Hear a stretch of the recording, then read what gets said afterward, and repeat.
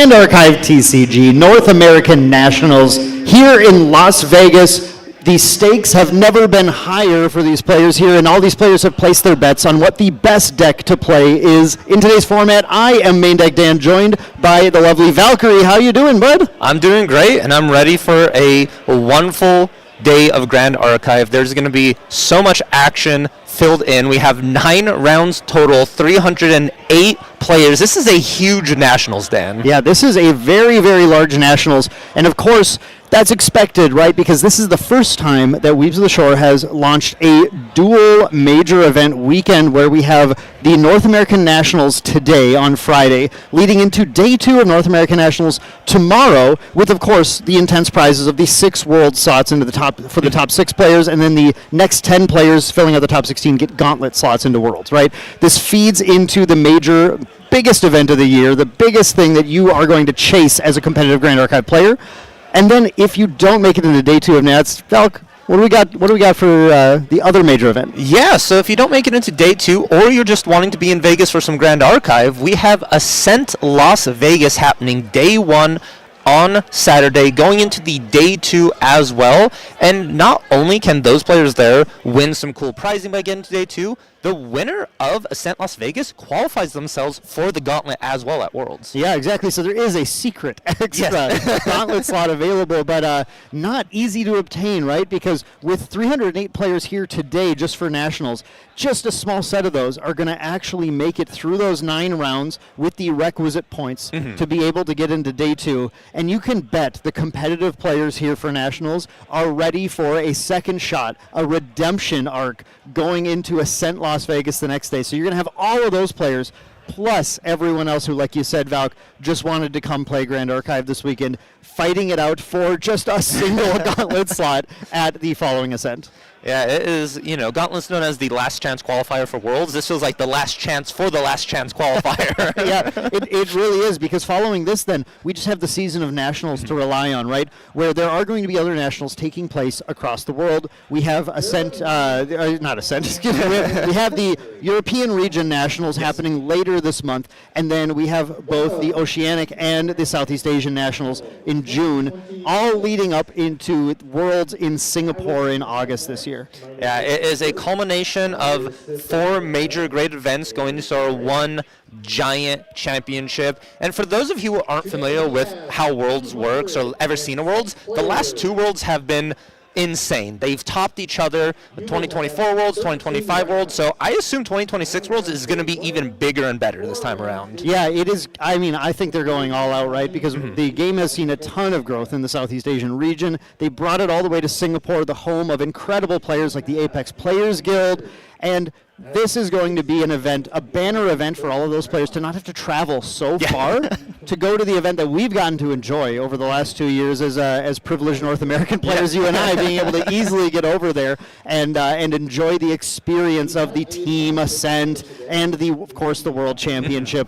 So a lot of glory on the line, some incredible prizes, but really a weekend full of celebrating the game that everyone here today at Nationals is hoping to be able to enjoy, but from the position of, being one of the few players vying for that title. Yes, it is. And Nationals, as much as Worlds is going to be fun and we're talking about it, Nationals is nothing but blood, sweat, and tears right now. Everything is on the line for these players. This is their moment to prove themselves as Grand Archive competitors and make it into Worlds to try and claim themselves to be the very best. Yeah, and we have some of the game's best players here today, of course. You can bet from Main Deck World Champion, 2025 World Champion Taylor is here, and he's going to try and, of course, he's already qualified. He's got the gauntlet slot, being the reigning World Champion, but he's trying to avoid the gauntlet, right? The gauntlet has about half of the players getting cut out in it. It's an 8-round kind of grueling event, but you have to get about a half 50-50 win record, right? About 4-round wins to kind of lock in. But anything can happen, right, in those rounds. So the players who can make the top 6 of today, who get a direct line into Worlds, are going to be having a lot more of a relaxing weekend going into that championship, and that's something that players like Taylor are here, but not just Taylor, of course, Valk. We have so many players that we're watching today from many different teams. Chess Club, TM32 are some of the players especially who we have listed, who are players that we have our eyes on, who have won Ascents, who actually just Duck Hats at the last Ascent in Los Angeles from TM32 was also the previous national champion in 2024, right? So there are players, tons of different teams, tons of different players, all trying to find the best deck that they can bring to conquer this open meta. Yeah, it is such a crazy open meta. We have defenders of titles. We have people ready and eager to go in. And more importantly, it's, as you said, you don't want to be in the gauntlet. You want to secure your spot. And I think it's very important that some players who have already secured a gauntlet spot try their very best this weekend to just get in there. Yeah, and speaking of that, we actually have a wonderful little piece coming up here with the reigning 2025 world champion Taylor, who's been on a bit of a streak lately, failing to convert to that Ascent success that he was hoping for, but we're going to have a really nice little piece talking with him to hear about his mentality going into this event. So let's jump over to that.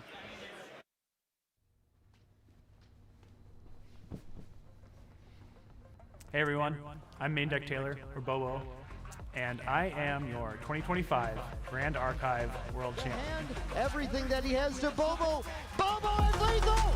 Bobo wins! Main Deck Taylor, the 2025 Grand Archive World Champion!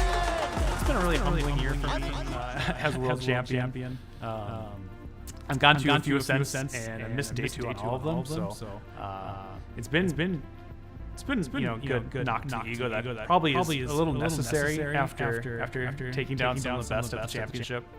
But I'm ready to get back on that horse and been trying to treat this year as competitive as I can and continue to make strides and make sure I'm worthy to play among the best. So after such a tough year, it's kind of making me question a little bit of do I belong here? Am I a worthy champion? Even though I've won Ascent Worlds 2024, I placed really well at Nats last year as well. As the current world champion, I already have an invitation to the Gauntlet. So besides just getting back to Worlds, a lot of my goal this year at Nationals is to help my team get to Worlds with me. Worlds is obviously really cool, and traveling to Singapore for that is going to be a ton of fun, but it's going to be even better to take my team with me. So I really want to capitalize on some of the successes we've had this year as a team and really help them get there with me. Qualifying for Worlds would mean everything to me. Obviously, I don't have to fight through the Gauntlet slot again, which is an incredibly tough tournament filled with some of the best players in the world. But just getting directly to Worlds, it will really show me that I belong here, and I've really, this year may have been a setback, but I'm ready to go and I'm ready to play with the best of the best. And that is going to put me one step closer to becoming the first Grand Archive back-to-back world champion. I'm really excited in this event. I get to play alongside Alex and Tony. They have been putting a ton of work on the team. Specifically, I want to call them out by name for all the work they've been doing getting ready for this event, and honestly just throughout the rest of the year. Alex obviously took second place at Ascent Niagara. Tony took third place at Ascent LA. And so they are having a pretty hot year, and I cannot wait to see how they do at this event. That being said, we've put a lot of work into Win Seiryu Gwoja for this event, and that's exactly what I'm going to be playing today. I think Ayla, Zephyr's Hand, is probably the best card in Radiant Origins, and for that reason, I'm going to play Wind Seiryu Gwoja. Alex and Tony have put a lot of work into this deck, along with the rest of the team, and they've really convinced me that this is what's going to take down Nats. No matter what happens at Nats, win or lose, I will see you in Singapore, and I'll be ready to throw down.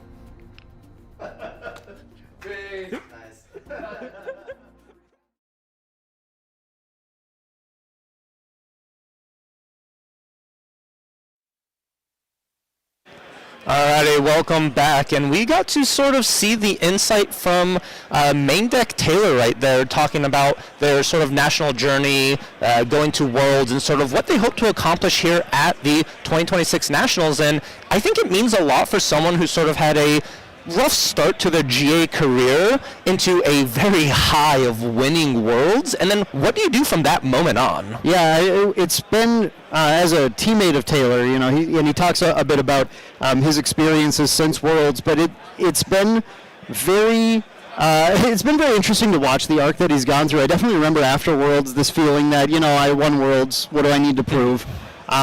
But then when you start going to multiple events and you're still failing to sometimes convert day two, convert into those top 8s as the world champion, it's such an interesting kind of dynamic and balance. Like what changed? What's different here? But it's been awesome to watch Taylor on the training arc here, working with the team, trying to find, okay, what's the best deck? You know, one thing we see as card game players especially is just this idea that you have all the skill to be able to convert yourself as much as possible, but at the end of the day, we're playing these card games rather than like a deterministic other kind of a tabletop game or something. So at the end of the day, there's a luck to it, right? There's the matchups. Did I go into bad matchups? Did I just not draw the cards I needed to?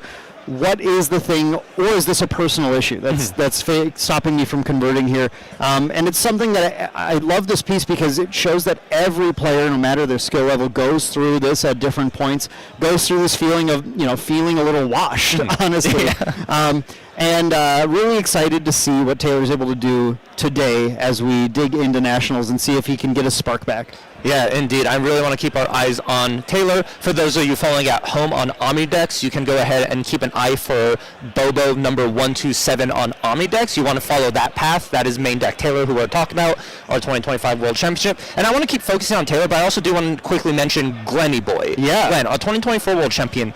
It's kind of weird. It's a theme in Grand Archive now that our World Championship, our champions sort of falter after they win, right? Because Glenn also went through that same thing, had a huge high winning that, and then sort of didn't perform well at a lot of events, especially with his staple deck of Merlin. Yeah, I mean, Glenny Boy had a number of Ascent tops, has a few of them, but hasn't won an Ascent since then, and, you know, hoping gets into Worlds this year, right? But of course has that gauntlet slot locked in, so doesn't have to worry necessarily about coming to the Nationals and performing at them. Has to get that kind of 50-50 win rate at Gauntlet to make it back in and defend his title in Worlds. But I mean, it shows a couple of things about Grand Archive. Number one, you do see players performing consistently over time. But number two, there still is a lot more that goes into the game, and a lot of possibility. You sit down against any of these world champions, and it doesn't mean you lose the game. Yeah, right. You just got to try your best and fight through. Indeed, yeah. It's an ever-changing meta. This game is constantly evolving as new cards are added. Some old cards become really good. Some old cards become not so good anymore. And it just really depends. And just deck building in itself is probably one of the hardest part of Grand Archive, since you have 60 playable cards. Unlike any other thing where it's like, oh, okay, some of these are just, you always put them in your deck, everyone will run them no matter what. You have 60 slots of variety in Grand Archive that really show your personality as a player, your play style, or what you want to accomplish. 72, even if we want to talk about material deck that slots, is true, which yes. are arguably some of the most impactful ones as well, because you uniquely have the mechanic in this game where you're able to look at your material deck every single turn and choose whatever thing you think best addresses the situation right now or prepares you for something in the future that you need to be ready for. We saw a lot of that going back to Taylor's World performance with some incredibly heads-up materializes that, I mean, frankly, secured him the win that he needed to be able to pull the reverse sweep off on Trading Post Terry at the time. So it's a lot of crazy player skill, player choice in deck building, in play, and in which deck you choose to bring, which overall archetype you're choosing to bring to any given event. So I'm sure very soon we'll get an opportunity to see what world champion Taylor has chosen to bring to today's event. But Valk, why don't we talk for a little bit about the decks that we expect to see in today's metagame? Yeah, so the metagame, a lot of people are agreeing it is pretty open, but we want to see, or we're going to be seeing some of these decks that have been performing well just in RDO season itself. And some of the decks in general we're looking at are going to be some Crux decks. We got our Crux Lorraine in Fire or Wind. So if you're tried and true classic Ascension, bring in swords, Pendragons, have some fun there. We also have Wind Seryu, a deck that suffered a ban recently in Baby Green, but somehow the deck is still fighting back. It is good. It is strong. A 4/12 Dragon is insanely good. Followed by, we have some Luxem Xander decks. Water Aetherwing Diana. 80 Carpson Coda ban, still being played, still really good. Yeah, and we've seen in the start of the new metagame an interesting rise in some past decks that are sort of fighting back against some of the new breed of decks that we're seeing as well. So one of the major changes to this metagame is this Wind Arasana Razorgale deck. This is one that is using some of the new potions from Radiant Origins, as well as the important card Essence Crucible, that allows her to brew potions that just draw cards back in the hand, so you kind of cycle. You go even, or you sometimes get extra value depending on the variant of the potion deck that you're playing. While you're doing that, every time you brew this Crucible, accrues counters. And the Crucible increases the damage that your spell sources deal. Now, players were very quick to figure out that the card Razorgale Calling, which anyone who's watched any of the Canadian Ascents knows very well, we like to call it the national deck of Canada, Razorgale deck, that is a spell source. Yes. It deals 1 damage every time you activate a win card. And when you have Essence Crucible out, it does 1 plus the number of counters on Essence Crucible every time you activate a win card. So this has proven to be a deck that has sort of started to shape the new metagame, and we see decks from the past like Firecrux Lorraine that are there now to fight it using the power of things like Clarent that can stop that damage, but also Water Jin has had a huge appearance in the metagame. Jin, a fan favorite character. People always want Jin to make it, but he might today, Valk. It is a possibility indeed. It is. I really enjoyed how you put it. Jin is a bridesmaid in most of every situation, every tournament. They've had the opportunity to break out, but they've never quite gotten there. They've always fallen short. But thanks to RDO, Radiant Origins, the newest Grand Archive set, Jin has gotten so many tools in that toolbox that, frankly, it is 100% possible that Jin can just win nationals. The concern is having to do Jin mirror matches. That is actually the concern that we have here at the casting booth today, because the Jin infamously has a very simple level 3 that simply says, unless it's your end phase, Jin is immortal. Yes. And Jin being immortal means a lot. It means that all you can really do is put him to lethal damage on your turn and then pass turn and give him his one more shot to do his defiant stand to win the game, but like we're seeing in the new Water version, infinite ways to heal back down after you deal that damage. So Jin can take turn after turn after turn to find and set up that perfect kill, fight through your interaction, use the new cards like Engulf, right? This is an incredibly powerful Water card that is really pushing a lot of end game potential into Water decks. Yeah. Something that Jin has desperately wanted, this ability to pay 3, negate anything except an attack. Yes. And Jin now is a serious threat, a serious contender for these top 8 slots. Oh, 100%. If you thought Incap was a strong card, wait until you see Engulf, which is Incap but better if you're not an assassin. Yeah, you have to get to level 2, but once you're there, it costs 1 less for non-assassins, and it negates more, almost anything. Yes. Just not attacks, right? Wow. Insanely powerful card, plus Seething Intercession. Oh, Seething Intercession is so good. The fact that it just gives you 3 available, draw, you banish the top 3 of your deck, and then you're able to activate those later, although you have to take 2 damage per activation. Oh no, Jin's taking damage. What are we ever going to do? It'd be a shame if we had a Shademist Priestess out there that just recovered the damage after we took it, because our Transfusive Aura buffs the healing. Oh, exactly. And, it says unpreventable, but we don't need to prevent it. We just need to recover it. Yeah, we're immortal right now. What are we worried about? Take the damage. I feel like that's one of the best designs about Jin is, in order to beat Jin, you have to deal him enough damage where he can't recover out of it. But Jin will deal more damage to you based on the amount of damage you've dealt to him. So it's I need to kill you, but if I kill you too much, you'll just kill me before you actually die. Yep, and the joke with Jin is that it's another one of these Grand Archive math decks, but this one, if you've been good at getting your addition tables figured out, which hopefully you got the addition figured out, your multiplication tables are where you have to worry about Jin. The times 3 cards, the times 4 cards, the times 5 cards, but now you also have the +2, +2, +2 for the Transfusive Aura. So Jin's basically majored in math now at this point, and he's ready to show his degree off at the table. Mathematician Jin is in the building with us here. I just hope us casters are able to keep up with the Jin math ourselves, because it is... an untimed final round of Jin would be a lot of math in my head. I might have to ask production for a times table sheet just so I can make sure I can reference it and get the math right. We may, I may sound old here. We may have to bring out an abacus at that point. An abacus? Well, definitely showing you. Some of us like to just use a calculator today, Valkyrie. But yeah, I mean, I think there's already been a lot of calculation of people's odds in trying to bring Jin to this event, because we see a lot of well-known players are going to be on it today. So I definitely expect to see it on the stream today. But we're going to head right into the stream right now and catch our first round match here at North American Nationals. Let's head to the table, and there he is, the 2025 World Champion, Bobo Taylor, going against, we have another player from the U.S., Dat. What an interesting round one pairing if you're sitting in Dat seat. You sit down and you see, I'm against the world champion, and that is a very scary situation to be in. We see a Spirit of Water for Taylor here and a Spirit of Wind for Dat. Let's just see what decks we have going on here. Looking at the hand of Dat, I see some Luxem in there. Might be a Guojia. It looks like actually we need to flip the camera around, because the right side currently is the Genbu. It looks like the Genbu deck with a Fractal Polar Depths coming down from Dat here. Bobo is on the Spirit of Wind with that opener. I do have the early information that Bobo is on Siryu. So Wind, Guoja, Azure Fadestone. And looks like we have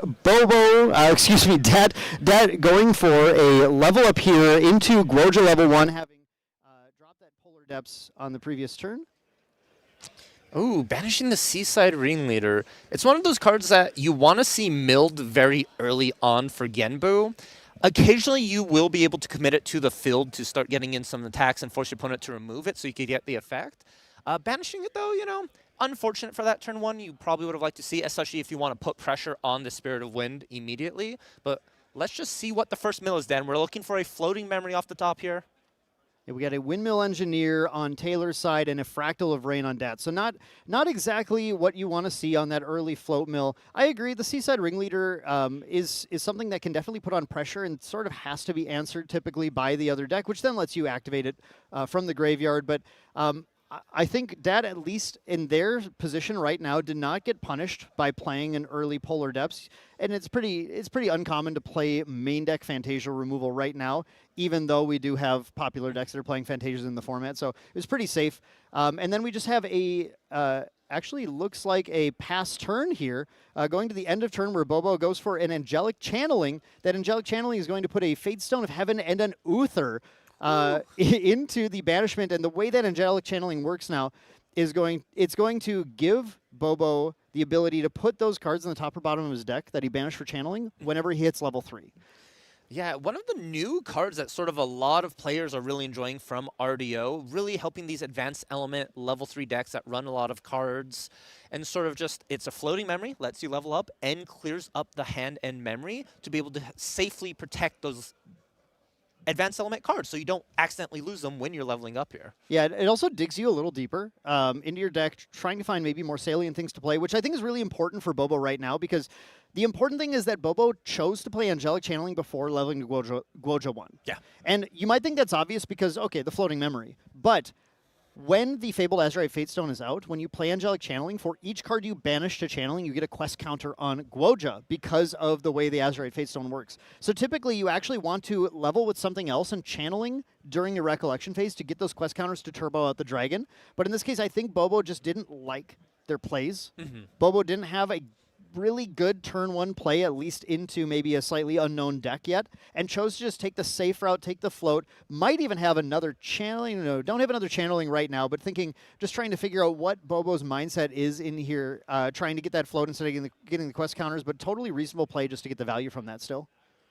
Yeah, indeed. Here we have a imbued Windmill Engineer as well. Very clearly imbued. That we know. Everyone at home knows that Windmill Engineer has drawn into memory because it has been imbued. But more interesting, Bobo showed a reclaim for that imbue. And usually, typically, you have the combination of, Windmill, reclaim. But I feel like Guojia particularly doesn't really mind with that, because you want to really banish a lot of times from memory for your Fatestone itself, so floating memory loses its value. Yeah, it is often the preference, at least going into the flip of the dragon, to banish cards from your memory to get the triggers. But with Angelic Channeling, that can start to change your math a little bit now, as well as the new Auspicious Manifestation, able to get quest counters from that. You don't necessarily always need every card to be banished from memory in order to get your dragon out quickly now. Bobo also could have been strapped on the win cards to reveal for the imbue and just had to do it to get the value, or could have a second reclaim in hand, and I just haven't gotten a peek at the hand to notice that here. Going into Dad's turn, we do have the Portentous Tengu, which is going to get another quest counter onto their Guoja. Of course, two Guojas going two different quests right now. And then we have the Mill from the top hitting a Byaku's Command for Bobo and a Refracting Missile for Dat, which that's a lot better of a mill. A lot better of a mill. And Bobo already down 50% of their Byaku's Command in the deck. We see a very beautiful mill here as well, with another floating memory in the Toad itself. Now we're already at 4 quest counters. And keep in mind the flip of both these Fate Stones as well. They need a special amount for each of them. Yeah, it is 9 for Genbu to flip, and it's 10 for Seryu to flip. So 9 for Dat, 10 for Bobo. Yeah, the Conniving Plans definitely getting value, hitting the full deluge, which is obviously a lot easier to hit when that fabled Sapphire Fate Stone is out there and allowing you to get a mill every single turn. So we have looks like just a Frosthorn Paladin coming down, going to eat one of those floats out of the yard, going to then get a buff counter on it, become a 3/4 draw card. So putting down an actually salient threat now for Dat to be able to start to push some damage in, or at least clear the windmill. A couple of options. It's a little bit tough to decide that because Bobo showed a reclaim, which I think makes you think in Dat's position that he's got another reclaim in hand. It's probably more likely that there's a second reclaim than that Bobo was so strapped that he decided to show a reclaim. So makes more sense right now to punch the 3 damage into Guoja and try and push that there. Although you do run a risk here when you're facing the Seryu deck of if you can't if you're not going to get a combo kill, then you need to punch damage in, but otherwise you try to get a combo kill and not have Innervate Agility up. So you don't want to deal necessarily all that early damage, because pushing Bobo to 5 damage taken is going to be what's going to turn on the ability to stealth a Fugued Genbu or something later on. Yeah, it is that weird position of you, in order to beat your opponent, you have to deal them damage, but if you deal them enough damage, they'll be able to stop your big attack. So it's the one giant turtle swing is what you're going to be looking for here, so Bobo doesn't get the stealth from the Innervate or any way to really protect themselves here. And the interesting part between Genbu and Dragon is Genbu's one of the few Fate Stones that can attack over the Dragon. It can be so much bigger than the Dragon itself and remove it off the field. That's one of the hardest part of Dragon, is a 412 life stat itself, meaning a lot of typical allies really have to work together to remove it. However, Genbu easily can go ahead and get rid of it here. But on the other side, the Dragon has the advantage of creating Arcane Blasts that ignores Genbu's taunt. Yeah, the power of both of these decks is that they have pretty robust ways to win the game. And I think it's really important to note that there are a lot of variants to how Seryu decks tend to go about things. And I happen to know that Bobo's playing the list that a number of main deck players are on today. We already see some differences in that early banishment of the Fate Stone of Heaven and Arthur, cards that aren't typically run as commonly here. But those give you a lot of ways to sort of play around what your opponent's board is, and then choose to go for that safe either damage kill or blast kill whenever you feel most comfortable in going for that. Now, Bobo's going to take the turn going actually immediately to Guoja Blessed Scion level 2, choosing to get the quest counters from that, and then recollects and draws. Now, going to the main phase, we're going to see the dungeon guide. So Bobo is just saying, okay, wait a second. So you're going to put down all these cards for your Frosthorn Paladins here. I think it's time to just actually turbo up to Seryu and fight you that way. Yeah, I feel like... Oh, wow. Okay. We start to get a good glimpse at what Bobo's opening hand was now, as 2 dungeon guides are banished to that dungeon guide. Bobo had a very strange opener, which starts to make some of those early plays make a little bit more sense. It does look like the Guoja level 3 did hit the field, and we have a transform of the Seryu on the stack. I'm not sure if Bobo is choosing to... resolve the Angelic Channeling. Yep. or waiting to see what's going on here. It looks like the angelic channeling trigger was just discussing with the judge what to do to make sure that the channeling trigger is either going to be put on the stack or not right now. We're going to see how that works. So, okay, angelic channeling trigger is still going to be hit here and going to choose to put one top, one bottom, it looks like. Make sure we maintain that game state. Make Yes. sure it is you play a card that doesn't affect, and you want to make sure you get that effect back later, and not just infinitely that. Interesting though. I want to just point back to what you said about Bobo's opening hand. It now makes sense of all those plays we were talking about. The Windmill Engineer showing the reclaim. Yep. Everything. It was triple DG. You had no other win cards, and you even were digging with that angelic channeling earlier and still didn't find as much. Yeah, exactly. It's one of those situations where you just need to figure out, okay, look, my hand's not optimal, but what is the line that gets me to actually have a shot in this game?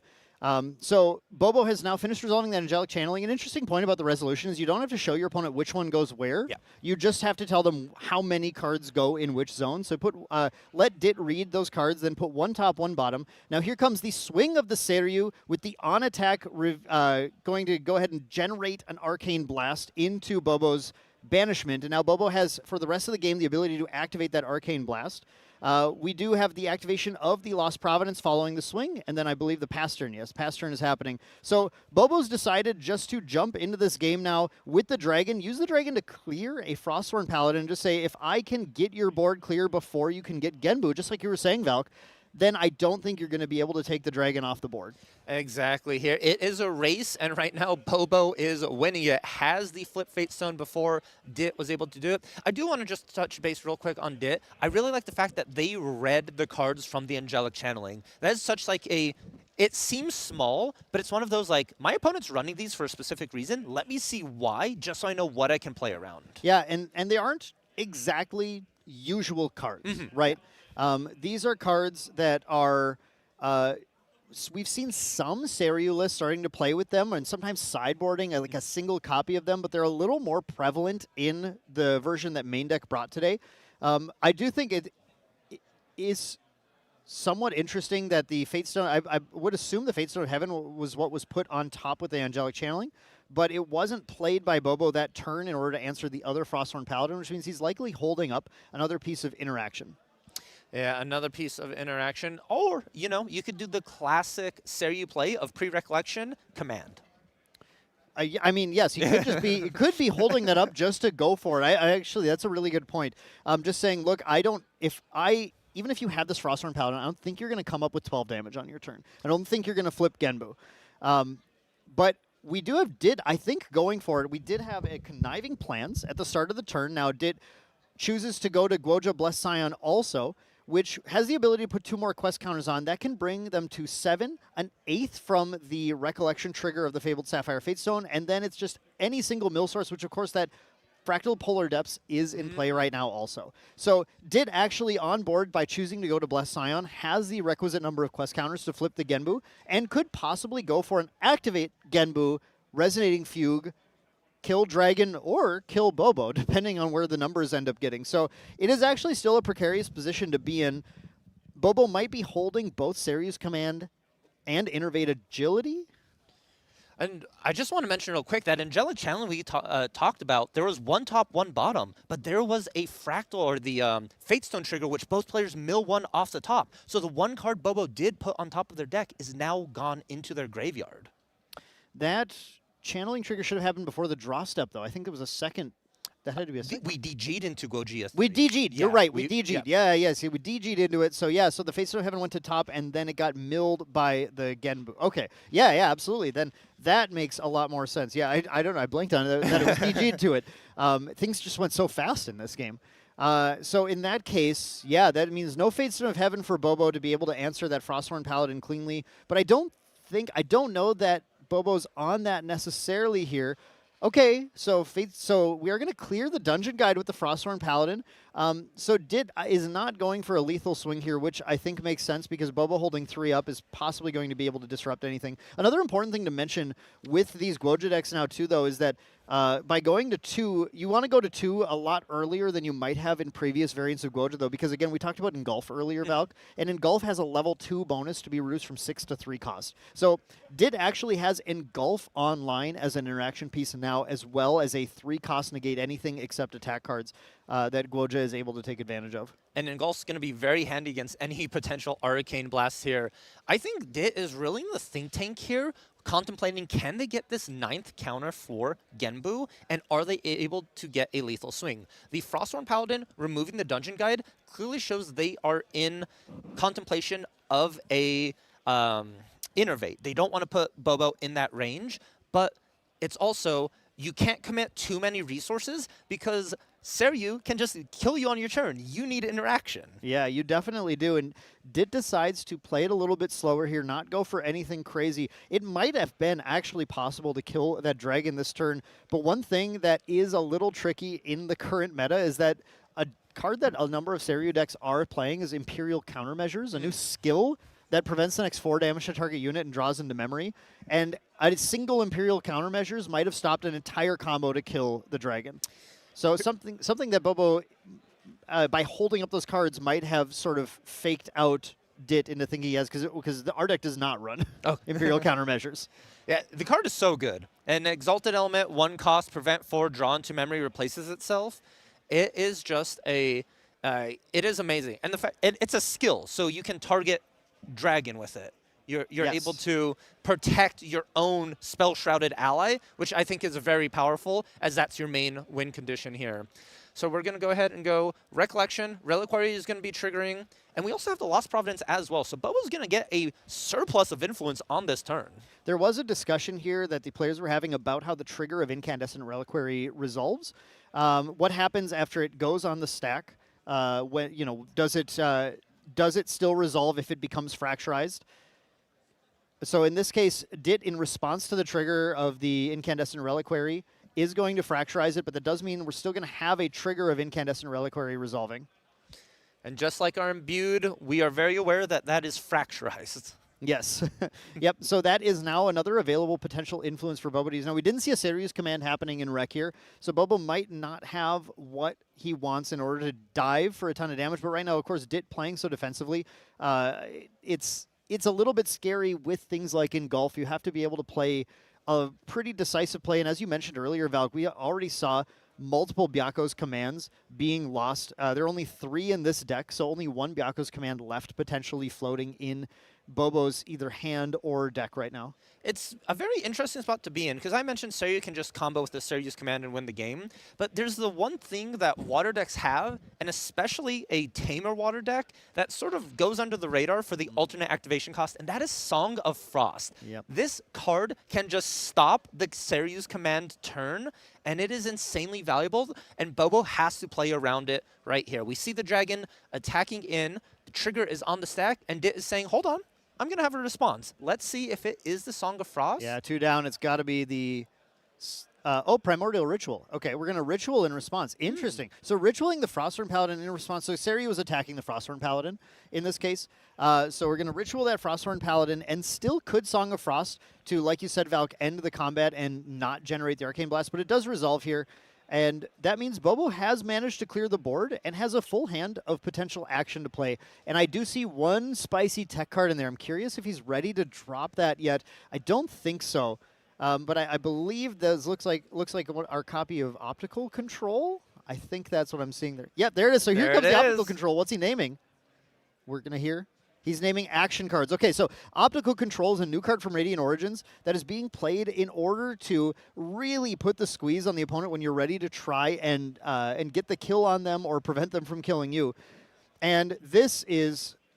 Ooh, wow, okay, very interesting play from Bobo here. By playing Optical Control and naming action cards, all of Dit's actions cost 4 more to activate. So Bobo actually at end of turn, or during that turn, uses Auspicious Manifestation to banish Seryu, Seiryu then comes back at end of turn awake, able to taunt the attacks, effectively keeping Bobo safe from a Genbu swing. Yeah, it is pseudo-vigor. It's build your own vigor for your dragon. And it was really cool to see. And this optical control naming action is very important since Fugue, your main win condition in Genbu, is an action. So now you have to commit 3 to swap Genbu's life and power, and then you have to commit another 6 for Fugue, which I don't think Dit has the influence for it for this turn. And meanwhile, Bobo is just building up arcane cards in that banishment.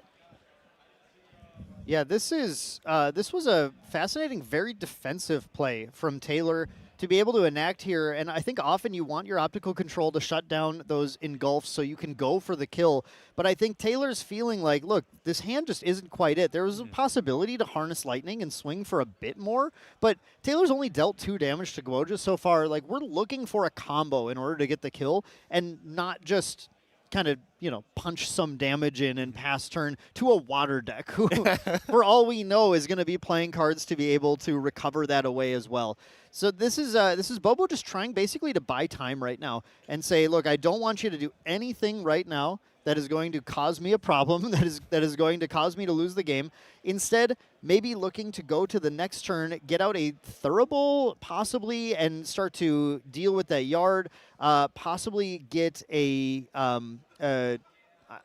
I'm trying to see. Enfeebling Orb could be a setup as well. Oh, Sensor. Sensor is the big one. Yeah, Sensor being able to shut off the float. Kind of buying a turn to get the Sensor is maybe another option for Bobo here. We do see the Mill of a Stratagem. That was maybe a pretty okay card for Bobo to see get milled off of the Fate Stone there, as well as a Reclaim on Bobo's side. So that was unfortunately, we had a pretty good mill from Sapphire Fate Stone earlier, but now this reversed the tables a little bit. It is back and forth. A lot known for the casino deck, right? You never know what's going to be on the top, and they go in. Something to keep in mind here, though, Dit on Genbu has a special win condition in this matchup, and that is going to be that Fractal of Polar Depths and into a mill out against Bobo. There is no way to protect yourself in the main board currently for Win Seiryu to a mill out. And I honestly think we're seeing a count of the deck as well for Dit because he's thinking about this line. Yeah, we absolutely are seeing this count happen right now. Depending on how many Fractal of Polar Depths you see, the line is you play Polar Depths, you play Polar Depths, then you pop them all in response to each other so that you max out the number of water cards in your yard before those abilities resolve. Then let them resolve, and often it's something, depending on how many Polar Depths. You have 2 Polar Depths, it might be target me, target you, so you max out the number of cards in your yard and then send that mill at them. Or if you have the triple Polar Depths, it's a guaranteed mill out against most decks. With it's like 10 cards in yard gets you there in almost any game state. And so you go target me, target you, or target me, target you. Depending on, a lot of it depends on what else is in your hand, and like, do I need to set up for a stratagem next turn, or do I need to set up for a tabula next turn to redo the combo or something? Usually, I think target me twice, target you, so you mill out and tabula next turn. There's a 3rd Polar Depths coming down, and Bobo's just going to pack it up right there because the combo is now assumed. Target me, target you. That's a full mill out, and game 1 goes to Dit with the Polar Depths combo. That is a way to close it out. We were talking about damage. We were talking about giant dragons, big turtles, but secretly, the weakness of them all, not having a deck to draw from. Yeah, it was an unfortunate situation where that optical control had the ability to call Fantasia as well, but you have to call that your opponent is holding 2 more Polar Depths to care about that. If they even have just 1 more Polar Depths, he can pay through it and still kill you if it's lethal there, but it won't be. But if you don't name action, then you just let your opponent combo you out, and that's probably more likely that they have the combo available. You have to really guess which section they drew into, and I really liked how Dit played as well, is they kept it very close to their chest. They didn't just commit the Polar Fractals immediately. They kept one and said well, we'll chill. But let's go ahead and take a look at the sideboard for Dit, since it sort of saw them take that game 1. Anything that stands out to you here, Dan, about the sideboard? Definitely. I think Bobo did not want to lose to Genbu today. So looking at Bobo's sideboard, we actually have a copy of Nullifying Lantern, first of all. Let's mention that. Nullifying Lantern, of course, makes all cards in the graveyard norm element, which means Fractal Polar Depths mills 0 whenever it's used with a Lantern in play. And infamously is something that is tough for those Genbu decks to be able to get rid of. They typically have to have access to something like an Unbroken Mustang, which We do see 2 copies of in the main deck for Dit and 1 more in the side as well. Because if you Fracturize Nullifying Lantern, due to how layering works, whatever, we talked about this for years, but nonsense, it doesn't actually turn off the ability. So we have the Lantern, though, and that's something Bobo's going to bring in for sure. We also have 2 copies of a new card from Radiant Origins called Psychopomps Gale. The text on this card is banish the entire graveyard. Get rid of it. It's gone. Not dealing with it anymore. And it is a Wind Exalted as well, so it helps you with channelings, helps you with imbuing Windmill Engineers. So it's a very good value play for a Seiryu deck. Yeah, I think the Psychopomps Gale and the Nullifying Lantern are the ones that I'm 100% sure are coming in. I think Expel the Departed, which is a fast-speed Fantasia removal, is sometimes awkward to play into Polar Depths decks. However, Dit played a turn 1 Polar Depths without class bonus. Unprotected, yep. Unprotected, right? It's a class bonus to activate Polar Depths. And if you see a player play an unprotected Polar Depths, then you think, okay, hang on, Fantasia removal actually might be really relevant.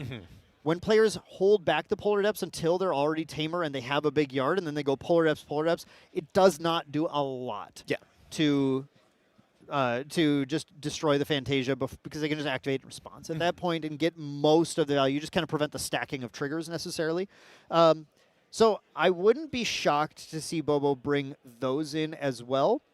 And I gotta say Dream Fairy too. Dream Fairy, yeah. You got to bring in the Dream Fairy as well. They've got the Frosthorn Paladins that are going to put aggro on you. Seaside Ringleaders, you'd rather just send that back to memory than let them get the damage. And of course, it can target Genbu with a couple of Dream Fairies if you can thwart a big Genbu swing. So there are, I think Bobo's ready, but what about Dit? Dit, I'm looking at it. You're bringing in that Excalibur no matter what. That is going to be a way to stop the Lantern you're assuming is going to be coming in if they didn't show that game 1. We're going to bring in some Songs of Frost as well to try and stop that Dragon combo. That Unbroken Mustang as well coming in to just go ahead and stop the Lantern once more. And I personally would bring in that last Engulf as well. Yeah, I think there are definitely a lot of options. But jumping into the action here, Bobo did start with an Imbued Benediction Angel, showing a Fate Stone of Heaven there. Again, is already getting a little bit set up to be able to play a Channeling potentially and get exactly what he wants on top of his deck in a future turn. Does just have a 1/1 on the board right now and is set up kind of to level. I saw a glimpse of Bobo's hand, though, and I don't think we see the Channeling yet. But we see a lot of Dream Fairies. So we'll have to see how Dit starts this game. I'm seeing a number of Fugues in hand. A lot of Fugues. Seaside Ringleader. Double Conniving Plans is a pretty nice start. And a Bullfrog just to thwart some of that early aggression from Bobo. But with Bobo's Dream Fairy, there's a possibility you just Dream Fairy this and start pushing in. Main deck always likes allies and ally strategies in these Seiryu lists, and depending on what Bobo's looking at, that might be the play here. Goes to reclaim the Benediction Angel, so a lot of value coming up from Bobo this game, and going to immediately level into Guoja level 1. Doesn't feel the need to censor quite yet, might go for the censor at a later date, but looking at this, did anything change? And I believe, yeah, there's the Lantern coming in there in place of another card that was not very useful, I'm sure. And just shown to Dit now. Dit does know that the Lantern is available. Recollect and a draw for turn. We have an Innervated Agility picked up here. Blanche still in the deck to deal with stratagems. Taylor holding a decent amount of just kind of interactive pieces, but can once again put down the Seiryu command on the Fatestone Heaven for that Benediction Angel if he wants to. But instead goes for that Dream Fairy, getting the Bullfrog back to memory, and is able to start pushing damage in after that. You called it. Loves their allies, commits a Dream Fairy, goes ahead and goes in for 1. And sitting in Dit's position, you would really like that float, but at the same time, maybe you just go into Gojira 1 here. You have one card you don't really mind getting rid of in your memory. You probably put some other ones that you're like, oh, okay, can deal with that here. But I really think Bobo is off to the races with their start. Very value-oriented, and it's going to be a fast race here. Dit has to be careful on how much Bobo is going to be leveling up here. Bobo knows that the Genbu game is Genbu favored the longer it goes. Yeah. Right? The longer you let this water deck sit out there, we saw in the last game, just eventually didn't even have to do a lot and just eventually put down the Polar Depths and won. You need to stop your opponent from getting to that stage. So Bobo wants to take the reins on this match right away and be the aggressor, be the one punching in the damage. does level to Guoja level 1, Sapphire Fate Stone coming out as well, and a mill from both. There's a Bullfrog and a Dungeon Guide. Whew. So let's say, let's chalk that one up to it being the winner, and that one for sure. The ultimate Fate Stone showdown. Pre-recollection, who wins the battle here? Dit took this one, getting a float and getting rid of a Dungeon Guide. And we see the Unbroken Mustang already in the influence for Dit here. Okay. So that Lantern is already going to be exposed. So Bobo has to bring it out at the exact moment when it's needed to stop Genbu flips, to stop fractals. If it's brought out one turn too early, it will be met with the force of a horse. Yeah, it will. Bobo does run 2 copies of Stifling Trap in the main deck, and the Stifling Traps can stop the Unbroken Mustang unless a Primordial Ritual follows it up to sacrifice it and negate the trap. Bobo debating definitely on the play here. I think Thurible, Sensor, Tongu. We see him going for the Tongu, but Thurible, Sensor, Lantern, all reasonable options to try and deny the advantage to Dit. But feeling, I think that with Dit's number of cards in hand, a lot of those are just going to end up getting fracturized right now. Wants to just draw more cards and find a little bit more action. You know, okay, I didn't get that Dungeon Guide, unfortunately. Maybe need to just find a little bit more to play with here. And just recollects without activating the Tongu. Yeah. Fun fact about the Tongu on this materialization as well. If you go take a turn off for Tongu in Seryu decks, that means off the level 2 when you level up, you don't have to grab those quest counters anymore. You can actually opt in for a draw. So it's more of a value play if you're really trying to dig for answers or just to build that influence. But you mentioned it, longer the game goes, the more favored it is for Genbu and Dit. So can Bobo afford taking these slower turns to build up that influence? I think Bobo needs to get something going to have an advantage in this matchup, and I think it's so interesting to pass on the activation of the Tongu here because it tells me that Bobo knows that he doesn't want to play a lot of cards out of hand this turn. He just puts down the 2 for the Forest Cake so that he can get the Fabled Azure Fatestone at the end of trigger at the end of turn. Carefully banishes a Seryu's commands on Arcane card and banishment for the future and power, and then can use the Tongu at the end of Dit's turn to get the requisite cards to level if he wants to. Or might just play one of those defensive options and activate it next turn. Very, very good play. Smart way as well. It protects your level up, allows you to do it. But Dit, once again, winning the mill plan here, hitting a Seaside Ringleader off the Fate Stone. That's crazy. Hitting a Harness Lightning on Bobo's side as well, and then getting to immediately get that Seaside Ringleader, banish, draw a card, then buffs any animals or beasts played this turn. Now, he still can't play that Bullfrog. I see a Spalling Cleanse in Dit's hand, by the way. That's going to be something to remember. Easy access to a Recover 3 in the future. Yes, that is something really to mention here. What are we going to activate here? Looks like the 3 for a Bovine? Bovine? Is it a Bovine coming down right now? I think that's a Frostworn, actually. Oh, a Frostworn. Okay. Yeah. Okay. So, unfortunately, not getting the advantage of the Seaside Ringleader's lingering buff counter trigger here, but we are going to get that Bullfrog banished, draw a card, buff counter on Frostworn Paladin, and try and kind of mimic what we did in the last game, just without the access to his many floating memory right now. And more importantly, too, this Frostworn is an interceptor for that Dream Fairy. You're going to minimize that damage now that Dream Fairy is going to be doing to you. Bobo's going to have to either find another Dream Fairy, reclaim this current one. But, Dan, I think we're exactly going to be end of turn activating this Tongu. Actually, no. I think we're going to put out a defensive piece. I think it might be time for the Lantern. Yep. Yeah. The Lantern's got to come down here at some point and at least force Dit's next play to be to Unbroken Mustang it. Now, if Bobo has been able to find a Stifling Trap, then he has the potential to play into a really powerful position by being able to negate the only way that Dit has to get rid of the Lantern currently in hand. But it just depends on if Dit has that ritual or not to negate it, and if Bobo has that Stifling Trap. Bobo's certainly going to need to keep cards up to posture at least that the trap is there. Another Dream Fairy as well. It looks like Bobo has all the answers for what Dit is wanting to do. And is this Frostworn going to go into memory? Or we've seen it before. Went ahead and got Primordial Ritualed and started sort of that graveyard plan for Dit. But it looks like it's perfectly fine going into the memory here, and 2 going into Guoja here. We're at total 4 damage counters. Keep in mind, 19 is the magic number for Guoja level 1. End of turn trigger on that Azurite Fatestone, banishing at random a Forest Cake, which is perfectly fine. Bobo's happy to lose that. That card just cycles anyway, so that's not a big deal. But looking at the hand, okay, do we see a Stifling Trap? We do. Okay. The SP Art of Stifling Trap, along with the Psychopomp scale in the hand for Bobo. Okay, Bobo sitting on a pretty nice position here then. It will just come down to whether or not Dit found a ritual. And how many rituals are we on in Dit's version of the deck? Just 2. Just two. That's actually pretty dicey.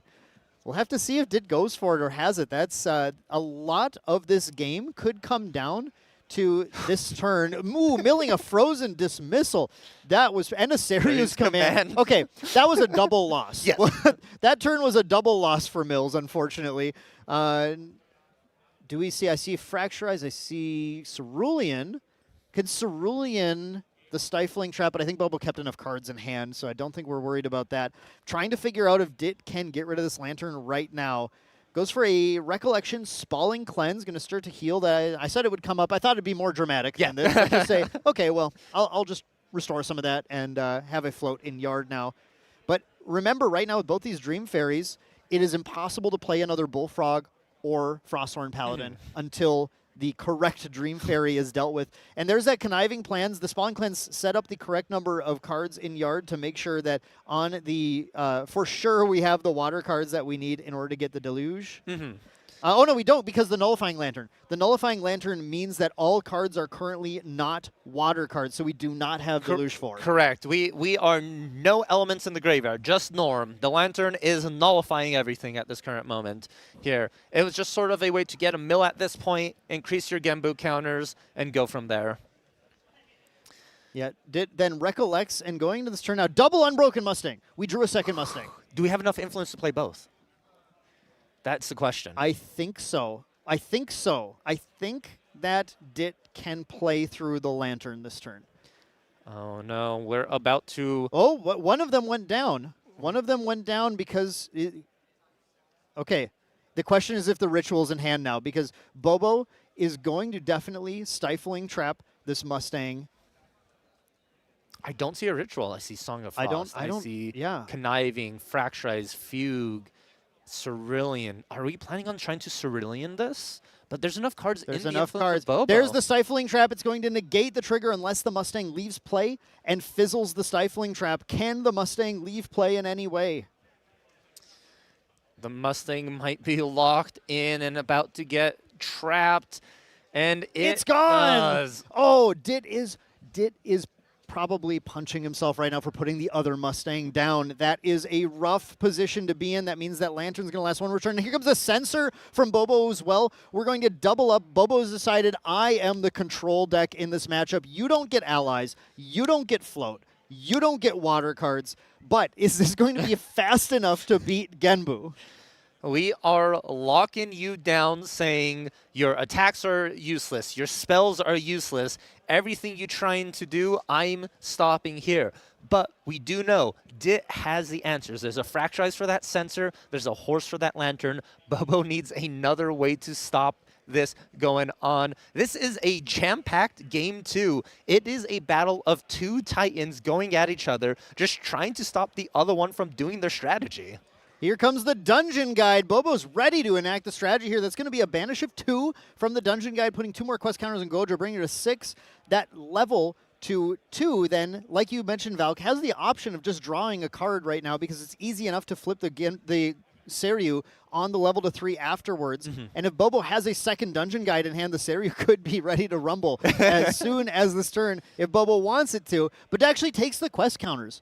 I think that's pretty interesting. So gets the 2 from the Dungeon Guide banish, and then opts to draw. Oh, it does draw. Yes, okay, yes. okay. I'm sorry. I got so wrapped up in excitement that I didn't see that those were just the 2 from the level. Okay, so it does draw. I said, interesting. Like, I don't think that's the right play, Bobo. Bobo made the right play here. Did draw the card. Then end of turn, the Censor does get Fracturized. So we did see Dit holding those Fracturizes, and we mentioned earlier, Fracturize does deal with Censor, but does not deal with Lantern due to layering rules. But that means that Bobo now has a +1 influence potential, pseudo-influence on that reservable fractal Censor. And the float is back online for Dit, but still all of those cards are water element. Or not water element, excuse me. Yeah, they are not water element now, but it does free up some options for Dit being able to go to Guojia 2, either get a draw or quest counters, depending on what you want here. And then we know there's the Mustang in that memory that's going to get recollected and target the Lantern here of Bobo.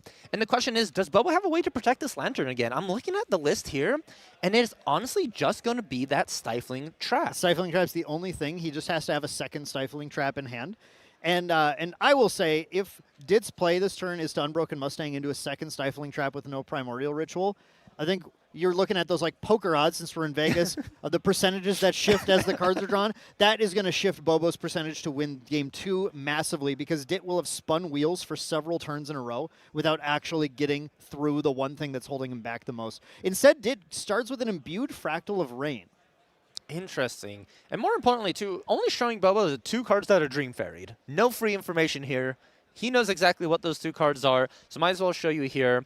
And I'm just trying to catch a glimpse of Bobo's hand, and I see a play. I see an outdan that Bobo can do against this horse. We have Displace Ayala.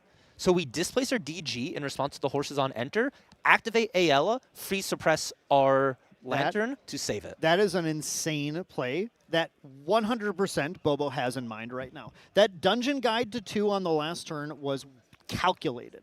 That is a line that guarantees that the dragon can flip next turn. If Dit commits to the horse, Dit puts a significant number of cards down, and Bobo thwarts it, has an Ayala out, and is able to push with Dragon, Ayala, Dungeon Guide, Fairy next turn. I think Bobo might even win on the following turn if Dit went for that, and Dit does not, which is probably really good. That would have been a very, very strong sort of tempo swing for here. But we see Thurible for 7. Yep. Bobo is continuing to play slow and steady, deciding the advantage is for him as long as that Lantern is in play. And I think, Valk, it's really important to point out, as soon as that Ayala drops, that Lantern is nearly unstoppable. Yes. It is untouchable here. And honestly, Bobo can just sit at this level 2 with a full grip of cards to keep that combination alive to bait Dit into this play. You're in control already. You're attacking for 3 every turn. You're winning this race no matter what. Yeah, the race is super, super in Bobo's favor thanks to those powerful material deck plays and this existence of Ayala. Man, I mean, this card is crazy. I hope we get to see it hit the field this game, because Ayala having pay 3 Zephyr anything at fast speed whenever you want is such a crazy ability, and it's something that this version of Seiryu is relying on to gain massive advantage as the game goes on. Bobo goes for the main phase Displace on the Dungeon Guide. I think Bobo is not happy just dealing 3 damage per turn, wants to add 4 to it. 3 damage is great, but 7 damage is even better. That's a lot better. Bobo can do this and still sit on a really significant influence thanks to the Thurible last turn. Thurible shut down a lot of Dit's plays next turn. I mean, Dit is a Genbu deck with a no graveyard, just has to play the hand to board and see what happens. And puts Bobo into such a safe position. We're going for this just sort of proactive displace to get to the level 3, to get those quest counters, to be able to flip the dragon when he wants to.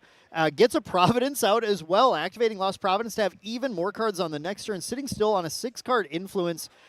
That's a really important number here, because that is a protected Ayala too, paying through anything that could thwart it for like a Frostbind style effect, like a Cerulean Decree. So this is Bobo feeling fairly comfortable. Yes, it is. It's sort of a very different story from game 1, right? We saw without all these sideboard pieces, Bobo sort of felt like they were at the mercy of what Genbu was doing here. But now Dit is on the opposite of, it feels like the mountain he once stood on top of is paling in comparison to what Bobo has. Yeah, we see a Spalling Cleanse, just recovering 3 more and getting a float in yard so that Dit can try and do something with it, right? Try and do something that the Water deck is trying to do. Water decks are so focused on trying to use the float for value that you need to be able to set that up. And Dit is going to use that, is going to use that float. Well, again, can't play a Frostborn Paladin because the Dream Fairies shut it down. Using it at some point, we see an enfeebling orb coming down to try and actually thwart Bobo a little bit. And of course, with Bobo currently at 6 influence, that Enfeebling Orb is effective, but Genbu can't mount a 25 damage turn with no graveyard right now. Yeah, it is a very a bad situation here. We got 7 counters on Gojira. Genbu Mill, Fractal Depth, to Dungeon Guide. Polar Depths and Dungeon Guide, that was a win for Bobo in this case. Very good. Dit probably, you're still looking at the Lantern though, so maybe not as bad, but you have that horse, so you're like, oh, maybe I could have drawn this to, start going more of that route, that play. And we're just curious to see what Dit is able to do. 2 cards completely dead in your hand. You're not really drawing much else. Okay. He's going to go for the horse, and he's going to try and stop it. He must have a second Cerulean Decree. We saw, still has a Cerulean Decree. It was an Imbued Fractal of Rain last turn. So Dit is going for the play. Enfeebling Orb, have Bobo put 2 cards down. And by doing that now, any interaction to the Unbroken Mustang can be Cerulean Decreed. So Dit did find a route to be able to play into that. Bobo would have had to proactively play the Ayala right now, which might have made it interactable from Dit. Yeah, because then Dit can Cerulean Decree. No, man, I wonder if Bobo needed to play the Ayala in response to that. I think the Ayala might have been really useful, but actually, thinking about it more, I don't think Bobo cares now. I think Bobo wants to bait him into playing this and is perfectly fine with that. Valk, he's got Psychopomp Scale. That's true. We totally forgot about the card we mentioned earlier in the hand. The Psychopomp Scale can banish that graveyard whenever Bobo feels like it. And, for example, your opponent activates Genbu to try and pump it up, and you say, well, now it'll gain +0 because your yard has no cards in it. So I think Bobo just says, that's fine. You used your Enfeebling Orb. You spent a significant influence to put that horse down. And what am I doing? I'm sitting on, going to this turn with an 8, 9, 6, 6, 7, 8, 9, 9 card influence with a dragon flippable with 3 allies already in play. And here comes the Ayala as well. Oh, Ayala is here. What is Ayala going to... Oh, Ayala is, no, as a spell. I don't actually know what we're Ayaling, but you can Ayala the Dream Fairies to potentially, like, slowly hit at the Genbu. Dan, we like drawing cards here. We Oh, there's a Forest Cake. The Forest Cake. I forgot the Forest Cake was in play. Yeah. I was looking at the board, and my mind just put a black fog over that Forest Cake there, because that's the obvious one thing that you want to hit with the Ayala here. Bobo's going to use that to be able to gain advantage just doing this. This is a Rec Phase Ayala as well, so forcing Dit to interact right now. And if Dit interacts with this Ayala, I think Bobo can just combo and take him out. Yeah, I honestly think this is a bait play. I think Ayala. It's 100% bait right now. You go, oh, I'm going to play an Ayala with no protection. And you go, okay, well, let me actually just crack Lost Providence, and then I could pay 1. Oh, he cracked Providence and yeah. paid 2.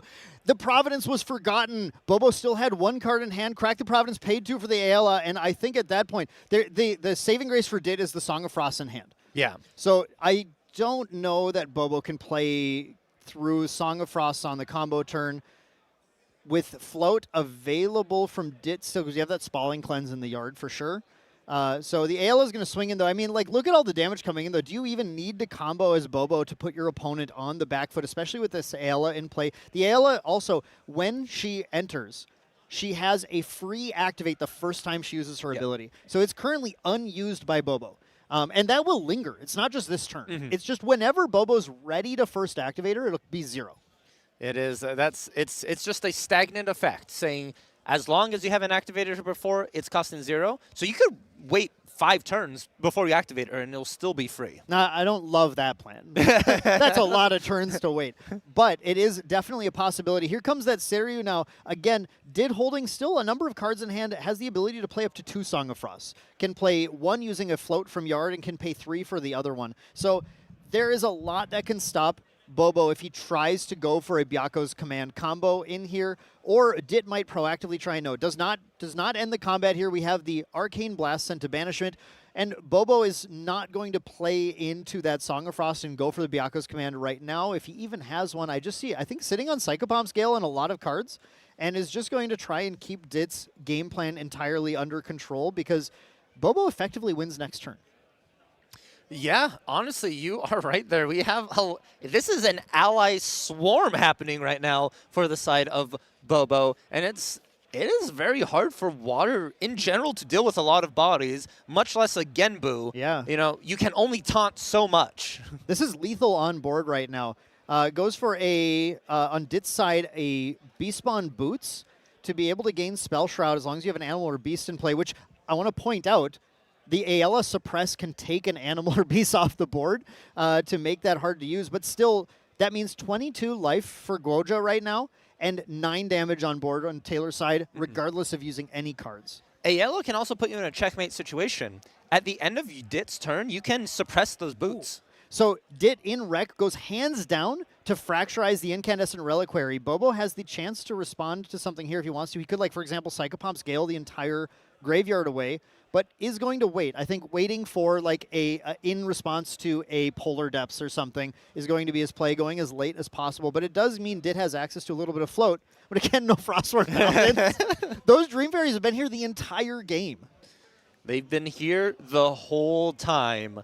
And honestly, I think they're going to be staying. There's nothing you can do against that in Genbu at this current moment.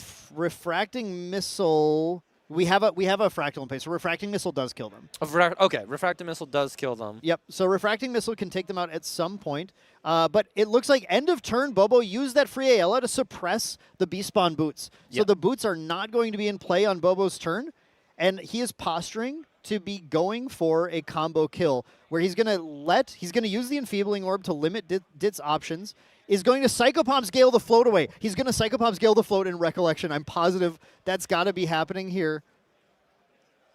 And he goes to... We oh, no, he suppressed didn't. the cake. Okay, we suppressed the cake. Man, maybe he still could do it in main, but I wonder if he's not thinking about the free activate of the Song of Frost. This is a lethal swing, so the first song has to happen right now. Yes. The first song has to happen right now. Honestly, even if this gets Song of Frost, I think we could just hard activate a Arcane Blast. I mean, yes. Pays for a Song of Frost. Okay, Song of Frost is paid for here. And Bobo, that means Bobo did not get the Empower on this either, so it is a hard activate, but Dit can Cerulean Decree that. That's a pretty tough position to be in, I think. I think we're out of Cerulean range. We have... Are we? 13, or with the efficiency of level 3, we have 13 total, and Arcane is 11. Yeah.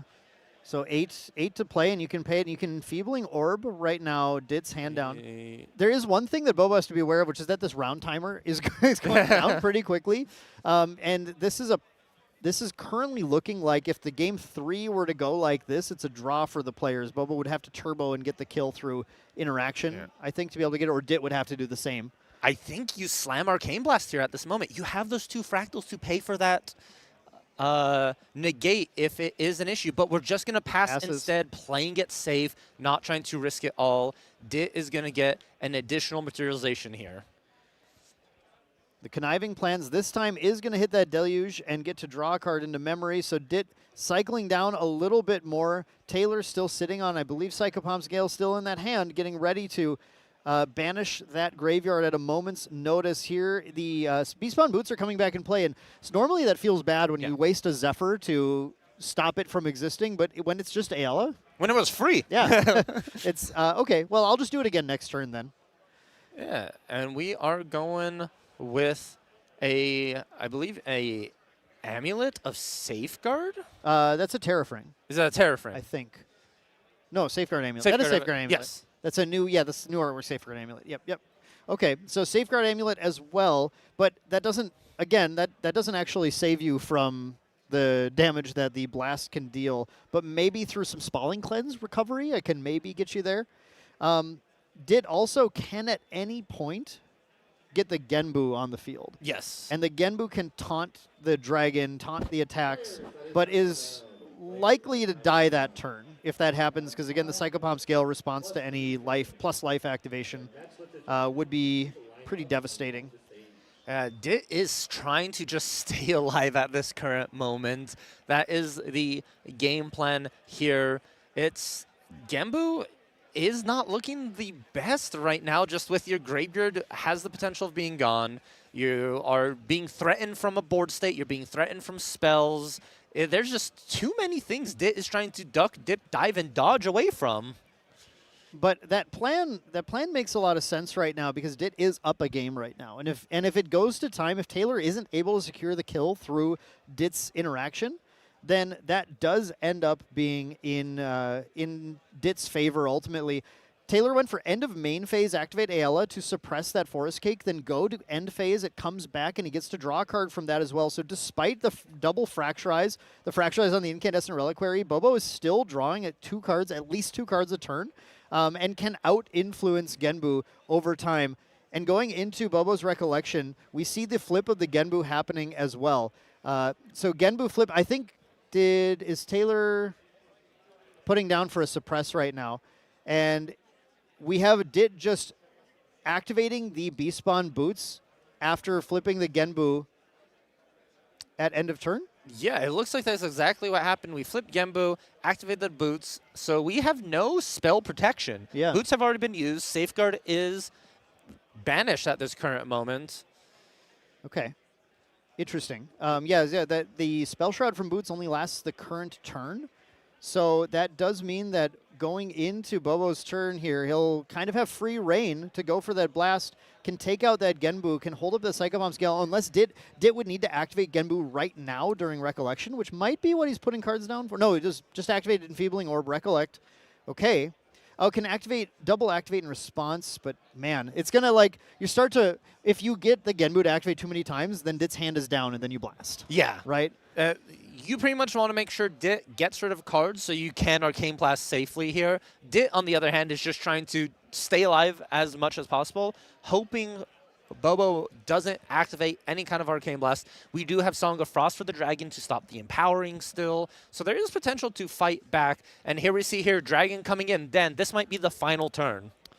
This might be it. Dit is going to respond in some way here to this 4 damage coming at Genbu. Of course, the Taunter has to be attacked by this Dragon. Here comes a Song of Frost again to negate that on-attack trigger. Doesn't want to give Bobo the Empower. I'd say that makes a good amount of sense right now to try and prevent that from happening.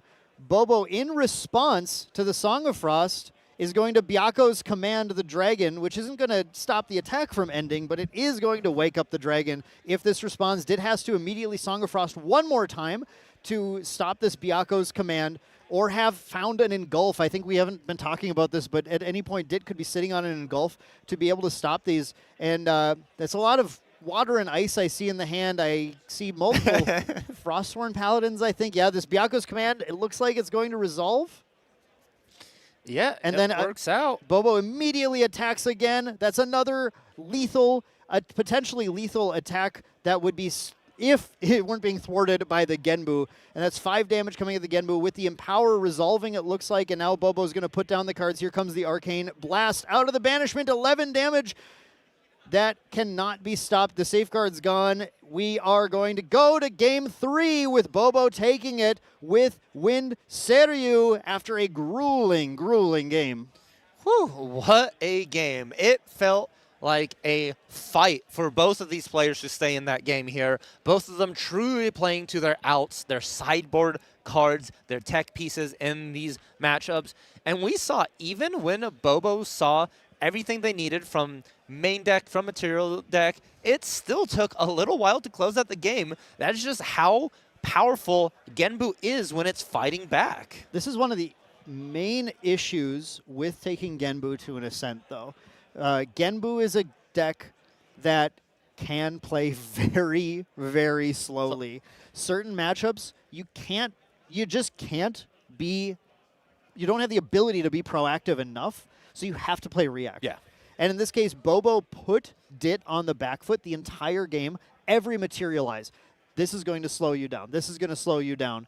And that is causing Dit to have to also play slower.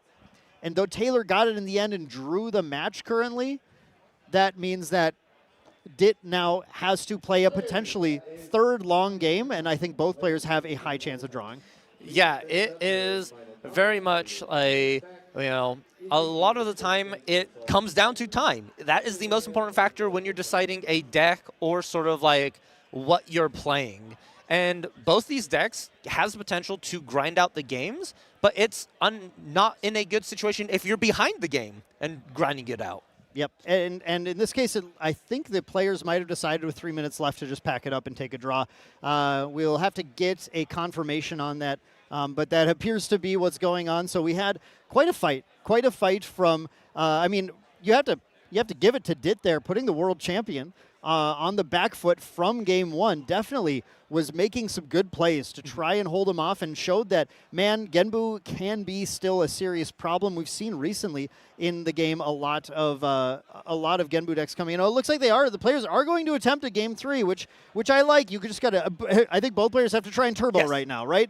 There's no point in doing this just to draw the game out. So both players are going to, I think, attempt to win as fast as they possibly can. Debating on Dit's first turn here, what makes the most sense? Oh, actually, Bobo, we're just hearing that in the player's attempt to go as fast as possible, Bobo did accidentally shuffle the generated Arcane Blast into his deck, called himself on it immediately to the judge to try and figure out how to rectify that scenario.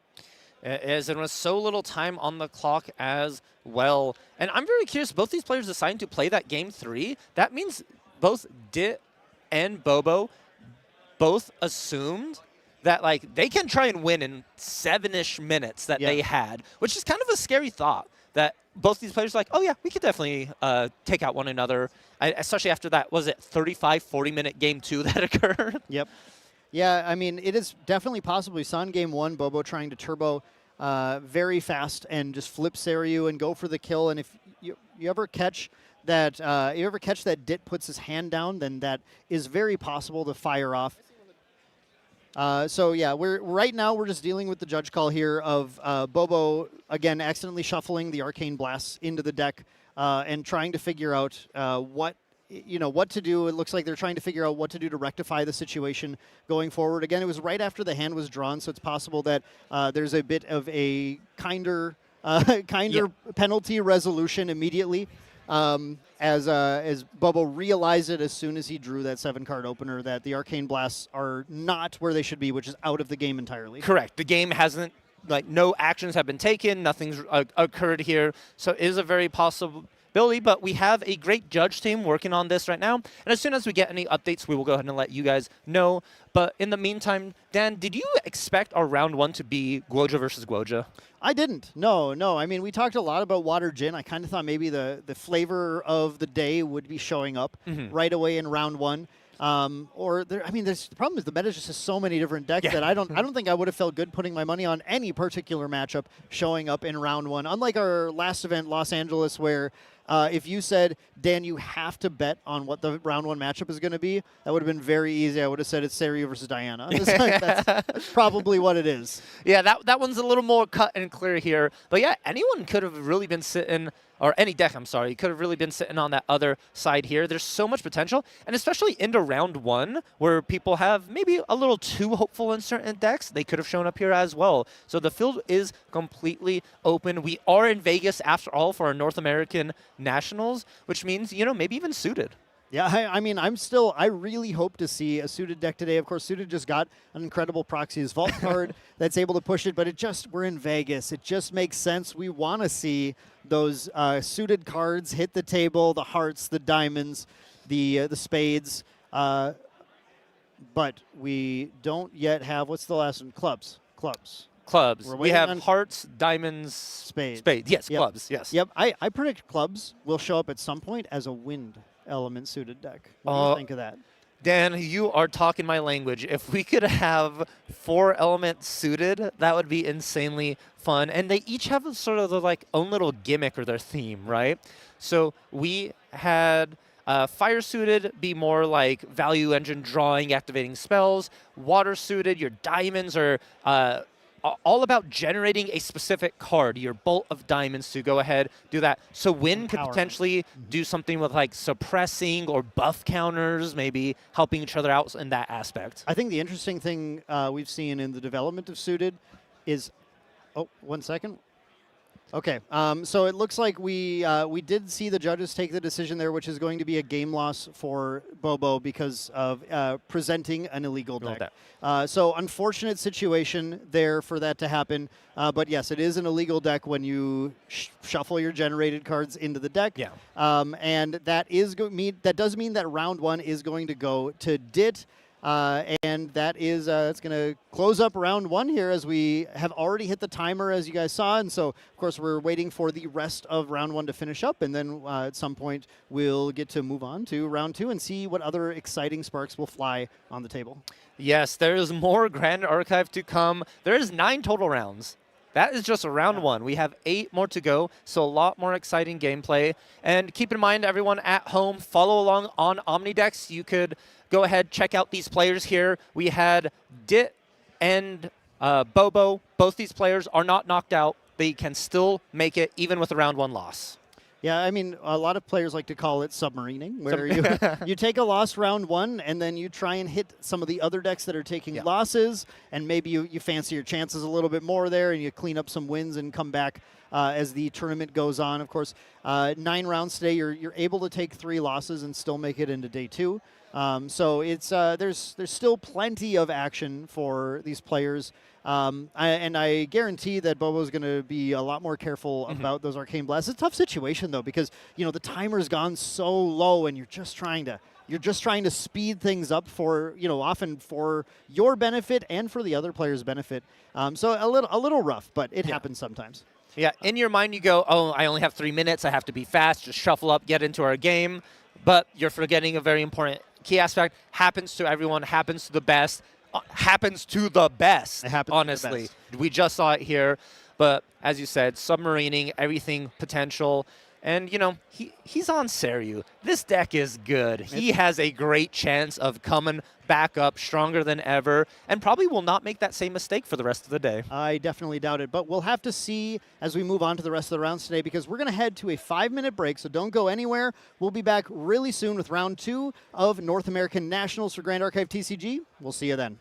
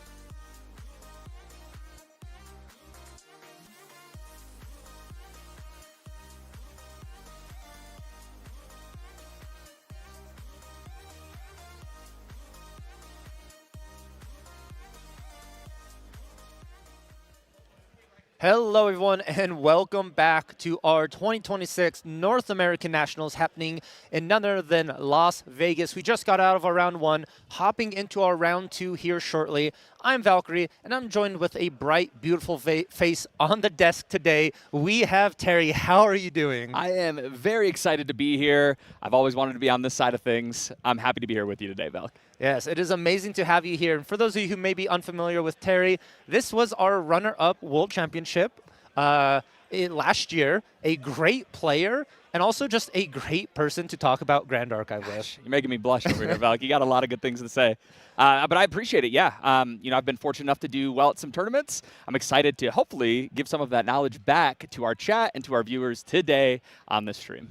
Awesome. I am excited to have you here and just talk about some Grand Archive. And what are your thoughts about just Nationals happening right now? Oh, my goodness. Nationals is like nothing else. As somebody who's played in a lot of national championship events, I can tell you that Ascents, they're one thing, right? They are still intense. You want to do really well, but when it comes to the national championships, you're not playing for a spirit, right? Mm-hmm. What we are doing is we are playing for that coveted invite to the World Championships, the top of the top, and everybody who is anybody who has done well at any event all year long is here today in North America, in Las Vegas. They want to get that W. Yeah, and it's the hard part is there's no one clear favorite. It is like when you have the best players gathered around, it truly is a bloody competition of who will actually come out on top. Like there's sometimes like you go to like a smaller event or like a regional store championship. It's like, oh, there's a good player here, they'll probably take this. But like Ascents are even getting to that point where people are traveling enough to where a lot of stacked players are going to like events like that, and you're like, oh wow. But now you just take everyone and put them in a room and tell them to play against each other for 9 rounds. Who knows what's going to happen? And this is what we get. Yeah, and I mean, this is that, right? This is the showcase of everything you did all year. You've practiced. You've made a million different decks. You've tested. And this is where it all comes down to, because you could have done good all year long and then not do well here and then not make it to the World Championships, right? So this is what it comes down to. And everybody who's anybody is here trying their best to take down their opponents today. Exactly here. And Terry, just for people wondering or people who may not know, like, oh, how do I go to play into Nats? You're saying like these best players are here. Like, how did these players get here? Yeah, so it's a really cool and unique thing that Grand Archive does, where when you win and do top, I should say, not just winning, when you top events from store championships all the way up to Ascents, you get a prize CSR card, a CPR, if you will, a promo. And those promos are worth points that you use to add up and give to your nationals event. So they have an NA one that if you did well in North America, or a wild card that you get from Ascents, you can use those points to either get into a North American event, or you can use those wild cards to get into any of the other events. And that's the same for each region, right? Oceania, Europe, Asia, and also here in North America. Awesome, yeah. So these players earned their spots to be in this Nationals here. And actually, Terry, I want to do something really fun with you right now. I'm ready. Something really cool. We're debuting it here at our Nationals event. The production crew, the people, us casters, and the people behind actually made some predictions about the tournament and sort of the day one. We see the names down here of everyone who predicted. You see some familiar names, Once in Love. You see Cam. Wow. And then you see sort of the casters. Yeah, Dan back there. Valkyrie, that's me. Yeah. Terry, that's you. Yeah. Shinja is even predicting as well. So the whole production crew. And we are predicting who is going to be undefeated, sort of like number 1 at the end of today. What deck? Oh my goodness, like there's so many great decks right now. I think that we've been having this, I wouldn't call it an issue, honestly. It's an incredible problem to have that every set, every meta, we have such a wide open meta right now, which is so great for, okay, maybe not for the competitive players that really want to go in, right, and figure out what is the best, but for everybody else, it gives you such a wide array of decks to play, and it also lets you show your skills across a big board. But I am excited to see what people think. I know what I think. Yeah. Well, let's see. What did we say? What is the predictions? Whoa. I'm seeing a lot of the same thing happening here, Terry. I'm going to tell you, Eminem said it best. Grand Archive players talk like they got something to play. Everybody acts like they forgot about Drag. You know what I'm saying? Dragon is the best. It's here. I think this deck is just so well positioned right now. It is. We have triple casters predicting Dragon along with our host Once in Love, and it starts to get a little bit spicy. We see the production crew, a lot of them on Wind Arizona. I assume that's going to be Razorgill we're looking at here. And then we have a believer of Zero in Water Jin, and then Foam just from downtown saying Fractals. I love it. I love it. I mean, honestly, I would not be surprised if any of these decks made it all the way to the undefeated first place after day one. These are powerful decks. Water Jin is probably the biggest deck to watch, the newest deck that is just an absolute powerhouse of a deck. If you haven't seen it, turns out if you give Jin access to negates that are just more powerful than having to play Incap, and also all this brand new Exia support, he's going to dominate. and that's what's been happening, right? And then, of course, Razorgill. Oh, my goodness. Yep. The new Razorgill deck is so versatile, and we're seeing tons of different lists from all over the world.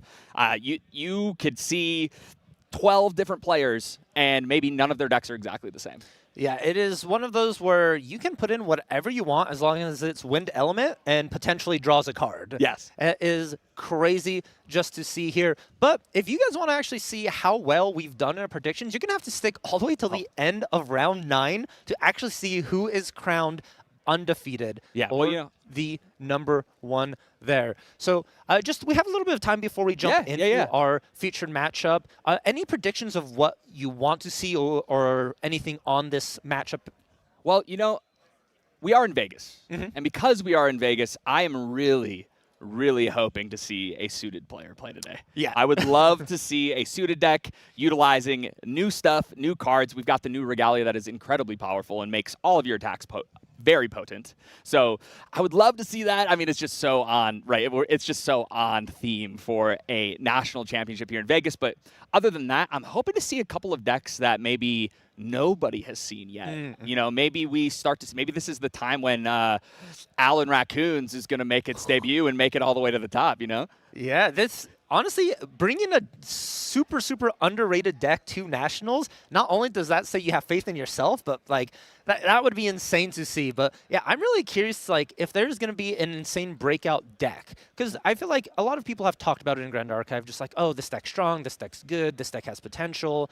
But there's been very little times when someone just goes from nowhere, bring out a deck and say, boom, look at this deck. No one's ever seen it before, and look how well it just performed. Gosh, I think the last time we had that was probably Horse and Taxes, right? That just came out of nowhere and absolutely dominated an event. You know, the average skill of the player today has gotten so incredibly high that I don't reckon we're going to see a lot of decks that just absolutely sneak through everyone's radar like that did. I mean, I could definitely be wrong. There's so many cards now in just Grand Archive, and so there's so many different things that you could be doing. And I don't know if anything is going to sneak through like that, but man, it would be cool if it does. Yeah, honestly, and I don't know about you, Terry, but personally myself, I'm an older Grand Archive player. I'm the old man of Grand Archive. When I build a deck, I look at cards and I'm like, this was printed in DOA, it's a good card. I might as well run it. Yeah. But then you have these new gen players, or these highly competitive players who are playing the newest stuff from these sets, like, oh, look at this interaction you could do from these and these cards. Meanwhile, I'm just like, I didn't even look at those. Yeah, yeah. There's literally so much. We got to see in that last match between Gembu and Sirio. We even got to see some new cards that from RDO that just absolutely dominated. Right? There's so many powerful, not just actions but also allies that are being utilized. I mean, check out those last couple turns in Game 2 there when Taylor was able to take it down. It was incredible to watch. Just the raw power that is in his hands with some of these cards that we're able to add to, you know, a classic Dragon deck, right? Yeah, and one of those things too where the deck's not getting completely changed, but it's those key slots, that couple maybe 3, 6, 9 cards that are being changed that can really shift a deck itself. For example, I want to bring up Water Aethering Diana. Sure. The Boogeyman deck. A lot of people hated watching it. They disliked it. They thought it was boring. You had Carpson Coda, but Carpson Coda gets banned. It gets removed, and the deck's still performing well. Yeah, I mean, gosh, you just put so many powerful things in one package, right? That's just so much we could do. And, oh, this is perfect. Right on over. We've got Aqua. And what else? We got Tulsa-Vodal over here. I probably murdered that. Savadal. Oh, my gosh. Yep. I'm so sorry, Savadal. But what do we have here? It's suited. Oh, no way. We've got suited. You'd love to see it right out the gates. We've got our 4 of spades. Really powerful turn 1. A really good turn 1 here. It looks like Savato won the dice roll, and we're against a Wind Serene Spirit here, which only reads one thing to me. Astra Arisana. I mean, it is Aqua, right? And if it is going to be Aqua, there's a really good chance that you're going to see Astra Arisana. I mean, that is his trademark deck. He's played it in, gosh, almost every event I've ever seen him in, and done really well, even when Astra was considered to be one of the, worst decks in the format. So we've got a Beseech right out the gates. We're going to get rid of that Wisdom's Reprise to level up to Arisana 1. We are moving. Oh, the beautiful. Check out the garden brought here today. Wow, those are some beautiful altars. Insanely beautiful. And we want people to keep in mind these dice Aqua are rolling. This is what you want to keep track of. Your herbage, your foliage, what you have access to. Arisana really does depend on this. For this particular card we're seeing being activated now from the material deck. Yeah, it turns out that is probably the best card in this matchup. Polaris is just an incredibly potent way to deal with allies. And right now, Savato only has 1 on the board. So he's probably going to have to be very careful here, probably utilize the cardistry abilities best that he can to just keep his influence up, deal as much damage with as much pressure as he can create before that Polaris, and force Aqua to use it before he wants to. Yeah, indeed here. And here's one of the updates about Proxia's Vault, where the cards can sort of get a change since they are already proxies to begin with. Polaris was a 0-cost Regalia, and it has now gone to 1. This nerf, in air quotes, has actually buffed it against fire decks in particular, because before they could just reduce to ash it, get rid of it immediately, but now it's no longer a valid target, meaning it's even harder for these ally-based fire decks to remove this off the board. Yes, and it looks like here we were able to utilize that 4 of Spades ability after popping that Wind Bobble in Recollection, draw a card into memory, and now we're back up. So many cards in hand, so many options. We really need to be applying pressure as quickly as possible. Yes, it is a race, and you have to be the front runner if you're Savatal. Aqua, the end closer here. If they get to that level 3 late game, there is nothing Savatal is going to be able to do here. But round 2 Electric Boogaloo. Whew, that's a 4. That's a 4 Spades coming back at it, swinging through, and sitting back, ready to utilize that cardistry when they need to. Yes, Terry, we also have to keep in mind we're in Vegas. We are seeing some suited cards. We have to count to specific numbers. Yes. And those numbers are going to be 6, 10, and 21. Woo. Those are the important parts. We're showing 8 currently right now for Savatal. Does that mean we're going to be looking for like maybe a 21? Yeah, I mean, if Savatal's able to pull off a 21 against Arisana, I will be very impressed. I mean, I want to see it. Don't get me wrong. That sounds incredible. But I think that you're probably looking more towards that 10.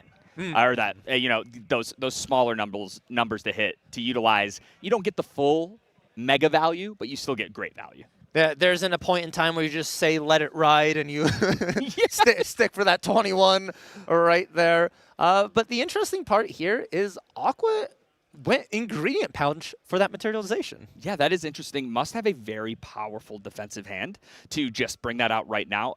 Obviously, with Polaris already online, we have a sweep, if you will, a board wipe that will do 3 damage across the board currently with just those 3 herbs if he was able to obviously sacrifice all 3 and put those counters onto Polaris. So threatening to just deal with a board right now without much else is pretty scary.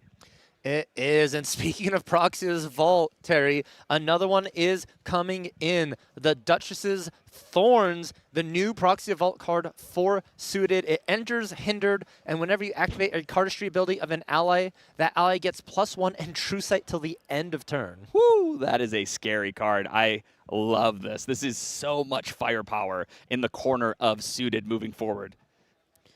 It is indeed. It just makes you already activating your cardistry abilities no matter what, right? Of course. So this is just, why don't you get more value for doing something you are already doing? Yeah. Oh, yeah. It just fits in so well. You just do exactly what you were already doing. And now, okay. Sorry, I got to jump right to it. The Calming Breeze. That is a scary card for suited because it deals with pretty much everything. But we've got the 2 of Hearts coming down using its ability, gets +2 attack plus the 1, which comes in at for 4, which gets right over that Calming Breeze. That is the magic number, and Calming Breeze says it negates up to 3 damage. Anything over the 3 damage, nothing is negated. That is you correct. take the full DPS there from that 2 of hearts. Yep, and here we go. Looks like we are leveling up. Beautiful Arisana 2. We're going to gather twice here, add to our plethora, and wow, okay, so we're going up. We do have 1 double in herbs here, which is exactly what you want to see. Yes, and why are doubles so important here for Arisana particularly? So it's because of that inherited effect that at the beginning of your end phase, you may sacrifice 2 herbs with the same name. If you do, draw a card. And that is a very strong engine that they can utilize the entire game, even after you level up to Arisana 3. Indeed, here. And the most important part, it says sacrifice herbs, and Polaris says whenever herbs are sacrificed, give me a counter. Yes, that it just fits perfectly. The synergy is insane.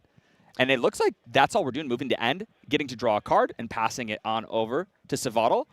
This is a scary, scary spot to be in. You've been able to do a little bit of damage, but nothing backbreaking due to that Calming Breeze. So this turn is probably one of the most important turns in the game as the aggro player, because you need to do everything in your power to pressure Aqua enough to make him break that Polaris so that you can get past that and start moving forward in your second round of aggression. Indeed, here. It's almost like you're playing a game of chicken. You have to commit enough allies to make the Polaris happen, but not enough to where you don't have anything after the Polaris. Of course, exactly. And here we go. Savatal continuing on with that influence game. We're bringing out the backup charger, activating it in Recollection, drawing a card, making the power cell, and looks like we are moving to Recollection. Here we go. And Terry, this is an aggressive deck, Suited is, but the amount of influence they have is actually scary. Yeah, so every card, it feels like, I mean, it's not every card, but it feels like every card has the ability to replace itself.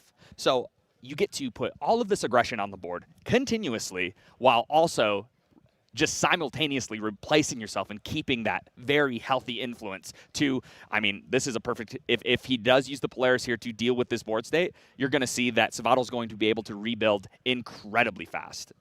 A little too fast, too. I'm seeing Arthur, I'm seeing Red Hair, I'm seeing Rouge, I'm seeing Peppered Chef. I'm seeing a potential kill turn for Savatal. It can come very quick. And honestly, if we see another incredibly fast way to rebuild is if we do see that 4 of Hearts. 4 of Hearts is a super powerful card that allows you to draw a card into memory and then put a 3 or less costed suited ally into play, ready to rock. Ready to go. No 4 of Hearts I'm seeing so far in the hand. Of course, Savatal kind of barely fanning it here. We sort of see here a lot of really shiny cardboard in that hand. CSRs, but 1, 2, 3. I assume this is going to be an Arthur. No, a 3 of Spades. Yes, this is the defensive member of the Suited clan with Cardistry 3. Target suited ally you control gets +2 until end of turn when it comes to defense. And this ability obviously costs 1 less for each suited object you control with different reserve cost. It's happening, Terry. We have a 3. We have a 2. Okay. And we're just calculating it. I'm getting ready for it. Savatal, let's show us. Let's welcome Aqua to Vegas. 1 down. Woo, okay. Here we are, 6. That is one of the numbers we're looking for. And if this does happen and this on-enter resolves with them on the board, you get to choose a unit and deal 2 damage to it, which is probably just going to go upstairs to Aqua. Yes, and attacking in. How many cards do we have in hand for Savatal? 2. Okay, so not going to be enough to commit another ally here, but we've rebuilt the board after the sweep here. We have a defensive piece as well. I feel like right now Savatal is in a lot of control. Yeah, you know, we think that, right? Because it does look terrifying. And with that, he has, I think, 8 influence right now on top of having 3 allies on the board and everything else. It's a scary deck. But you can never count Arisana off in the top of her deck with that Star Calling ability. Right here, this is such a cool interaction that you can potentially do with Angelic Channeling, because when you do go to level 3, obviously you banish those advanced element cards, and then when you hit level 3, you put them back on top of your deck, right? This card feels like it was made for Star Calling. Yeah, this card sort of says, Oh, if you saw a card that you want to be on top of your deck, don't worry. We'll do it right for you. Put a Smack Dad on top, and then you can just glimpse at your leisure. And we actually see one of the best glimpse cards against Savatal or an aggressive deck in the 3 visits. Oh, yeah, and Savatal might be playing the suited deck here that has the theme about cards, but Aqua's the one stacking the deck, right? So it is a scary place to be, and some of the cards that you might see that you do not want to see if you are the Allies player is going to be any form of mass spell damage across the board, right? Yeah, it is vain. We can actually look at the list here as well to see if we have any of the big meteors, which we don't. We do have Meteor Strike, but it's not quite as potent. It's not going to deal with everything. And as well as that, I guess, technically a Cosmic Bolt could deal with a problematic, but against suited, that's not going to be enough. Yeah. And usually your Cosmic Bolts, those are going straight to the champion. Yeah. We're not wasting them on ally removal. Yeah, honestly, I think Aqua here, in this situation where your opponent is, and it looks like he was able to deal with the board there with that Meteor Strike, just like I said, right? Dealt with this board, but still with 8 influence, we'll be able to rebuild pretty fast here. But we did heal. We're down to 11. Let's see if we can hold on. I think that Aqua is definitely still in this game.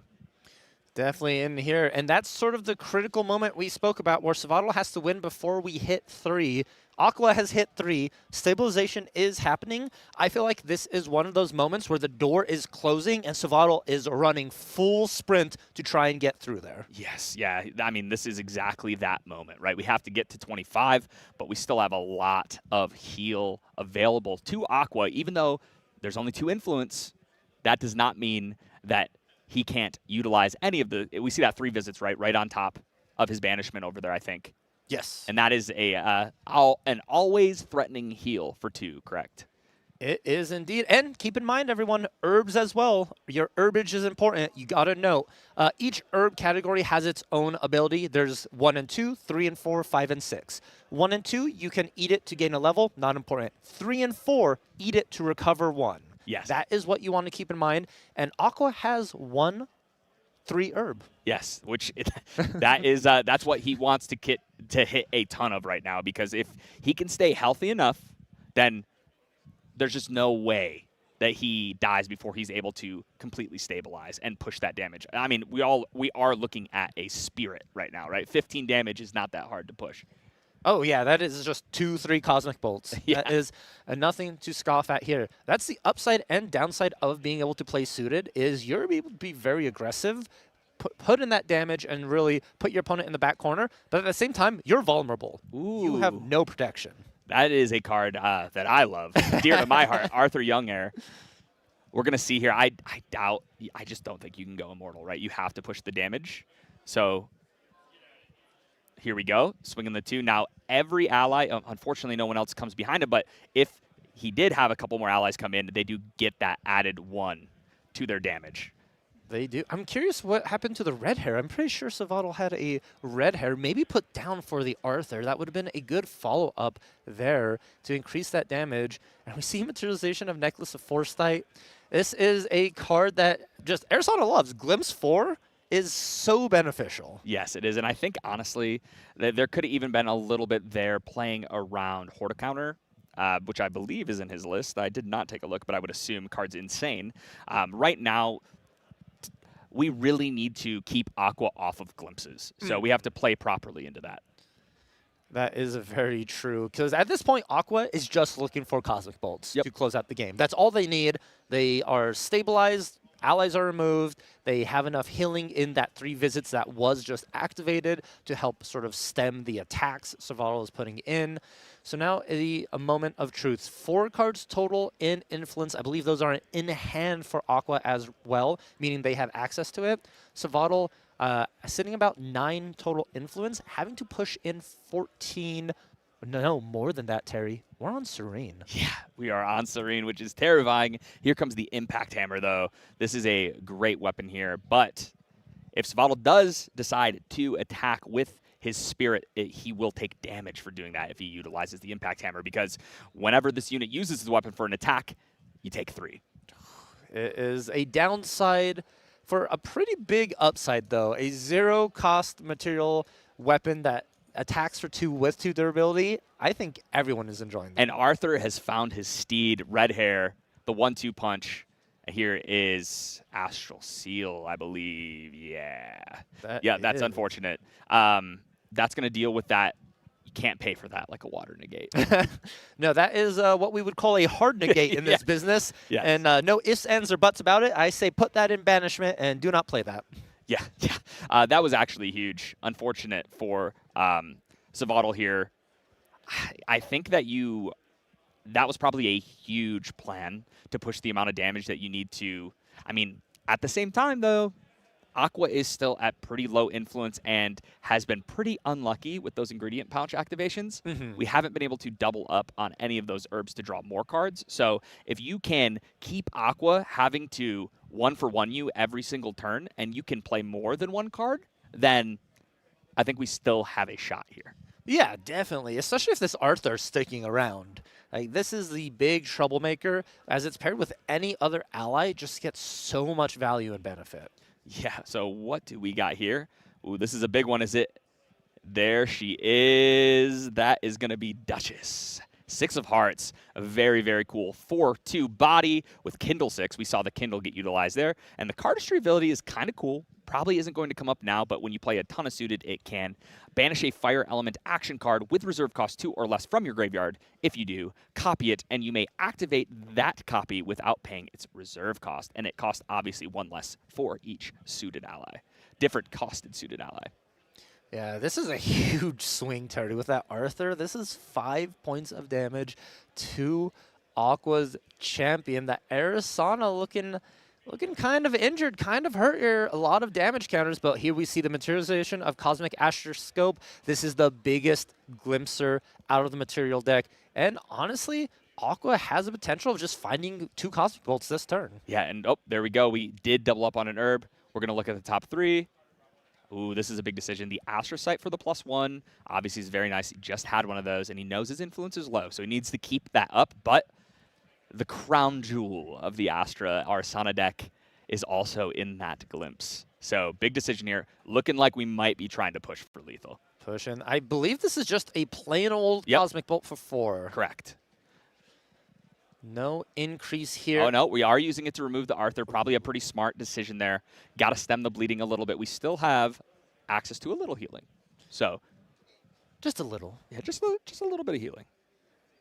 And it looks like we're just passing the turn here, eating 2 of those herbs. Finally got a double stacked herb off of that pouch there. And total influence for Aqua sitting at 5. I'm trying to take a peek at the hand, seeing if there's any defensive options. But I'm seeing a Dungeon Guide, Stifling Guide, or Beseech, Angelic Channeling, and a Mystery 5th card. Yeah, that is not what you want to be seeing right now. You need to see defensive cards, and this is a very scary turn. So right here, we're going to bring out Censor. That's a solid card. Interesting. It stops that 3 visits that's in the graveyard. That is correct. Yeah, but is it in the graveyard right now?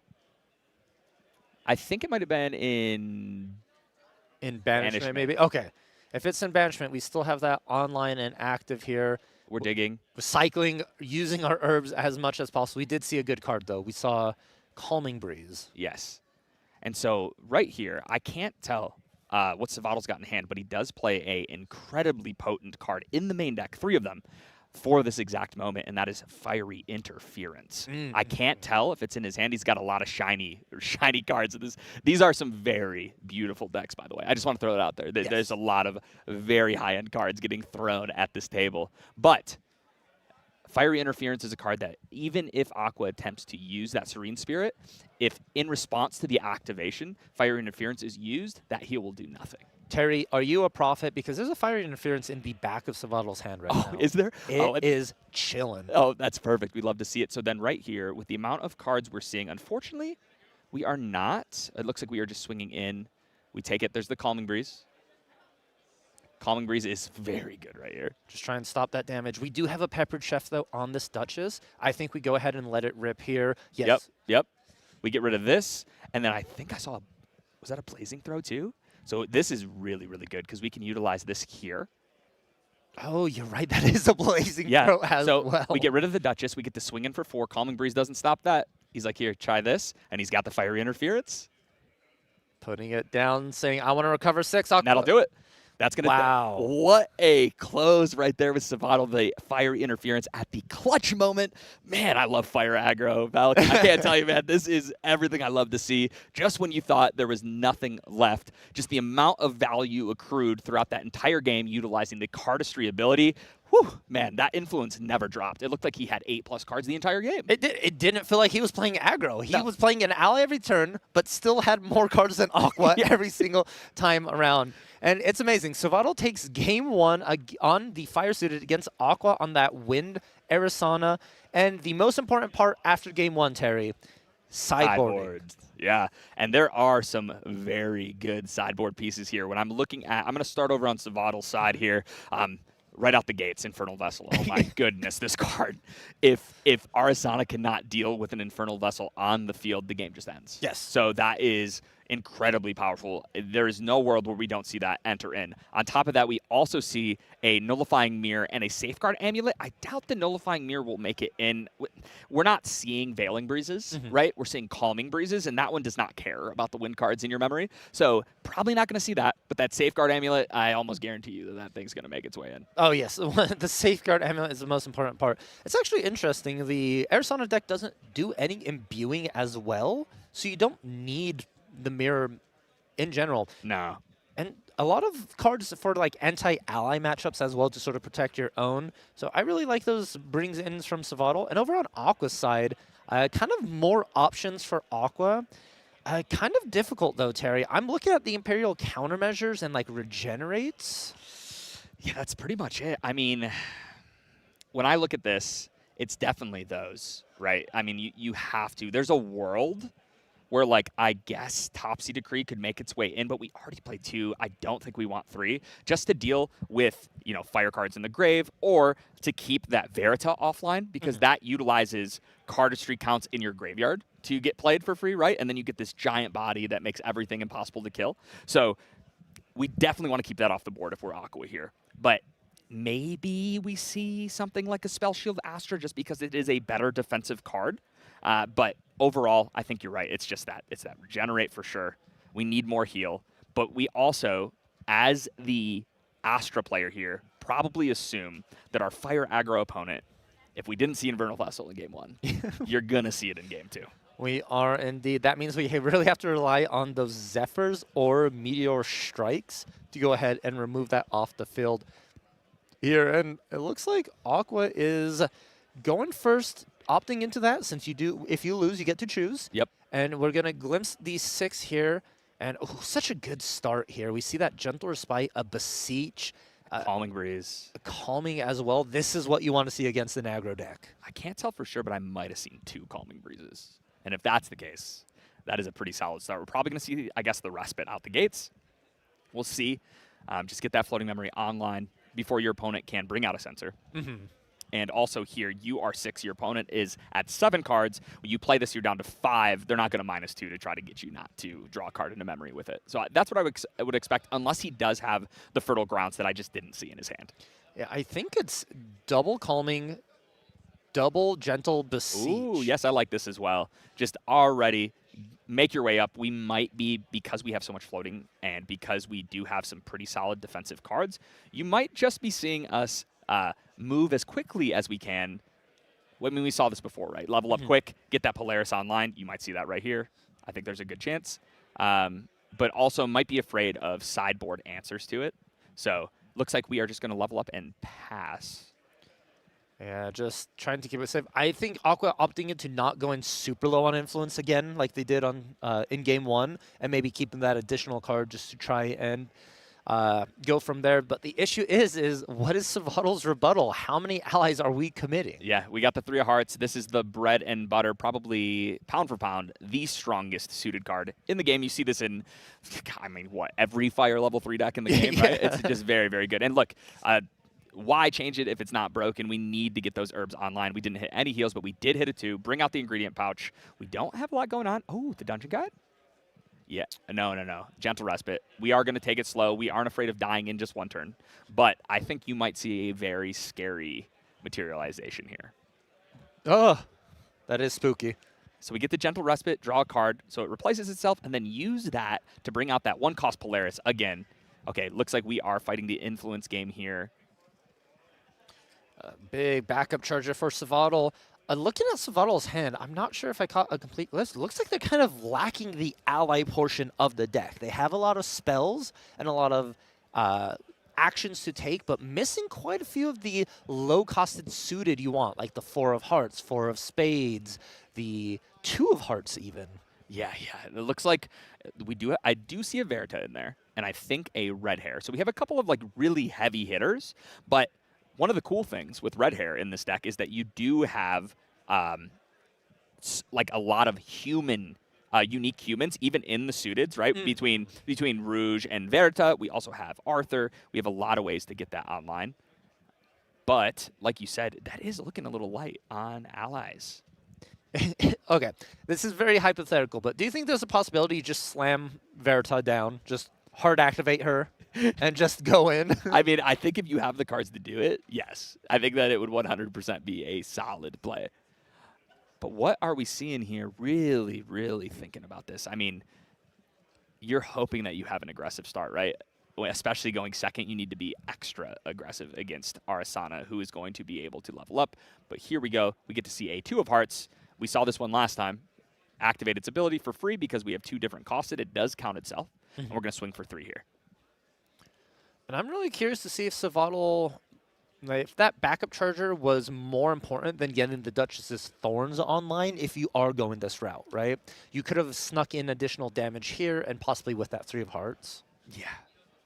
Yeah, I think that, honestly, like you said, he was trying to unbrick his hand. I think he has so much interactive spells. Okay, there's a Rouge. We like to see that. But you need to get as much as you can moving forward. So there we go. We're going to get rid of that straight flare. Here comes the Rouge, and we are able to hit that magic number 6. That's going to do 2 if it comes through. And I mean, this into potentially a Red Hair, but I would hold up. He's got the second straight flare, and right now that's a very powerful spell here.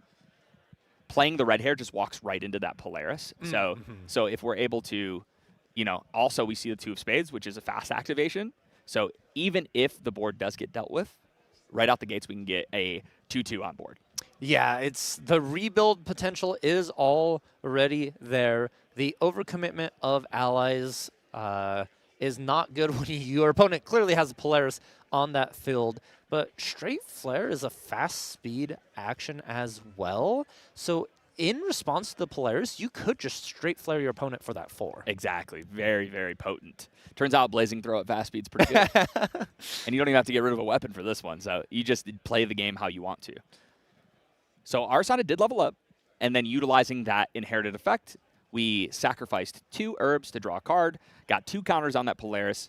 Unfortunately, I don't know if you noticed this, Valk, but those are 4 herbs in the 5 and 6 range. That is not a 3 and 4, which is going to be a heal. Yeah, those are not where you want to have all the herbs stacked in this matchup here. And a very cool card in Savatal's hand, one that's really not talked about a lot, and I'm actually happy they're running it in their list, is the 8 of Hearts. Ooh. So it is costly. It's an 8-cost ally, but has this cool special text that says you may pretty much sacrifice 2 allies, I believe reserve costs 3 or less, to reduce her cost by 3 for each one you do. So there's a world where Savatal goes attack with an ally, get rid of both, 8 of Hearts. Yes, very, very cool. It's a great tempo play when you have, like, for instance, the 2 of Hearts. That is a 1/1, right? Now, after you've used your cardistry ability, it is just a 1/1, and that is all it is, right? So it's perfect fodder for that.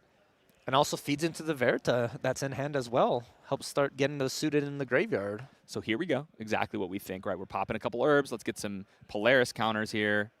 How deep are we going to go? I mean, yeah, I think you get rid of this as well. I know I would. 4 Cosmic Bolts is better than 3 to add into the deck here. 100%. I feel like 4 is the magical number that a lot of players try and opt for. It's giving you an additional playset that should be enough to close out the game a lot of the times. Yeah, so here's the Polaris activation. Are we going to see from Savatal that straight flare? I think it's going to happen. Let's see. No, looks like we have a better play to do here. Yeah, I think we're looking at a red hair play potentially. Ooh, I mean, I would love to see that. Oh, well, and, I mean, what did we get rid of here? We got rid of a 3, a 2, and a 1, correct? Yes. So we're working our way up. And I think we discarded a straight flare. So we are not in a situation where we can free play Verita yet, but this is a very scary part about sweeping a board of a suited player. Yeah, it is when they have the math, but we just Hey. hard activate the 8. Hey, okay. That's one way to do it. So with here we go, we got the 8 of hearts. That's the one we were talking about. That is quite the body.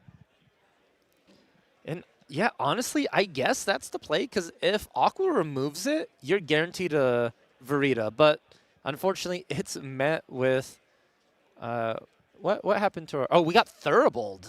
Yeah. Thuribold for 5. Yeah. He's got to stay. He's got to keep him off that Verita, because Verita makes this a very hard game, especially after Polaris is gone. But here we go. You're going to see the dungeon guide up, and Savatal's hand is down, so no interaction there. Not that there would be too much that a Fire Aggro deck could do here. But we're going to get the level up, bring out the Lost Brav, swing for 1. And this is a good place. We get to sacrifice 2 more herbs, too. That was a pretty solid turn there for Aqua. It is a lot better, more comfortable position for Aqua in this game, too, compared to that game 1. It felt like a lot of the time, Aqua was just sort of a 1 turn behind or a few cards short of really being able to fight back. But it looks like the tides have kind of turned. Savatal's lower on influence, Aqua about the same amount here, and sitting at a pretty healthy life. Yeah. I mean, this is a big turn for pushing damage. It looks like we do have a pretty solid array of suited allies in our hand now. So here we go. We've got, I love the 3 of spades when you have multiple suited allies on the board, just because it can protect one of its partners, one of its fellow allies incredibly well. It is a 2/2 for 3, which is a little understated, but that ability is so worth. Yes, it is very worth, because it's one of the hardest things too, especially ally matchups, where it's near impossible to remove a suited with that 3 there. You just, no matter who you attack into, it's being protected. So you really want to like get rid of it sooner rather than later, just so then when you do want to remove an ally, you don't have to worry about it. And we just got to see, people said that it couldn't be done, but we just got to see the 8 of hearts cardistry ability, which draws 2 cards. So that's actually insane. We got the +1 with a 3/2. That is a very, very cool play. Well, if you think about it mathematically, Creative Shock is pay 3, draw 2, discard 1. Yeah. So you net 1. Yeah. This was pay 6, draw 2. Yeah. It works out. It's right on theme. Yeah. So good. So here's the Cosmic Astroscope glimpse. What are we going to see? Do we have a Star Calling? Or are we going to set this? Yep, we are going to see that.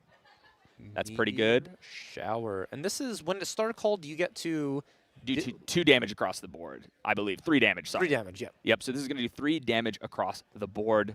Let's see what we've got here.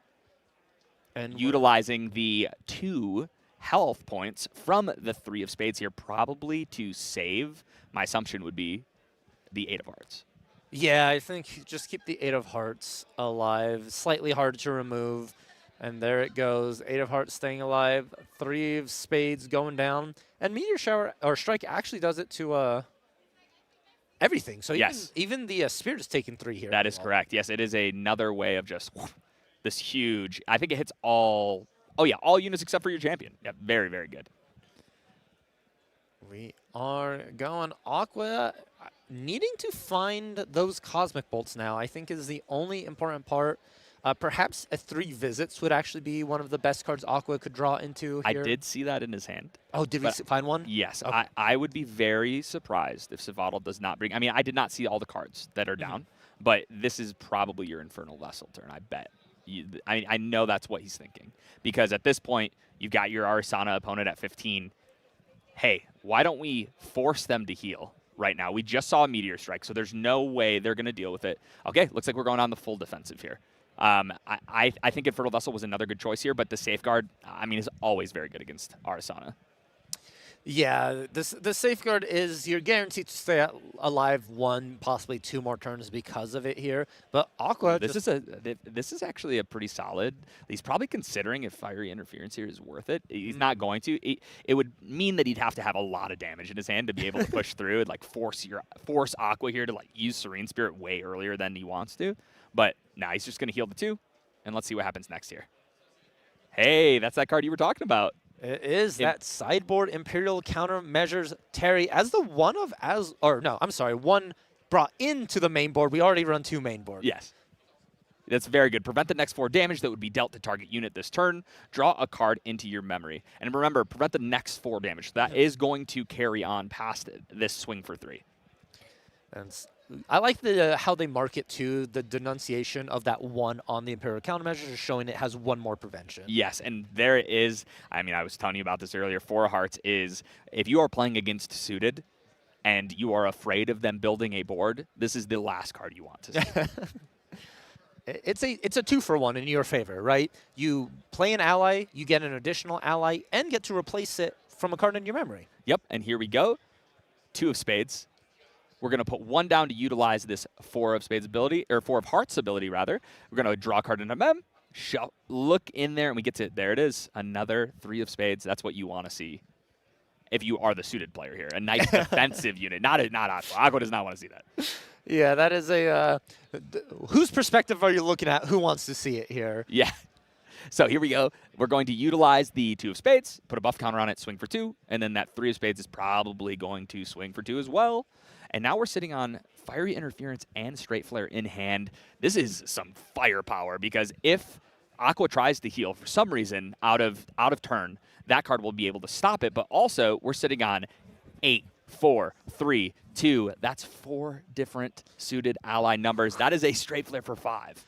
That is a big amount here.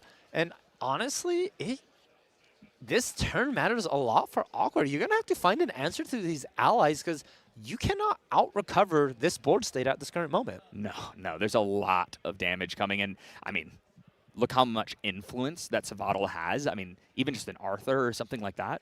And you're not 100% sure what your opponent could have, right? This is not open decklist, so we haven't seen him level up yet, right? Yeah. Like, we know, right? We're looking at the decklist. We know there's a Tenoris, right?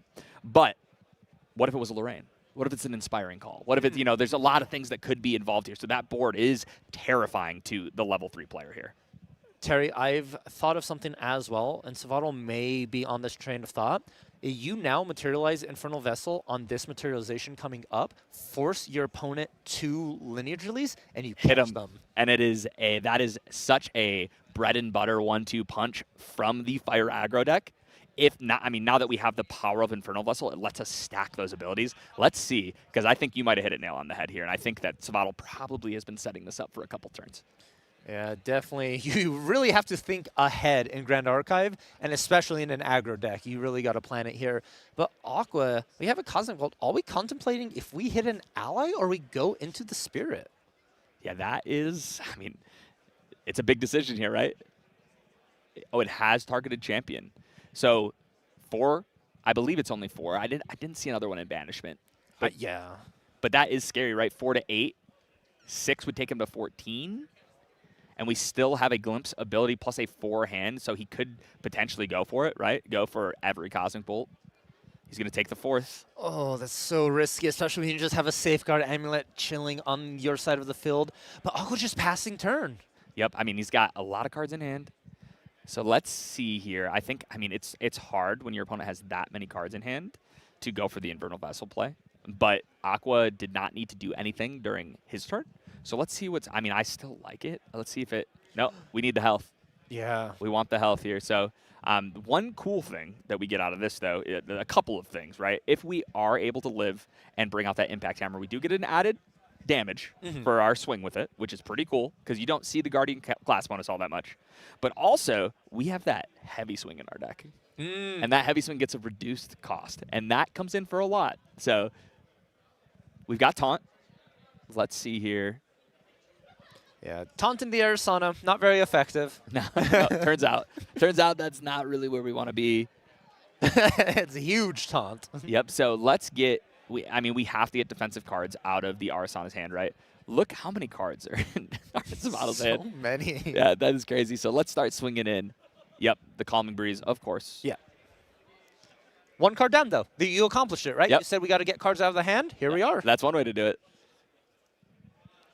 So the Calming Breeze, we're deciding. I think there's not a lot of things that can be done in this situation, so probably going to land here, right? And stop all of these swings for 3, which does kind of just stunt this turn. I did see the Arthur, but even Arthur here is not able to get these guys to the point where they are swinging over that 3 threshold. Yeah, you're just one shy there. The only one who can really do it with an Arthur is Red Hair himself, the Steed.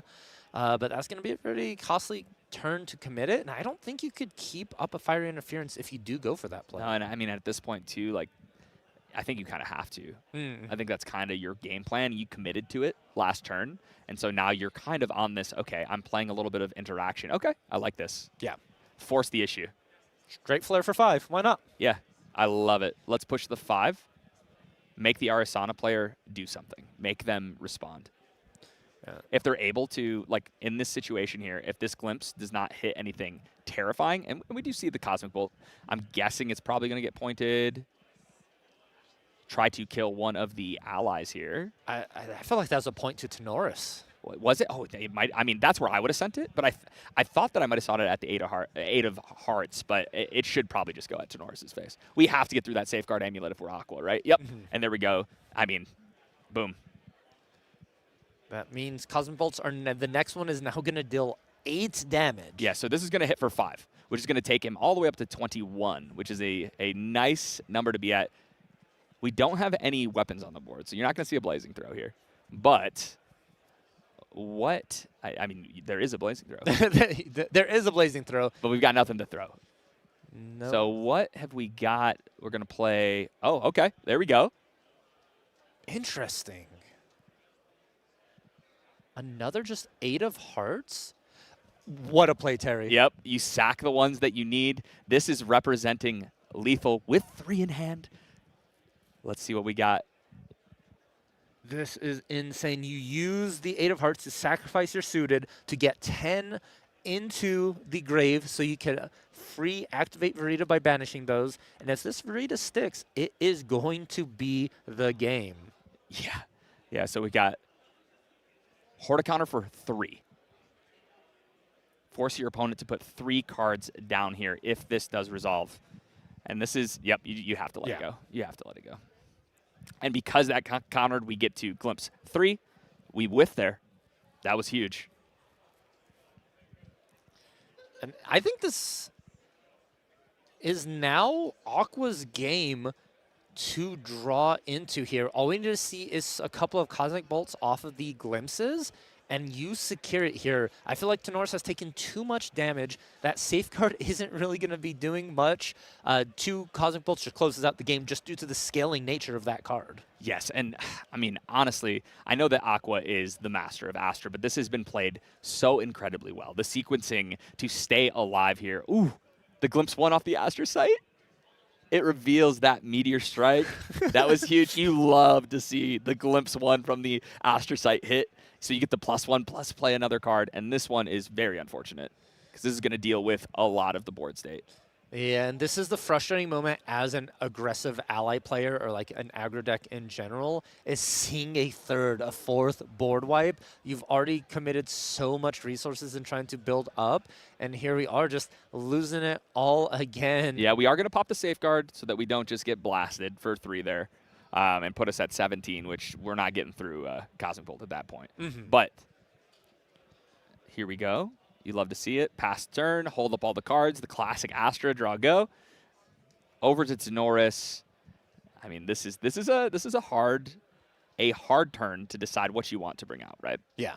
Do we want to try to bring out a weapon and say, "Yo, my opponent can't deal with it," and it looks like that is exactly what is happening here. This is a big moment. He's got to let him heal too. Has to. You can't pull with the Fire Interference quite yet. We do have double Fire Interference, so there is a possibility, Terry. There's a world where we attack in with the Impact Hammer, it connects, and then we go Fire Interference, and then in response to Spirit, Fire Interference. So that was the play until that Meteor Strike got hit off that 3 Visits Glimpse, and now Impact Hammer would kill Tenoris if he swings with it. No. So unfortunately, we've got that. But I will tell you, something that Impact Hammer is also very good at doing is getting thrown at your opponent. Oh, you're right. So let's see here. Do we just see a right out the gates? No? Okay. We are bringing in, yes, 2 of Hearts. This little guy does work. Honestly, playing, did we put down the Blazing Throw? Oh, no. Okay, it's still here. So maybe going like a couple of routes, right? Blazing Throw, 2 of Hearts, Fire Interference to close out the game instead of like a double fiery Blazing. Yeah, we're in, I think we have the perfect amount of cards for this. No, we are 1 short. Okay. So this is a little unfortunate. Let's see here. There's the Imperial Countermeasure. Didn't matter anyway. What a card. Just have to pass it over. We've got the Null Lantern in. Wisdom, we're going for the win here. Yeah, it's just glimpse in. And there she is. That's going to do it. And we are going to go to game 3. What a comeback there from Aqua. That was incredibly well played. Great job, sir. Yeah, very, very good for Aqua taking that game 2. And in a timely fashion, too. Yeah. You didn't really stall out as much as like you could have. We have 14 minutes going into our game 3. This is plenty of time for our suited player to take the victory or for Aqua to hit that level 3 stabilization and close out the game themselves. Yes, and I know Aqua is used to playing in this type of situation where, okay, we're going into game 3. I don't have that much time. Aqua tends to really think out his lines, but when the going gets tough, you're going to see him moving through these lines quickly. Yeah, and also, as an aggro player, there is a potential you feel like you really need to close out the game fast, so you overcommit to the board, which you can just get blown out by a Meteor Strike, a Polaris. Just there's so many answers, so you have to sort of play in a weird way of as aggressive as possible around board wipes. Yeah, yep, literally.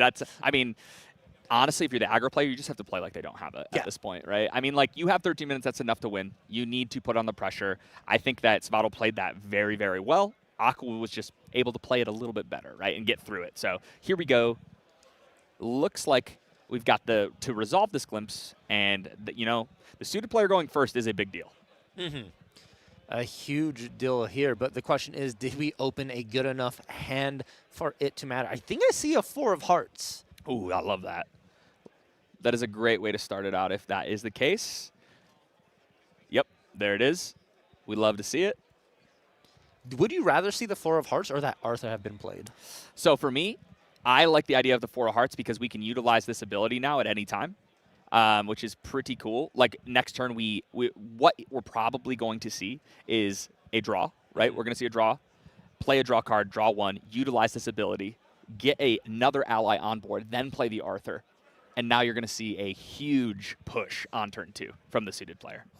A really big push indeed. Aqua not seeing a Beseech turn 1 here, and this Stifling Gyre is going to be important. We really have to pay attention to exactly what is being named here, and hopefully we could see soon what that name, because it was Rouge is what I'm hearing. Yes, so Rouge is a little scary here, especially when you see that 4 of Hearts start, because you're going to be able to put another on the board right away, and so you're able to pretty terrifyingly on turn 2 utilize this after drawing. You're going to see it, right? Just like we said, if he puts a 3 on the board, then you play a 2 and a Rouge, you hit for 4, and then everybody else as well. It's a lot of damage. So I understand okay, we're going to see the 2 spades. So we probably didn't have a 3 to put on for the most value, but we love a 2 of spades. Probably going to see the Arthur would be my assumption here. We can't get a Rouge online, obviously. That doesn't really matter. Rouge is kind of being held back here, but I'm with you. And Arthur seems kind of good on this board state already. Aqua really would need to find a defensive option to try and not take 1,000,000 damage on this turn. Yep, here's the Arthur, just like we said. And this guy is not getting immortalized, would be my assumption. That's 2. That's 2. Use the ability here for free because we've got 2 different costing suited allies and swing for 3. 7 damage and holding, like that's residual damage we'll get each turn if it's not dealt with, right? Yes. On turn 2, like I said, that play right there is terrifying with the Arthur. It is scary here. And since there's no Arizona turn 1 for Aqua, that means Polaris is 2 turns out, Yep. which Savaddle is happy to see. And these allies are going to be sticking around for quite a bit. Yeah, yeah. I think you're probably, okay, so we're going to get rid of the Astrocyte, level up here, gather twice. We did get a heal. That is important to remember. So effectively, with only 19 health, we have 20 health. Well, we also have our Spirit, but 25, 26 health now. We got the Angelic Channeling. Going to get, oh no, those are some good cards to be able to stack the deck with. And like I said, you are going to see Aqua moving because he knows he needs to end this game. Cannot stall it out too long. We've only got 9 minutes and 45 seconds. Need to get that second win. Need to indeed. And Terry, I think if we hit level 3 as Aqua, we're securing the deal, right? Yeah. Those 2 cards already shown off in the Angelic Channeling is going to be the nail in the coffin for Suited. So Savaddle now has 2 clocks. The actual clock and Aqua hitting 3. Yeah, the old Angelic Channeling clock, if you will. So, you know, it's really cool to get to see just how powerful that card can be across multiple level 3 decks, but specifically in Astra. Like we said, you know, getting to actually put that board wipe on top and be like, okay, there it is, I've got it, right? That's great to see. We're going to draw a card. Got to keep adding pressure with an Arthur on board, right? So Arthur's already on board. We have to push as much damage as we can, and we're probably going to see a defensive card, and we know it, which is unfortunate here. Calming breeze. Oh, that doesn't feel good. But that is a great card to have if you are the Arisana player here, because that is going to slow down the Arthur play incredibly well. Way too well here. That means all allies here on the board are not going to be able to deal any damage. And Savaddle possibly maybe looking to just hard activate a Duchess here just to try and get damage in. Yeah, I mean, I respect it. I love it. And you also, like, so what's really cool is Duchess is a 6 cost, which is great, right? So it's nice to be able to get all the way up there. And I believe the on-enter ability, it just gets negated, right, by Geyer. It just negates it. It doesn't do any, like, damage. Or Correct. like that, right? It just negates it. So we're not going to see a Rouge or anything, but maybe we see another way to get one of these suited allies into the yard with her, because we've got a 2 and a 3 on board, or a 2 and a 4 on board. So we need to have exactly the perfect amount to bring out Verita, but I think we might be on a Verita plan. If we find an 8, Yeah. the 8 is going to be able to really do some work here. We also have a Noir in the hand of Savaddle, so we have the alternate ace option for them as well. Sure, I do like that. And I mean, we do have 12 on board right now, right? The number is 12, which is pretty cool. But we're going to see here, Dungeon Guide, classic. This is where we need to be. We're up to 3. We got there incredibly fast. We bring out the Lost Prov, move to end step, put 2 on here, and we are moving. We did not go for take a turn off for ingredient pouch this time around. We knew we had to get to 3 because we saw that meteor strike that we were able to put back on top. Yeah, I mean, this is terrifying if you are the aggro player. It is, but I'm actually curious here for Aqua. I guess you're going to go a Glimpse Regalia for your materialization just so you could get that meteor shower off the top, because you've already drawn into one. Sure. Oh no, both are. You haven't drawn into one yet. Both are still on the top Yes. because you DG'd. Yes, okay. So you get. It's kind of a little bit of an awkward glimpse, right? So Yeah. like if you have the Astrocyte, it's crazy, which is really, really cool. But we want to be able to utilize probably both of them, at least one, obviously. But if we could use both, please, that would be amazing. We do have the 3 visits in banishment, which is great. Exactly what you want to see. We're going to utilize this here before we get more cards in hand. We knew that was there. Here it comes. 3 damage across the board. See you later. All of those allies are going to hit the graveyard here. Boom. That was, gosh, just textbook right there. Deal with the board. We're going to draw a card from the GCR. We're going to see the 1 of Heavy Swing.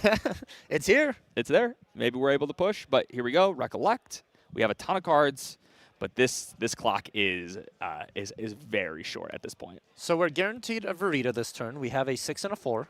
Yeah, so you have to get rid of 3, right?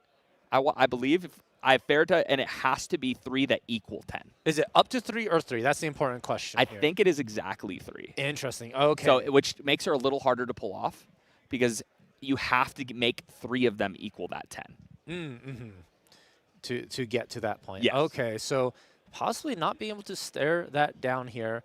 Aqua, though, still has Polaris, too, after that meteor shoot. That's terrifying. That is not what you want to see if you are the ally player here. Arthur, I mean, with the on-enter, you might see this. Nope, just lets it happen. Cool. We're going to Immortal here and try to pressure enough to get Aqua to utilize that Polaris. What do we pressure with, though? That's Yeah, the that's the question. hard part. Do we just put a Rouge down and attack for 2? Honestly, at this point, it might be playing both the 1-drops. Noir, yeah. Attacking for 2 here. No cardistry effects. Yep. Yeah, just going in. We just need to push damage. That is exactly, I mean, that's all we can do. So the on-enter is going to get negated. Doesn't matter here, right? No damage coming through. We're just doing this to swing 2, and this is, unfortunately, that's not enough pressure to force Aqua to utilize that Polaris, so he can wait. Yeah. And I'll tell you, Aqua's very good at waiting for the most opportune moment. It is. Honestly, it feels like Savato sent those aces to their deathbeds here with that Polaris, and it can be activated at any time, and they're 1/1s, Yeah. which means those 2 counters on the Polaris are more than enough to clear them. Yes. So I think we're going to see here, Aqua is trying to dig, see if he can find some interaction, see if he can see some spells here. Getting Polaris set up here. It's going to go up to 5, I believe, here. You are correct, and Aqua found that Imperial countermeasures off the top from using one of the 6 herbs as well. Oh, got it. So we're going to put those Cosmics. We're going to deal with everything but the Arthur. So the Arthur's still there. But we get to keep an Astroscope out. We have a Glimpse for 3 at any time at this point. We get a grip of cards, and we know the Cosmic Bolts are on top here. And we are able to push damage pretty quick now that we are set up with that many Cosmic Bolts in the deck. Yeah, a total of 9 still in the deck. There is a big potential. I'm no mathematician, but it's like if you have 9 out of 40-ish cards, I think, in that deck, that's pretty good odds. Turns out it is very, very good when you're digging. So probably just going to pass it over here. Big moment. Safeguard Amulet. Unfortunately, it's hard because you're kind of forced to play defensive as the ally player here, but you almost can't, right? Like, the writing is on the walls at this point. We're going to Glimpse 3. What are we going to hit? We're just going to leave 1 on top. We missed on that. We do see a Calming Breeze being left on top. Yeah, and he has the Astro Sight, so he can. Oh, yeah. But he's just going to countermeasure. Oh, it looks like he's just going to draw. So, yeah, we're good there. Countermeasure, stop a couple of the damage. Here comes the Verita. 1, 6, and 2. Perfect. That's 10. It's 3 or more. Yeah. 3 or more. See, you got to make it equal 10.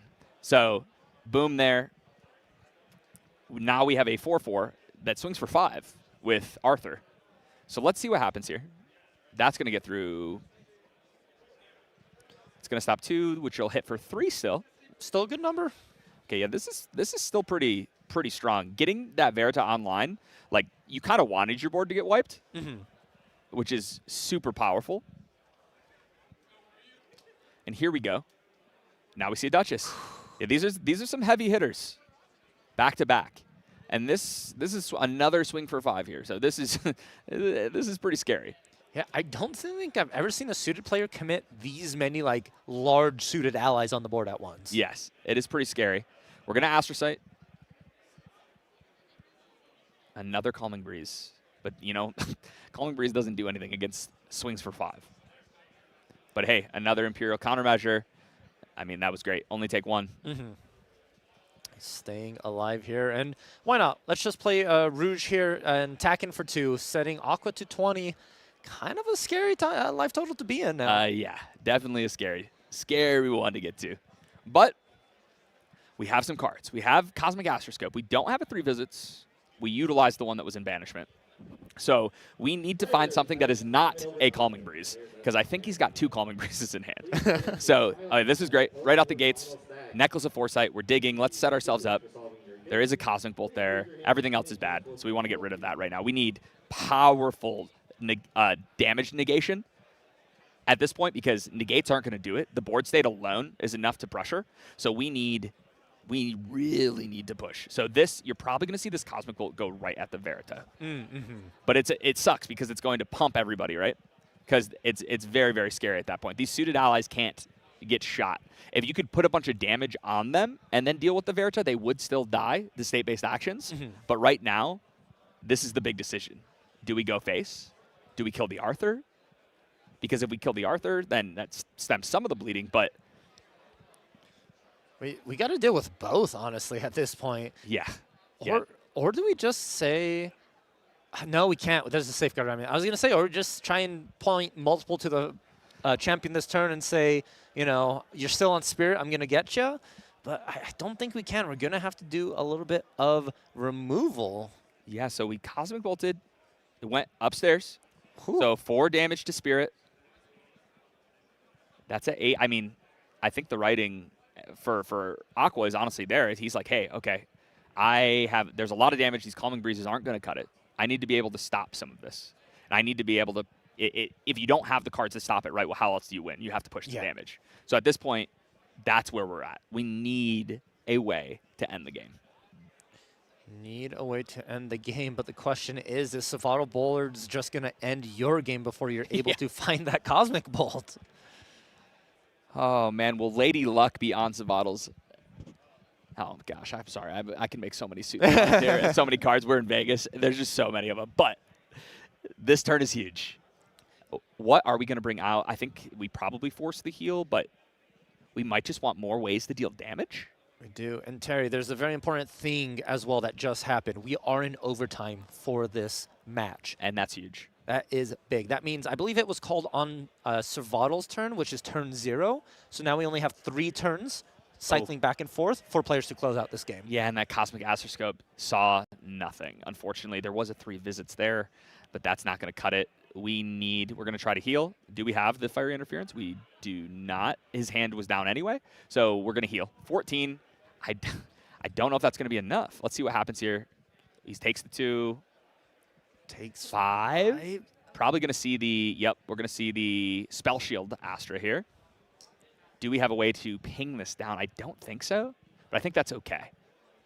That's more than okay here. We need to find something to do here. A Meteor Shower would work so well right now. Unfortunately, the way that Savatal has made this, Meteor Shower is insane, if that's what that was. It looked like Cosmic Bolt to me. It was a Cosmic, but this is really awkward because he sequenced this perfectly. He swung with Arthur first. So Arthur already did its damage. Yeah, if you deal with it, that's cool. But then Verita's going to go here. If you kill the Verita, it's going to pump.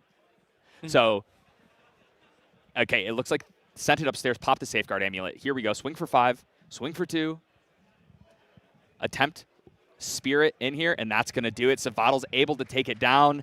Wow, suited Lady Luck was on his side there.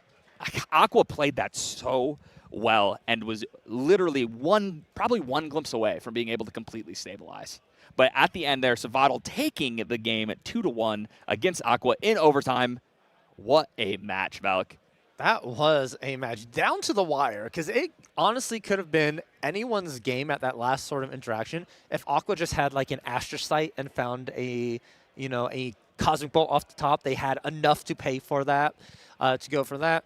And Savatal just really working his way through, building up that board, and multiple board wipes, one after another. The grind was real, and man, it just shows you just sort of the...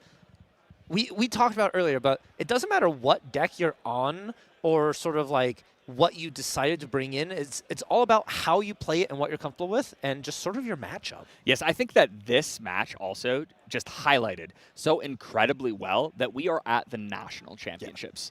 Yeah. The absolute skill level that is being shown by every player that gets on that stage today is going to be off the charts. So if you are trying to learn how to play any of these decks to the top of their ability, you've come to the right place, because you are going to see it today. And these guys, Savatal, Aqua, I mean, they both played phenomenally. Shout out to both of them. I know Savatal took it down, but Aqua has no reason to hang his head. Played phenomenally. Yeah, it is really, honestly, like, unbelievable. We've had 2 rounds already. Both those rounds, 4 unique decks. Yeah. We haven't had a duplicate, which sort of goes back to what Dan and myself were talking about a little bit earlier, is this is an open meta. There's so many possible options for people to play, people to sort of bring in their own flavors. And then we saw it with caster predictions and crew predictions. We were all sort of like saying what deck we think's going to come out on top. But keep in mind, that was just the #1 slot. I believe we're looking with 309 players, almost 60 people making day 2. Yeah, 308 players, 9 rounds. And that sounds about right. I mean, that's a lot of players, right? A lot of opportunity. So at any point today, if you're feeling down, you just push through. Yeah. Because you have a good opportunity to make it. And we did this, I don't know if you guys talked about this in the first round, but they did implement something now that if you do tie with the record for 16th place in day 2, you guys get to play another round so that nobody just gets to bubble out. They play to see who gets that spot in 16th, which is really cool. But man, that was an incredible game. I can't wait to see what other decks we are going to see. I mean, 4 unique decks, like you said. Is it going to be 6 after round 3? I sure hope so. So don't you go anywhere. We'll see you in round 3.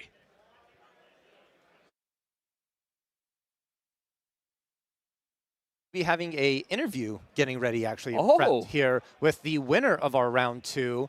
We're just setting that up here at the current moment, and at any moment we're going to go ahead and hear the words of the interview with actually our lovely host, Once in Love. Yeah, Tyler, what a guy. What a guy. And I'm actually curious to hear some of the insight and words from Savadal, sort of like thought process, why bring suited? Right. Is it because you're in Vegas or have you been practicing deck? Is this something like near and dear to your heart? Yeah. Is that, you know? Well, I will say I know that Savadal, as a fellow aggro connoisseur, him and I have talked in the past, and we have played against each other a few times. So fire aggro's in his blood. It makes sense, and especially, I mean, suited is kind of the unknown when it comes to fire aggro right now. We did get some support, but not a lot of people play it. Not a lot of people understand the breakpoints, and sometimes that alone, when you take it to an event and people don't understand your damage output from different situations in the game, or like you said, hey, the double anti-heal tech, right? Like things like that in the main, or after game 1, siding in and having, we've got anti-heal in the main, but now we have 2 forms of it, right?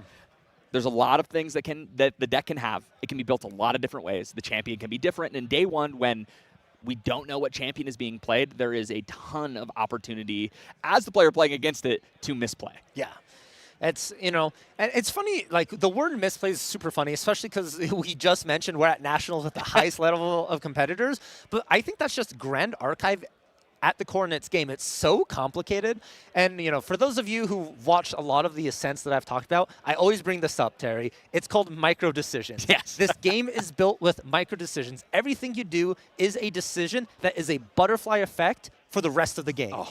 You put down a card, you're like, okay, I'll put this down, I don't need it right now. You then go, okay, I'm going to level up. I banish this. 2 turns later, like, I really wish I had this card in hand. If I had that, I think I win the game. Yeah. Exactly, yeah. No, I think that, yeah, obviously, right, you just talked about competitive card games as a whole, but in Grand Archive, the way that we utilize our memory system is crazy. So the just sheer amount of decisions from micro or macro all across the board, there's just so many and all of them matter. And so when you don't know what you're playing against or what you could be playing around, sometimes that makes it really tough. So these closed list games, day 1s, are pretty tough. They are indeed. And, you know, we're sitting here in the Casa booth talking about it, and we get tired after 9 rounds talking about Grand Archive. Yeah. Imagine the players, 9 rounds of a highly competitive grind, playing these decks, what you just said, through the micro, the macro decisions. Yeah, it is a tough thing that the best of the best will prove themselves. Oh, yeah. I mean, I've been there in those situations, and I can tell you firsthand that when you are playing this a really long day 1 and then you're going into a day 2, you know you have to not only be making the right decisions, right? Because that's what it's going to come down to. You're going to see a lot of people playing similar decks that are all playing it at a high level, but those little micro decisions through 9 rounds is what makes the difference between you being on Dragon and being the undefeated deck and me being on Dragon and finishing 4-4. Yeah. 4-5, let's say, right? So making those decisions, playing your opponent, trying your best to make the right decision. I mean, it makes sense to be here in Vegas, right? You need a little luck on your side to make it through. You do need luck indeed. And honestly, I think that Savadal has the chance to just breeze through the day 2. Let's actually figure out what Savadal has to say about their deck as we go over to an interview.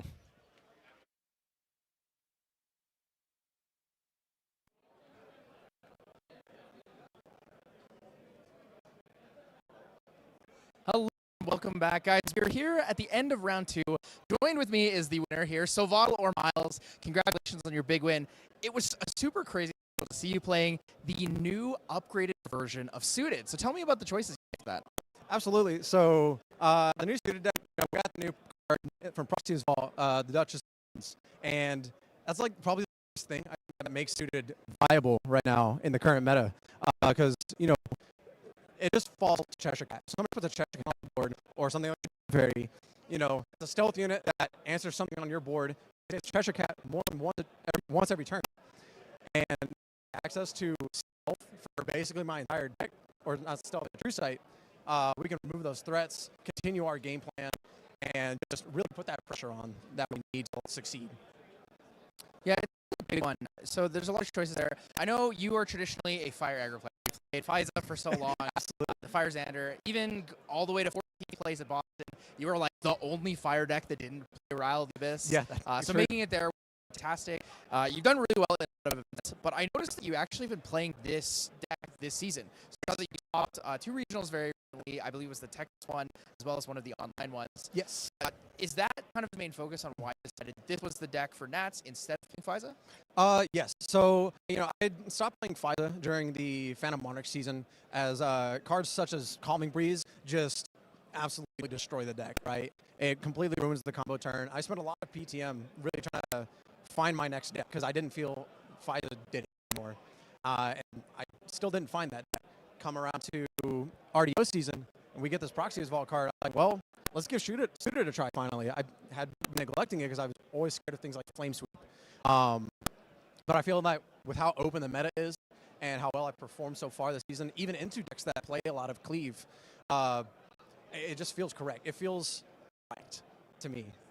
It definitely does. And speaking of Flame Sweep and a lot of these decks that have Cleave, we know that Cleave is generally locked to champion. There are certain cards, certain allies that have Cleave. Correct. So I guess that's why you have Suited Trickery in there. In the Absolutely, sideboard. yes. Right. So talk to me a little bit about Suited Trickery and then also the Mortal Ambition you have as well. Yeah, absolutely.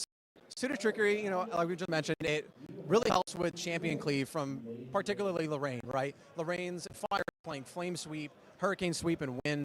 And when they get to that level 2 and they use that sweep, they kill so much on your board because you're required to go wide for the deck to function. And so that they end up just drawing 4 or 5 cards off of that single Flame Sweep.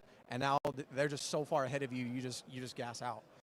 Suited Trickery helps us at that. It's basically just an extra Terrafring to use that affects only their champion's attacks. So if their influence at the end of their level 1 turn is 7, then you know that if you play either Terrafring or if you play Suited Trickery, there's no world where they can ever get to level 2 and get Flame Sweep through because they don't have the influence for it. It also works very well into things like the Fire Vanitas that will pop up first in Boston. When that deck has to pay 2 to swing their champion at you, especially when they burn all their influence to get there, it matters a lot, especially when playing things like Trump set, right? So I say they pay the 2, right? So, okay, cool, you declared your attack with the champion. I'm going to redirect that over to this 3 of Hearts, and it's not going to die. And then they're just sad. Yeah, for sure. There's a lot of big changes here coming with Radiant Origins. So a lot of things have adjusted for previous decks, new decks. But today has been a wonderful show for all of the interesting things, and soon to come are some more. So thank you so much for the interview. Congratulations again on round 2 here. It was Thanks a great so much. Big fan of Suited, and we'll see you guys soon for round 3.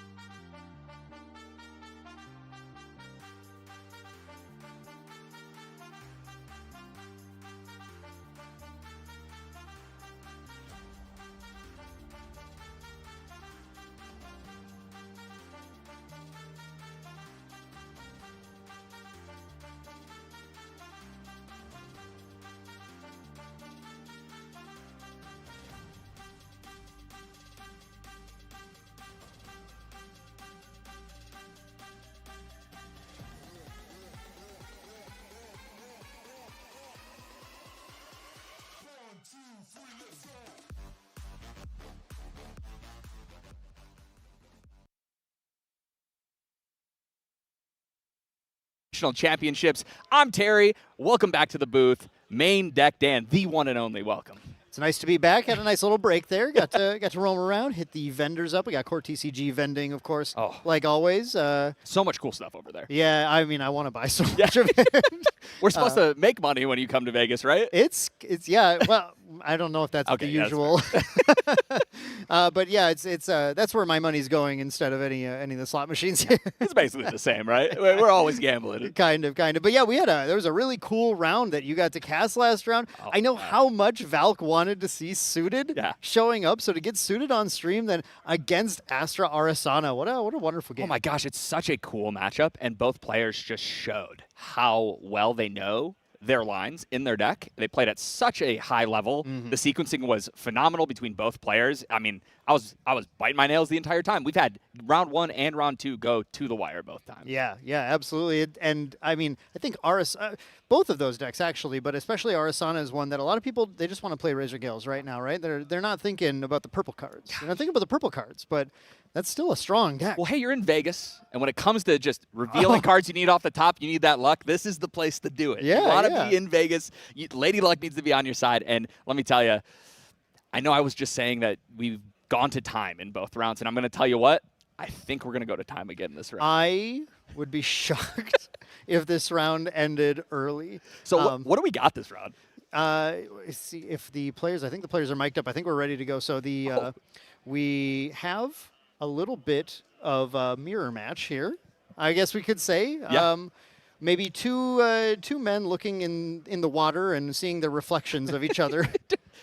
It's terrible. Yeah, 2 Jins looking in and seeing each other, and that's what we're going to be looking at here. There's going to be a lot of immortal champions on the board. Yeah, this is kind of the dreaded mirror match. You're playing, and this is maybe the issue with this deck becoming popular going into the weekend, right? Definitely was a popularized deck. Jin is really strong into other decks. Yes. Because he's immortal, they're not. Yeah. The issue is when both players are immortal, there's a lot of just sitting around. It's so terrifying because you just are looking at each other like, okay, do I go for it? Can I go for it? Is this enough damage on me? It's a terrifying place to be. And I'll tell you what, Chess Club, when it comes to water piles, they have some incredible players putting them together. Gina, she is no stranger to playing strong level 3 water decks. Strong level 3 water piles. Yes, literally. It's like you'll look at the list and you go, this is crazy. But you're looking at it because she's in top 8. Yeah. Like, wow. Yeah, literally. And this is, I mean, these decks do have a couple of things that are different. They definitely did not build their decks together, but they are incredibly similar. And we are going to see, look at all of these Exia cards. I love to see it. Well, yeah. I want to talk about one in Gina's list in particular that we have, I don't think we've seen at an Ascent ever. Sure. But before we get there, there's one, I think if we're just going to try and set up the flow of this matchup, the big difference that we have is that in the Chess Club list, so in the list that Gina is playing, or Noel is the username here. Yep. Gina is playing no dynastic whirlpools. Yes. No dynastic whirlpools, not in the side, not in the main. Just non-existent. And then our other opponent here, who's on Omnidex Tress, Yep. who you and I like to refer to as fellow caster Garrett, Yes. actually, is playing a more traditional version of the traditional for like the 3-week-old deck list or whatever. It's very traditional. But the as tradition dictates, we have dynastic whirlpools in the sideboard, and that could be a clincher, right? That could be a difference maker. So that's what I want to watch going into this matchup. But before we get into there, actually, we want to showcase, you were talking of Gina's performance at tons of different events in the past, known member of Chess Club, right? Has a history playing this game, performing on this game, right? Even back to Los Angeles, the very last event. We actually have a really awesome interview with Gina to pull up and listen to hear her thoughts on, her travel through the game so far and what she's hoping to get here in Nationals, making it to Worlds again. So let's head over to that. Yeah, I can't wait.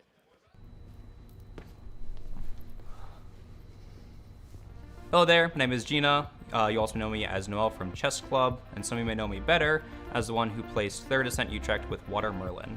Last year at Nationals, our team failed to qualify for Worlds or the Gauntlet, and it was absolutely soul-crushing. As a competitive player, making it to Worlds is the achievement. It is everything that all of us want to earn in this game to play on that stage.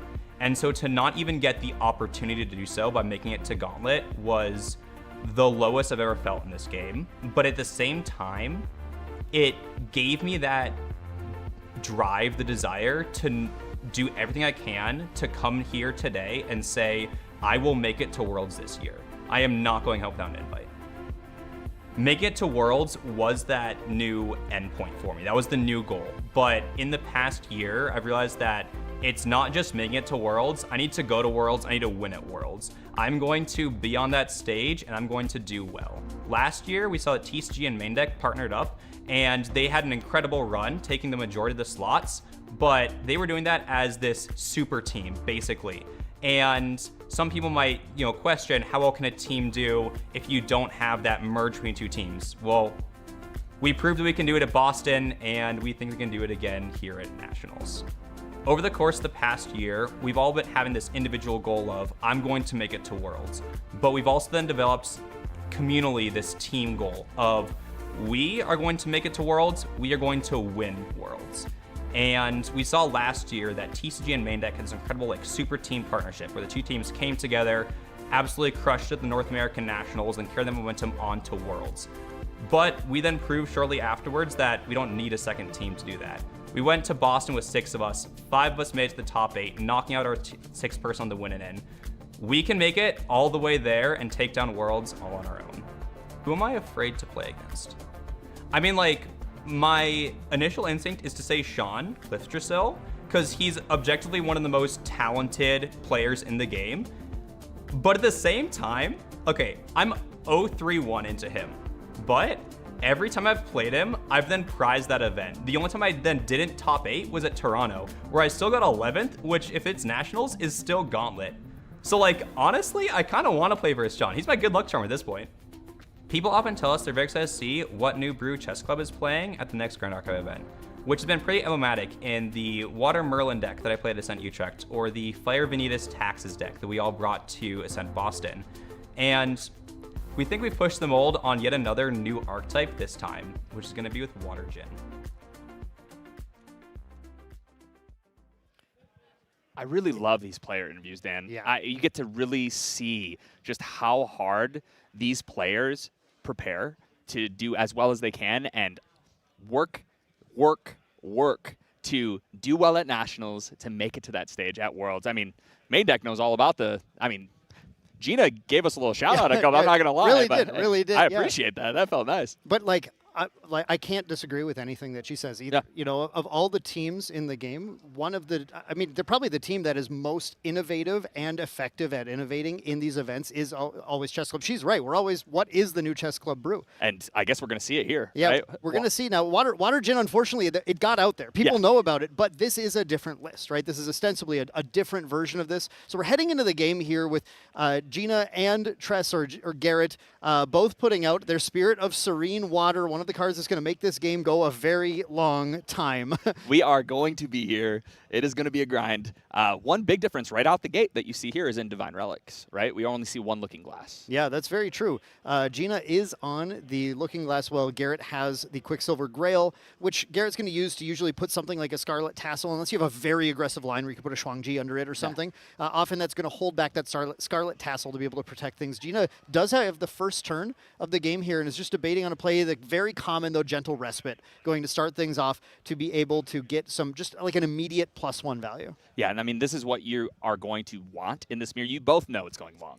There's no question there. So the influence game is so important. How well can we make it to level 3? We need to do it as efficiently as possible, because the way that we are going to win is by dominating our opponent by the amount of interaction we have and just our game state as we move into that level 3 Undying Resolve. Yeah. Water mirrors are so much about influence. Yes. Like, having most influence is always king. Back when we could play Lost in Thought, you wanted to I wanted to be the one that resolved Lost for 5, and you didn't, and then I win the game, right? In this case, we see Gina having that strong influence start, but Garrett just passing turn, immediately draw pass response to having Gina go immediately into Jin level 1 and start enacting her game plan of trying to get there again. Hey, if it's not broken, don't fix it. You know what I with said? as much value as possible. There's the second gentle respite coming down as well, and we'll have to see if Garrett has any sort of strong sort of influence gain response. And unfortunately, a backup charger for Garrett. Yeah, I mean, that is one way to gain influence, Yep. but we are a little behind. I don't think that's going to matter too much. We're going to see if it does. Behind now. Yeah. Yeah, we'll see, because this game is going to be long. It is going to be a slog. But we're going to start with a Fractal of Waves coming down. And Fractal of Waves is a card super powerful. When Garrett gets to level 3, that will be able to trigger and draw 2 cards into memory. Yes, and this card might be one of the difference makers in this matchup, because I'm not seeing any of these in Noel's list. No. Yeah. They decided to not play Fractal Waves, the new RDO card. It's just a phenomenal, tempo play as you move your way up. Yeah, and I wanted to point that out, that I think that's a conscious choice from Chess Club playing into the metagame right now, because of the existence of the Razor Gale Essence Crucible decks. There is a lot of Fantasia removal floating around there, which means this is a vulnerable card into a lot of matchups, but it's not vulnerable at all in this one. It's actually just an insanely powerful card into this. And so here we go. We're going to level up into Jin. We're getting rid of Dungeon Guide. We saw that turn also. Gina also backup chargered. Yep. So I just... both players sort of mimicking moves in certain ways, with Garrett getting the value off of the Fractal Waves, Gina getting it off of the Gentle Respites, and both players just trying to start to level. And, I mean, we're going to be here for a while, right? Yes, and you're going to see an end of Garrett's turn. Gina is going to activate this backup charger. Could be setting up a level up, or just wanting to see what they draw to see their next decision from this materialization. Yeah, exactly. I want to pass a question to you, Terry. Yes. So I'm looking at Gina's hand, and I see 2 Regal Inquisitions. How good is that in this mirror match? And I literally can't decide how good I think this is. I think that playing them at the right time is actually incredibly potent, and not just to deal with Exia cards, because I don't think... It's weird, right? Because when you play against Jin and they swing at you for a million, right? Typically that kills you.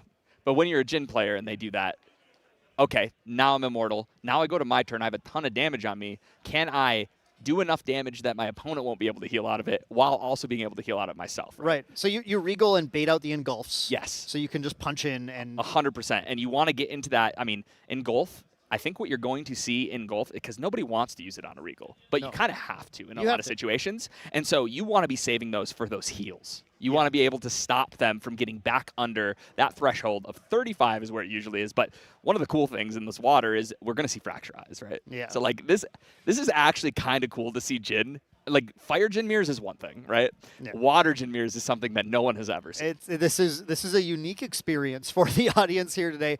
And speaking of unique experiences too, I think multiple times so far, even today, we've seen players holding back that activation of backup charger for that level up, like you were saying.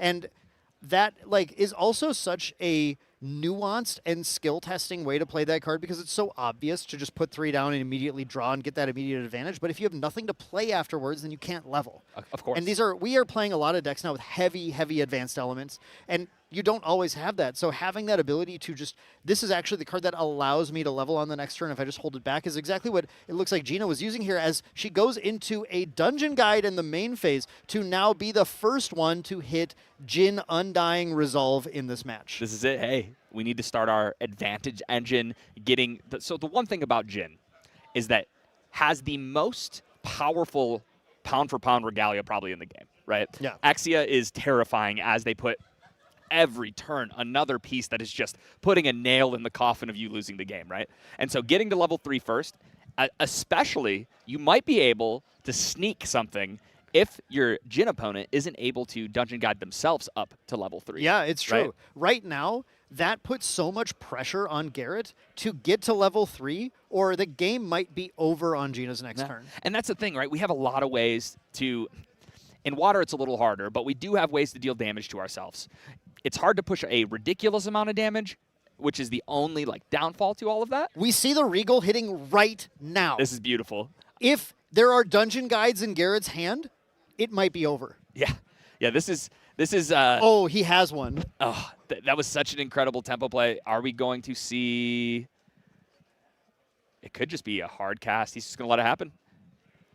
So, This is crazy. Hitting the Dungeon Guides or dungeon guide, it looks like just one, is a clear advantage for Gina now, because again, if Garrett has no way to skip a materialize and level, he'll be stuck at level 2 next turn, and Gina can put out Shuangji and do a ton of damage very, very fast before Jin is ready to be immortal. We also get to see what, and like we said before, the influence game is so huge in this matchup, and the interaction that you have in your hand can be the difference between winning or losing. So being able to see this and go, hey, there's an engulf. Yeah. There's a Regal. We got to take the engulf, right? Yeah. I mean, I think Gina has to take the engulf. We're taking the Regal. Wants to take the Regal for sure. Probably Men Flesh, because you don't want them to have it. Whether or not she takes the dungeon guide is based on whether or not she thinks she can kill next turn. Yeah, I think that is very telling. When you are getting Regal, this is perfect. This is such a great way to look at it, right? You want to really pay attention because it feels really bad. It's easy to get down in the dumps when your opponent is regaling you and ripping every card in your hand that you had a game plan for. But you really need to take a second, look at the cards that they are grabbing, and think about why. Is it just because that's an incredibly powerful card? Or are they grabbing cards in a certain way which is going to allow you to see how they want to play? Oh, hey. Exactly. And look at this. Garrett was left with only Angel cards. I just think that's really funny. And then drew into Shademist Priestess. Another Regal did come up, which is good. And then another Angel and a Fractal. Yeah, I mean, double Fractal Waves is pretty cool. That is cool, but I can't help but feeling like this hand got a lot worse. Oh, yeah. I mean, very, very fast. Very fast. Seeing those cards hit the yard as the Jin player, okay. I guess one of the good things is that you do know this game is probably going long. So you have time. So I'm thinking to myself, okay, I hit another Fractal of Waves. If I can get this online and level up, hey, that's a big plus. I'm going to be able to draw cards in a hurry. And hopefully draw some new threats or new cards to help me get into the end game. And does get to draw more because that Angelic Channeling comes down and immediately banishes that Regal just so it can be picked back up later on when the level 3 is hit, if the level 3 is hit. Yep. To be able to dig a little bit deeper and try and find more. Did get an Enrage put in there, which was being used to level, which is good. We have at least that going for us at this point. The float from the Angelic Channeling and then the banishing that Enrage, which you don't really want right now to go to 2, but I don't think the dungeon guide's here. I don't think we have that dungeon guide. So all Garrett can do is play into trying to be set up as much as possible with the second Fractal of Waves, assuming that he gets one more turn. Yes, and I think you have to play like you are, right? I think this is exactly what playing to your outs looks like. If you are going to die on this turn, you're going to die on this turn. It is what it is, right? We have to set ourselves up to be able to get into the late game at the best position that we can. Going into that level up here, so 3 down. Of course, Garrett, importantly, not reserving the Fractal to make sure there are 3 cards in memory to be able to level with on the next turn. Leaves 3 influence left. The Fractal Waves both pop, though, and you put 4 more in from that. So Garrett is looking to go to an 8 influence after draw for turn level 3 if he makes it there. So certainly not slouching on anything still. Yeah, gosh, that sounds crazy when you say it like that. Yeah, I mean, I thought they banned Sword of Avarice. They just put it onto a Fractal. Oh, okay, got it. Okay, fair. Oh, gosh. No, this is a okay place to be if you don't think that you're going to be killed on this turn. And I don't think you're going to because we see Gina materializing Huaji. So we're not getting a Shuangji. No. We're getting a different type of spear here that doesn't do nearly as much burst damage as that Shuangji can. But of course you have to set up, as Gina's taken no damage yet, it would have to be a lot of self-damaging things. That said, Zhang Lao is a card in here that I think is a really fascinating card that can self-damage a ton if we do end up seeing that happen. But here comes that. Oh, there she is, actually. There's the Zhang Lao. Gosh, and hey, Seething Intercession. Yeah, this card is so powerful, Terry. This is the card, I think, that pushes Jin into the limelight. So Seething, it is a 2-cost fast action warrior skill with banish the top 3 cards of your deck. For as long as they're banished, you may activate them. As an additional cost to activate each of those cards, deal 2 unpreventable damage to your champion. I have to say that this play just already showed me how cool Chess Club's variant of this list is. Because the Seething Intercession found a return to the archive. And the return to the archive is famously a card that's extremely good when you find it, because it lets your Divine Relic do something that game when you just play a Looking Glass for no value. But if you don't find it, it doesn't do anything. But Seething Intercession, you're digging so deep into your deck. When you find it here, you can play that return, set up the float, and use the float on the Shuangji or the Breastplate next turn. Very, very cool play. I mean, turns out when you play a card and then you get you get to actually play 3 cards. It's kind of like plussing too. So we don't have Fractal Waves, right? We can't utilize it the same way, but man, Seething Intercession is terrifying. We're going to see here the Regal's going back on top of the deck from the Angelic Channeling. Both of these Fractal Waves are going to pop. We are going to draw 4 cards into memory here. And importantly, Garrett stacked it so that the Regal did go on top before the Fractal of Waves resolved. Got to make sure he got that in, dig some fresh cards. Also, we saw a Fracturize in the Recollection phase on his Power Cell. I believe that that brown token there is now a Fracturized Power Cell. We'll just wait for the judge to lock that in there. Yeah, I think you are correct there. I think if you actually look, that token says Fractal in the middle. Oh, does it? Oh, Yeah. it does. Never mind. Yeah, it was just engraved on there. That's pretty cool. That's awesome. Yeah. I love to see unique stuff like that. And hey, you did it. Check this out. I got one too. Here comes Regal Inquisition. Yeah, pound for pound, these players are just going to be pushing each other back and forth throughout this game. And we see from Gina's hand, again, there's that second Regal showing up. And now that's, what a weird call now. Like, you've already Regaled me. This is crazy. But you have to get rid of that second Regal again. And got rid of the Fracturize as well. So the players are trying to protect their Regalia. Double Med Flesh. I'm sorry. I mean, you know what, though? You got to get through the Men Fleshes eventually, right? I mean, you'd rather have your Regalia the whole game and make them play Men Fleshes than lose your Regalia to the Fracturize. And then, you know, they'll get the turn from the current Men Flesh anyway. Like, you're going to get to it. If you are Garrett here, you're going, oh my goodness. Okay. So they effectively have over 50 life now. Right, you have to be able to deal with that. So we're probably digging for another Regal. Here comes Berserker Plate, our absolute crazy advantage engine that Jin gets to utilize because it does everything that you want. It gives you more health so you can live later into the late game. It lets you draw additional cards, and it deals damage to yourself to get into those situations where you can swing for a million, right? It does everything that you want it to do. And following it up with a Recollection phase, Regenerate, just to dig a little deeper and immediately recover. Or no, we don't have the damage bonus. Sorry, don't have the damage bonus yet, but just to dig a little deeper. Honestly, that's probably ideal. Oh, you don't want to. You don't want to recover right now. No, we just want to dig. We want to dig and see what we can find. There it is again. Another Seething Intercession. Let's add 3 more cards to the pile here. Oh my gosh. Dungeon Guide, that one's bad. Turbocharge, that one's good. And another Men Flesh. Has Gina seen all 4 now?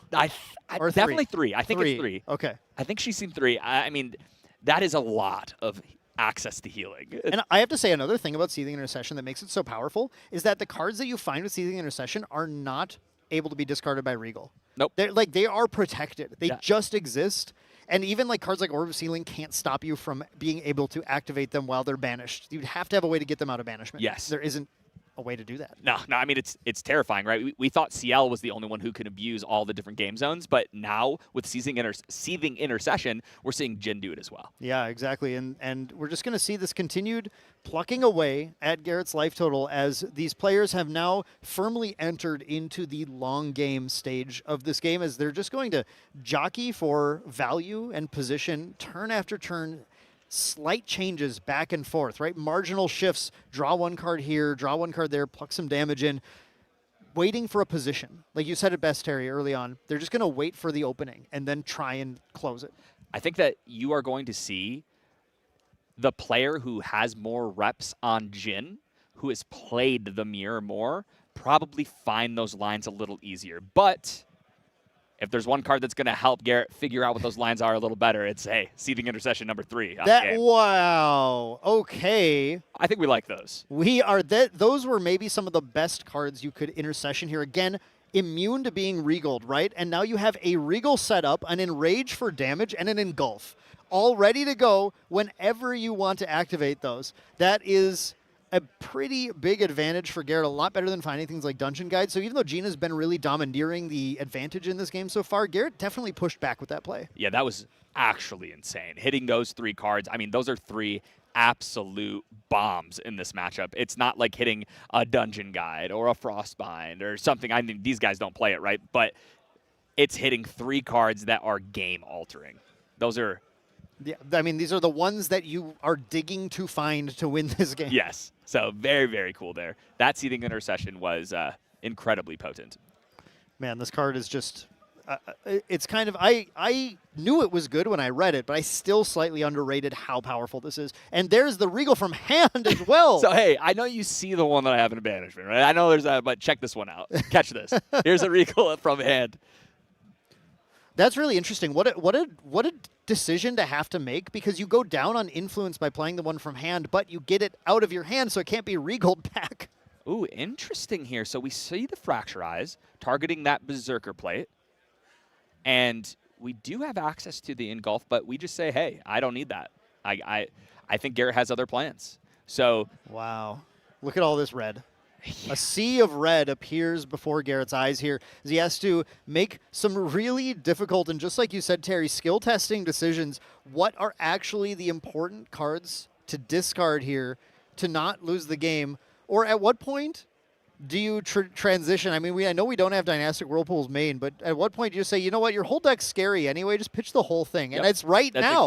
That's exactly what we're doing. Well, here, we know we have another one, right? And I believe Garrett plays 4 in his deck. He does. Yeah. So we're like, hey, you've got a ton of cards in hand. You've already been drawing. This game is going to go incredibly late. Honestly, milling your opponent out is not out of the question in this matchup. And I think that's exactly what Garrett wants to do. Look, if neither of us are going to die, then the player who has drawn more cards is at the disadvantage. Yes. And so we get to see a whole new grip of cards here, utilizing that fractal. Does he just rip the other one now? I mean, there's an argument. There's no Engulf in hand. Like, this is possibly where you just do that, but he's going to wait, play a Shade Mist Priestess. Now, this is a key new card from Radiant Origins. Yeah. This card gives you so much stability against decks. It's tough to get rid of with that stealth. And it means anytime Garrett takes damage now, he's going to recover 1. And once Garrett starts to drop things like Transfusive Auras, which, oh, never mind. His version does not play Transfusive Auras. That's what can start to scale that recovery up a lot. But still, this is going to just buy him a lot of time to enact that mill game plan that he's clearly transitioned to. Yes, 100%. I actually like not utilizing the Regal Inquisition there, because your opponent knowing that you have one that's locked and loaded that they can never use makes them have to play incredibly weird, right? Slowly. You have to play slow, and if you don't have interaction, it forces you every turn to play the cards in your hand that you want to utilize this game. Because if you don't, at any given time, it could just get regaled. Yeah, like you put yourself in Gina's position right now, and you think, my opponent is currently showing me an Engulf and a Regal. What do you do on your turn? Like, what can you do on your turn? And they're immortal, by the way. And by the way, just a reminder. Yeah, just in case you forgot, they're also immortal. So, yeah, I mean, it's a terrifying spot to be in. Garrett's looking at the cards that Gina has banished and going, okay, there's a Menflesh there, but there's a Dungeon Guide. The Fracture Eyes could come up. That one definitely could. But what are we seeing here? Looks like we're bringing out Eventide Spear. We're seeing Gina materialize Eventide Spear for the turn. And actually, that's really interesting. Does Garrett even have allies that would attack? I guess maybe it just, the Angels could, Benediction Angels and Dungeon Guides could be attackers, but I don't know if you ever have an opportunity to activate the Spear against Garrett, at least not in the long game. No, I think that we might see this thing become a fractal. Oh, a Fracturize? It's either Fracturize or return it to the archive, right? You have 2 options to try and gain advantage from it, but basically you're just trying to turn this card, this kind of a dead card, into a GCR, but here comes another Seething Intercession. You know what? If I had to take a drink every time Seething Intercession got played this game, that would be something. We would be having a fun cast. Yeah, that would be quite a different energy. Oh, my goodness. But looking at what we saw, this is another Benediction Angel, another Zhang Lao, and a Regenerate. Again, as far as like, this is a quantity versus quality situation happening here. Garrett's only resolved 1 Seething, but it's probably the best Seething you can resolve. Yeah. And Gina has resolved 3, but they've been not great. No, I'm going to be honest. Those are not the cards you want to see. I guess you could make the argument that, okay, well, I guess those cards I'm not going to be drawing anymore, but it doesn't feel great to know that your extra hand that you have created now, I mean, look how many cards. Yeah.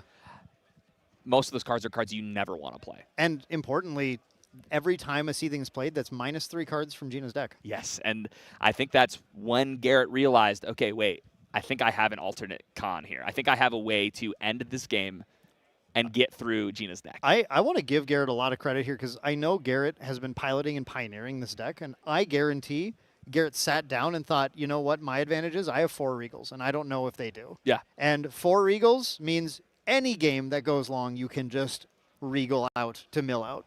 Oh, here comes the... Wait, I've never it's in happening. My life seen this happen I was going to say on stream, but I've never in my life seen Hwaji transformed. If you have that on your bingo card, you are really feeling good at this point because look at this card here. We've got a 3-power Hwaji of Abyssal Fall, right? Correct? Yeah. Unique warrior allies you control can attack using this weapon, but more importantly, on attack, you may have this weapon deal 10 unpreventable damage to the attacker. If you do, this attack gets +3 damage. So it is a 6-power weapon on its own that deals the self-damage to Gina that she might need to try and pull off that victory. Because Gina is not going to win the mill race right now. She does not run enough Regals, and has played more Seethings, and Garrett's regaled her whole hand, and Garrett's definitely ahead in the mill race. Yes. So Gina's only out as damage. And this is so cool to see this actually transformed to become a very potent weapon that maybe can turn the tide back in Gina's favor. Yes, I mean, this is a very cool one to see. I hope we get to see this actually push her ahead so that we can say, yo, look at that. That time we saw Hwaji transform, it took over a game. That was insane. And did we see then, we saw the pass turn? I can't tell for sure. Check-in, I think it's still in her main phase deciding her next play. Oh, okay. Okay. Yeah, I was just sitting here like, you and I were just like eye-locked as we were excited about the Hwaji and missed exactly what Gina was doing here. Yeah, I think that was that all. That must have been all recollection play then. Okay. Yes. All right. Well, we're going to keep digging a little deeper. The Transfusive Aura comes down. So again, that is in Gina's deck, but not in Garrett's. The Transfusive Aura is going to be on enter, drawn to memory, and when the damage reaches a certain amount, then it +2s all recovery sources. And a second one coming down again. Gina has to lean in. Yeah. Like, you have to win. You're not going to win by sitting there doing nothing.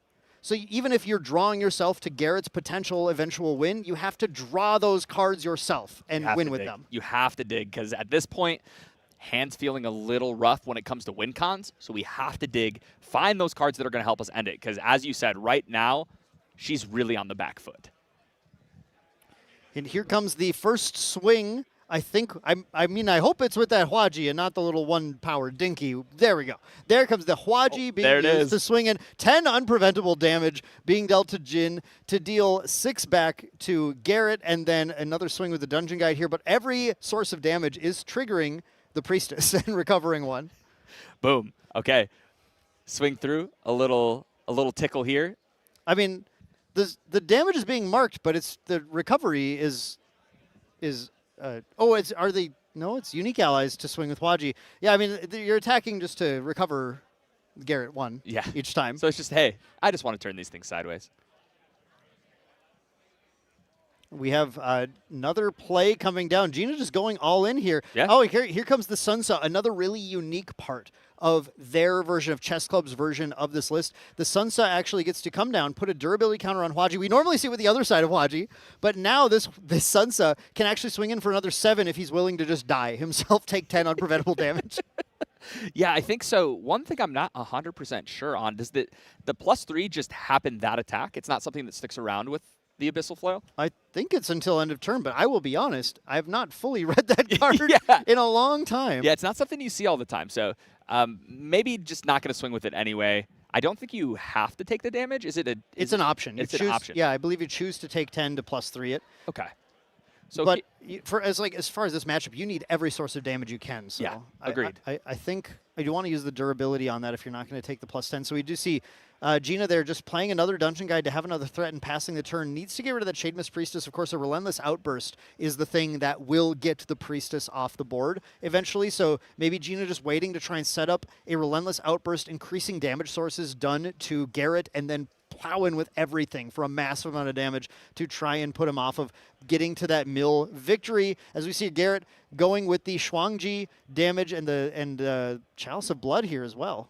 Yeah, right now, I mean, Gina did put herself in a position where the damage is getting up there. We still do have that Berserker plate, so 35 is where we need to be, and we are immortal right now. But maybe there's a world that Garrett sees a line that pressure in that way while also pressuring with Regals. There's a lot of cards in that memory there, so Yeah. Maybe just digging for the 4th Regal, because if you're able to find another one, it's just, I mean, hey, game over, right? Yeah, exactly. And Garrett definitely wants to find that here as well. Really set that up nicely, having gotten the Chalice of Blood previously and then getting the Shuangji to set that damage up to be able to actually pop it and draw a massive amount of cards here as well to try and contend with. You see Gina's entire hand is just in memory because it doesn't matter in the Jin matchup. We don't need to interact with anything.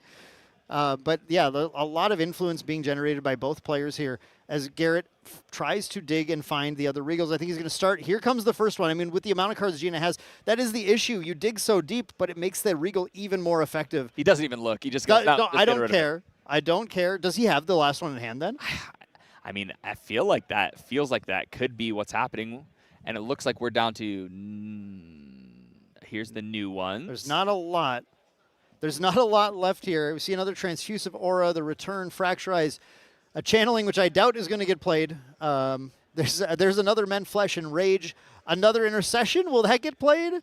Spalling Cleanse. Yeah, I mean, it's a hand of cards. It is a hand of cards, but it's not what we're looking for to push a ton of damage. It doesn't look like it's a lethal hand of cards here as Garrett just decides to play it even safer. Mend Fleshes right now as well. And he does have to pay for that one because it was only at 22 damage. Yep, we weren't at the point where it was cheap. And that Men Flesh comes down, recovering Garrett now to the point where Garrett is just going to continue to make Gina have to push to win. And this is what I mentioned right away when we went into this matchup. The difference maker between these two lists is that one of them is more effective at milling. Mm-hmm. And when a game goes this long, that is a viable win con. I have to look, though. I was like, wait a second. What does Gina have to not be milled out? And I don't see any of our anti-mill tech in. No, definitely not. I mean, honestly, they probably just weren't planning on playing a bunch of water mirrors in this world. Maybe they thought that, hey, our water gin list, we like how it is built. We feel like we can pressure our opponent and put them at a life total that kills them in their end step before they kill us.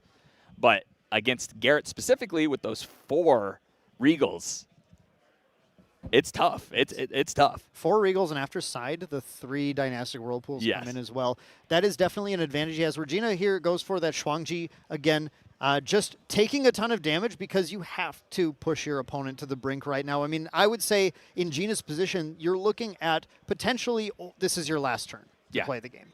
Yep. You have to go for as much as you can right now, gaining as much value as she can as well with the Fracturize. We have to push damage, and we do have that Med Flesh, so we're going to be able to utilize that. It's only going to heal for 6 because you are going to take 2, right, when you play it from Banishment. But we have that. We still have our Spirit, so we have quite a bit of heal. And then on top of that, we do have those 2 new cards that make them recover a little bit more, I believe, correct? Yeah. There is a Regal. The Regal coming down now from Gina. And this, I mean, if Garrett had the last Regal, I think he would have sent it last turn unless he was waiting to find an Engulf to back it up. But we saw it earlier on. I mean, I want to point out that Garrett immediately played the Regal from hand earlier in the game when he could have played the one from his Banishment. I think playing around another Regal hitting him. So I think Garrett's safe from being regaling his Regal, but he's going to go for it and make Gina have Engulf by paying 3 to play that Engulf out of Banishment. Yeah, the Fracturize is going to hit that. Oh, weapon. that was a Fracturize. I'm sorry. Yes. No. Engulf would have been really good there for Gina, but we're going to see that. We're going to look at what Garrett has access to. At this point, obviously, we're not trying to mill him out. We're trying to get rid of cards that matter. Okay. Yeah, so fracturizing the Shuangji to prevent that damage from coming in and just hitting the relevant red cards, I guess, is the game plan. There's a Hemorrhaging Rend. I don't think we really care too much about that. Yeah, I mean, I don't either. Yeah. But Gina's happy to just take all the damage herself. She doesn't care if Garrett's going to deal it. So here we go. Going to get rid of 2.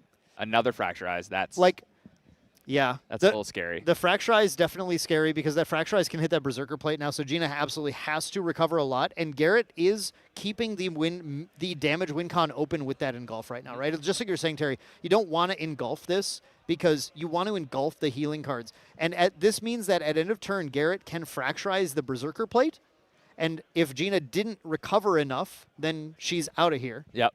And that Engulf is there to thwart the first recovery attempt that gets played. Yes, there's a lot of interaction that is in Garrett's repertoire right now.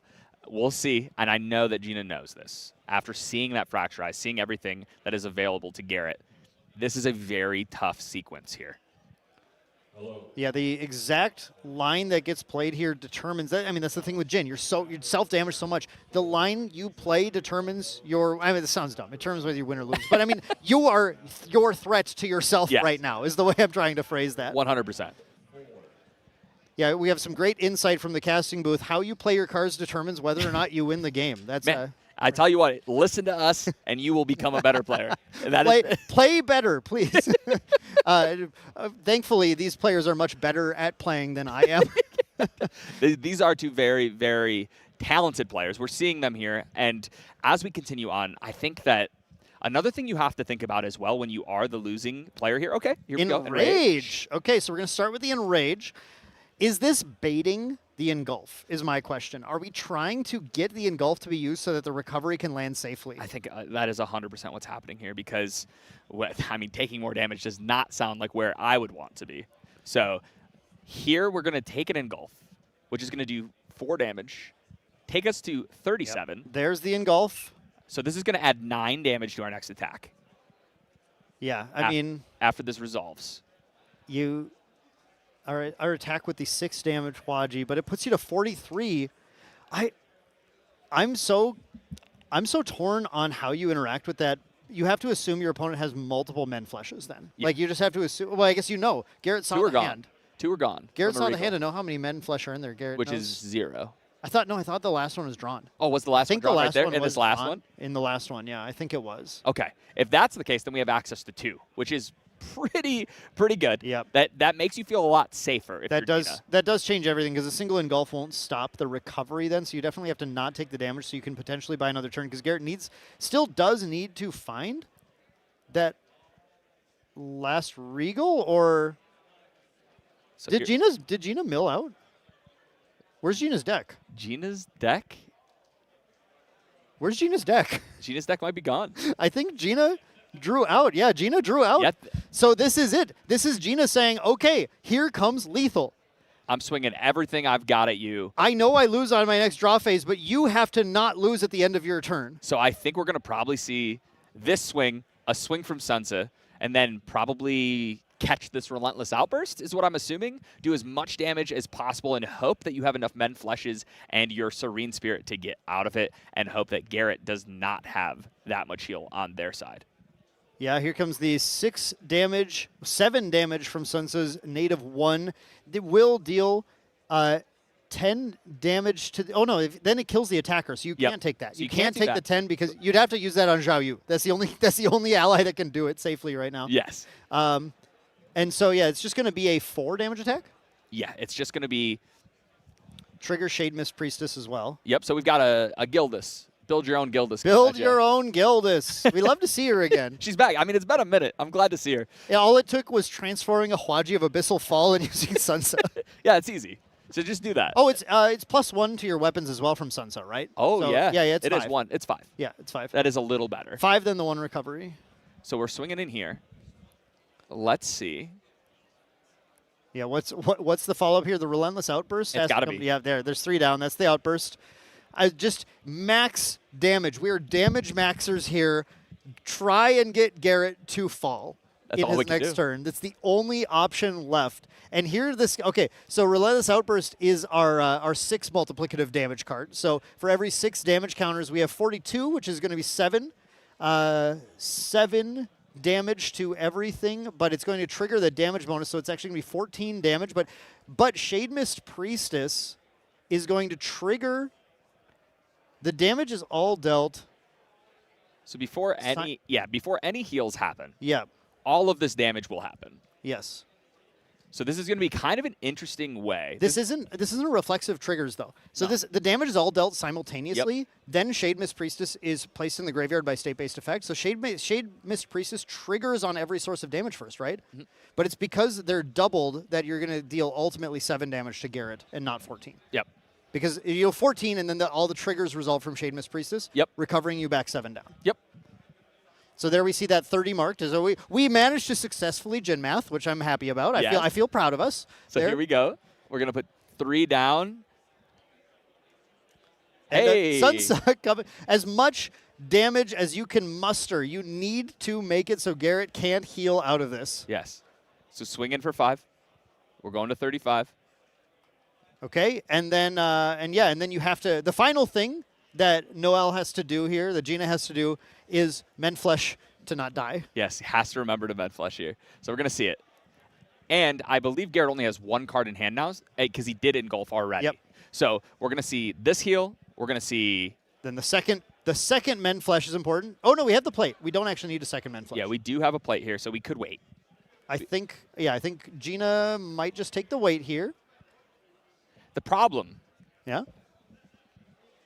is that there's just nothing else you can do anyway because I mean, yeah. you got no cards, right? So it's just Well, press as many yeah, buttons yeah. as I you guess can. you're right. Do as You're many right. Yeah, things as you don't can. have another turn. You can though position. Garrett doesn't know Gina's deck list. Yeah. You can act like you have tabula. Sure. Yeah, I mean, that's all you can do at this point, right? You have to play to all your outs, and sometimes your outs are bluffing. Hey, that's going to do it. which side though? Did Garrett show heal? Showing the heel, yeah. Garrett shows the heal. Yeah, regenerates out of it. Yep. And yeah, that is going to be game 1 going to Garrett in this very unique showdown of a sort of a mirror match. But I'd say, Terry, we really saw the differences in those decks play out there. We did. And in just a short 38 minutes, we have a victor in game 1. Let's take a look at what these sideboards. You said you saw a couple of things that might come in and help in this matchup specifically. Well, what were you looking at? I'm ready to tell you Yeah. about Dynastic Whirlpool. Yeah, let's talk about Have that you one. heard of our Lord and Savior? Mill 15 cards, please. Yeah, turns out that's pretty good when you were trying to mill out your opponent. Yeah. So Garrett is all in on being able to mill to win this game. I'm positive, brings in the Dynastic Whirlpools. I'm also positive, brings in the Viridian Protective Trinket, a way to make sure that Gina has to work as hard as possible to interact with him. Doesn't need to bring in Chime of Endless Dreams, but might, because we don't know what Gina's game plan is. Sure, yeah. And again, the classic, the weeks-old list here, runs Dynastic Whirlpool's side. So the question is, how crazy is Chess Club? And Terry, you and I know, Chess Club's crazy. They're crazy. They're the good kind of crazy, Yes, but of they're course. crazy. And so they don't run any of the Dynastic Whirlpools here, which might mean that Garrett is going to bring in that Chime and might spend a materialized phase on it because it's hindered. Sure. You kind of have to play it Yeah. early when it might not matter. Sure. We'll see. Anything else coming in from No, Garrett? You think to I shore don't that think. up? I think that's it. Yeah. I don't think anything else is making its way You in. don't need Annihilation in this No. match. Nope. As far as Gina, though, Gina's on the back foot. What is Gina going to bring in? So we've got a Regal. That's huge, obviously. We saw the power of Regals that game with no Dynastic Whirlpools, right? We were able to mill our opponent out with strictly Regals. So it is possible. So matching 4 Regals from her opponent, we'll see that come in. We're probably going to see, I'm guessing, some more engulfs. Maybe we see... I mean, does Tri-Castle do anything in this matchup? I don't think you play Tri-Castles here. I think you have a ton of Norm cards. Like, look at the Benevolent Angels that are the Angel Attendants, It's everything. just so easy to pitch and do your thing. Like, Chess Club is running Engulf in the side. yes, honestly, it's really funny you say that because I didn't realize that. Yeah, I know. I just realized that too. But you know what? I love that. Yeah. Your opponent assumes you have it. Always, yeah. And you're like, okay, you can play around it. It is a classic play of being a control deck with negate, with counter magic, some kind of interaction that people assume you have, and putting it all on the side. Yeah, Because like- people play like you have it game 1. Yeah, right? exactly. I love that. I think importantly, Gina does have room for a Crimson Rupture in here. Yes, So 100%. rather than continuing to give our opponent a fractal every time we want to get rid of one of their items or one of their regalia, let's just blow it up. Yeah. I like that plan a lot. Crimson Prescience isn't needed because I think your opponent's milling you.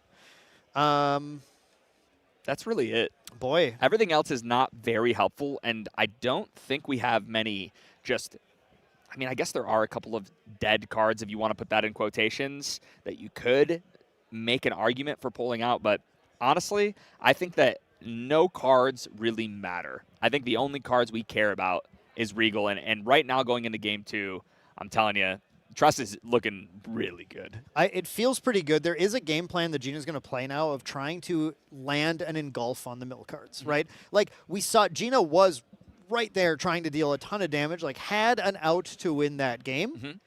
And Gina just needs to pull that off before the mill happens this time. Or pull it off in a more exorbitant way, I guess is the other option. But we do see, of course, Gina getting to start this game with that pregame action. Looking Glass goes to a Spirit of Serene Water. The players have set their hands up, have done all of their glimpsing. They are still doing the glimpsing, it looks like. I thought we were getting ready to memory here. We're not quite yet, though. Looking at Gina's hand, I actually don't see any of the sort of escalation that we're looking for, though. We don't see any of that, like, gentle respite kind of play. No. But we do see a dungeon guide and a sea of red. A lot of Exia. So it looks like only sent 2 back. So we've got 6 here. We passed the turn. Yeah. Let's see if Garrett's got a little bit more momentum to generate here. Does get to draw the card, but it looked like a pass. That looked like a pass to me as well. Yeah. Maybe can't tell for sure. I wasn't sure if it was a pass motion or not. No, it is not. We're going to have it imbued. Have a little imbued. There's is that showing a dynastic? No, that's Benediction Angel. But showing, sorry. Yeah. I didn't see Benediction Angel came revealing, what was that one actually? Pearled Prayer. That was a Pearled Prayer. Yep. That was a Pearled Prayer. A recovery source. Yep. And there's the Benediction Angel drawn to memory. So definitely Garrett looking to kind of take the reins on leveling a little faster this game. Getting that source of damage down and just starting to get to actually play here. But Gina did get a really key draw here, got her own Benediction Angel. Yeah, goes, hey, I like that you did that. Let me try. And plays her own, gets to do this, replace itself, swing here. And now sitting on that backup charger too, right? Like, again, very smart holding off that backup charger because if I don't draw out of this, I got to use this to level. Yep. So here comes the backup charger a little aggressively through there. Let me tell you, ready to draw those cards. Here we go. Recollecting, drawing back. I think this game, they have realized what their win cons are in this mirror. I think a lot of game 1 was figuring out. Yeah, you're trying to suss out what your opponent's list is. Again, you go because Chess Club, like, what is in here? Sure. Like, I don't fully know. Yeah. And an advantage Garrett has was the whole deck got milled. Yep. Garrett's seen the whole thing other than the sideboard and also saw no anti-mill tech main. So there is an interesting question now because all it would have taken was Gina bringing in a tabula to change Garrett's mind on how to play this game. But he has no idea whether or not that happened. No, 100%. I mean, I'm hoping that Gina played to that and put a card into the mat deck. Bring in Mirror. Make it look like you brought something in because you have to play. Mirror does stop channelings for what it's worth, so it's not like it's an irrelevant card in the matchup. It does have a little bit of play. But here we go. We are leveled up. Yeah, leveling and just considering a fracturize, an activation. Considering if there is a play this turn, which would allow an activation of the backup charger to make sense, Gina decides, I don't know that I have a play this turn, so I'm going to wait, but drew the gentle rest. I drew it off the top. Yeah, it was right there. Always had it. Yeah. Knew it was going to be there. Always had it, yeah. So there we go. A nice gentle respite here. I believe, does she have the same amount? No, she is 1 less. Yeah, Perfect. 1 less. Perfect. So we get full value. Full value here. Get to swing in. Take that. First blood. There is the channeling. Oh, I wish that mirror was out. I mean, the mirror is a cool interaction that a lot of people don't realize. But yeah, if all of your cards are norm element, they are not advanced element. Turns out they are not advanced element. So you can't choose any of them. But here, Garrett gets that full. Look at that. 3 is. Wow. Is that a seething? It's a. Or no. It looks like an enrage. Enrage and trans. There's so much red on these cards. Yeah, I know. Sometimes I have trouble. It's a little hard to tell here, but 3 cards nonetheless. That is I think this is the first full value channeling I've seen today. That is a Pearled Prayer. That's a Pearled Prayer underneath. We know he set that up. Yeah, we already saw that one. Yeah. Garrett then just deciding on the turn here, having reached the the Fate Defiant. Zealous Maverick is the number 2. Yes. And Gina goes for her own Angelic Channeling as well. So both players are definitely setting aside some of their cards that they might need later in order to dig and find some more interesting things. That's the Crimson Rupture on both sides. I see now. That's what it is. I was able to read that one just a little bit better. It was tilted towards me. So that is the artwork of Crimson Rupture, which is a key card in these matchups, again, to be able to just blow up the Shuang-Ji, blow up the Berserker Plate. And a Topsy coming down from Garrett. It looks like it will not be imbued, but nonetheless, let's deny that floating memory. Gotta eat it.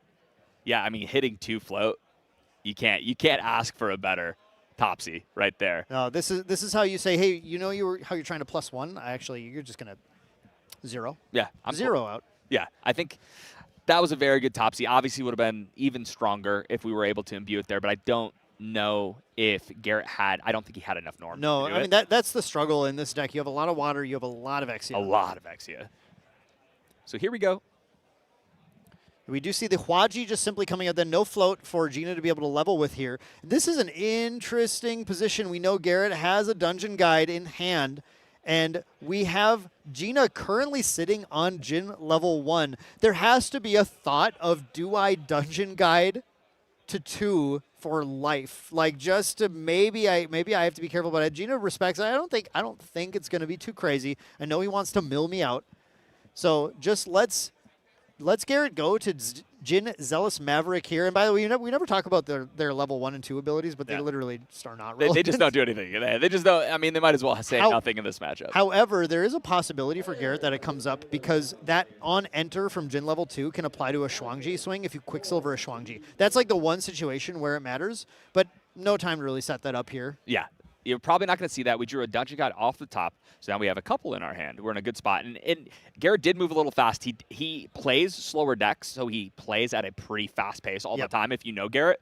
At the end of the turn, Fracturized there, created his own token, made it a fractal, used those floating to level up, and here we are. And here is Gina finally using the backup charger just to be able to have the cards available to level to 2. I mean, when you see that popping, you know the level to 2 is happening in the next materialize phase here, as Gina is going to try and now get back into this race. Holding the Dungeon Guide in hand can potentially go to 3 first, but again, so much value denied so far from on Garrett's side that what exactly is our influence going to be looking like at that point when we do make it there? Yeah, this game's very interesting, and now we're seeing it more value. Here we go. Okay, so we get the Fracturize. Fracturize is going to add a float to the yard as long as Garrett doesn't have another Topsy or something. But no, it's instantly spent, going to Jin level 2 and banishing 1 at random here. That does help. That helps our influence game quite a bit. But it's going to depend, I think, a bit on Gina's side on if we're going to see like those seethings and stuff to be able to kind of like really pull back in. Yes. So we have to get rid of 1 at random there. Unfortunately, we don't get to use just floating to level up. But here we go. I did see a Dungeon Guide, right? Yeah. Both players have been holding on to a Dungeon Guide the whole game. And I remember there was a Regal in Gina's hand. Oh yeah, the Regal is banished. The Regal will be drawn as soon as Gina can draw a card off of leveling. But this is where it's a little awkward. That Dungeon Guide to 3 means that the Regal goes on top of the deck, and then Garrett knows it's there, right? Yes. And then what happens? Then we Dynastic Whirlpool it away. Yeah, why don't we just get rid of that? And that would be a pretty rough situation unless Gina has a way to draw a card in response. And these decks do, right? You can regenerate in response to draw it so you don't lose it. But yeah, I mean, it's just you're asking for a lot of sequencing to happen right now. But that's the interesting thing about this matchup. Yep, and here we go. We will get that Angelic Channeling resolution here. Yep. Yeah, I just didn't catch how many were put where. Were all 3 put on top? They have not gone on top yet, but they are right here. Okay. We were moving a little fast because they know. There was a swing with Dungeon Guide, which is a mistrigger here, so we do have to resolve that mistrigger. Yep. Too excited. I mean, you do a lot of testing. You do fast testing. You're like, yeah, it's going to swing this turn. Yeah. But yeah, you do want to resolve that Angelic Channeling before the Dungeon Guide declares an attack. Honestly, I think right now, that Regal being on top is okay. I think it's safer there as long as we don't get hit with the Whirlpool. Here we go. Again, round 2. Let's go. End of turn, which is when you have to flip it. It requires an end of turn trigger. We pay the reserve, flip that Huaji to Huaji of Abyssal Fall, and the turn is passed here to Garrett. Now, how does Garrett respond to everything that's happened? You know, did deny value with Topsy, but of course went down a card to do so himself. So he's not sitting on like a massive influence either, right? No, but man. I'm just happy we get to see this card again. Hopefully we get to see it utilized. Another angelic channeling here. Channeling, that is the Dynastic Whirlpool. There it is. That's the Whirlpool. Channeling to level, put Whirlpool on top. I don't know, Terry. I think the Whirlpool is going to resolve. Oh, no. Because Gina does not have cards in hand to stop it. Nope, there's nothing here. This is going to be a back-breaking turn. We're going to go here. Here we go, level up, using the float, get rid of 2. That doesn't matter. We're looking for a very specific card that is in that stack there. Everything else is pretty decent, but there is one card in particular that I am sure is going right to the top. So let's resolve our channeling triggers and decide what goes where. Now, technically, Garrett does not need to show. I think Garrett is about to show where these go, but does not need to necessarily. No. Get rid of the... Those, and yeah, that top card is 100% the Dynastic Whirlpool. We see the game plan now because those were enrages that got shot to the bottom, I believe. Yep. No, Garrett knows. There's only one thing we're doing this game. And here comes with just one card in hand, Dynastic Whirlpool, denying the cards that were set on top for the Angelic Channeling because the Dungeon Guide was played to level to 3. We didn't get to draw one of them guaranteed as a draw for turn. And that is a powerful pushback. Let's see what was lost. Okay. We really need to only hit, like, okay, wait, there's a Regal. One Regal for sure. There's like too many things to talk about here. I think I see yeah, that's a 2 Regals, 3 Regals. We hit 3 Regals. And 2, are those 2 engulfs? Yes. And 2 engulfs too. 3 Regals and 2 engulfs. Terry. I don't think that win con is available to you anymore. That win con is gone, but also your protection is almost entirely gone. Getting rid of the Regals or Dynastics before Garrett can play them, that can't happen now. Engulfing them, unlikely, right? This was one of the most back-breaking mills I've ever seen. Yeah, this was, I'm kind of speechless because that was about as crazy as it could be, because hitting 3 of the absolute win con of this matchup and just saying, nope, that's gone now. You don't get to utilize that.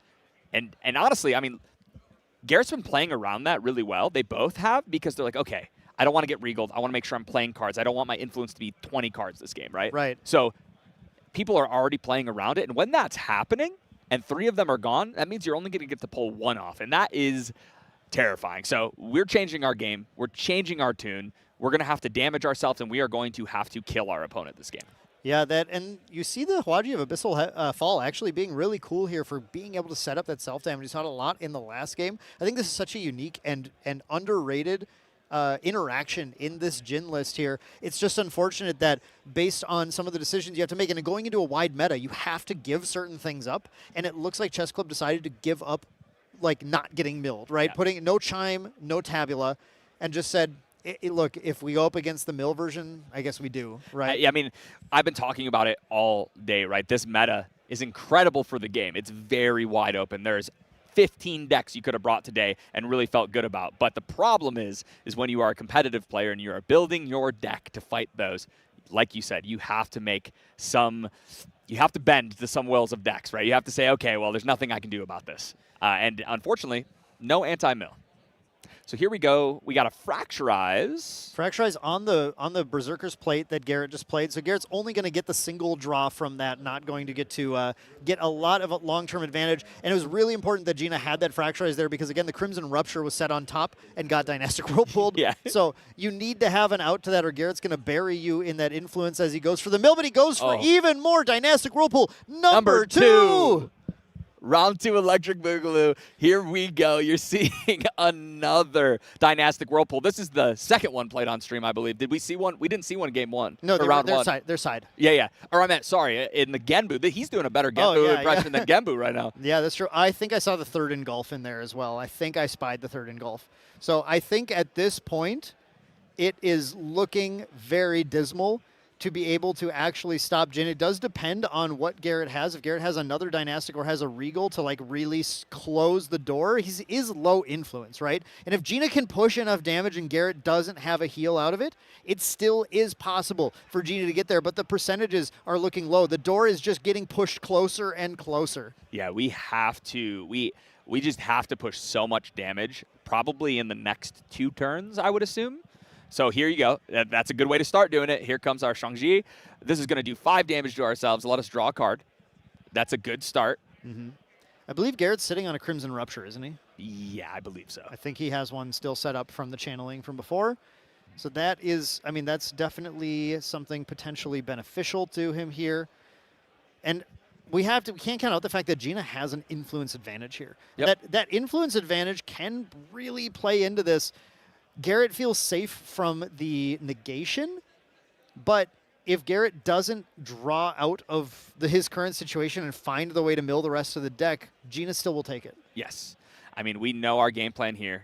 We got to draw into damage. We're looking for enrages. We're looking for anything we can to do more damage to ourselves and create these giant swings, right? That's exactly what we need here because we're not milling out our opponent at this point, and we are going to get milled because our influence is continuously growing.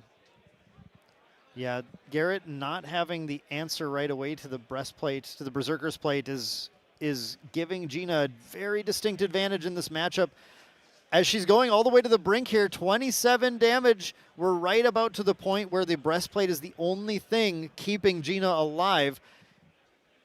After that swing, that Ahuaji of Abyssal Fall has been used up now. No Sunsa to keep it going. There's multiple Men Flesh in hand for Gina right now, though, so not really in a bad position. There is, but it did push Garrett to the Chalice of Blood. We're going to try and draw out of this. I see some damage. That's not maybe what we're looking for right now. We need to live. Yep. And we need to mill. Was that a Regal? He I pulled saw it up glimpse. so quick. I saw a glimpse. That's a Topsy. It's okay. a Topsy. Oh, It's a I'm so Topsy. excited. Yeah, I got that was pretty cool. Right here, this turn is probably for Gina specifically. We need Garrett to have almost nothing. We need him to play a turn where A Pearled Prayer. Okay. So we got Pearled Prayer for a Recover 7. Which is definitely going to keep him safe right now for another turn, another dig, and you do get to draw a card in memory, find the answers. Man. Yeah, that Enrage not really doing anything. No. We got a Dungeon Guide and a couple other cards that really aren't what we're looking for if we're Garrett. So here we go. This is the turn. Yep. Everything comes down to how this turn plays out. You kind of have to, you just have to push it right now. Yep. You have to assume Garrett is ready to take you out of this game. Yep, and so we have to push this damage, a giant swing, while also digging and finding ways to heal out of dying in our end step. Yep. I mean, the hand is ready to heal. There's 2 Men Fleshes. Yeah. You do have to play them. There's also like 40 cards in her hand. Yeah. So I mean, this influence advantage, right? yeah, It's huge. This is, I think we're going to see it come back. This is full circle, right? Maybe we're getting milled out, but if we can find ways to end the game, here we go. Let's start it off. It didn't work out in the last game because those Regals kept coming down and controlling all of the good plays. But Gina might have actually found the out to this time just by leaning in and drawing. I see some Relentless Outbursts. I don't know if I see any Enrages in her hand is the only problem. I'm hoping maybe one, but it's hard to tell. And the funny thing about Exia cards is a lot of them are Jin facing different directions. With a lot of blood everywhere. Yeah. So if he's not facing the right direction, like see that one, that might be an Enrage. That is Enrage. Yep, he is facing the correct way, which is to the left. Yep, to the left is Enrage. So the Enrage can come down, definitely can get a giant swing in, but of course, Garrett's sitting on a pretty big hand here too. And I'm seeing as well, I mean, we're holding up 6 cards for interaction here. Yeah, so we don't know. It's a scary turn, but Gina just has to play this like he's got nothing. I mean, that's all we can do, right? Here comes the Enrage. Let's see. This is testing it out, right? Let me see if you've got an Engulf. I'm going to Enrage. Yep, and we're not going to see the Engulf hit here, it looks like. So we're going to get +8 here. That's a lot of extra damage, and the Shuangji is already, it's a 5 multiplier, so that's already at a 6 on its base 1, so 7, 8, 15. That's a 15 damage attack that Jin can deal, which is 36, which is heal. You can heal out of that. Yeah, you can heal out of it, but it does force your opponent to have not just Serene Spirit and Regenerate, has to have a bigger heal. Yeah, I guess we can't forget about that Serene Spirit being on the table here as well. Men Serene gets their Hemorrhaging Rend, actually adds 4 more to that's a 19 damage swing. That's a good one, puts it to an even 40. Yep. 19 damage. 19 damage. What is the response that is in Garrett's hand right now? Yeah, all I know is Crimson Prescience, does he main that? Is that Crimson Prescience? Oh, no. That's Rupture. I forgot Rupture's fast speed. Oh my goodness. That card is... Rupture is fast speed here too, taking out the Shuangji. leaving us with just a 12 damage swing, and that is not the amount of damage that you want to be dealing. It's not enough. So we are putting Garrett on, hey, you have to have a heal. That's what we're putting him on right here.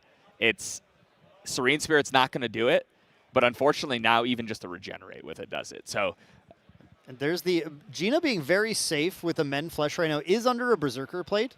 Yep. But was just making sure. Yep. Doesn't want to die. Doesn't want to die to a Fracturize with no engulf since they all got milled. Absolutely. So here we go. Puts it on over, says, okay, show me the heals. Let's see what you got. Yeah, and no cards left in hand either. It's actually just as simple as finding a Whirlpool, I think, to close it.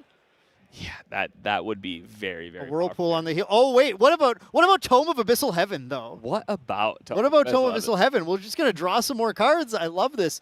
So that's gonna gain 35 counters on it. Yep.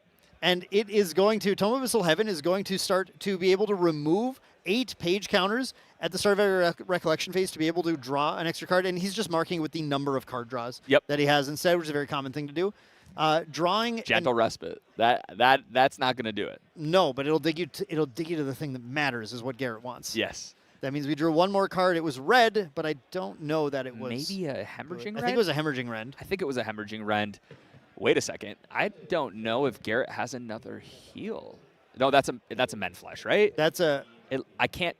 It's right in the middle of that grip, so it's hard to tell. But we'll see here. I think. Men Flesh is Jin facing forward. I'm looking at it. I'm trying to watch Garrett's body language right now, and Garrett didn't have it. He didn't have another heal. The heal. Yep. No. Oh my goodness! He tried so hard to dig out of that.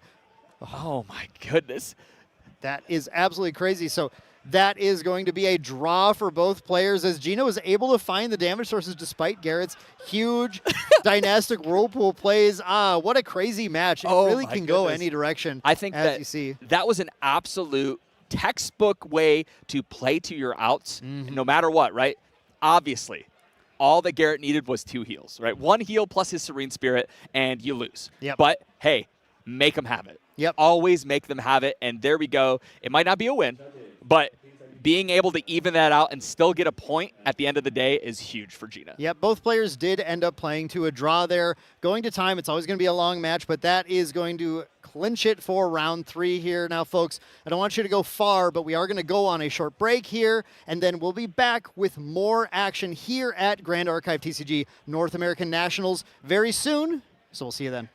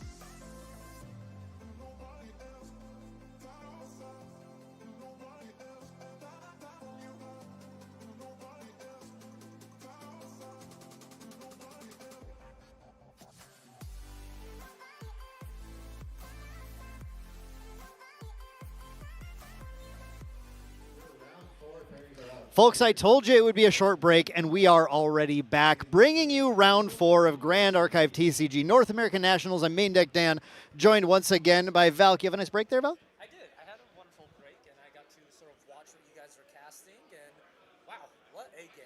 That was absolutely nuts to see that game get played out. That was, I mean, we really, we kept trying to guess at who was going to win that second game, but man, Gina just pulled it off with all that damage. Sometimes you don't have the heal, and you got to make your opponent have it in every situation. So a great point where the players were able to get to a draw instead of a loss because of that. So crazy stuff. It is, and you know, all that for a draw too, which just means we were actually talking about it in between the break as we were swapping around casters here, is there's a lot of really good players and really good decks in that draw bracket right now. So usually sometimes you take a draw and you run into like a couple of, you know, players who may be playing on slower decks, but now it feels like you're running into some killers out there. Yeah, I think this is a symptom of the decks that are being played. Definitely, I mean, with all these Water Djinn decks that are floating out there, we have Genbu decks out there, and a lot of Wind decks that can definitely grind the game for a long time as well. It means that you gotta be decisive right now if you want to make it to day 2 of Nationals, or you're gonna get stuck in this draw bracket against other decks that are getting stuck in the draw bracket, right? If you are on Water Djinn right now, when you take a draw, there is a danger that you're just going to see other Water Djinn decks. So something that both Gina and Garrett are going to need to work to kind of push themselves out of very quickly. Yes, indeed, and you don't want to stack too many draws either, because it's all about the points. The points is what matters here at Nationals. You need 18 points to make your day 2. A win is 3 of those points. A draw is only 1. Yeah. Yeah, and that means you can get there with like a 3-draw record as one of your like sort of 3-point groups, and then win 5 more. But it's you know, it's starting to get a little dicey. Yeah. It is a 9-round event. You can only take 1 loss. So that said, once we get to the end of the day, I'm sure we'll see a variety of these different scores that make it in. And interestingly, how many players that are right on the edge we're going to see decide to say, you know what, I don't think I'm going to make it. I'm just going to go play the Ascent instead. There's an interesting like calculus that you can do there, looking at the metagame, looking at you can even see your like first round opponent day 2 and go, no, you know what? I think I have better odds if I just play in the Ascent now. Yeah, sort of. That's unfavorable. That's not a fun matchup for me. Might as well just get a new matchup. Yeah, yeah. And instead of it, like, because if you're at the bracket, you just have the 18 points. You basically have to 4-0. Yeah. To make it into day 2, or to make it into top 8. I think you can 3x and still make it into Gauntlet, though. So there's definitely going to be the calculus. I don't envy the players who have to do that, right? Like, good for them, but it'll be tough. But yeah, this is an exciting still event going on. We're seeing a huge variety of different decks being played. Very shortly, we'll be dropping into Game 4, and I know one of the players that we're seeing right now is a player who, I mean, let's play this game. Find an Ascent where he's not on stream. True champion Caben going to be hitting the table again, and I'm not sure yet if the players are mic'd up, so we're not going to talk about the decks, but I do know a little bit about the spicy version of a well-known deck that you're going to see him piloting today, and it should be really interesting. Yeah, I'm excited. I really want to know the particular matchup we're going to get to witness as well. Because, once again, it's an open field. We can see against anything. Back in the days, we probably could have said Aethering versus Aethering, and that would have been correct 7 out of 9 rounds, right? There were a couple events there. It was getting a little dicey, I would say, for sure. Or Seiryu versus Seiryu for a while. They're like, man, there were, we've had a few metas. I'm going to go back all the way to Boston. What Fire level 3 deck would you like to play, Valkyrie? Your choice is Fire Crux Lorraine, or, you know, maybe some Fire Crux Lorraine. No, you had Merlin, you had Luxem, when Ryle was legal, every deck was good. That is true. I was thinking of the top 8, because if I remember Yeah, that's good. That's because Chess Club defeated everybody with horses. That was crazy. Yeah, what a crazy event we had back then. And we did see a lot of repetitive matches, but I don't think we're necessarily going to be seeing that today, especially the more that those Djinn decks take it to time and, like we said, like end up drawing out, the less likely we are to necessarily see them on stream until we get kind of towards the end of the match or tomorrow, depending on which ones make it there. And we already saw in that matchup, too. Even when the decks are the same, though, there can be some massive differences. I'm going to point a question to you as we wait for this match to be ready. If you had to choose between Chess Club's list and Garrett's, Jin list to take today. Valkyrie, you have to pick one. Which one do you pick? That's a difficult choice. I feel like both of them have their own strengths and like tend to like what the players want to do themselves. I am going to give it to Chess Club's list though. I feel like it just has that slight edge in a room full of other decks. I feel like Garrett's list was very prepared for specific matchups, especially the mirror. I think Chess Club's list is so ready for you to answer their Shuangji, Yeah. right? They're like, oh, everyone knows how to answer Jin. They're just going to kill the Shuangji and move on. I'm like, well, do you know how to deal with Huaji of Abyssal Fall? Also, it's a 6 damage weapon. That's like a nearly like the max power we tend to see Shuangji have. That's like getting close to that on its own. Plus, it sets up your Enrage. Plus, it does all this other stuff. So really crazy to see how effective that ended up being in this matchup. Yeah, I mean, I would be 100% on with you. Other than I am not Chess Club crazy enough to put the engulfs in the side. That's just that is the one thing I'd play the list, but I'd say, you know what, I want these engulfs main though. That is a very suspicious choice, but I don't think it's suspicious though. I think it's just Chess Club crazy, right? Like that's the phrase I want to coin with this because it doesn't mean it's bad. It just means I'm not ready to commit to that kind of action. That is true. It almost feels like you're running your in-cap sideboard, right? It's saying like, I don't need these until I actually need these. Yeah, or you just, like we were saying, your opponent just plays around it anyway. Yeah. So like, why do you need to have it in hand? Have the cards that kill them instead. So it's crazy, but it really shows the innovation that's capable in here, which is why we always look to Chess Club at these events. So what are they doing here? And yeah, I mean, I'd say they delivered. Yeah, 100% delivered. Hopefully we get to see more of the deck tomorrow as well, or even maybe later today. Yeah. The qualification rounds. Yeah, exactly. We're definitely going to be seeing more of those. We have a lot of decks that are in the meta right now that we still haven't seen show up yet. So I'm really looking forward to seeing what comes up here. But let's head into the match. We're heading into Game 4, Round 4, I should say, of North American Nationals. There's Team True. Oh, what on earth? Team True Cabin is against Jim Superior here. The previous National All-Star versus Cabin, who was fighting in Worlds last year as well. These are some of the most seasoned, experienced players in the game, dropping their Sabrina, Spirit of Water to start the match. Cabin with that fractal, or sorry, not that fractal, that I gave it away, I apologize. Cabin with that Looking Glass, but you look at his hand and you already know. Of course, Cabin's on fractals. Valk, what on earth would he play otherwise? What do you expect? Yeah, Cabin is probably one of the biggest fractal lovers at this point now. After everything, he has stuck with this deck time and time again. But we're looking across the board, across the table, from none other than the Gembu master himself, Superior. I believe it was 1 year ago, Valkyrie, that Superior defeated Cabin. Cabin was playing Fractal, Superior was playing Genbu, and I watched that match. Or was that Joe Facha? It was one of, I can't remember which one he played now. He played one of the two Genbu players who were up there, and we expected Cabin to win, and he lost. Yep. And it was a very crazy moment for the run for both of those players. It was deemed an unfavorable matchup.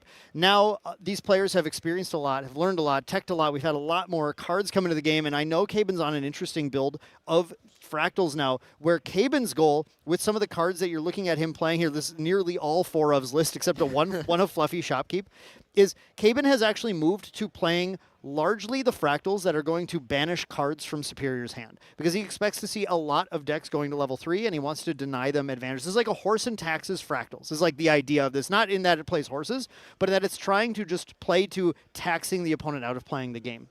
We'll see how effective it is against Genbu, though. The Superior had that strong start with Imbued Fractal of Rain, and Cabin then did the Fractal of Intrusion, banishing the float and immediately starting to deny the value.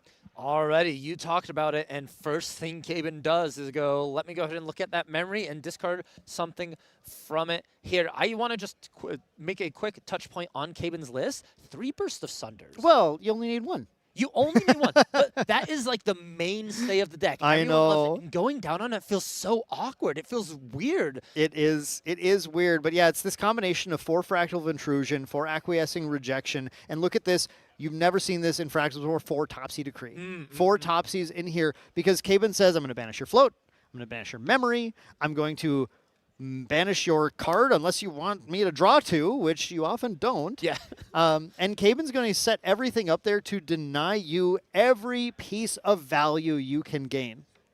Every piece of it almost feels like Caben is saying, I'm a fractal player and I'm usually low on influence, so I'm just going to make my opponent low on influence and they're not going to have fractals. Yeah, they don't have the fractals though, Yeah. right? I'm not in here with you, you're in here with me.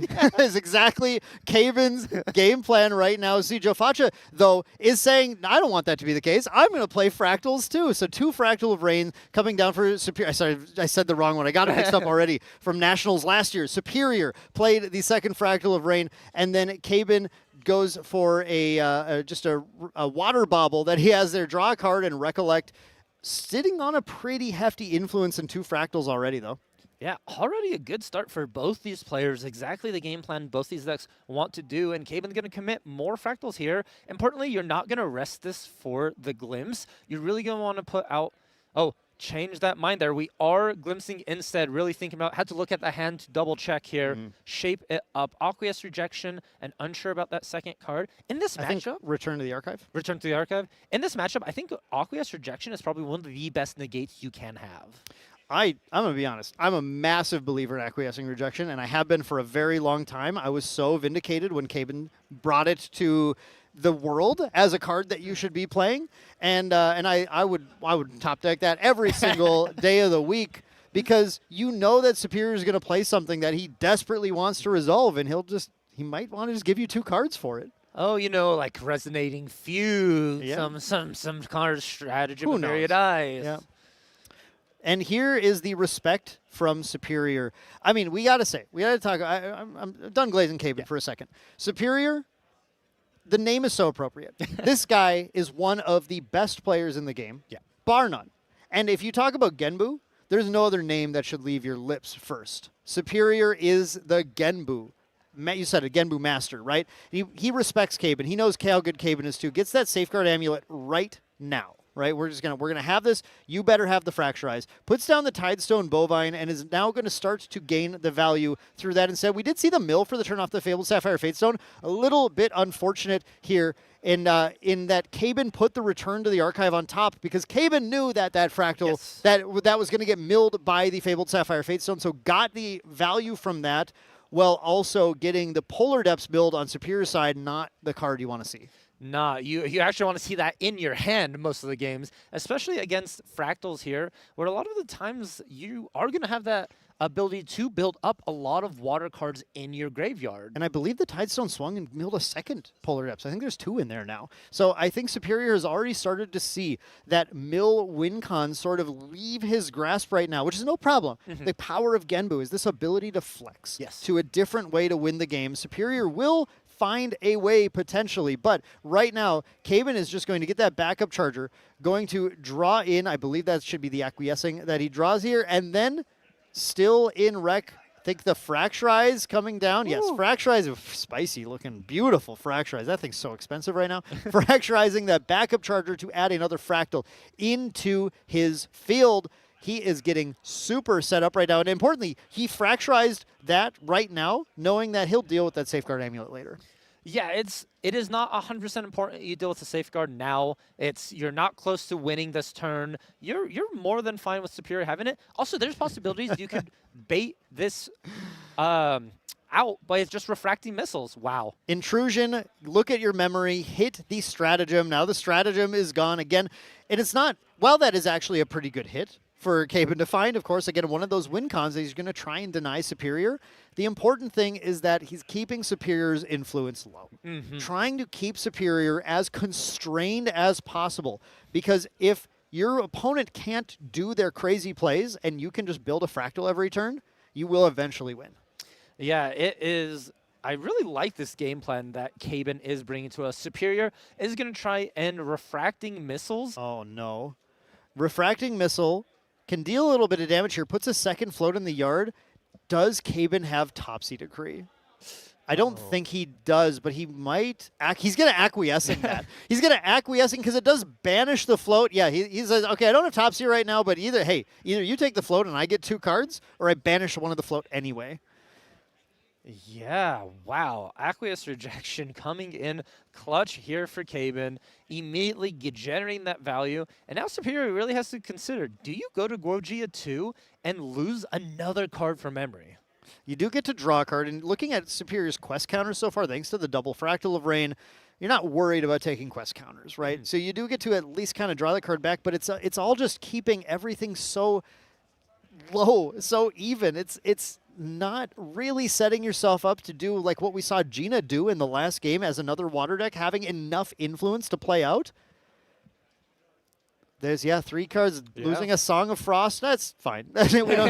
we don't want that card in this matchup. That's okay. There's no really attacks happening on Caben. Ooh, milling a Glimmering Refusal, though. That was a nice little victory there. Yeah, we're getting some nice mills, a lot of float entering the yard. It's too bad that Fractal of Intrusion hit that stratagem. Wow. There's another one in hand. Okay, yeah, I mean, there is the second, but Caben's hand is also currently full of Glimmering Refusals, so I just don't, I don't think with how low Superior's influence is being kept, that even when he pops off with that stratagem, it's going to resolve. I am really enamored with Caben's decision to tweak Fractals once again in a way that nobody expected and show off its power here. Look, both players currently 3-0, but I remember the main deck team talking and saying, yeah, like I just don't think Fractals is a good take right now. But we didn't have Caben's list. That's true. It's the old list of Fractals wasn't good, but perhaps this new and improved Fractals list will be able to get there. And I also want to just mention here, for Caben particularly, the way he's playing this is like he's slowly suffocating Superior's win conditions. We're getting rid of influence for like a big fugue, flip, activate Gambit turn, getting rid of influence for the stratagems, and then also Caben seeing that these Fractal Portal of Depths being milled, he now doesn't have to worry about that as well. So Gambu's running out of options to even try and close out the game itself. Yeah, and that's exactly the plan that they're trying to enact. And we see Caben is still on Spirit. Like, it's very important to not forget that not that the life total is low, but you don't need to level when the opponent just doesn't have enough cards to even effectively play the game. Superior 3 influence, right? 3, right? I'm not missing something here. I think that's a 3-card hand, and it's barely enough to be able to activate that Genbu. So it means the Genbu flipped, just swung for 3, and then we did a little pass on a Caben going with 5 fractals, an influence of 8 right now, does finally level, but had the float to be able to do it, so didn't lose anything there. Here comes the Refracting Missile. Caben is starting to position like he smells blood, right? 100%. Caben is looking for lethal, or perhaps even just trying to get rid of this Safeguard Amulet. That's one of the things we talked about. Refracting Missiles is one of the best ways to go ahead and just force your opponent to try and remove it. We do see the Burst of Sunder, though, in Caben's hand. Knowing this, Superior has to be very careful. That Safeguard is keeping his Game 1 life on hold here.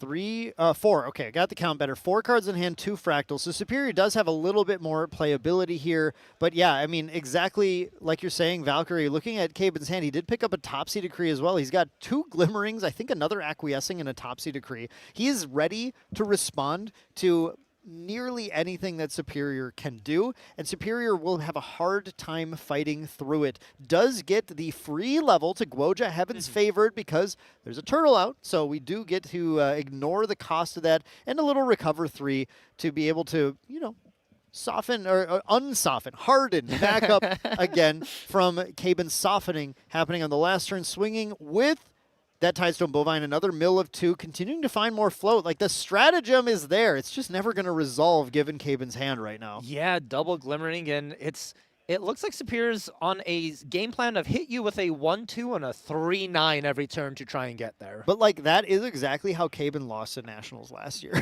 It was literally just attack with Turtle for 3 every turn until you can't win because you lose. That is true. 3's not a lot until it's the lethal attack. Correct, right? Yeah. And we see this is a Seaside Ringleader coming down, which Caben actually Glimmering refusals. That Seaside Ringleader.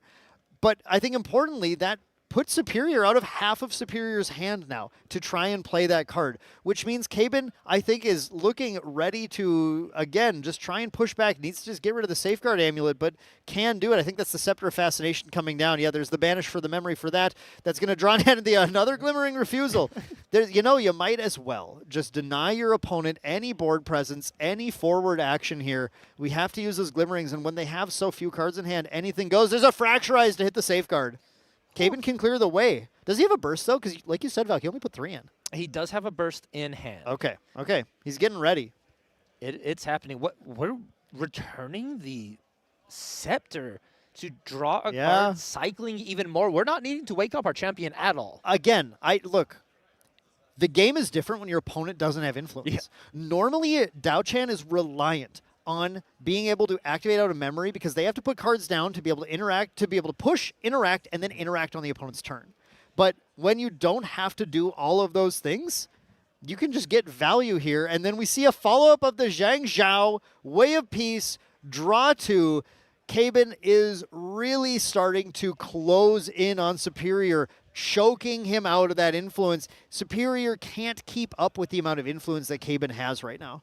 Yeah, and I don't think you ever can at this point. It was, 2 Fractal Intrusions has felt backbreaking for the influence of Superior. It's crazy how good that has felt. This is a card from Fractured Crown. It's been in the game since set 2. And right now, it feels like it was just added and it's crazy. Honestly, yeah, it adds up. And, like, even we've had 2 negates as well. So that means Superior's lost a total of 4 cards they haven't really been able to play. They just sort of have gone to banishment or been discarded. Yeah, and lost half their turn each time something's negated as well. Frostborn Paladin coming down from Caben, drawing a card and starting to push in that incremental damage here, which is going to set him up for that Burst Asunder. We can remember our Burst Asunder math. It is the number of fractals times 2 plus 2, right? So we are currently at a 12 damage Burst Asunder. So Caben is actually at 12, 13, 14, 15, 16, very close to lethal, just given what's even on board right now. Nearly there. Nearly. Just a single fractal, actually, is all that's needed. A single, with the Frostborn Paladin. Yeah, because we have okay, if we keep our allies on board. Now, of course, Superior can double attack Genbu and Tidestone Bovine into the Frostborn Paladin, which I think just plays into Caben's game plan right now. Yeah, though. that's He's fine. That's a victory for Caben because you save yourself 4 of that damage that is adding up quickly. As a Fractal player, you only have 19 total life to work with, period. No ifs, ands, and buts about it. That's it. That's it. We sometimes see different shades of recovery, popping here and there, and we do see Return to the Archive as an option that does a little recovery as well, so that does help a little bit. But yeah, it's really all about how you use your tools for a Fractal deck, which is why we see Caben continuing to perform the more he plays this deck. This guy he could play this game blindfolded. Yeah. He honestly could right here. And once again, just no matter what Superior does, I think Caben's just going to try and negate it every time. But you can't negate this Diamond Ribbon coming down, a new card from Radiant Origins that is technically going to use a float and then pay 4 and add 2 to Superior's influence. This is a way to kind of fight through what Caben's doing to be able to have a little bit more influence to toy with on your turn. So really cool to see that in Superior's deck list. Good to generate, basically this generate 2 cards called Bolt of Diamonds, and yeah, you can spend 3 on those to deal 1 damage to something, but the point is that's 2 more cards in Superior's hand. Yes, it is essentially a free draw too. You're never really going to activate these cards. They're just meant to pay the cost for other cards. Unless you're popping a Crystallized Destiny. They are they're occasionally relevant, but it's not going to come up in this matchup. It is occasionally good, but in this particular one, you really just use it for influence. But the question is, what do you want to do with your influence? Like, even activating a basic ally like Seaside Ringleader is still half of your total hand. And the Caben's just going to negate it. Like, anything Superior does right now, Caben negates. Caben is in the driver's seat. And unfortunately for Superior, despite his incredible play, incredible deck, not even in the passenger seat right now, actually in a wagon being towed in the back, it feels like. It honestly does. There's some times in Grand Archive where your opponent just sets the tempo of the game and you constantly feel like you have to make a play or do something to try and come back. And every time your opponent plays a card, you go, ugh, another thing I have to deal with. Yeah. And like I'm sitting here trying to think, how does Superior get out of this? Can you, with the amount that Superior has self-milled this game, as Caven has let him do that, could Polar Depths get you there? But it still can just be negated. Everything can just be negated by Caven. So it's so difficult to get out of this when you're not allowed to snowball influence. And I think that's really the power of seeing that Fractal of Intrusion here. The opponent never got the turn to go play this, play this, play this. I've drawn 3. You know, I've gone up. It's always just 1 card a turn.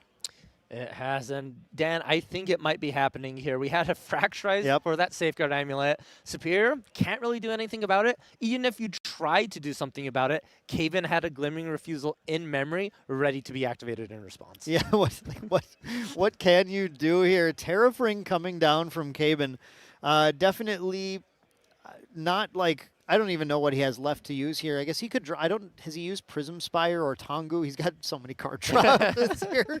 He's got a crazy amount of card draw and running all 3 baubles in the main as well. Just I draw cards, you don't, is Caven's list right now, which is absolutely nuts. Goes for a Recollect into math time. We're in the tank doing the math. How do we get there? Having lost that Frosthorn Paladin on the last turn, so a few more damage points do need to be accrued.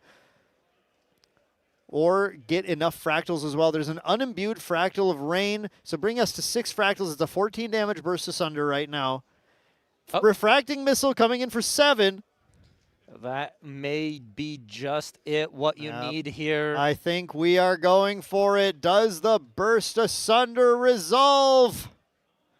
Superior, not going to let it go without a fight. We're going to Cerulean Decree and say, Caven, show me a negate. And Caven's going to pay 2. And there it is! And that's it. Caven takes game 1 on their Fractal deck against Superior on Water, Gembu, in a pretty clean fashion. I am honestly amazed right now seeing this deck play out. I was talking to Isaac earlier, of course, his teammate, True Champion Isaac.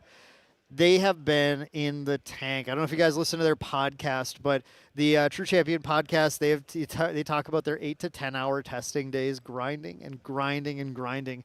To have them come to Nationals after all of that grinding on Fractals, the same deck Caven played in London, same deck he's played in, did they play in Los Angeles? I can't remember what they played in LA, but Caven has brought Fractals to so many events.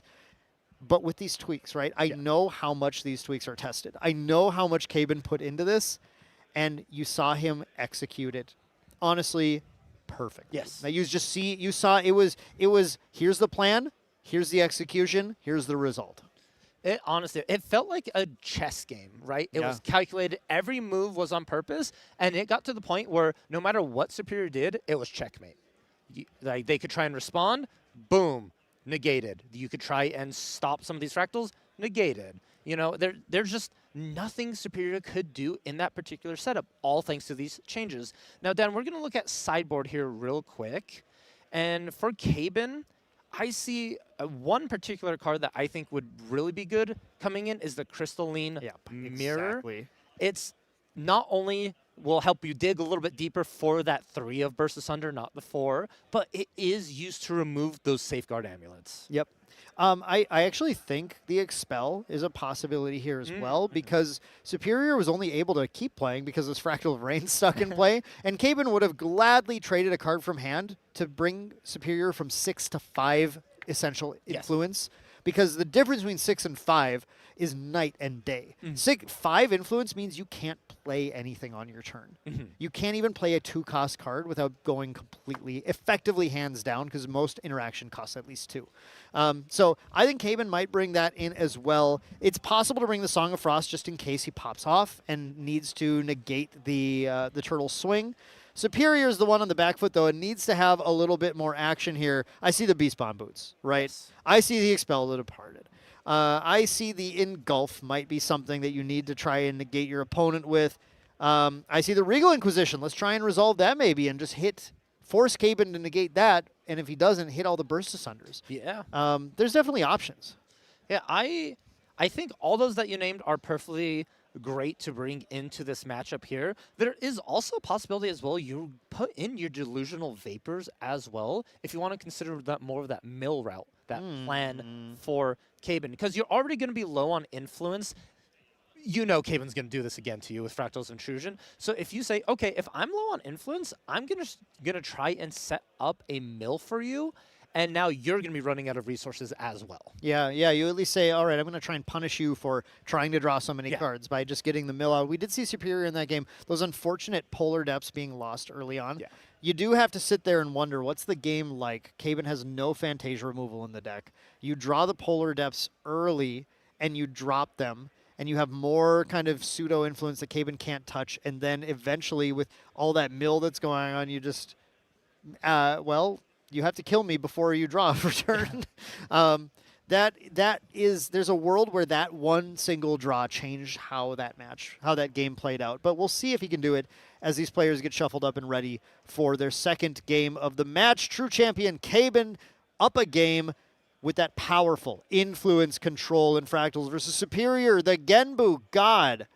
Can he pull it off in a reverse sweep? It is a possibility, but there's only one way to find out, and that is staying tuned to this game 2 that's about to start here.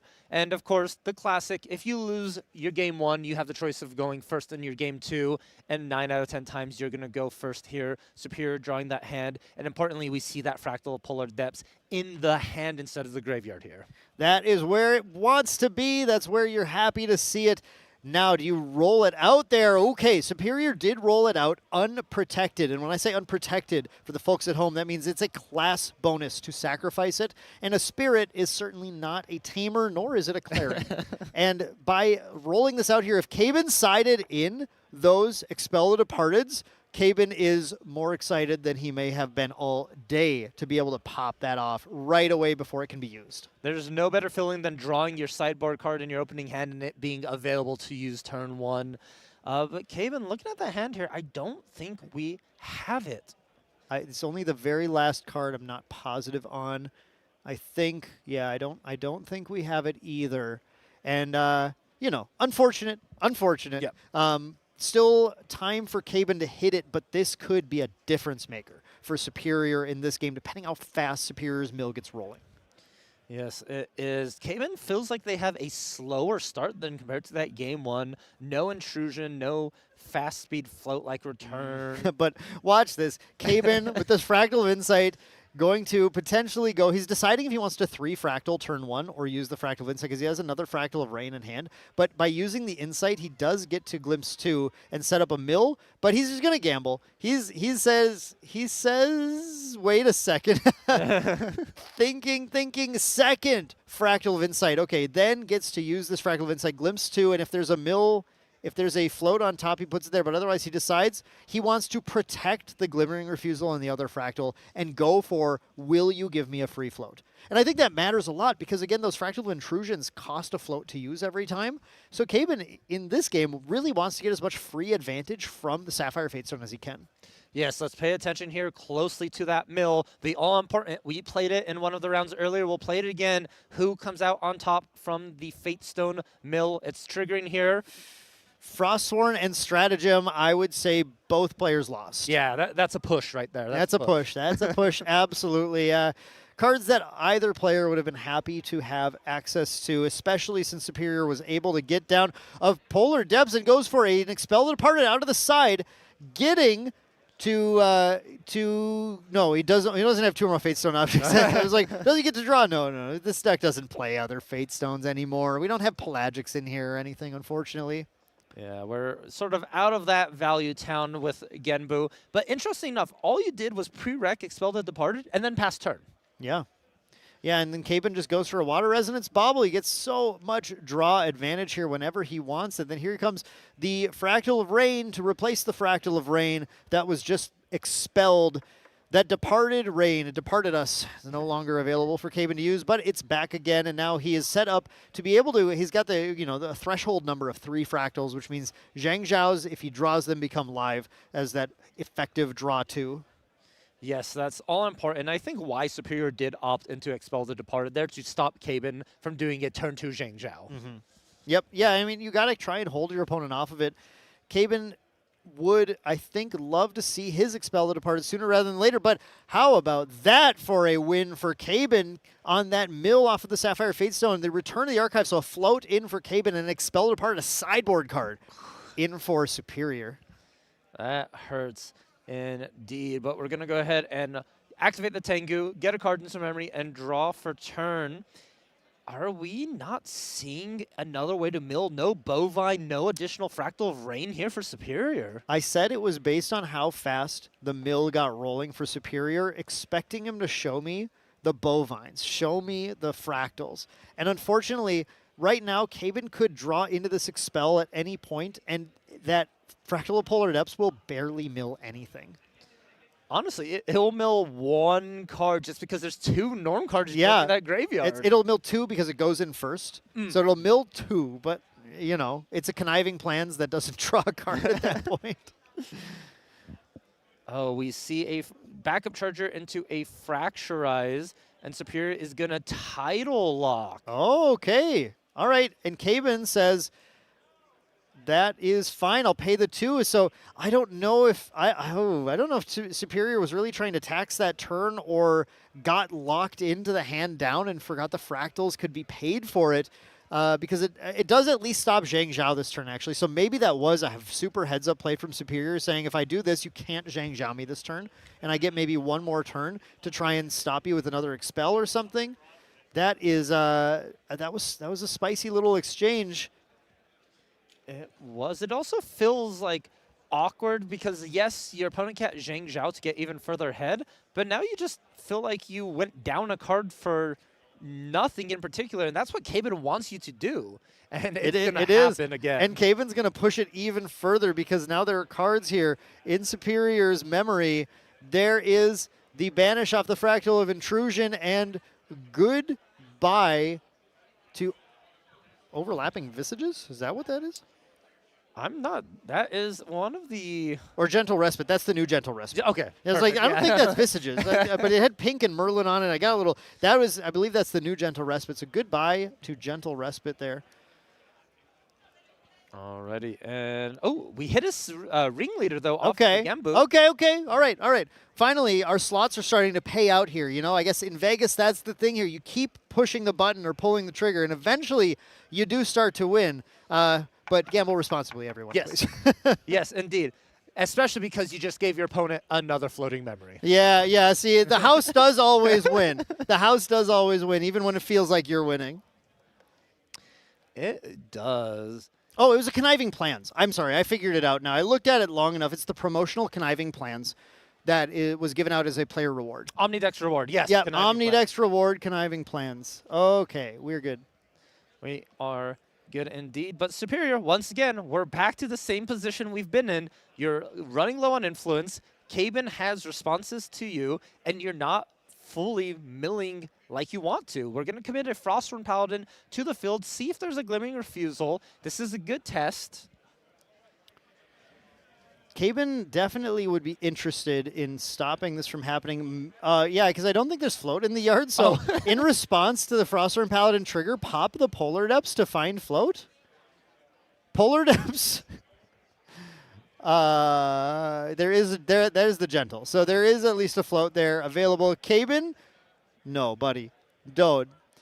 Caben, don't hurt him with the imbued Topsy Decree. Oh, no, not like Brother. this.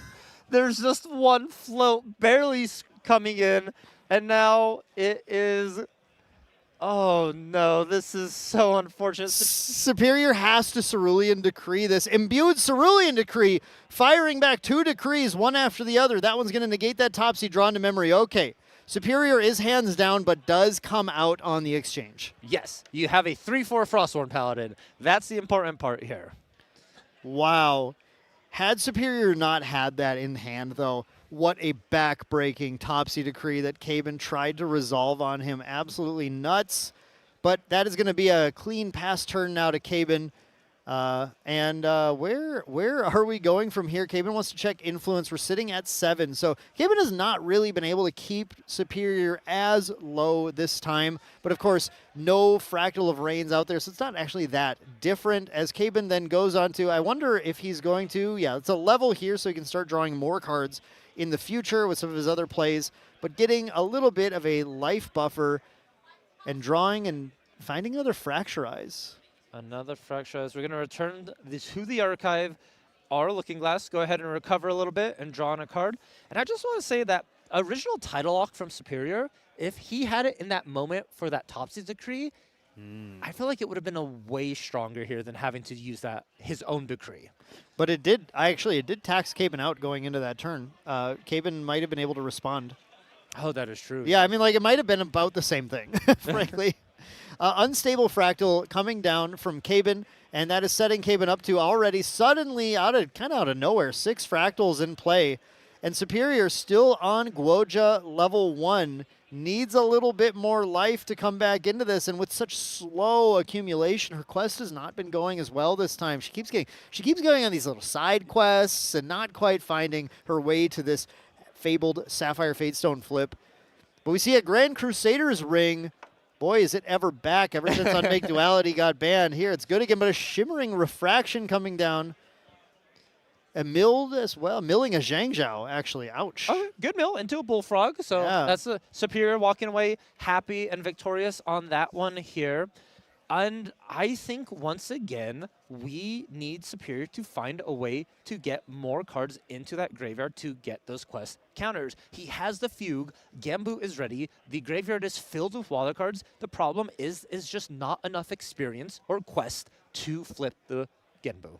Yeah, but this was really nice, though. The Fractal of Polar Depths, number 2, is able to kind of be activated. Now, it's so tough. There's like, this has to be Glimmering Refusal, right? Yeah, and Caben doesn't do that. Maybe he's just going to wait for the third one?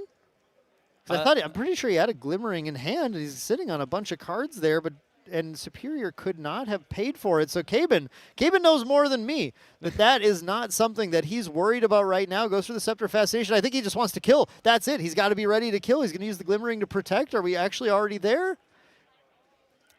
Or maybe not. Maybe Zhang not. Zhao off the top. We're just going to go ahead and activate that. Draw 2, peek a little bit more of what we have. They were water. That's all I know. I don't think we have a Burst Asunder. I think that's We the have problem. 2 Acquiescings. Okay. Getting ready, because if he saw Burst Asunder, I think he kills. Yes. Yeah. We are at that That's got to be it. critical mass of fractals right now. That's the key to this deck. Again, like it's all about player skill, and the most important skill to have when you're playing Fractals is threat assessment. You need to know whether or not you need to pop this right now, or if you pop this on this thing, you lose because you can't pop it on something later. He is sitting on 2 Glimmering Refusals and now 2 Acquiescing Rejections. So I think we're going to start to see Caben being a little more freeform with what he is negating here, or at least giving Superior the option to have things negated turn after turn. But he is he's in the position now where I think a third Polar Depths would be immediately negated by Caben, but the second one still not quite lethal. And if all it does is set up a stratagem, then Caben can negate that 4 ways from Sunday. Oh, yes. That stratagem is never going to be activated here. And if it does, then that means something seriously wonky has happened. Superior is going to connive some plans here. Going to put the top 2 into the deck. And I think there's 4 more water cards in that graveyard. So that means Superior is going to be able to draw into memory. I'm going to need a count. I need a deluge count, please. Confirm for me.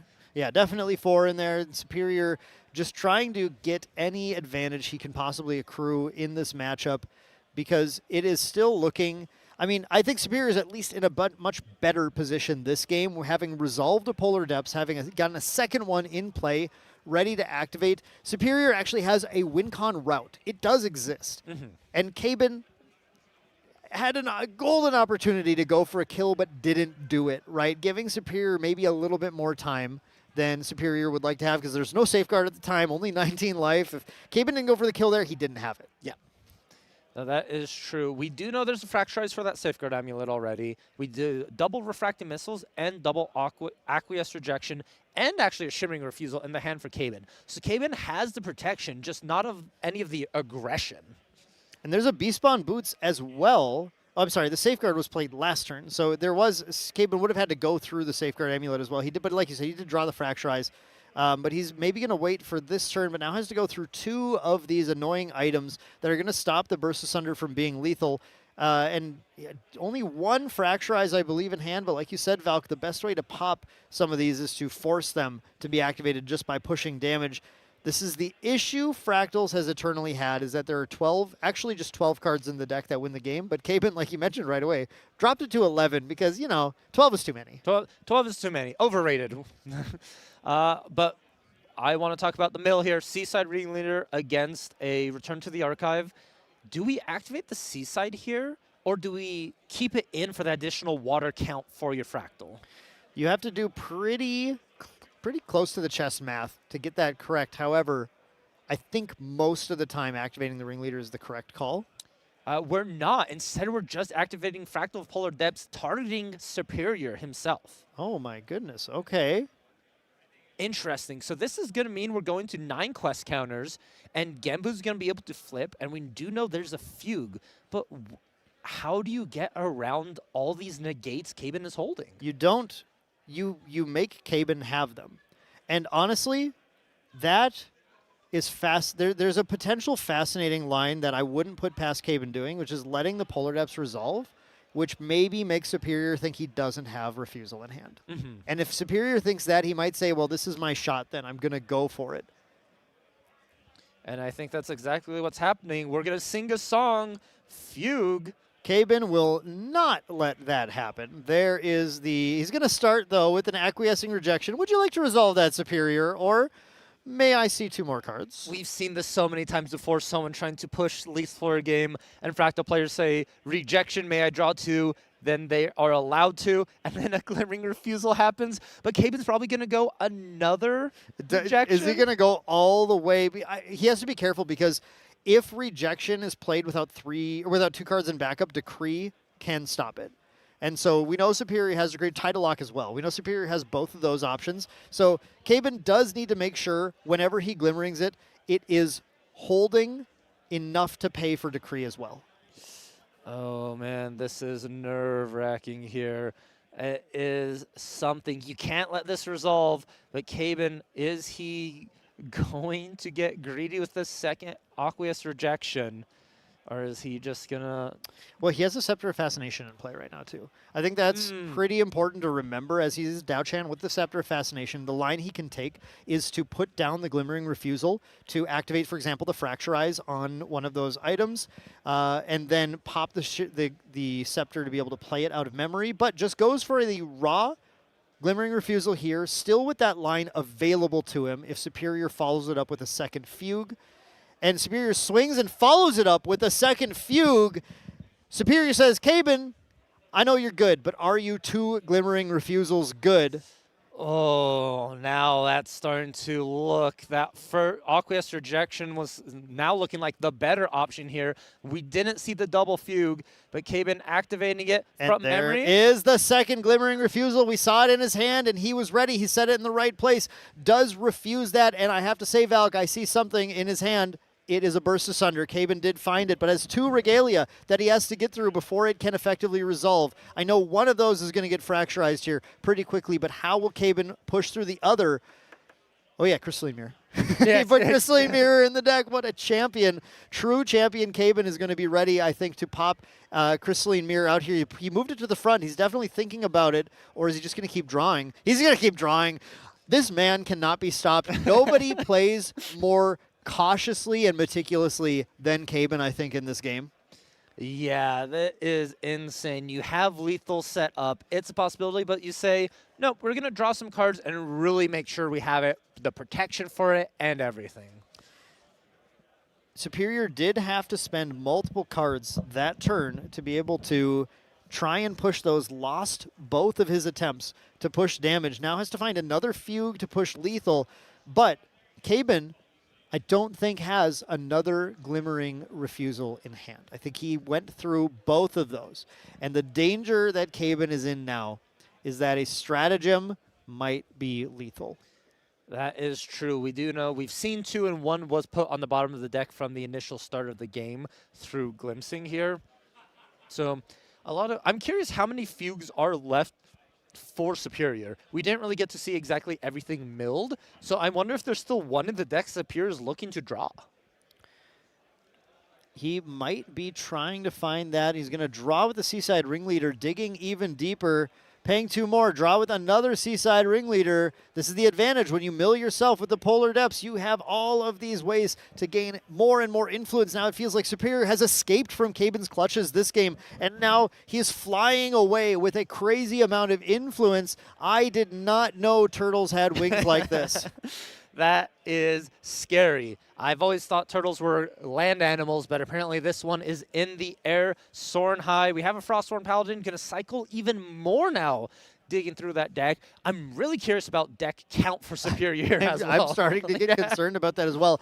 That said, I know that these Genbu lists play Tabula of Salvage, and Superior, of course, is doing that as well, which means that even if Superior mills out, that just lets him set up 4 Polar Depths on the top of the deck.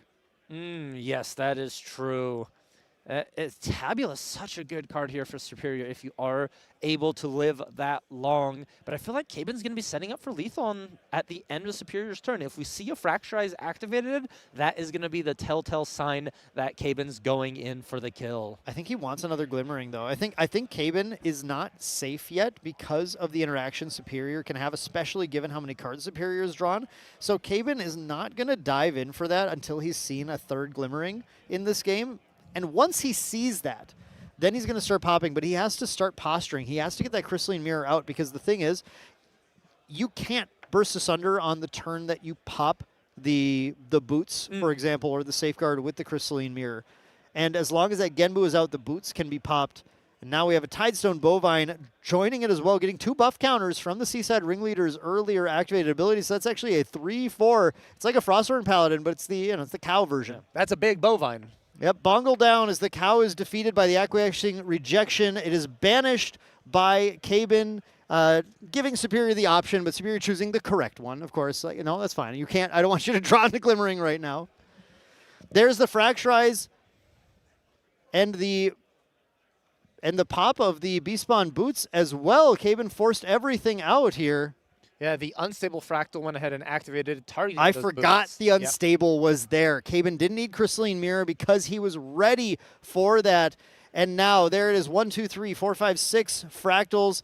That is 14 damage, plus I believe Caben has a Refracting in hand. The lethal is here. Does Superior have the last piece of interaction to be able to stop it with all these Fractals? Caben can pay for anything. Anything can be paid for. Those Fractals are awake and reservable. That is 7 going straight there. A Recollection Den. Is it happening? First, we got to attack for 1, though. We always attack with your Zhang Zhao. And now, Caben, show it to us. That beautiful alt art event pack foil. Nico's right on there. Show us the burst, buddy. Pay 2. No. Fractal first. More Fractals. More Fractals. Make it even bigger. 4 left. What is he? And he's sitting there. He's doing the calculus. Like, what does Superior have to stop this? Because he has no Glimmering Refusal. Caben is not ready. He just goes for it. There's the Burst Asunder. Superior, does he have a piece of interaction? Pay 1, pay 2. It is the Engulf. He's going to engulf the Burst Asunder to completely negate it. Caben, do you have the Glimmering? Caben does not, and now Superior has learned the truth. There is no additional Glimmering Refusal in Caben's hand. Caben had to test the waters and see if the interaction was available, and it was. Superior might be coming out superior in this game. Dan, Engulf's a pretty good card. I think Engulf is all right. It's all right. It's sort of, I think Caben was really trying to play around title locks to really freeze. He was. He expected those.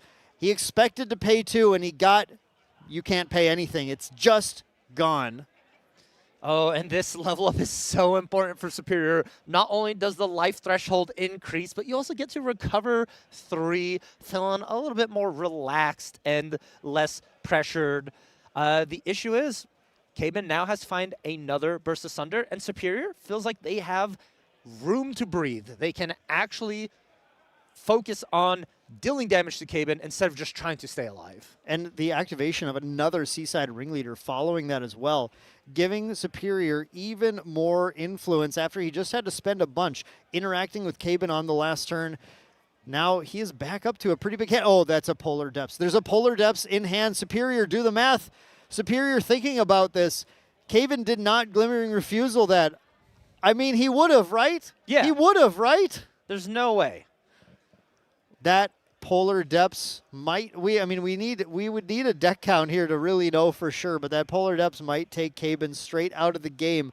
Does Caben play? You have to wonder, does Caben play any way to not lose to Mill? A Tabula out of the side. I mean, that could, a Tabula out of the side would actually win the game for Caben here in that scenario. But he actually passes. He's going to play cautiously. I think Superior's just trying to play around another like Burst Asunder, maybe double shimmering refraction kind of turn. Yeah, possibly. Caben going for another card draw, Portentous Tongu, and then Recollect draw into hand. But we don't really have a good feel for, there's a Fluffy Shopkeep, another Refracting Missile, so there's at least that source of damage. I see a number of Fractals in Caben's hand, though. Not exactly what you want to see, but he might be setting more up. Fluffy Shopkeep, yeah. And the Fluffy Shopkeep is a really cool one of in here, by the way, because he plays all 3 baubles, but not enough cards to sideboard in to replace them all in matchups. So he actually just uses the Shopkeep to banish the dead baubles in order to draw an additional card, get that extra value, and now he actually has an Interceptor that the Genbu has to push through as well. Of course, Smoke Bombs is in Superior's deck, but that does take up the Materialize for the turn. It does here, indeed. And that Terrafring played by Caben last turn, I have to mention as well, I think was holding Superior off of pushing some of his lines as well. Oh, very good. I did not catch the pop of that Terrafring there. Yes. Yeah, I just realized we didn't even say it, but the Genbu there left back as a taunter with no need to attack by putting 2 cards down. And here is the Diamond Ribbon. The influence continues to build for Superior. Just more and more. Why not? The cool thing about this is it builds his influence without digging him closer to milling out. Yeah. Actually, it's kind of interesting. And I think this is the problem we're now seeing with Fractals. When you get to that late game point where you're just drawing Fractals and not really win conditions once you're set up. Superior is going to try and start to push that win here, though, with that Refracting Missile just for 2. Just for 2, thanks to the Fracturized Safeguard Amulet that he has. And there's Bolt of Diamonds. You said this wasn't going to be played, Valk. Apparently, I was not predicting the Fluffy Shopkeep line. And in response, the Refracting Missile coming in from Caben. 1, 2, 3, 4, 5, 6, 7, 8 damage. Whoa, wait, that's getting really high. It takes out the Frostthorn Paladin with it and says, yeah, okay, that looks pretty strong. I better get rid of the things that are attacking me. Caben is just playing the stay alive game here right now, having to use an 8-point damage. The Fugue. Oh, no. Does he have Song of Frost? I don't think he does. I don't think he does either. That might be pushing us to game 3. Are we going to see a response? There's a fast cure. That fast cure is going to force Superior to activate in response because it was lethal without the activation. Now he has to activate the Genbu to get the correct amount of life. And there we go. That is going to be game 2, going to Superior. Oh, man, trying to get a run back of the exact scenario that happened to Caben in Nationals last year. Of course, that was in top cut of Nationals. A lot more on the line here, where a single loss is not going to take either of these players out. But game 2, Superior on Genbu. This last game has all the marbles and only 9 minutes to pick them up. Oh, man, that's not a lot of time, and history is starting to repeat itself. Yeah. This is scary. I just want to turn your attention real quick as these players are sideboarding, or may not be sideboarding. They already have their cards in. They're just maybe shuffling up. Just the win percentage of these decks in general over the RDO season itself. Fractals have been sitting at a sort of lower than what you expect, about 50.1% win percentage out there compared to Genbo that's been a monster in the season at a 57.7% win rate. So clearly Genbu's in the field right now is performing extremely well. In this particular matchup, it feels like Genbu, if it gets rolling, just can close out the game. Yeah, I mean, we've seen a lot of players picking up Genbu at this event and even in the events leading up to this.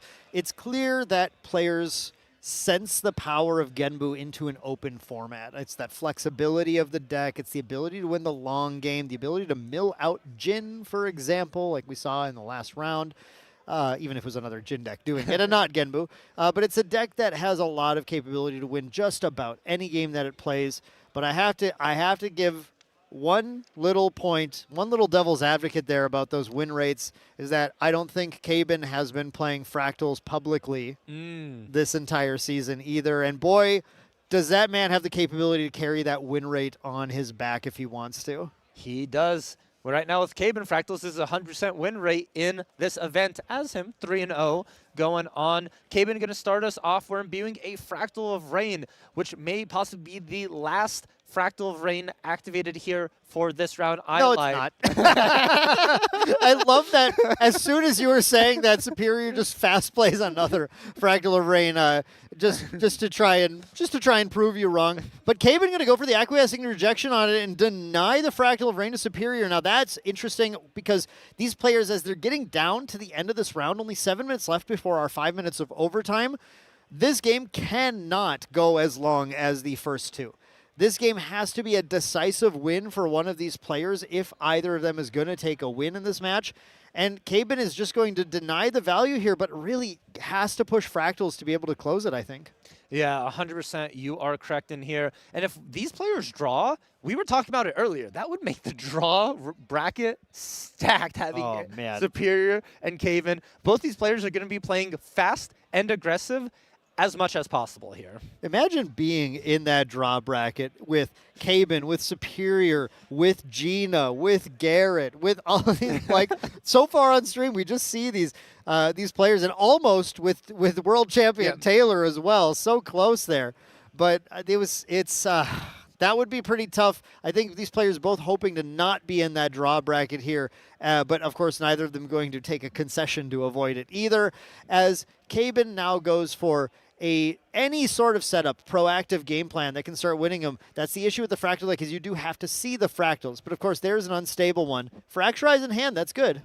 Yeah, it's the you live and die by the sword. You live and die by the Fractal. You need to take time to set up your Fractals to win the game, but also you don't have enough time to set up Fractals to win the game. Yeah, exactly. Gentle Respite banished by Guoja as she goes to one, puts out the Sapphire Fatestone, and we see a double Fractal Mill. It's a Fractal of Insight for Caben, and a Polar Depths once again for Superior in the wrong place this time. I see, though, something in the very, very right place, the Expel the Departed in Superior's hand, as well as a Shade Mist Priestess, which is actually, honestly, like kind of a good card in this matchup, because Caben doesn't want to spend a kill card, one of his win condition cards, to deal with it, but it's going to reduce the Burst Asunder to nearly nothing. Yeah, I really like the play of the Shade Mist Priestess here for Superior, because it forces Caben to remove it before he even goes for lethal. It does mean that the Burst Asunder has to be the last card Caben plays to win the game, though. Yeah. Because Shade Mist will not recover Superior out of the game if Superior is dead already. Yes. So it's good into like early Burst Asunders that are trying to like pop safeguards, but it is not effective into the final Burst Asunder that gets played. Well, it's incremental damage, right, for Burst Asunder, so it's 2 damage Shade Mist Priestess trigger, 2 damage Shade Mist, 2 damage Shade Mist. Oh, no. Burst Asunder isn't a reflexive trigger. It would work that way for Stratagem, but it wouldn't work that way for Burst Asunder. Gotcha, okay.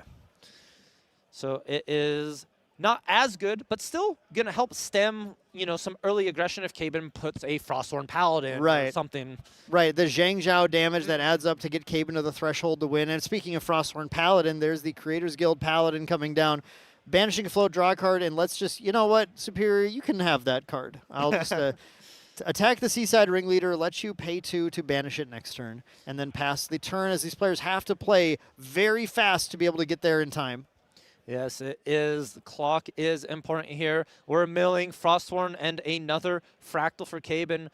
And Tongu is going to be activated for Superior. Recollect, draw here. We have the key pieces. We have Fugue in hand. We have some interaction.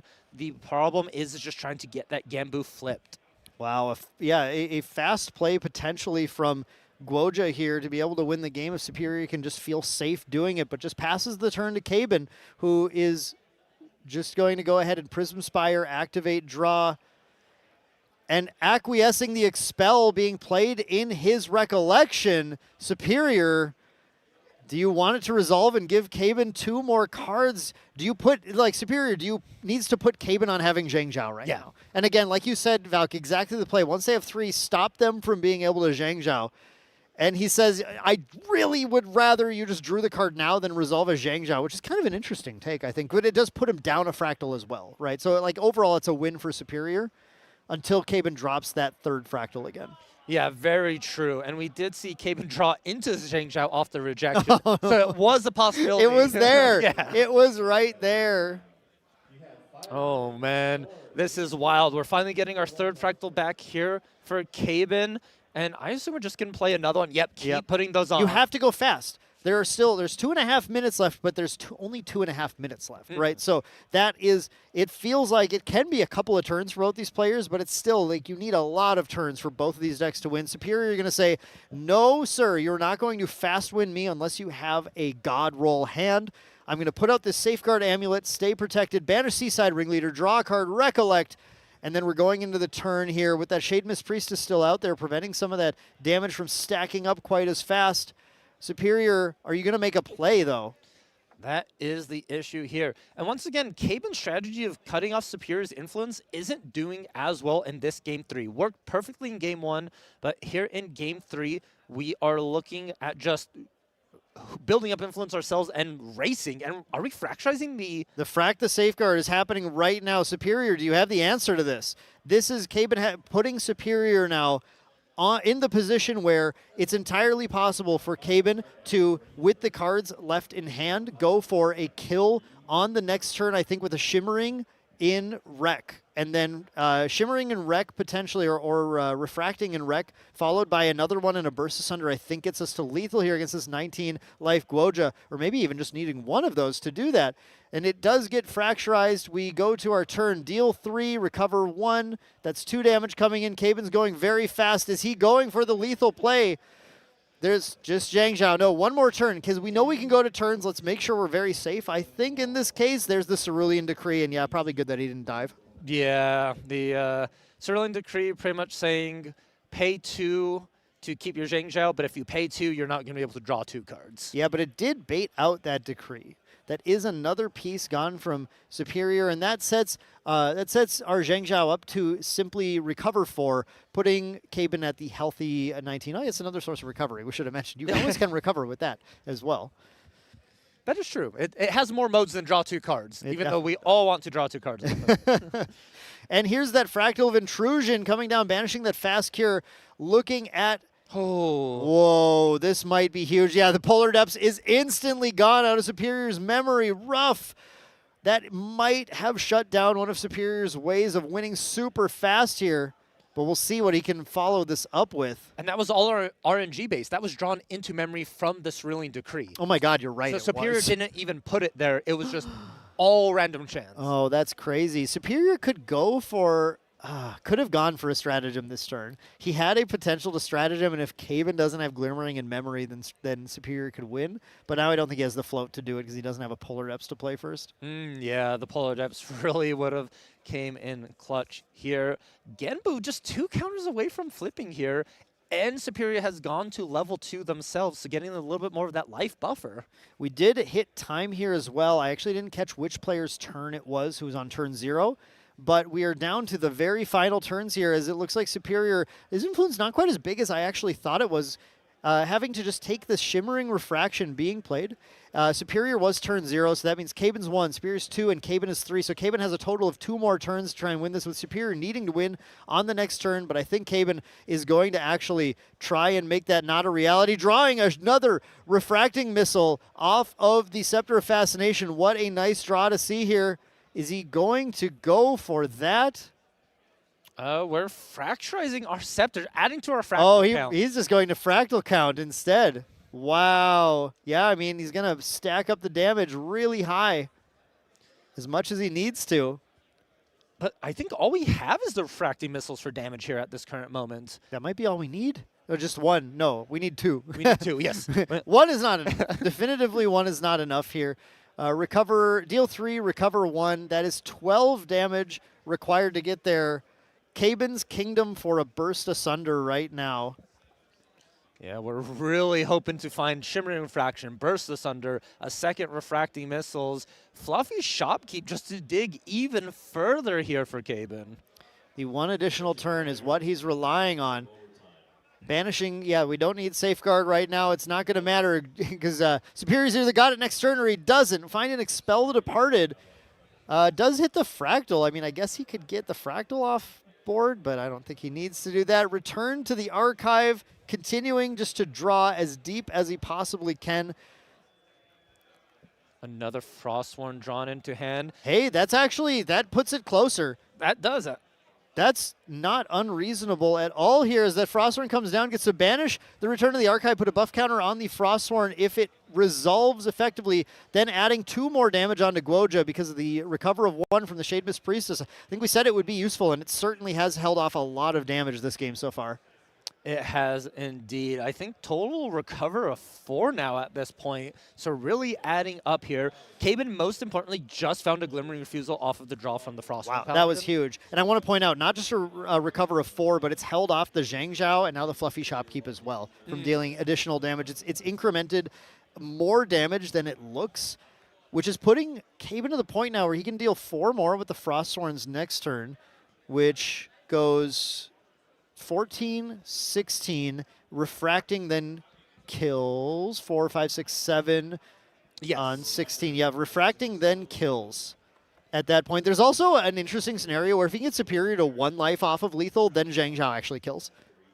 That is true. Yes, because it deals the damage and you can't recover off of that. Yeah, you have to attack with it last. Yes. And so at this moment, Superior either has to win this turn or stay alive on Cabin's next turn. Yep, and the Grand Crusader's Ring going to be the play to draw as many cards as possible. What can Superior possibly do? Going to turn, did draw a Cerulean Decree. So that is a 1 point towards the stay alive route for Superior, and it looks like he's going to take the stay alive. All right, I either draw or I lose right now. Cabin, do you have it all? This is in Cabin's hand. Superior is saying, show me your multiple answers, and you can have this victory. Cabin going to be more than happy here to recollect and draw. That milling of the Shimmering Refraction hurts. He milled himself with Fractal Rain and hit Shimmering Refraction.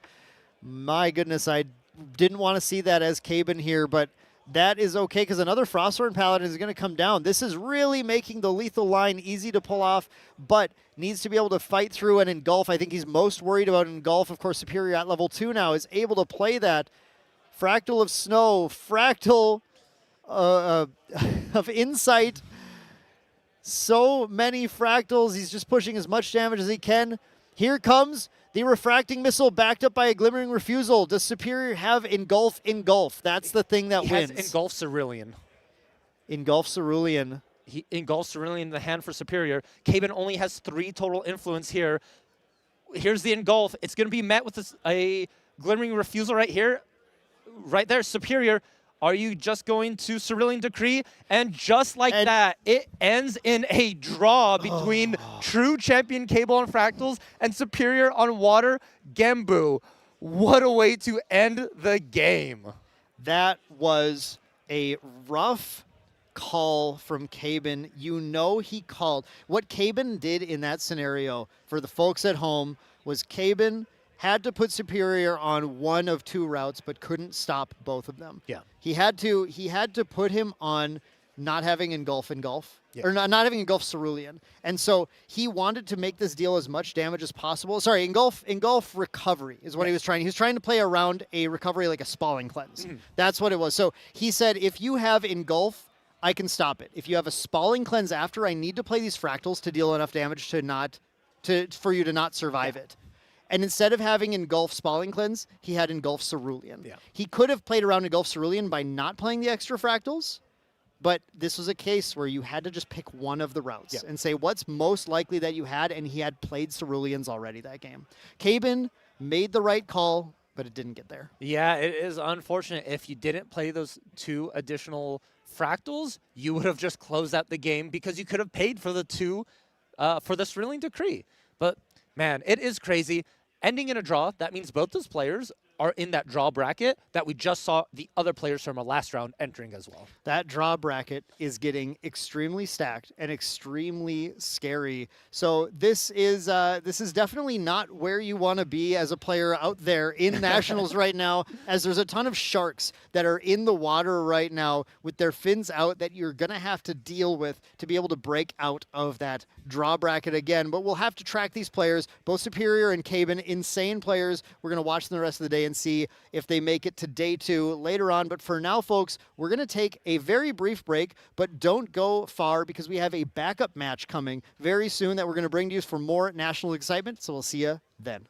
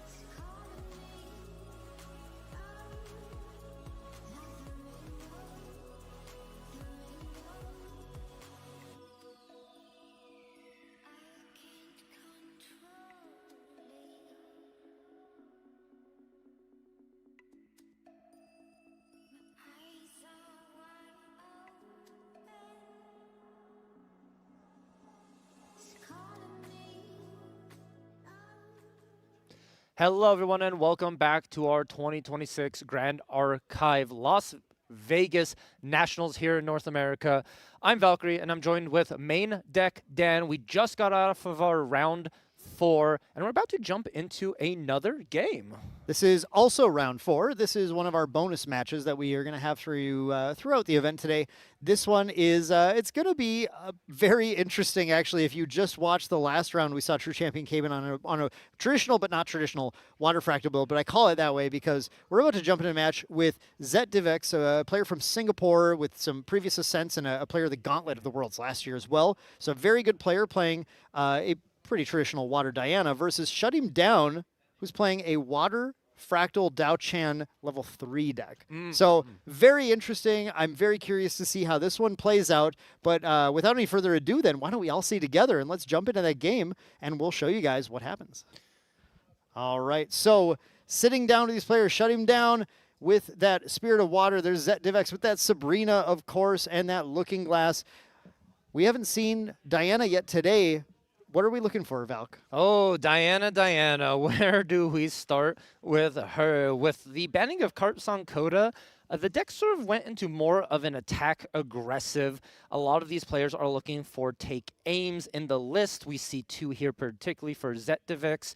And you want to find Cheshire Cats and a distance enabler. This deck is still deadly. It has turn 2, turn 3 kills. Just because it lost Coda doesn't mean it's bad. It just finds a new way to deal that damage in a very convincing manner. Yeah, and it looks like actually the players are already going to Zet's turn 2 as he goes to Undercurrent Vantage in order to gain distant, and in response, shut him down with that acquiescing rejection. And Zet says, absolutely you can draw 2. I need to be distant, desperately need to be distant in order for my turn to go the way I want it to, which again shows you the power of that acquiescing rejection. And a second acquiescing rejection came down as well. Absolutely crazy on the draw there with that ability to get 2 acquiescing rejections played in response, but still, Zet plays through it, just says, fine, whatever. You want to have extra cards, you can. I would like to level. Yes, it would have been backbreaking if Zet did not able to get the distant here. And giving your opponent 4 cards, it might be worth it in the end if you are having the combo cards in your hand for Water Diana. I'm just taking a look here to see if we're on the Mad Hatter variant, which we're not. Okay, so we don't have that insane, crazy high roll turn 2 kill, but you still need distance because when we go to Diana here, when you're distant, you get an Aquamar's Whisper, which is the bread and butter of this deck. Yeah, exactly. Diana must be distant in order to get that value of getting the Aqua Mirage out. And then we see in the Recollection phase, Zet playing the Prudent Knock, getting drawn to memory, and then knock that right into the Whisper and fire off for the first 3 damage swing. Of course, 1 from the Mirage, 1 from the Knock, and then 1 from the distant ranged 1 that Diana has. Then getting to Glimpse 4. This is exactly why Aqua Mirage is so good. Finding a float that will be milled and then setting up the other 3 cards as well. 2 on top, 1 on bottom as Zet gets ready, and usually will either push extra damage here if it's there or past turn, and it seems like the extra damage might be available.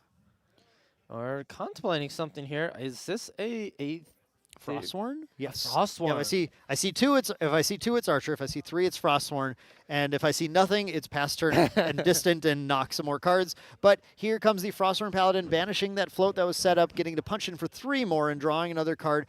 The power of the Diana deck, the ability to play into that sort of mid-game, keeping a full hand size, but still pushing aggressively at the opponent.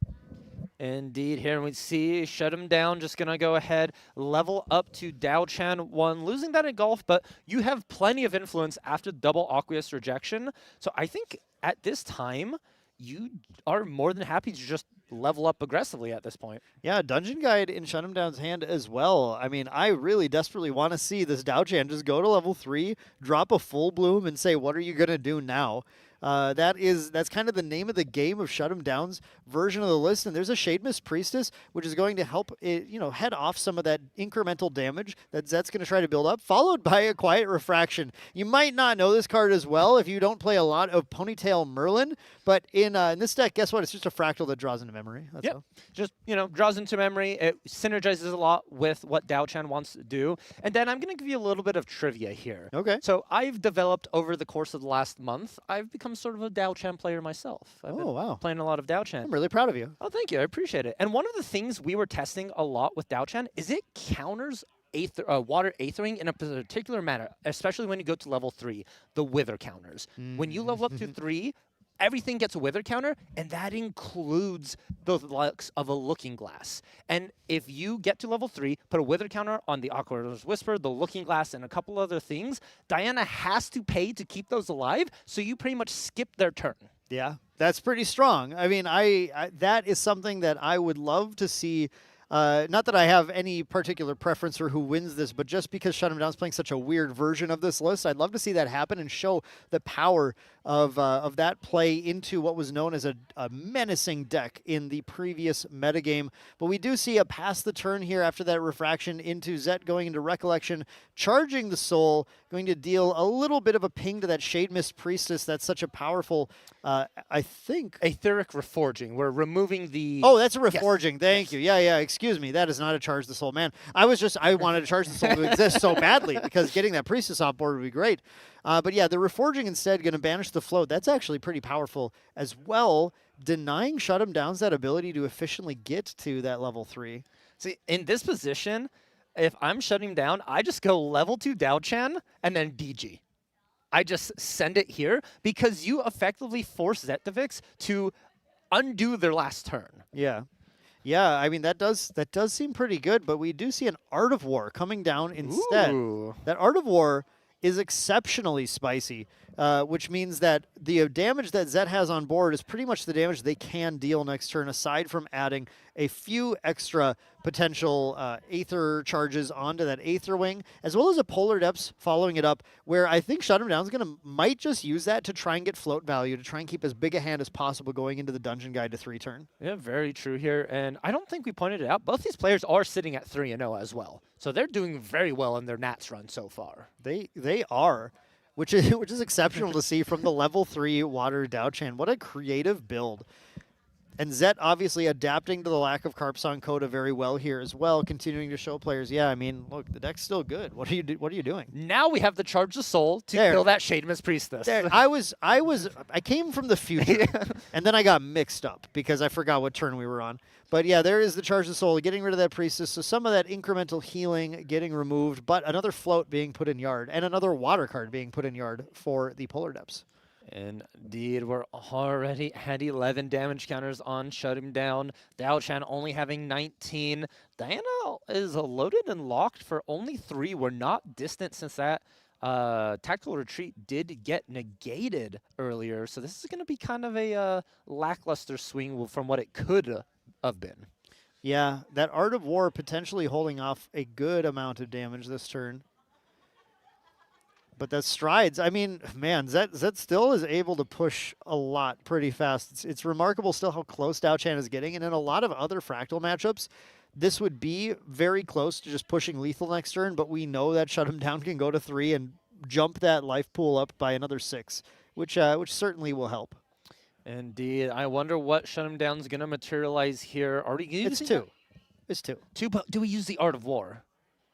That's the question. Art of War and Float being used. Yeah, yep, exactly. Okay. Art of War and Float being used by Shut 'em Down, going to 2 with the Dungeon Guide in hand. What's our influence like? Still looking pretty healthy with a Fractal, a reservable Fractal as well. So we're going to exactly choose the cards to lose with this inevitable Dungeon Guide being dropped here. An Acquiescing Rejection in hand as well, just in case Zet tries to stop anything. Feels like a pretty nice position to be in. And Valk, this might be exactly what you were talking about. I'm excited to see this. Is that does it take aim in Zet's hand? I thought there was a Frozen Dismissal for a second. Oh, it's possible there's a Frozen Dismissal. There's 2. There's 2 in the hand. Ooh, a Frozen Dismissal right now. That'd be pretty good. The Frozen Dismissal. Oh no, the Fracture Eyes. 2. Frozen Dismissal coming down. You have to pay 4 more or that Dungeon Guide is negated. And there's only 5 in hand. Do you just Acquiescing instead? I mean, you have to put 4 down anyway. Do you take the chance to draw 2 instead? Is that an Acquiesce or is that a Mana Resonance? Oh, is that a Mana Resonance? Mana Resonance? Yeah, 4 Mana Resonance in the main board. Oh. Well, that's crazy. We just paid 4. All right, we'll pay for That's fine. I suppose. Banish 2, leveling to Daochan level 3, and getting to wither the board. Their own Frozen Dismissal and another water card. But this is the cool thing about Daochan. Everything gets a wither counter. Pew, pew, pew. Okay, explain again for the class, Valk, because this is not something a lot of players for Grand Archive understand because it just doesn't get played a lot. Tell me about the wither counters. What are we doing here? Yes, very good. Wither counters are a sort of debuff that items or allies can get that says after you recollect, you must pay equal to amount of wither counters on this object to keep it alive. If you do not, it is sacrificed, and Daochan's ability will then banish it, giving you a flower bud. And for Water Diana, everything is very important for their game plan, so they have to keep everything alive, meaning they're going to have to pay for every single one of these wither counters. Yeah, and that is a single trigger that that resolves when the main phase starts. So it is possible to play things in response, or for example, sacrifice some of your items or something. So, like, for example, the strides can just be sacrificed. Yeah. So that is not going to be a big deal. But all these other things, if Zet wants to keep them in play, it'll definitely tax out some of their hand for turn here. Deciding exactly what are the things they want to keep with 1, 2, 3, 4. There were six cards in play with the wither counters here. What is doing all the math to make sure you always have to pay your taxes. You always do. And funny enough, the fractal can pay for itself. Yes. So, you're guaranteed to have that. And then it's a question of, I believe Zet has 5 total influence, going to draw for 6 for the turn. So you pay for Looking Glass, you pay for Frostworm, pay for Aqua Mirage, leaving you 3 left in hand, which could possibly be another Aether Charge. It could, yeah. The Strides does get popped, and now we have the Wither counter Resolution that could take place, or a fast speed activation can be played in response to it. And we see looks like the Fractal probably paying for itself. Paying for itself, contemplate. We got to keep the Aqua Mirage Whisper alive, so that is definitely another pay. I think the Paladin's debatable, but you probably want it to guarantee damage, right? Oh, sorry, it's you can't Wither Diana. So 1, 2, 3, 4, 5 is how many things had it. So we lost 1, and its initial 4 on top of that. That 1 was paid, and then 1, 2, and we're gonna go ahead and lose that Looking Glass now because we did get the Strides already. It's gonna shut off like Palvor lines, but that's probably fine. Zet then just goes for a swing with the Frosthorn Paladin coming in for 3. Putting take aim. 2 down to take aim with Diana. She is already distant from the Weaving Mana Stream being played on the last turn, and that's a shot for 4, 8, 9, 10, 11. I believe an 11 damage shot coming in at Daochan, which without any Song of Frost or way to close that out, which we of course don't have due to the dismissal, that is going to be game 1 going to Zet Divix, playing through the Wither and still just taking it down as Diana took aim and fired. Indeed here. And Dan, I think the important part to note here was that Frozen Dismissal. That was the difference of faltering that turn or being able to kill him that turn. Because if Shut Him Down was able to keep cards, they could have really pushed that advantage and really multiplied either the Wither counters or forced Zetvix in a bad position. But luckily, Zetvix made Shut Him Down go completely hands down and claimed victory. Yeah, that Frozen Dismissal was absolutely everything in that game. Going into these sideboards, let's see what we're looking to work with here. Shut Him Down is on the back foot, needs to pull this off, but actually, this is crazy. There's 4 Dynastic Whirlpools and 2 Regals in here too. There's a mill game plan that he goes to. Not what you need here, but Viridian Protective Trinket. I mean, let's not get Frozen Dismissal this time. I kind of like that. Engulf can play some interaction. Shade Mist. We have the Song of Frost. Anything else, Valk? I think those are perfect for what you want to bring in here. Engulf, is probably the best out of everything just because it is a cleric reaction that is able to be used off of the Daochan inherited ability as well. But I like all those choices you had over there. Now, over on to Zetvix with our sideboard here. We're looking at 4 Expel the Departed. you bring those in. You didn't see them game 1, but you're assuming a level 3 water deck's playing Fractal of Waves. You are 100% assuming that, and you're assuming correctly, because definitely there in Shut 'Em Down's list. Do we like the... We don't need the land. It's just a weird version of Dao-Chan. I have to look and think for a second. Like, we don't need either of the nullifiers. We bring in Reforging. Yes, we hit that Reforging, definitely, to hit the float that's being generated. We don't need to drown anything in Aether, and That's it. the Shade Mist Priestess actually is like deceptively good because Dizette's going, or Shut 'Em Down's going actually for a full bloom win, and that's going to be a bunch of incremental damage. So that does a little bit, but I think when the full bloom drops, you just kind of, the game might be over at that point.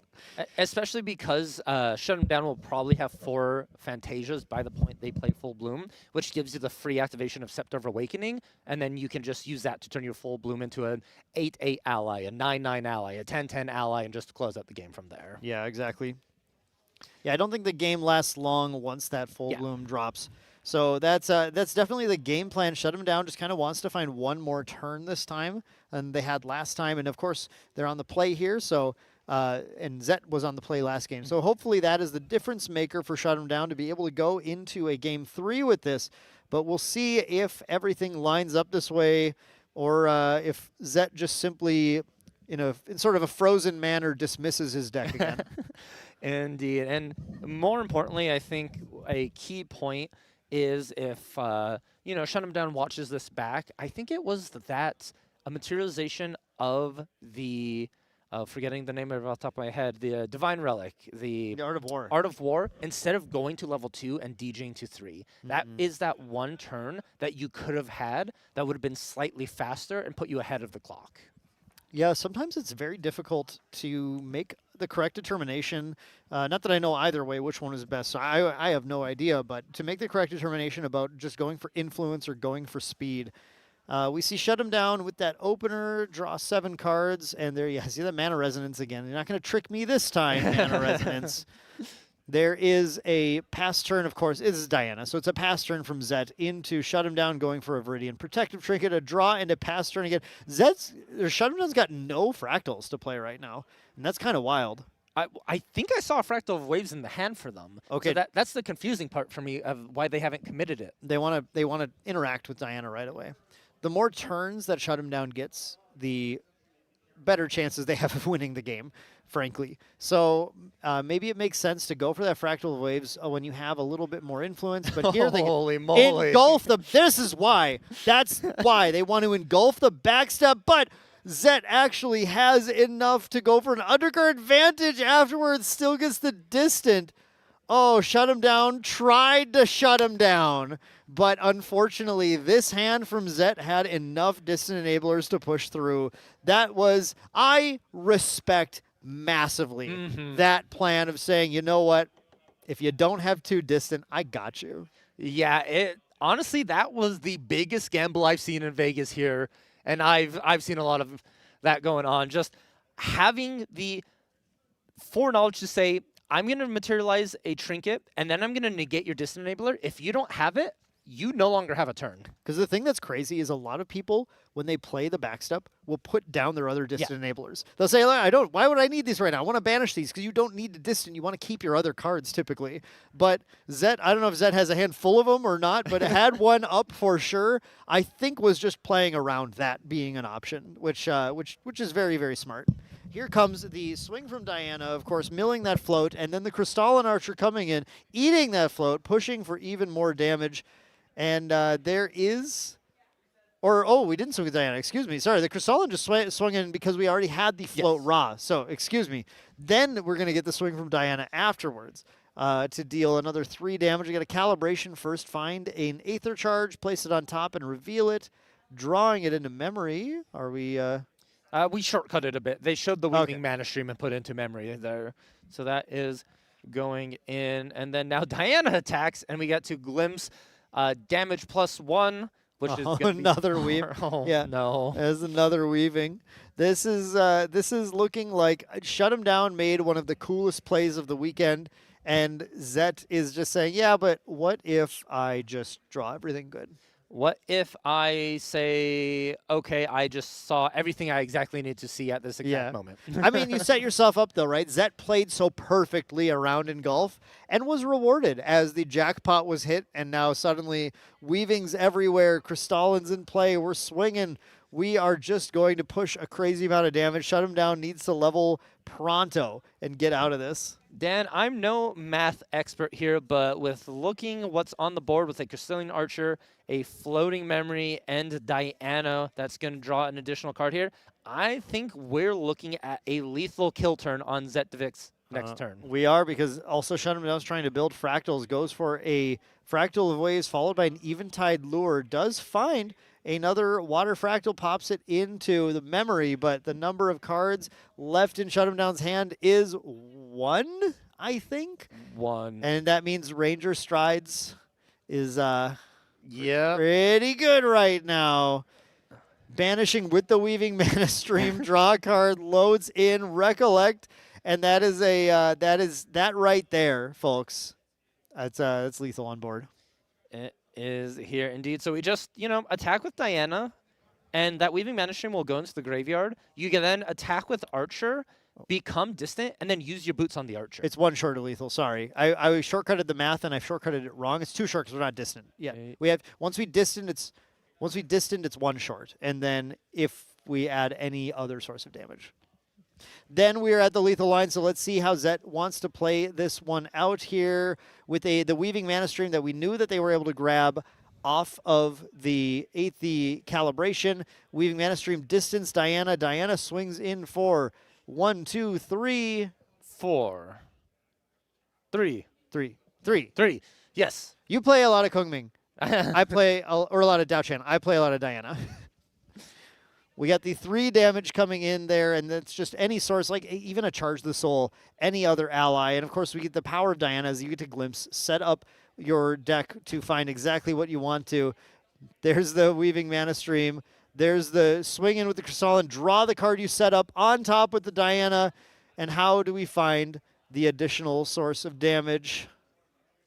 Oh, did we not? We didn't Aether or Ranger Strides yet. Yeah, I'm curious why we didn't Ranger Strides. We do have a Charge the Soul in hand as well, so that would have been the last point of damage needed. Are we? You had 2 distant units to be able to pop the Strides on, to be able to deal lethal damage with that Charge the Soul, with the number of cards in Shut Him Down's hand.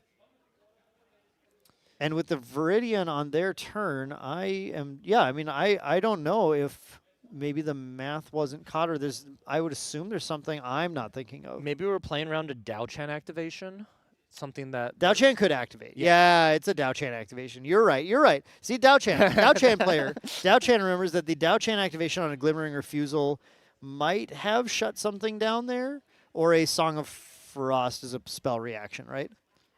Not a skill cleric. reaction. It's not a Not cleric. Not yeah. a cleric. That's the issue. That is the issue indeed. The Crystalline Mirror being materialized for shutting down. A very interesting choice here. We are getting another Eventide Lure activated, and are we responding to it here? Oh no! Oh goodness, that's yep. There's our sideboard in action here as we see the Expel the Departed coming down, trying to hit the Fantasia. Shut Him Down is really getting kind of taxed out of being able to play on their turn with a lot of powerful interactions from Zet. And unfortunately, while there is a Viridian Protective Trinket in play, the Expel is a norm element card, so it's a well, not free, but it's a regular cost card to play, not a +2. Yeah, the regular cost. I wonder if this is hitting the Fractal of Waves. It's actually looks like they're maybe targeting the Eventide Lure right now.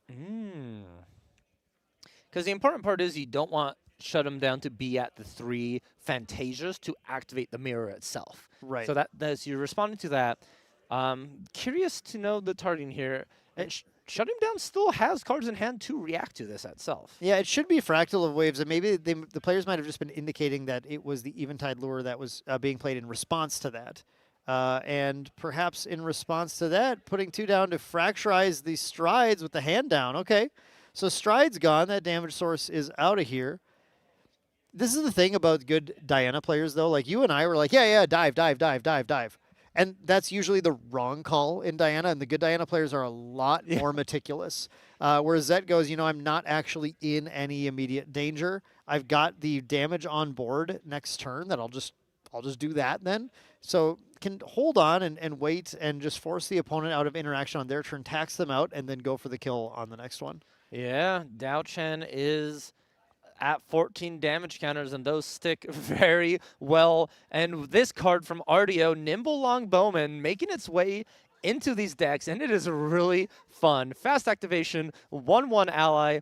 On enter, your champion becomes distant. Yeah, that's a really crazy new card that is definitely, like, we lost Carpson Coda, but we found some new stuff to add that feels pretty good here, as it added both a 2-power ally to play and gave Diana +1 as well. So again, lethal now very officially on board here, and the quick step treads making the interaction even more difficult, recharging up that Aqua Mirage Whisper for its 3rd and final shot, but I think it's the only shot that's needed. Here comes the Longbowman for 2. Here comes the Crystalline Archer, and that is game for Zetivix, taking it with Water Aether Wing Diana once again. Whew. Well, for those of you who are really like, man, we didn't get to see any Water Aether Wing this whole 4 rounds. You're welcome. There you go. Some Water Aether Wing still around and kicking and doing pretty good. Yeah, and doing great. A lot of sparks were flying in that match. Now we're going to be going to a break shortly, but before that, we've got a really cool video for you all. So why don't you stick around for that, and then we'll hop on that break. We'll see you when we get back. Hey, what's going on, guys? I'm here at Nationals, joined with one of our casters, Mr. Valkyrie of, I believe, Team Angel of Elements. That is correct. So I want to play a little game today. I believe you have heard of it. It is called 15 Words or Less. Ooh, yes. Yeah, so for those of you at home who do not know what this game is, I have access to use 15 words to try and describe the 7 words on this piece of paper that you have to guess. So you're going to be guessing the 7 words. I have 15 words or less to make you figure them out, and I have not seen this list. Okay, I'm ready. You ready? Yeah. All right, let's go. Fractured Memories. Merlin. Correct. Horse. Vanitas. Dilu. Red Hair. Crux. Lorraine. All right, well, Crux Horse. Oh, Crux Horse. Ghost of Pendragon. No. Incarnate Majesty? Yes. Okay, Yes. perfect. Erupting. Erupting. Fire. Rhapsody. Harmony. Erupting Mage. Rai. Erupting Mage. Fireball. Fireball. Turtle. Turtle. Genbu.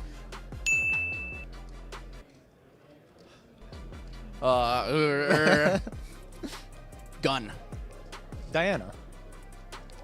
Hold on. Twin. Shadow's Twin? Shadow's Twin. Western Game Design. Western. Grand Archive TCG. Grand Archive. Slots. Suited? Fractal of Rain. Location. Slots location. Oh, wow. I am throwing this one here. Give me another word. Here. Las Vegas. We got it. We got it. I think that was 13 words. 13 words. Pretty good. Oh, we did 7? Yeah, that's all of them. Yes. Anyways, thank you guys so much for joining us for our first time here with 15 words or less. Thank you again, Valkyrie. It was a great time. See you guys soon.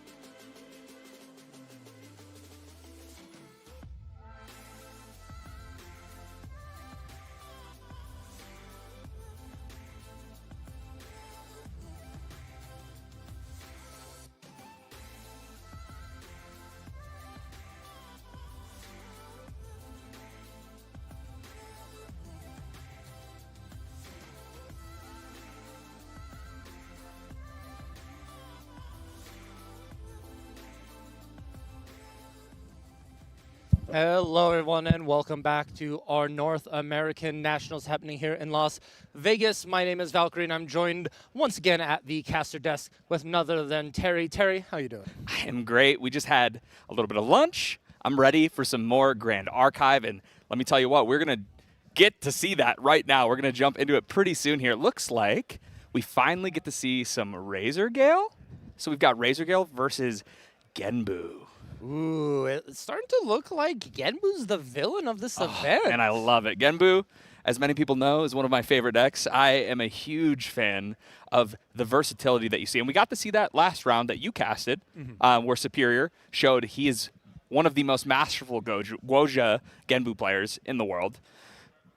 And honestly, this matchup is super interesting because new Razor Gale actually has some pretty impressive damage it can push with Essence Crucible, but Water's got Fracturize, and it's got a lot of other stuff too, so I think it's going to be a pretty interesting game. It is going to be an interesting game, and I'm taking a look at this Genbu list real quick because there's one card I'm looking for, and I'd say one of in the main deck, Shade Mist Priestess. This deck changes the Razor Gale matchup very quickly. Oh my goodness, that is such a good card to have for this particular matchup, so must have been prepared for it. So we're going to see a imbued Windmill Engineer here. These are two 4-0 players. They obviously had a very good run for the start of the day. Hoping to continue it on here through the rest. We've got a quick little, hey, Refracting Missile. Let me see if you got that Reclaim. Reclaim check. And we don't have one actually right now. We're digging for one. Fairy Whispers off the top.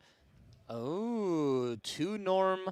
1 Wind. We're keeping Fluffy on the bottom, Distilled Water, and then Cyclical Breeze. Actually, both going to the bottom. Yep, they kept the Cyclical but got rid of the other two. And we're escaping. Oh, okay. This is not your traditional Save My Windmill play. No, but I like it. Alrighty. Long N going to go ahead and level up into Gojia 1.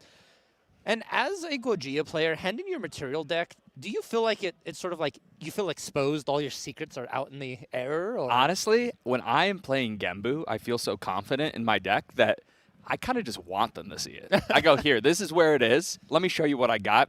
I don't think you can stop it. And I think that is just one of the aura things you get when you get to play Guoja. I like it. I like it indeed. Bovine, we're starting the mill game very early. Yeah, this is what we want to see, right? We want to play that early Bovine. Oh, floating and, oh my goodness, and the Ringleader. Huge start for Genbu player here. Oh, I understand Long is on a water deck, but he is on fire currently. You could not have said it better, Velik. I think that is everybody's ideal turn 1, turn 2, floating into Bovine, into Mill and Seaside Ringleader, and I mean, that's exactly what we're looking for, right? Hopefully, Ollie will be able to respond here. Probably looking to get, just a little more value. Not afraid yet. Has time to get that Razor Gale online before. We're just going to show it. Hey, it's right here. Check it out. Hey, guess what you're playing against? Yep, here it is. Right here. Here it is. I got the Razor Gale. Here's the Cyclical you knew about. I'm going to draw a card in the memory, and we're back off to the races. That sensor is perfectly timed here after that incredible mill. So you might think that although Genbu just had an incredibly fast and just exactly what they want, turns 1 and 2, Sensor slows them down that easily, just by 1 materialization. That is just by 1, unless there is that Fracturize in the hand of Long, but those Windmill Engineers going to tag team that Tidestone Bovine, removing it off the field, which I think you have to against Gojira. Right? Oh, yeah. You can't let them get that additional mill. Yeah, I mean, I didn't know the Windmill had a farm, but they definitely took that guy out to pasture. So that cow is done with. So here we go. We're going to get our mill. We're going to get a quest counter up to 4 already. After that, Tengu on enter as well. Getting our influence up, I think that's something that's going to be very important here. This escape on the Windmill Engineer again. Look at that influence Ollie is presenting. That is the traditional Razor Gale way. 9, 10, 11 cards already, I believe. 11 cards with a Windmill on the field. oh man, Long, what are you looking for? Oh, we do see here? we do see the fracture eyes in Long's hand as well. So we'll see. Looked like he was about to put it down, but is that another bovine? Oh, okay. Let's go. Yep, not gonna let the windmill engineer do what it did last and tag team his brother and cow. Yeah, that's a lean beef fighting machine right Yes, there. amen. Take it down. We've got a ton of floating in the yard already. That is looking really powerful if we can get this sensor off of the field. What is our float count? Like 5 in I think there? it's 5 in a Seaside Ringleader. Like, that's crazy. That is everything you could ever want when you are playing Watermill. That sensor is holding back the gates right Yes, now. that is definitely carrying its weight. But if it does collapse, I am afraid that Gembu is going to be able to absolutely, ooh, baby. Played very, very well. Purifying Thurible here. That's going to be a Thurible for any number you so choose. How many cards do you have in the yard? This is going to, yeah, I'll put down 7. Oh, you want to try and put in more? Here's 9. Yeah, exactly. So, is it time? Nope, we just got a Dream Fairy.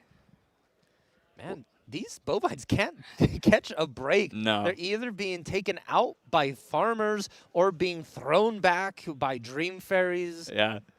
Yeah, I mean, you definitely do not want, as the Razor Gale player or any player who is pairing up against the Gembu, you do not want to let those bovines get multiple on-attack triggers. The game will just snowball out of control pretty quick. So here we go. We're going to, ooh, I love this. By the way, side note, this Frostworn Paladin is a classic. That promo is very, very old. If you're an old head, you've been around since the beginning, you might remember that one. I love that Frostworn Paladin art.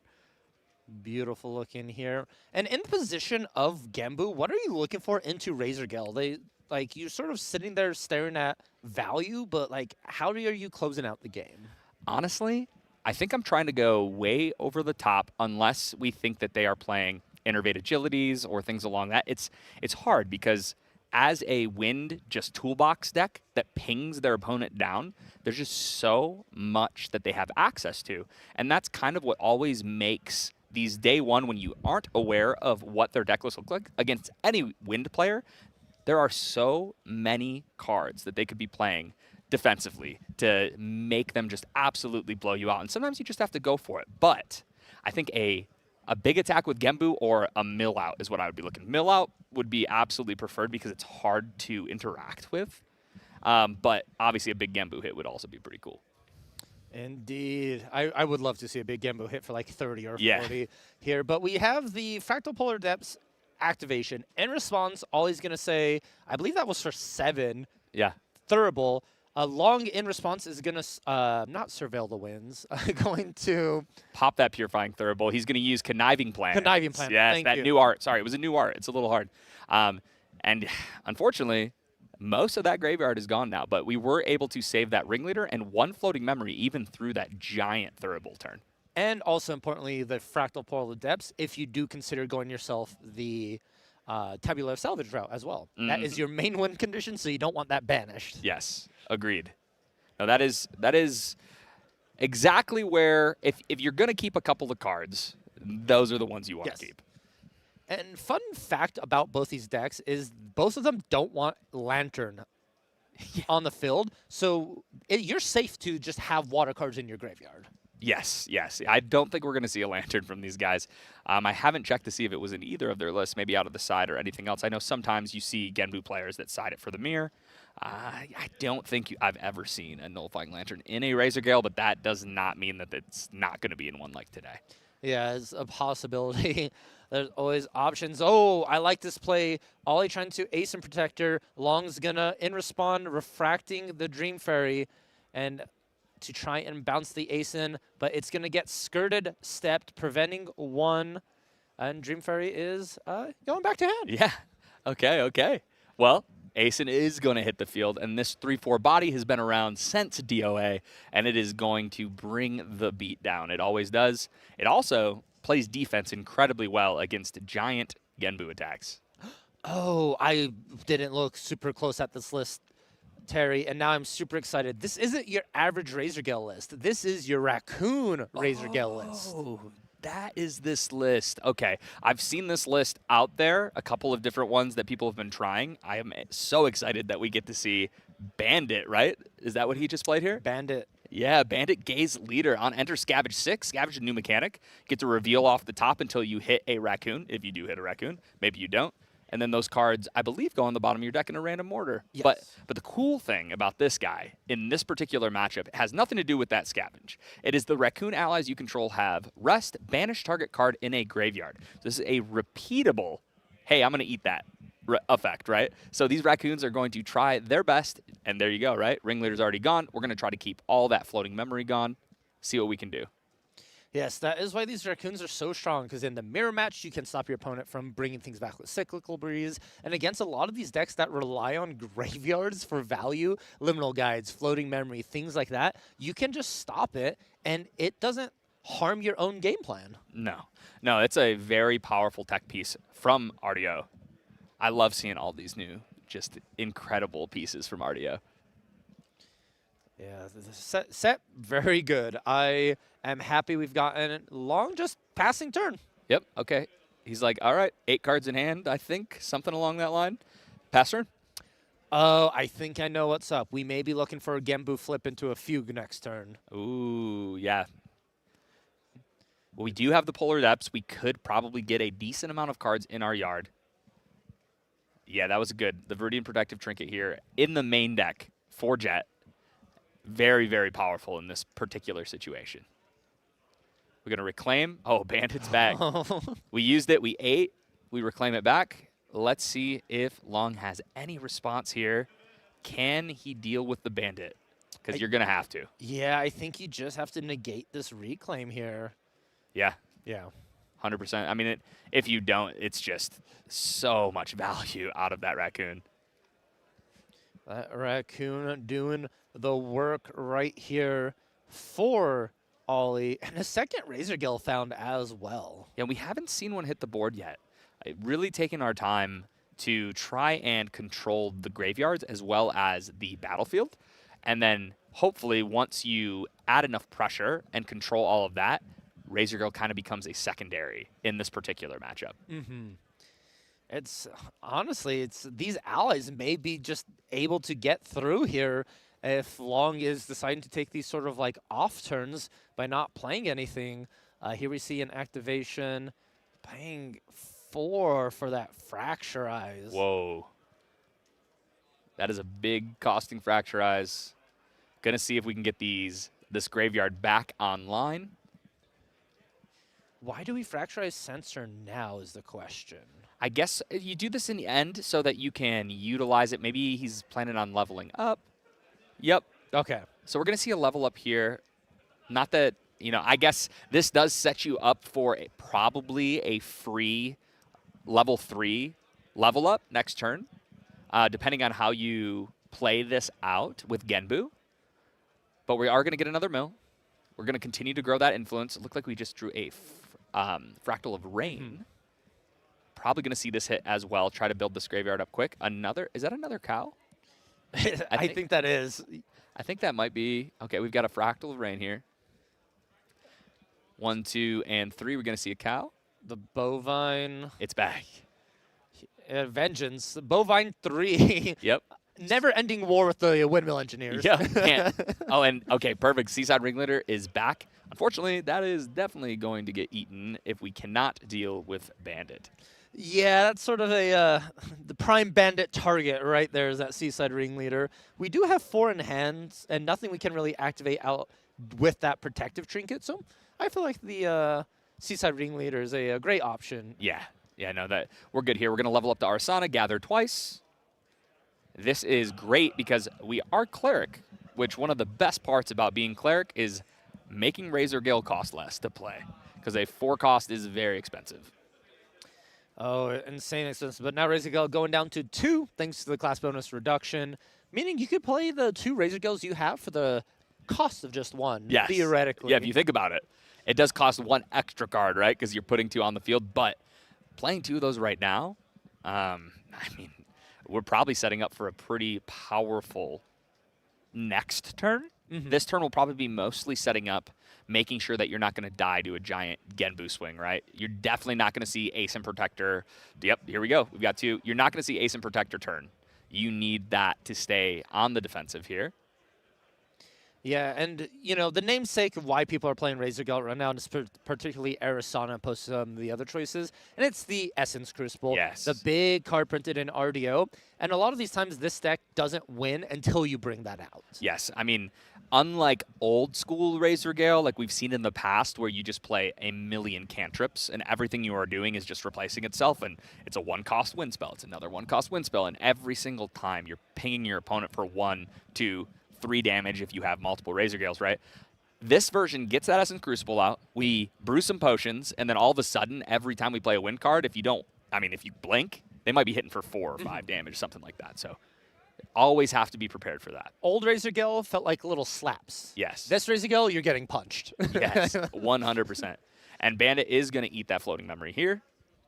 This is a scary turn for the Razor Gale player. There is a Veiling Breeze I see there. So we do have some defense here. We've got a lot of mills. Frostworm Paladin hitting the yard.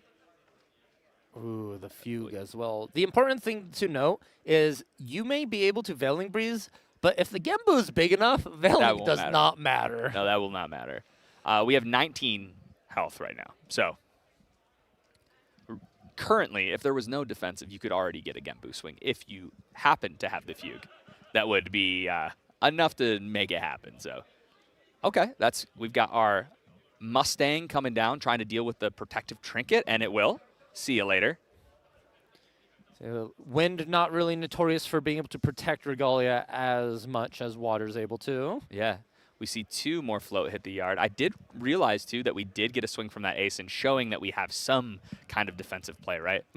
So as the Gembu player here, you're probably trying to set up a giant Gembu swing and keep Auli under 5 health so that he cannot use an Innovate if he does play it, right? If I'm the Gembu player thinking here, am I going for a big kill? Because if I am going for a big kill, I'm looking in that way. But it looks like we're just going to be taking another turn here, holding up some interaction, allowing ourselves to mill even more, not too afraid of dying here. Not afraid at all. And actually, Terry, the materialization of Essence Crucible. There it is. The card that made this deck good again is finally here. And here comes our first brewed potion. That's going to put a counter on that Crucible, making every single one of those, every single Razor Gale trigger hit for 2. So let's see what's going to happen here. Do we have a way to? Oh, no, we're just letting it happen. Oh, we're finding the 1 on the die. There we are. So, Terry, can you just sort of explain once again the interactions with Essence Crucible, Razor Gale, and this activation? Sure. So it's super interesting because the way that it works, right? You're going to activate. You're going to brew this potion. In activating, that's going to put 2 Razor Gale triggers on the stack, right? Essence Crucible is going to resolve as well.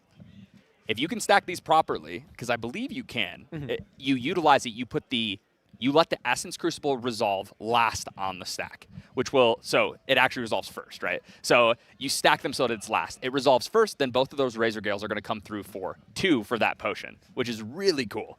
Granted, we did see that Safeguard Amulet get popped here. That's going to stop a little bit of the damage, but with a 10+ influence hand, he could be holding a lot of damage that he can utilize at fast speed.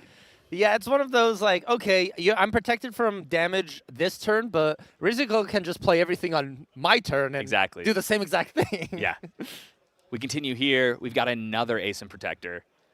This is a lot of beatdown damage coming from the Razor Gale player.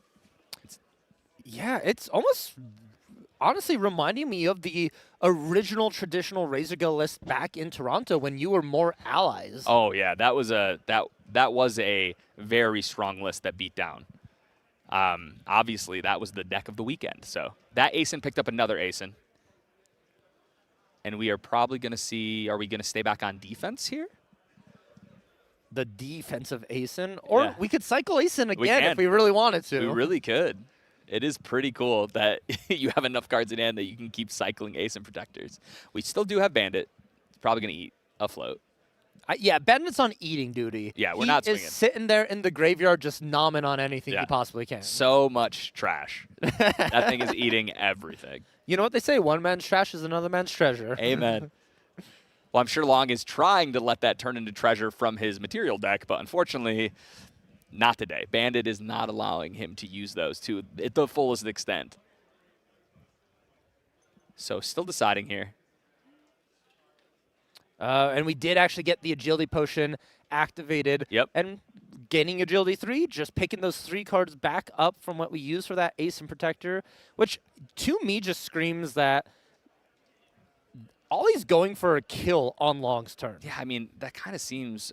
we see the Enfeebling Orb come out, which is an incredibly aggressive card. This was a very aggressive Enfeebling Orb. So Long here is thinking, okay, I'm going for it.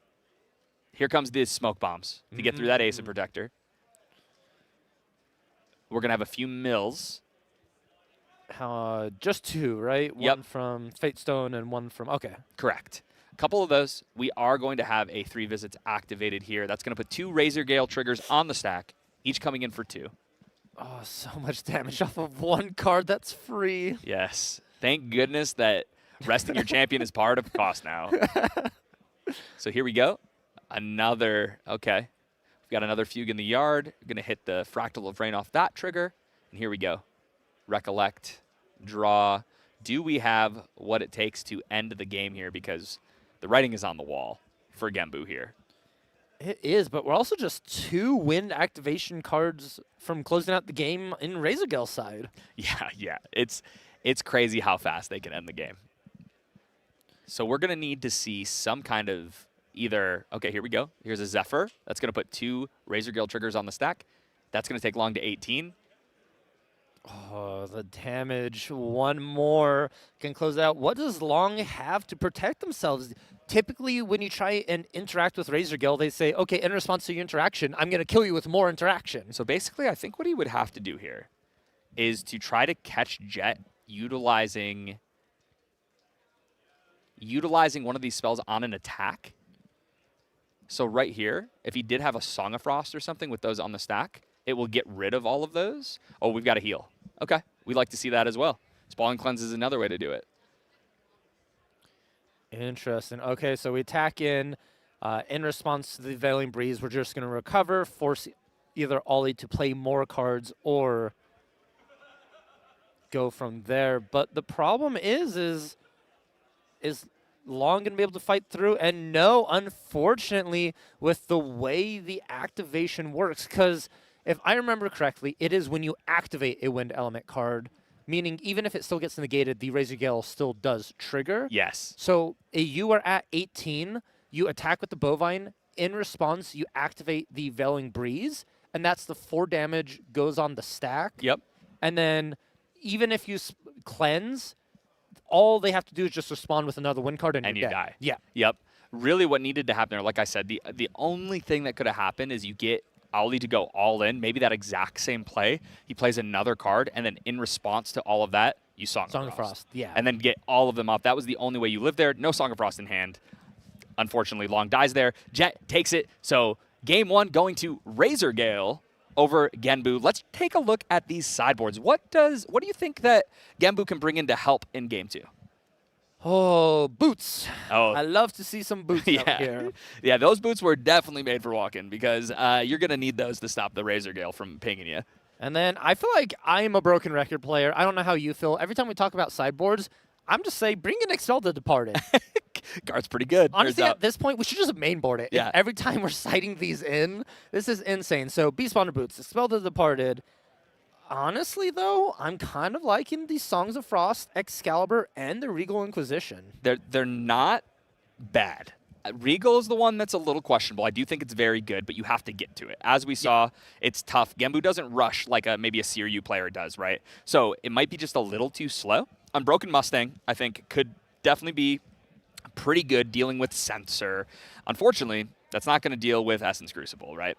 But Song of Frost, as I said in that last situation, could have gotten you out of it. But and you know, Jet did show that this deck can be pretty aggressive. So maybe you actually can make an argument for Song of Frost to deal with some of these giant Ace and Protectors coming at you consistently. And then Excalibur is just another way to deal with Razor Gales, to deal with anything, right? It just, including Essence Crucible. So pretty strong there. Yeah, that's a big one for me is Excalibur kills Crucible. Yeah. And if Crucible wasn't on the field that first game, Long would have been able to live through that sort of turn that was developing here. But thanks to Crucible is what caused that damage to be dealt.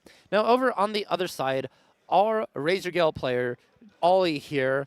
Oh, this is actually going to be a tough choice. Just looking like Icy Ensnaring Fumes. That's your classic like you bring it in against any Guoja deck, right? Yes, very, very good in that. Turbocharge does help you with the influence game, but I don't think you had any issue with that game. It's not grinding too incredibly long, but I could see the argument. Obviously, Ensnaring Fumes is great. Zephyr, just as another wind spell you could utilize, I could see the argument, but I'm not sold on it. They have a lot of, not Regalia, Fantasia hate in here with Mystic Purifier. We've got Vertigo's Decree. We've got Scatter Essence. Man, I hope I see a Blessed Clergy. I don't think it's right, but man, I hope it comes in. I'd love to see one. And honestly, too, you're against water, bring an Obscured Offering. Oh, yeah. Yeah, of course. You need that protection for your Crucible. But it's one of those moments, too, because a lot of times Razor Gale players think, I got to deal damage as fast as possible. I got to, get Razor Gale, level up, Crucible, kill you turn 4. But the way Ollie played was very slow, building up that influence to where that you have an answer for anything your opponent tried to do. And I think that's what you have to do against Genbu, because if you go too aggressive, too all in, that deck is one of the best at turning the corner and just killing you out of nowhere.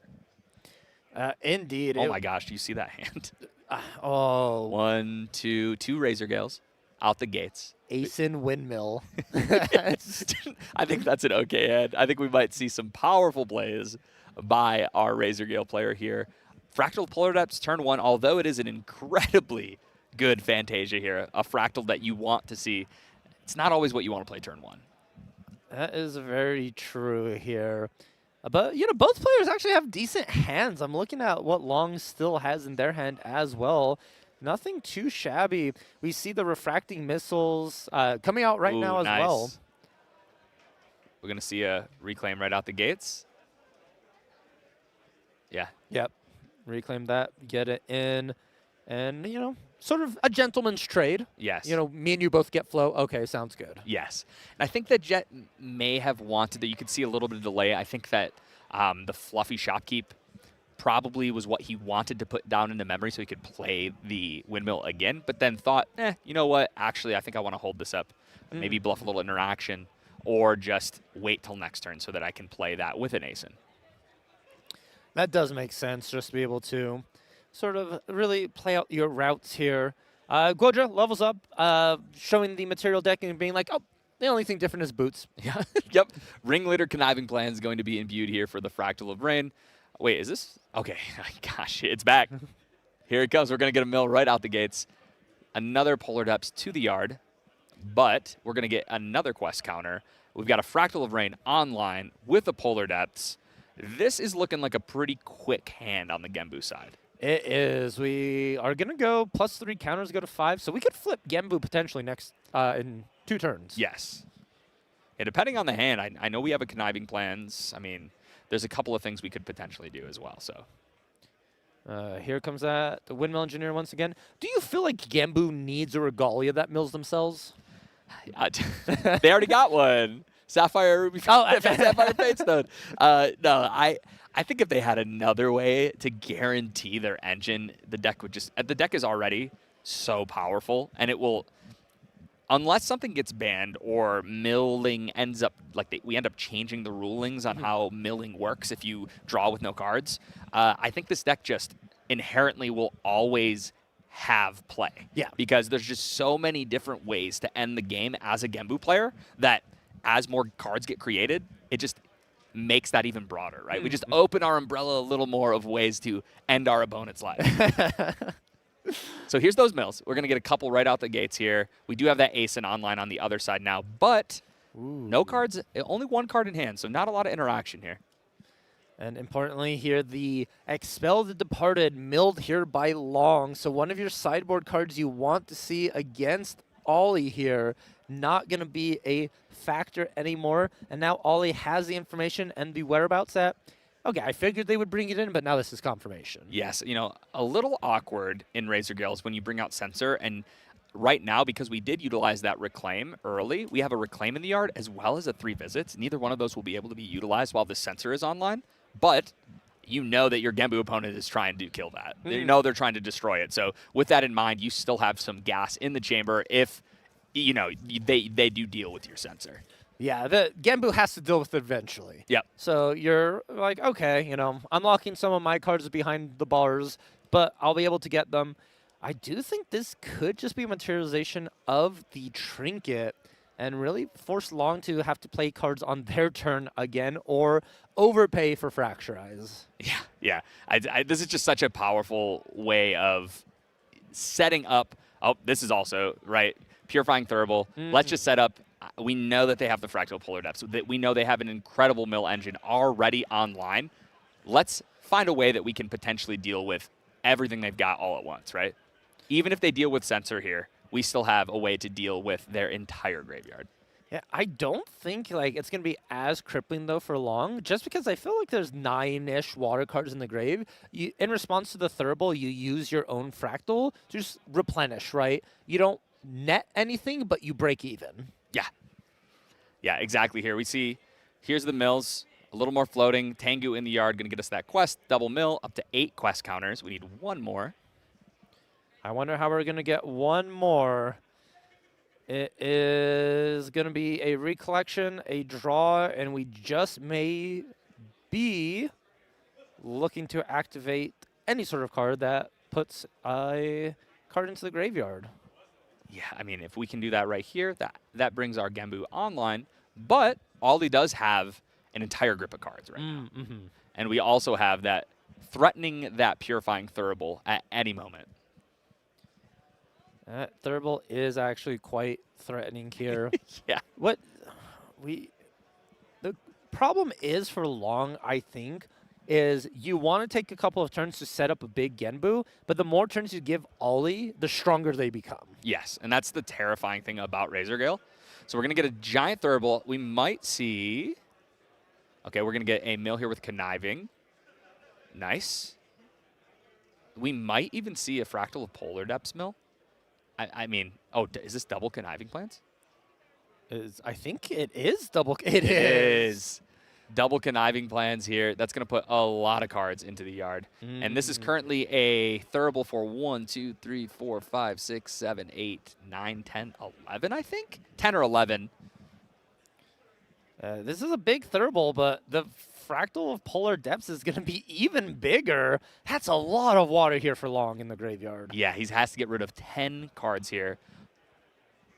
It looks like you might be able to get rid of a large amount of those cards with no additional text for when they are in the graveyard, right? I know that Sensor is keeping all of those in a certain spot right now, but once you deal with that, we will have access to a ton of floating memory.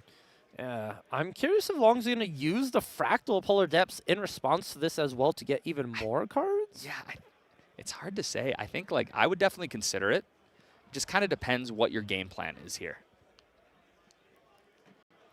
What do you want? What is the choices here? Because you have Tabula in your material deck, so you're okay with going like completely mill out plan on yourself just to set up, and you just don't banish the key components that you're needing. Sure. There's a little bit of discussion here, trying to figure out exactly how this is going to resolve. Just how they would stack it, or the assumption from there. This is a big choice because it's 10 cards you have to choose to remove out of your own graveyard. Yeah. Got you. So it looks like there is a little bit of a judge call going on here. We will see what happens with that and obviously let you know as we find out more. But this is a terrifying place to be. This giant Thurible is, as the Genbu player, you do have a way to fight it. Luckily, you have Polar Depths. Luckily, you already have so many cards in the graveyard. You can probably keep yourself in a situation where you are still prepared to utilize Genbu and get a, giant attack off here in the next couple of turns. But I've seen Ollie's hand. It's pretty terrifying. If he can get in a position where he can get those Razor Gales down and continue to build this advantage engine, I think it's going to be very hard for Long to stay alive for multiple turns. Yeah, and it's almost, I don't want to say a copy and paste, but it feels like it of our game one. Ollie just sort of building up that influence, ending up with double Razor Gale on hand like we have now, and it's just going to be 2 simple materializations, Arisana, Essence Crucible, and he has the double Veiling in hand. I didn't see a potion, actually, but that's one of those, like, they kind of blend in. Yes. All the wind cards in wind Razor Gale look the same. Yeah. As they're just wind effects going around. Yes, and I think that's exactly right. And, you know, Jet is playing this so incredibly smooth and methodically, waiting until the right moment to strike with those Razor Gales. There's no reason to get something. We know that there's Expel the Departed, right? We've seen them. So putting out a Razor Gale early when we're not prepared to do something with it is a little tough, right? We probably want to get ourselves leveled up into a strong situation, not take an entire turn to play those. Instead, put 4 down to play an Ace and Protector. Start softening up our opponent so that we only need a few Razor Gale triggers to end the game. Yeah, indeed. And the Ace and Protector, I think, is the weird to say, the breakout card for this deck and matchup, because it has just, you know, I bounced a ally back to your hand, and now I'm attacking for you for 3 every turn. You're setting up, and I'm setting up, but I'm hitting you for 3. Yeah.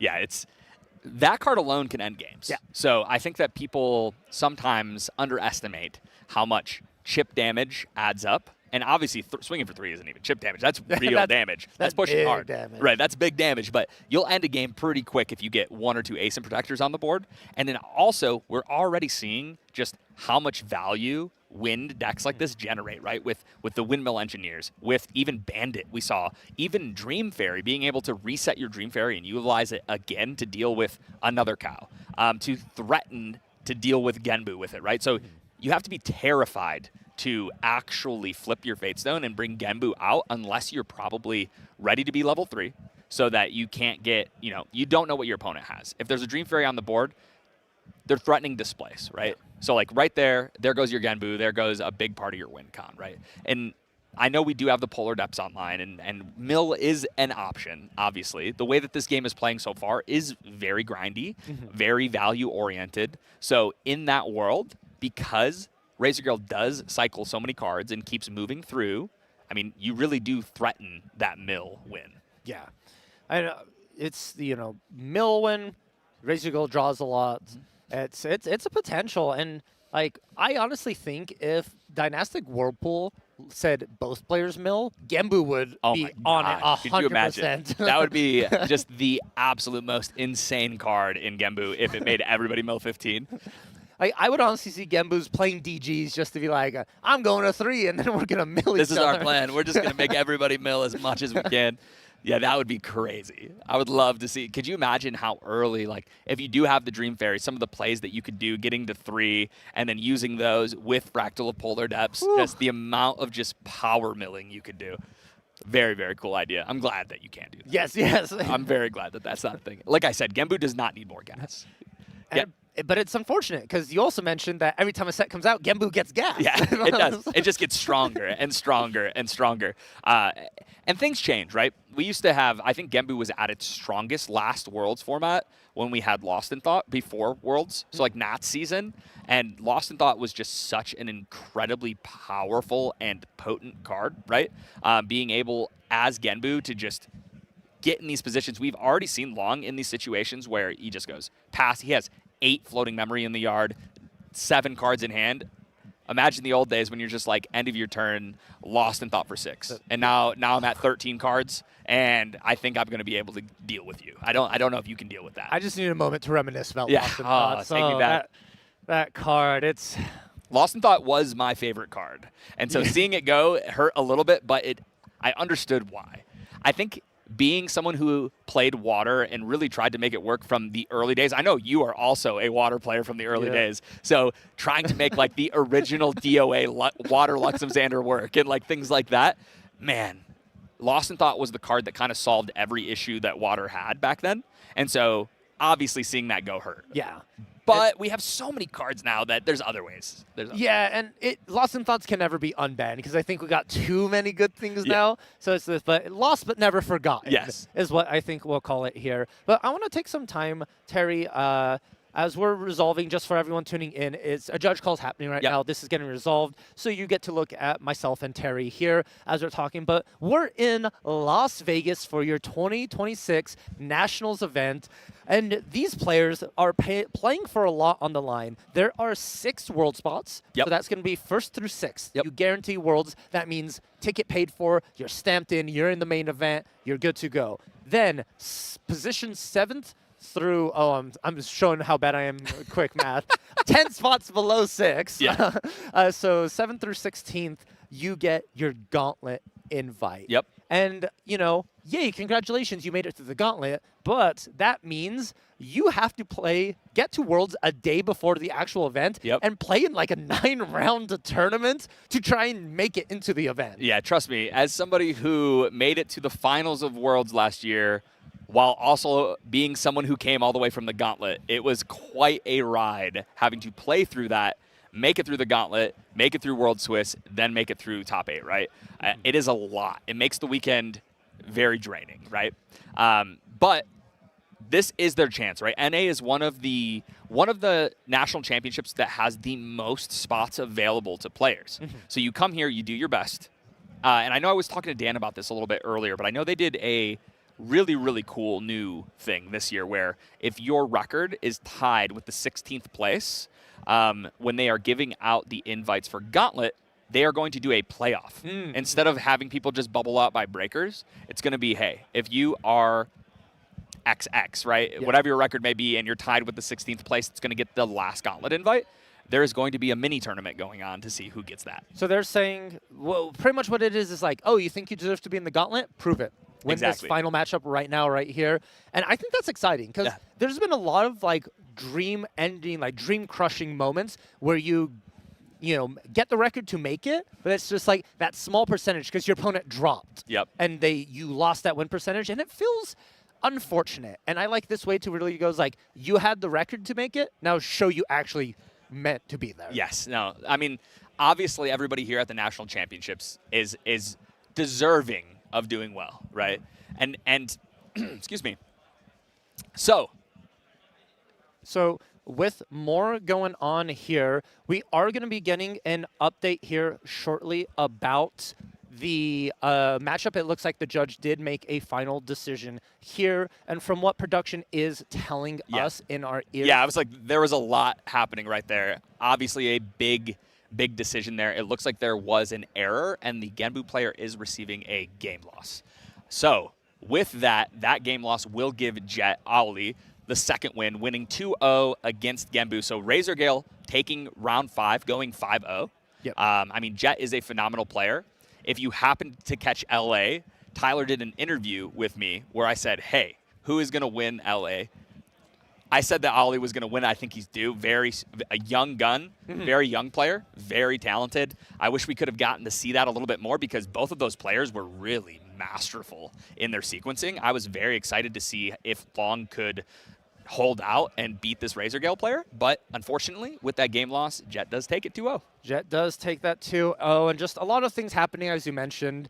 A little error on the mills, couldn't walk back the board state and just ended up in that position here. But we're actually going to be throwing it over to a quick break here. And then I think after this break, we're going to have some interviews and some fun things lined up. So stay tuned with us, and we'll all see you here shortly.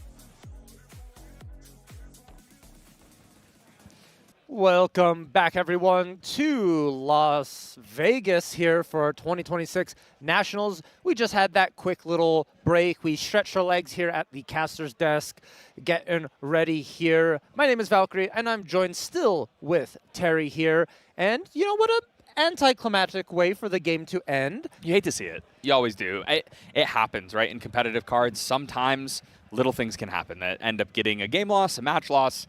We've seen it happen time and time again. You hate to see it, but it is just part of competitive cards. It is. But the good news, Terry, and for everyone at home, we have a bonus feature match coming up, and it sounds like we are ready to jump in. Ooh. So I'm very curious what this matchup is going to be. As the cameras turn onto the side, we're going to take a look here. We have a... It's Genbu. It's Genbu Superior again. It's back. It's Genbu. Against, I see a Spirit of Fire. So we are in the dark as much as you guys are in the current moment. I'm really excited to check this out. We've got a Looking Glass Fire deck is what it looks like. Could be a CL Oblation, could be a... Ooh, looks like... Is that Crux? I think it's Crux. Crux. We finally Cheshire Cat. got our Crux here. You know, Velk and I were just talking about how we were a little surprised we have not seen a Crux player yet on stream. So I am glad to see somebody at 301 coming in here with a Lorraine Crux Knight. Oh, wait, Crux Knight? Sorry, I have to say that again. Crux Knight. This is... Are we... now I have to check if we are going to be... No, we're not. We are not an Onsol deck. Okay, no Onsol. Just going Crux Knight for the... I'm guessing yeah, and just for like big Rending Flames quick. Maybe it helps with the race against some of the decks when you in testing. I could definitely see it. I mean, you're utilizing, you have Clarent, right?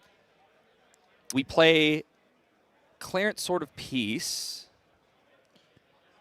Clarent Reimagine. So we are able to get a couple of swords out of there quickly on our way up and get Crux Knight going. Fluffies, of course. And of course, Fluffy. So yeah, we can get there. We can get some pretty early Rendings that will hit pretty hard. And back over to the game, looks like we've got a Creative Shock here. Unfortunately, looks like we had to ditch an Incapacitate. Ooh, not looking good. You hate here. to see that. Yeah.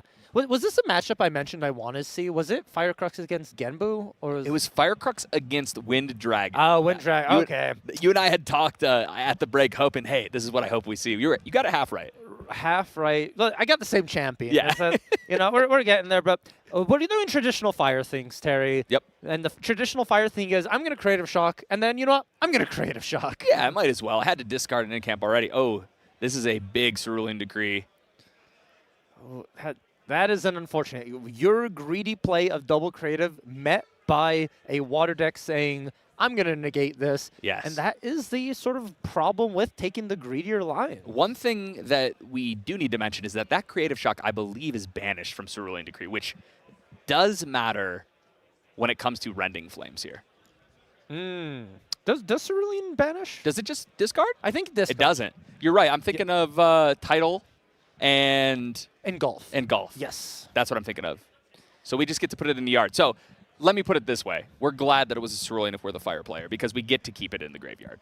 Yes, you are happy to have additional fire cards in that grave. And we see, you mentioned it during our suited match, but the Three of Hearts, the suited card that's played in almost every deck. Yep. Yeah. I mean, this is one of the best cards from DTR. Definitely seeing a widespread, especially when Fire was so dominant at DTR release. We saw Three of Hearts everywhere. So here we go. We are going to level up to 1. Check out my Matt deck, says Superior. You get to take a look at it as I go up. Now that Cow, that is no longer with us, is Floating Memory again. Because we do have that class bonus now. The Floating Cow memory. Honestly, what it feels like a lot of time when Genbu players hand over their Mature deck, like, take a look at it. The most important Regalia is already out. Yeah, that's all I need. That's what I was telling you last game. Is like, it's all you need, right? Oh, we're going to show Ringleader Fracture Eyes to play this Fractal of Rain. Imbued. This is exactly where you want to be as the Genbu player. You know when you see that Three of Hearts into Lorraine 1 that you're most likely going to be playing against some form of either Merlin or Lorraine, right? A level 3 Crux deck.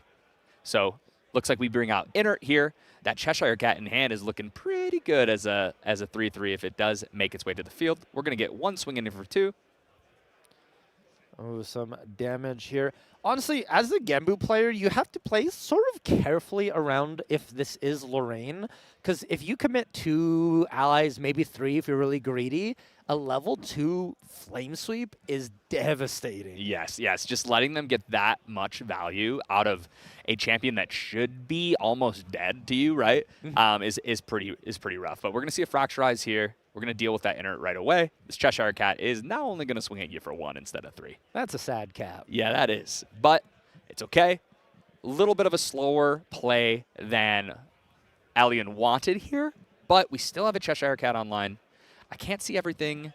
Let me see. Is there any other value that we can get from our material deck? I don't think so.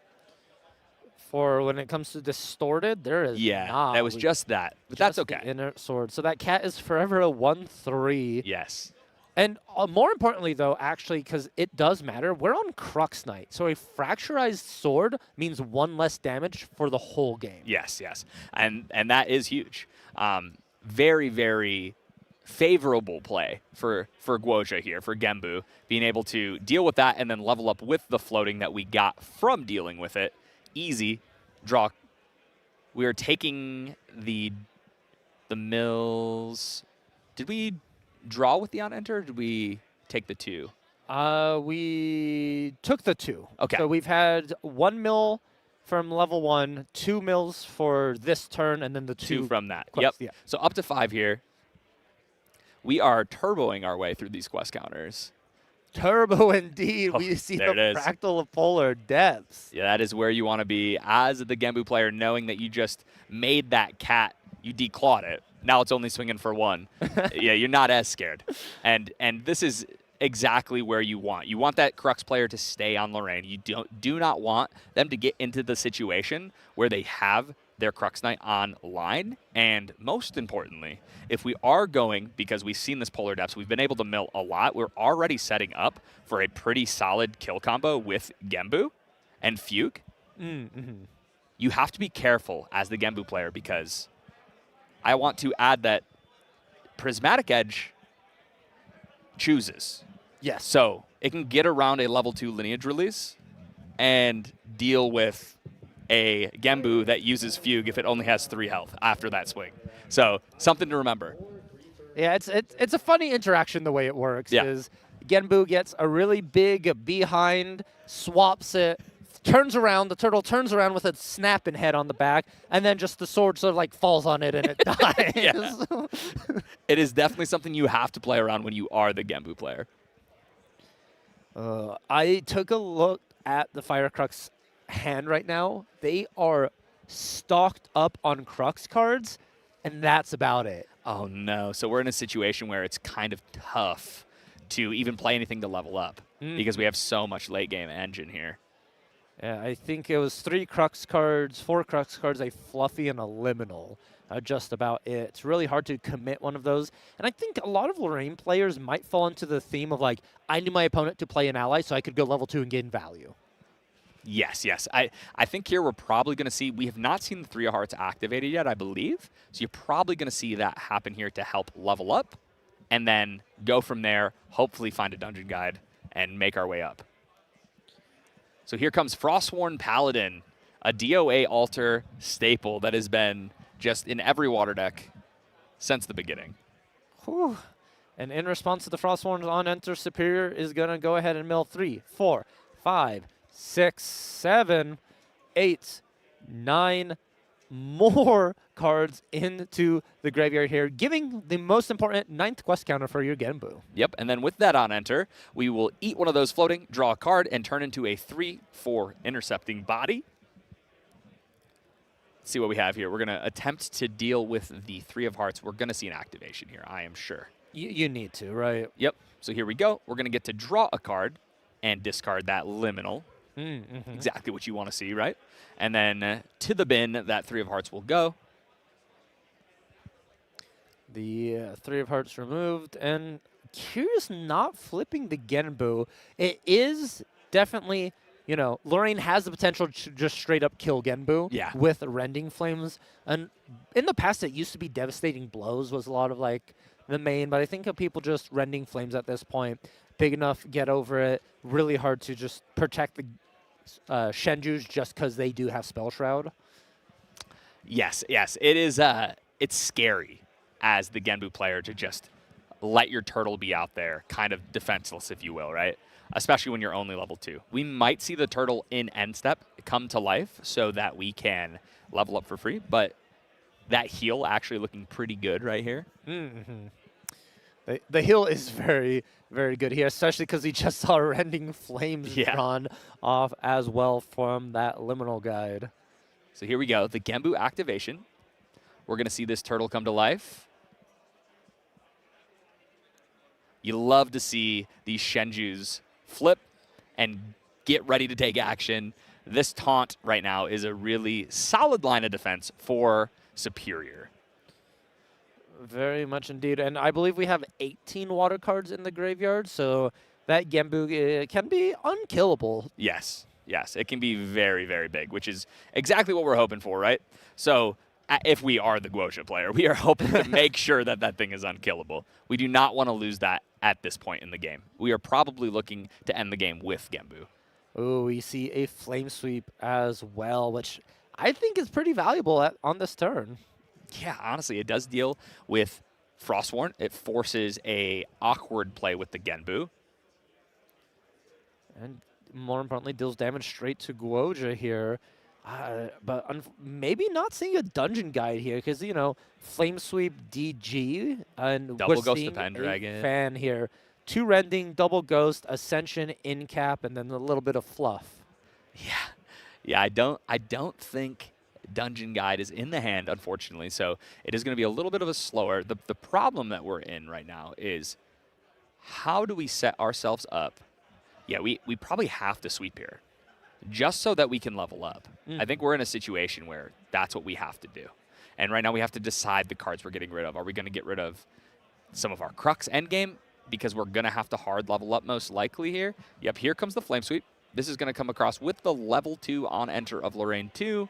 +2, 2, and does he have a sword? I don't believe so. We're seeking. Oh, we have the sword, seeking. We yeah. do have the seeking, and because we are Crux Knight, we might even want to get rid of it. Oh, yes, let's value it out. Use our swords, because as we get to level 3, it's just going to become even better for you here. Superior having to do a little bit of quick thinking here about damage, because as you said, this is an awkward spot. It kind of does everything Lorraine's wanting to do here. Yeah. No, it definitely does, and I don't think we even see a retaliate. We have to preserve our life total entirely because he still has so many cards in hand, right? We still have to be scared of a big push that we're not prepared for. But it looks like even though he could, drawing that extra card from killing Frostworn Paladin, we still do not have a great way of leveling up. Ooh, the Angelic Intendant being imbued. This intercept may be stopping again, Boo. Yeah, no, that's huge. That is a huge defensive card to have right now when that Genbu is showing you, hey, I could end the game right here if I want to. Definitely here. Oh man, this is getting kind of like the tipping point for Superior. That Genbu is deadly. There's enough water cards. If there's a Fugue and I don't know, like what can use to remove the Attendant? Oh. And so here we go. And we're activating the Diamond Ribbons, but we're going to actually be ending the bonus match here as we're going to be jumping into the next round. Superior ended up taking that bonus match 2-1 against our Fire Crux Lorraine player, which is, that means they secured game 1. Yep. Superior very handily. Game 2, the Lorraine came back, and game 3, Genbu closed it out. Yeah. So very curious and interesting how that developed. Yeah, I mean, now Superior goes to, this is the end of round 5, so now 4-0-1, exactly where you want to be going into the last few rounds here, but we are going to be moving over to a short break here, but don't you go anywhere because round 6 is right around the corner. We will see you guys in just a few.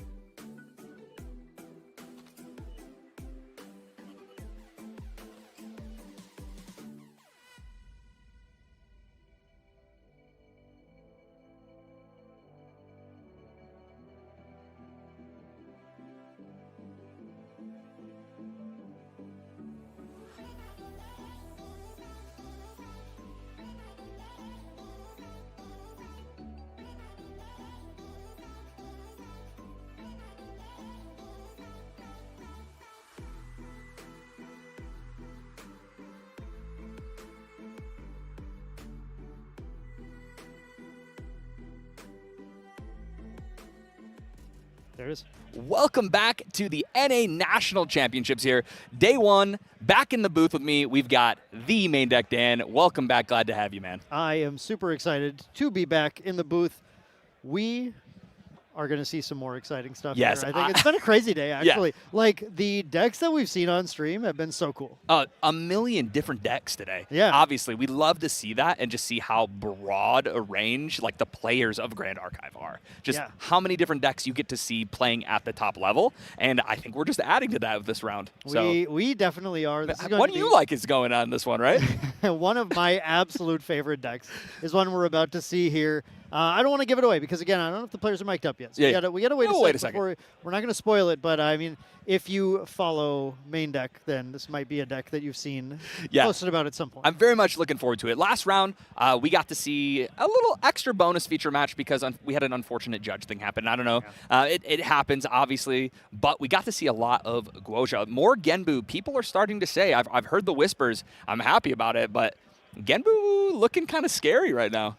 You know, it's like every national season, right? It's like it's the rise of the tides. You know, the wax and wane of the moon. The Genbu rises, then the Genbu falls again afterwards. But right now, I mean, that's something that we noted. You know, going into the day, is that part of the one of the most interesting components of the fabric of the Grand Archive metagame that I frankly don't see in other card games in the same way as this is this material deck that you have. Your 12-slot material deck, and as much as we all want it to be 13, 14, 15, 20 slots so we can play everything. Oh my gosh. The part that's interesting is when people decide to play Nullifying Lantern and when they decide that they don't need it in their list anywhere.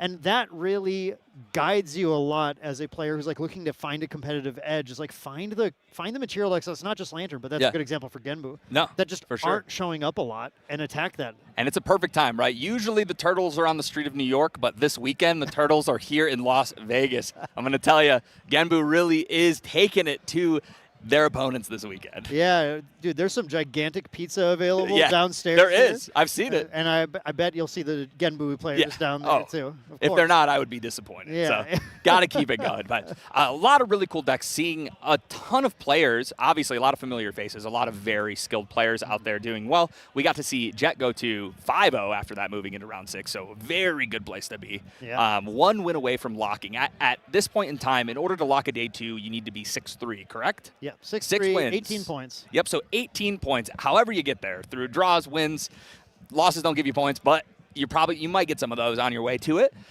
You just need that 18, the magic number. Then we have the interesting decisions that happen tomorrow as players start to decide. Okay, maybe for the players obviously who hit 21, 24 points, they're feeling good, right? Yeah. You got to hit top 16 to get guaranteed gauntlet slots. Yes. Top 6 to be able to get locked straight into Worlds. You have to skip the gauntlet.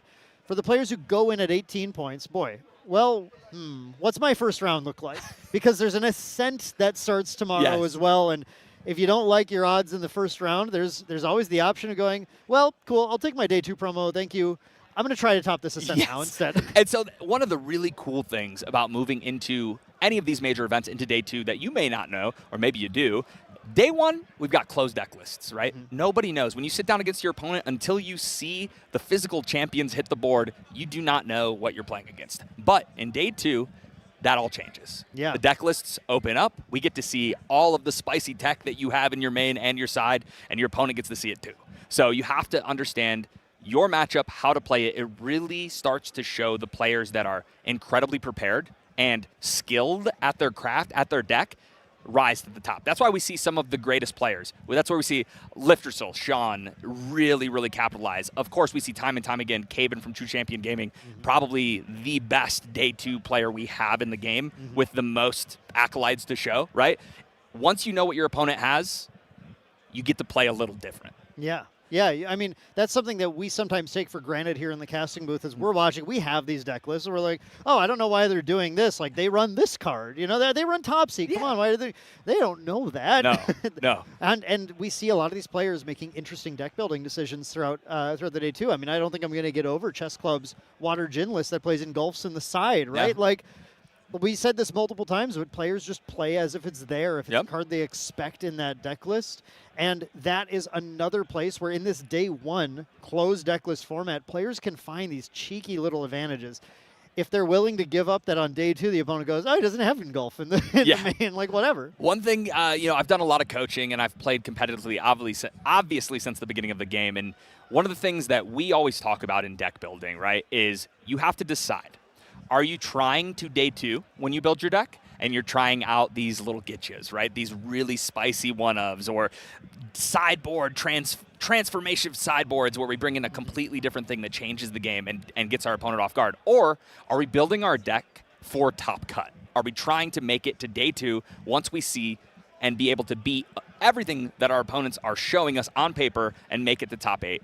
Today, that's a good place to be, because if you can do well today, you do well tomorrow. Not only are you going to make your way all the way to Singapore for Worlds, but you might get it paid for, and that is pretty cool. That's a huge prize, especially these days. Flights are getting a little pricey. Oh my goodness, yeah. So being able to get that paid trip to Singapore, gorgeous country, by the way, and you get to go there, experience the competitive environment of Worlds, but also just bask in the appreciation and the joy of the game that you get to see at Worlds. There's no other event like it. Nothing like it. It's an absolutely unbelievable experience. If you're around Worlds or thinking about going and you have the opportunity to, I highly, highly suggest just getting to go and partake in what the World Championships is for Grand Archive. And there you also get Kaya Toast. Yeah. I don't know. Terry, you ever have Kaya Toast? I have not. It's like the staple, like the national food of Singapore. Okay. I mean, there's a few, but that is the one where if you're touristing the country, you're going to see places everywhere. You got to go get it. Yeah. Coconut jam toast. I know it sounds really lame, but No, I tell you, that sounds great. Bro, every morning, every single morning, you got to go to. You heard it here first. If you want to know a way into main deck Dan's heart, that's the way to do it. Bring me some Kaya Toast, please. I would love it.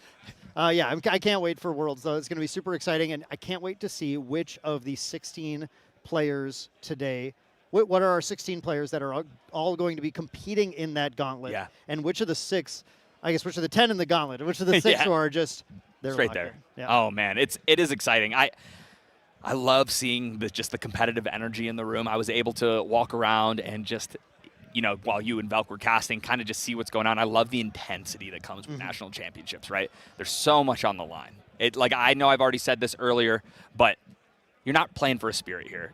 You get to play for these invite, and also just for the bragging rights of being the North American champion today, right? Yeah, you want to be that. It's a title that we tout a lot for whoever wins it. Yeah. We bring them up all the time as that they were the national champion. Yeah. Like, winning an Ascent is incredible, but it always feels like the competition is up another level here, and it's the prestige of being able to be that champion is even greater. Oh, 100%. I mean, even if you do make it to top 8, if you are able to take home the crown after doing so, it's just absolutely unbelievable, right? Joe Fasha took it home last year after beating a ton of incredible players. I can't wait to see who brings it home this time. Okay, awesome. We're going to be heading over to the table here shortly, and it's an interesting note here. Speaking of champions, this actually is we see a lot of players who go between different card games and perform highly at them. CelebDB here is actually the current Weiss Schwartz World Champion. No way. Yeah. So the second card game World Champion to show up on stream today is CelebDB here, who's playing. Actually, I don't know. I haven't looked which of the decks that they're Looks on. like it's but Diana. Yeah. Wait, Okay. It's a Diana mirror. Yeah. Oh, okay. All right. So that's, all right. Let's talk about this. Yeah. Let's talk about this, Terry. let's I'm get into way this. too excited about this. So here we also have Quakems, who's or Quakems. Maybe it's Quakems. That's I kinda like fun to Quakems. say. I like Quakems is fun to Quakems. say. It's Quakems. I apologize to Quakems if it's not Quakems, but we're saying Quakems. That's way more fun. Quakems versus CelebDB, who is the current Weiss Schwartz World Champions, but CelebDB is on Water Diana. Yes. All right. Now we saw this a round ago. We saw this regular old Water Diana aggro going to attack them, going to deal damage. Yes. Quakems is on Astra Water Diana. Yes. Which is the Very more fun version. If I can throw my own personal opinion in there. playing, I think, very similar to a lot of the builds that we've seen people play in the past, with very small additions of things like angelic channeling, which add some consistency to them. And as the players grab their opening hands here, you see, of course, the Looking Glass side of things. Celadon B is on the one on the regular Diana, and they're going to do something very simple. Quakems actually had the first turn and just passed, and Celadon B maybe play something, but nope, definitely just going to pass. Also, because two Diana decks just stare at each other until they distant away. Yep, that is exactly what you expect to see with your Diana opponent when you just see the pass, get distant, so that we can bring out an Aether weapon here. An Aether wing weapon. We're going to level up to Diana 1. Beautiful CSR, by the way. Here we go. Yeah, and that's a backstep. So one of the best ones to find is getting to draw a card to replace itself, and then banishes a Constellation's Blessing for the level, and puts out the Aquamirage Whisper. And by the way, as soon as you see that Constellation's Blessing banished, the jig is up. We know what this deck is. This is not a traditional Diana deck. I mean, there was no Looking Glass either. Yeah. But there we see a Charge the Soul, dealing 1, and setting up that Aquamirage for the swing with the distant ranged 1, 3 damage coming in, which if it strikes, if it hits, that's going to be a Glimpse 4, setting up Quakems to be able to get that float value. Now, I want to talk about this because there's a big difference in how the Astra Diana and the regular Diana are going to try to utilize this advantage that they're gaining, where Quakems is most interested in getting as much float in the yard as possible to level as efficiently as possible. The win con for Astra Diana is level 3. Quakems version does have things like Crystalline Archer and this one of Nimble Longbowmen, which are able to deal a decent amount of damage on their own as well, but that true victory is going to be through using a Cosmic Focus combo later on. Yes, and that's where you see these big burst damage pushes from our Astra Diana. And Caleb is going to be trying to end the game way before we get to that point. Yeah, that is definitely the goal for the regular Diana player, is just to not let things go to 3. A lot like the Arasana we saw earlier. Once the Astra champion gets to level 3, kind of all bets are off, because her ability to play control pieces enhances quite a bit. Now, Arasana is definitely the queen of that compared to Diana. But Diana still has some pretty strong cards. We're looking at cards like Poised Occlusion in here. We're looking at still having those things like those tactical retreats and those abilities to just kind of make sure that you are always holding up that answer, unless that answer is to them trying to stop you from winning the game. Yes. Yeah, so we're going to see an Aetheric Calibration here, get the Glimpse 4, and reveal the top. If it's an Aether Charge card, you get to put it in a memory, and we did see them hit there. Here we go, Charge the Soul, still in Recollection. What have we got? I don't think there's a lot that Quakems would really be doing to this scenario. Of course, with that Aquamirage Whisper having Spell Shroud, it's not like it can be fracturized or anything. The damage simply comes in here, and often with this Astra Diana deck, you're just going to have to take it. Now, the one thing Quakems can do is Tactical Retreat right now, and a Tactical Retreat would certainly feel, I think, pretty effective, ending the combat by targeting Quakems Diana with it. And there it is exactly. That Tactical Retreat comes down. It's going to end the combat, which is going to prevent that hit trigger from occurring on Celad's side. So not going to get the additional value for the traditional Diana, and setting up a float that Quakems will definitely use later. Oh, yeah. Yeah, that was a very good play. It doesn't seem sometimes to cancel combat with, such a low swing, but the amount of tempo gained in that situation, the amount of stalling, you want to keep every life that you can, every point of life that you can keep up against this aggro Diana list. And this is huge. Now, there was a Weaving Mana Stream that was milled there, so Quake also got to use the Weaving Mana Stream as part of leveling, which then loaded it into the Aquamirage Whisper, as well as with the on-enter from Diana level 2, was able to load 2 more Aether charges from memory into the Aether Ring. So the Aether Ring is now stacked, and Celad better be holding on to their own Tactical Retreat, or this is going to be a ridiculous swing of a lot of extra value, because, of course, Diana's distant as well. Yeah, well, there it is. They go, hey, I liked what you did. Yeah. That was nice. Maybe I should try that. And here it is. Boom. Hit you with the Tactical Retreat. We're going to stop from getting this big advantage engine going and move over to our turn. The key, though, is that I believe of those cards that were loaded, we did have, I think, at least another Charge the Soul. So I think Quakems actually has 3 float, at least in the yard still. So is going to be able to level to 3, still with committing no cards at all. And we have Celad going to actually just try and start pushing back a little bit here. Going to refreshing charge to recover with those quick step treads. Now it's harder for Quakems to respond to anything Celad's doing as long as Celad is distant. And Celad wakes up and is going to get ready now with the sort of the loaded Aqua Mirage Whisper. Try one more time to punch into Quakems and get value. And we'll see if there's any potential response here. But no, it looks like he just takes it. Yep. We're going to do it's a little hit for 3, which allows us to look at the top 4. Again, hopefully we see, I mean, same thing, right? We're looking for a little bit of float to bring out some of our really powerful Regalia cards at this point. I think there's really Weaving Mana Stream is what we're looking for, just to get more access to it. We're not, obviously Carpson Coda is no longer in the format, so we're not trying to set up anything like find ourselves a big booty beast and put it into the yard and then shoot our opponent for 6. Yeah, that used to be the win con that would made it a lot harder for your opponent to actually play around what you're doing. Now you have to play a lot more of a traditional game plan, and the fact that this Diana deck is always happy to run 4 Combat Enders main anyway, because they're just float that she can use and distant enabling that she can use, does make it a little bit harder to be able to get there. But we're going to see Quake going to that level, Diana level 3, loading in that Weaving Mana Stream again, and then just rocking a Constellation's Blessing for a glimpse in the recollection phase, and that loads in for it's another. Now, it's important. The Astra charges are 2 power, and that's something that is a little different than what we're used to seeing, because we traditionally see a lot of just these 1 power basic ones. And Quakems gets a backstep, it looks like, as well to distant, which is going to trigger Diana level 3, Diana Moonpiercer's ability to be able to glimpse 2. And continue to dig a little bit deeper. And what Quakems is looking for is Cosmic Focus. That was literally what I was about to ask you. I know you have a lot of experience on this deck. I was wondering, what is Quakems looking for right now to really move ahead and take control of this game? Yeah, it's the Cosmic Focus combo. So what you end up trying to do is play this Cosmic Focus, which gives you ranged 4. It makes you distant. If you're distant, it gives you ranged 4. And then it puts itself 4th from the top on your deck. Oh, yeah. And then you play a card to glimpse 4 and draw, such as Cometary Vantage, to find it, and it has Star Calling 0. I guess that's the important part. That is an important part. Then when you glimpse it, you can play it again, and it keeps going 4th from the top, and as much as you keep glimpsing, you keep gaining range 4, range 4, range 4, until you spike in a crazy, crazy swing. That is a very, very cool and intricate combo.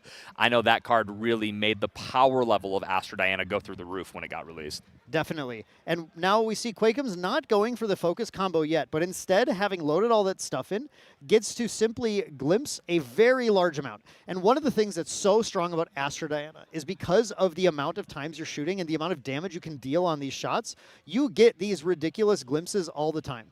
And what we're going to see Quakems do now as an experienced Astra player is we see I believe we see a Cosmic Focus as well as a Cometary Vantage in there, as well as some other stuff. One of those is obviously, one card is going to get milled as the float from the trigger on the Aqua Mirage Whisper.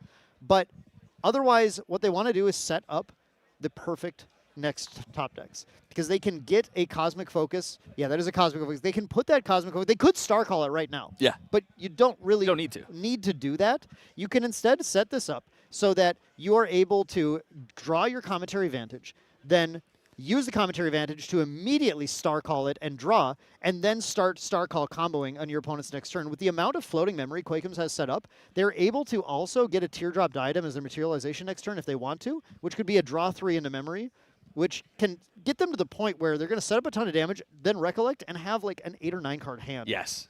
That's terrifying. That's not what you want your level 3 opponent to have when they go into their big turn. This is a little unfortunate for Caleb, because this deck is all about, this level 1 Diana deck is all about tempo. It's about gaining tempo on your opponent, controlling the board state, making your opponent feel like they are on their back foot the entire game. And that has not been how this game has played out. No, unfortunately for Celad, not at all. Just still did find a Weaving Mana Stream, so is like able to start playing the game, use that Weaving Mana Stream for the Ranger Strides, which then loaded it into the Aether Charge, so we're getting that kind of that free real estate that's offered whenever you find Weaving Mana Stream, and the reason why those Diana decks play so many 1-cost Regalia that draw cards. Right. But you're not at the point where you can really effectively push your opponent back, and again, the existence of cards like Poised Occlusion and Tactical Retreat gives Quakems a lot of potential control over what's happening. Yes. I mean, I think that he's right where he wants to be. After seeing that giant glimpse last turn, we got to see a lot of the pieces of the puzzle, and here we go. You called it. Nail on the head. Hey, Teardrop item. Yeah, teardrop item right here is going to reuse that Weaving Mana Stream. We're going to load that into the Aether Charge, and we are going to get a chance to draw. Seled sees the writing on the wall, goes, hey. That's the pack-up. Yeah, it's a water mirror. We know that we need to get to Game 3, especially if you're behind. You're going to lose this one. So, boom. Game 1 goes to Quakeums. Yeah, with a very, very effective setup. Just it was a concession, but it was a very clear victory happening for Astro Diana. Yeah. So the level 3 Diana takes Game 1, moving into Game 2. Let's take a look. How is Seled going to come back and win Game 2? Well, don't get tactical retreated early on. Honestly, it seems small, but the amount of value that you deny your opponent in tempo, like you said, that you deny your opponent early on, can kind of cascade and make it a lot harder for Diana to get back into the game. That said, looking at what I see here, these Topsy Decrees are something that you can use to attempt to sort of control your opponent's float access a little bit. You know, hitting those Weaving Mana Streams so you can't get that constant free value. It's pretty strong. Unbroken Mustang. That is actually really good. The sooner you can drop that Aqua Mirage Whisper off the board, getting rid of that is huge. That can be gigantic. You know, you imagine going to this game, Seled might love to go, okay, when you first attack me, I'll attack retreat, and then on my turn, I'll just unbroken your Aqua Mirage. Yeah. At that point, Diana has a real issue where she has to get another Aether Wing out to start doing things and winning the game. And that's the one they want. Right, that's the one they want because it gives them the value. If Aqua Mirage is answered before it gets any value, Diana basically loses about 3 cards worth of value in going to 3, so she could be 3 cards lower when she gets to 3. Additionally, she has to take another turn to put out an Aether Wing before she can load anything in, so she can even lose the value on things like Weaving Mana Stream. The impact can be really massive, and the tempo can be huge. So that is like the easy guarantee. Yes. So those are going to make that in. Maybe we'll see Snow White. Snow White also, I think, is pretty useful, although can be easily answered by this deck, but still can hold them off. Yes. It's solid there. And then Quakeums over here looking at the sideboard. I don't think we need a Snow White of their own. We don't need a Blanche, don't need Orb of Sealing. Very interesting. Lake Reaving Chill, too. That's a cool deck. I love Engulf in here for sure, and Dissuading Aether is actually really solid at stopping Diana from getting value as well, just -3 the attack. Yeah. So there's, I definitely see those as being potential options, as well as maybe the Shade Mist Priestess. But here we just see the players doing a backstep standoff where we go to Seled's second turn with that backstep leveling to 1. Yeah, this is why we got to talk about the decks a little bit more. So what Seled is looking here as the level 1 Diana player. Last game, a little slow start. Not a lot of pressure, not able to take control of the board state. We did not see any Cheshires. We didn't see Mad Hatter. We didn't see Frostworn Paladins or Crystalline Archers, like the heart and soul of the beatdown of this deck. Instead, we were swinging for 3, and that's not going to be enough. When you don't see all of the beatdown elements, the 2 decks were playing the same game, except one of them went to 3 and popped off, and the other one just didn't. You know, so it was very unfortunate for Seled, but certainly has the option to see, or the opportunity to see, a much better set of cards here, and they're going to try to with this Etheric Calibration and Recollection with a Glimpse 4 that they're really in the tank on right now, just trying to figure out what makes the most sense to do. Send it. It does look like, there's Send the Rest and Charge the Soul into memory, load it into the Aqua Mirage Whisper, and it looks like potentially just a Recollect into the main phase here. I think that a lot of people in that situation, when you're looking, you're playing at your locals, whatever, it's a nice Charge the Soul, going to ping for 1, we're going to get double loaded here. But people think of that Glimpse 4, hey, I put 3 cards at the bottom, we only hit 1. Man, how unlucky am I didn't see the best. But honestly, that Glimpse 4 just changed the path of the game for him because he could have just drawn all those cards. So being able to put the cards that you don't need to the bottom is a huge, huge advantage when you're glimpsing. Definitely. And I like the choice to go for the Charge the Soul here, too. It sets up a float for the next turn, which we hadn't found a float source yet. So we're going to have 2 float available. If we find a Weaving Mana Strip, that's way better. Yeah. But if Seled doesn't, then at least we have a couple of float available to be able to use for the next couple of turns. Never mind. There's a Weaving Mana Strip. Easy. That is a good hit. Wow. Yeah, that's pretty useful. We sent 2 to the bottom. One of the ones we kept on top. I wanted to point out. And now we have this floating is Crystalline Archer. This is what you like to see. This is why the setup was so important to get that Charge the Soul in the yard as well, because it allows the Crystalline Archer to freely eat that and saves the Weaving Mana Stream to use for things like Ranger Strides next turn. We see Quakeum's going actually for in response, it looks like a backstep into an Angelic Channeling, which is an interesting response. I don't know if they... it seemed like maybe they were trying to respond to something about this Crystalline Archer. Maybe perhaps I think it's on the before on-attack. draw. Yeah, just before an answer is drawn into some kind of answer is drawn for the channeling. But the channeling is one of the big buffs that Diana has now. Sure. Because channeling in Astra lets you set up Astra cards. Yeah, I got to talk about this whole thing that we got to see Astra play against Suited earlier, and when the Astra player gets to stack their deck, it's crazy, right? Because of this Star Calling, because of the ability to glimpse and, for Diana here, load those directly into your Aether Wing. That's exactly what you want to be doing. So we're moving back. We are still responding here. A lot of things happening. No, we're moving on to the We Materialize. We got the Aqua Mirage. That's what's going on. Okay. Yep. We banished the Angelic Channeling. So that's what we did. Okay. So Quakeum's, that's what happened. Yep. Banished Channeling in order to level to 1. Was distant. Loaded in Refreshing Charge, which is a nice load right now, actually, because Refreshing Charge is one of your kind of lifeline cards against this deck. Keeps you going a little bit longer with that extra Recover 3. And then we have the ability from Quakeum's to fire in, but Khaled is very smart using the Tactical Retreat once again to try and deny that. I think this may come down in some part to the player that was able to get off the attack and find the Weaving Mana Stream versus the one that wasn't. Yeah, we're seeing just how powerful that is, right? Here we are thinking heavily about what draw regalia we want to bring in. I know that we got to see a Cheshire Cat get put towards the top, so you might see... Palvor Sword is really strong in this matchup. Yeah. That is something that we didn't see at all in the first game because Selad was definitely pushing to try and kind of even get into the game there. But if at some point that Palvor Sword drops, it denies Quakeum's a whole lot of cards and a whole lot of value. So here we go. We're bringing out the quick step treads. Okay. Get to draw and move to our turn. Another Crystalline Archer trigger. I think in response to the attack, we need a float. No, we had attack. I forgot we got the attack. Yep, we got the attack. Yep. So we have the attack. So swing in, 4 damage, draw a card, continuing to push that aggressive line on Quakeum's. Man, how much pressure one Crystalline Archer can put onto your opponent is just wild. It is immense. It's something where the Diana deck, the Astro Diana deck, this one can play its own Archer and try and respond to it. If you don't have that, you need to like double charge the Soul It or something. Or in this case, we have, I believe, a sideboarded card, or is that in? Yeah, is that the dissuading? That is the dissuading. That's the dissuading. Yeah, that is the dissuading Aether, which target unit's attack gets -3 until end of turn. Yeah, I mentioned this would come in because being able to dissuade your opponent's Diana shots is very strong, but in this case, just using it right now in response to the backstep is what's happening, I think. So Diana, because the quick step treads were going to trigger. Yep. Yes. So you have to dissuading now. So that makes Diana's attacks now -3. So even though she's distant, gets the ranged 1. And the reason you bring in this -3 on your attacks card is because specifically against Diana, it's the same thing as sort of like negating the attack if Celad's unable to load another Aether Charge into the Aqua Mirage.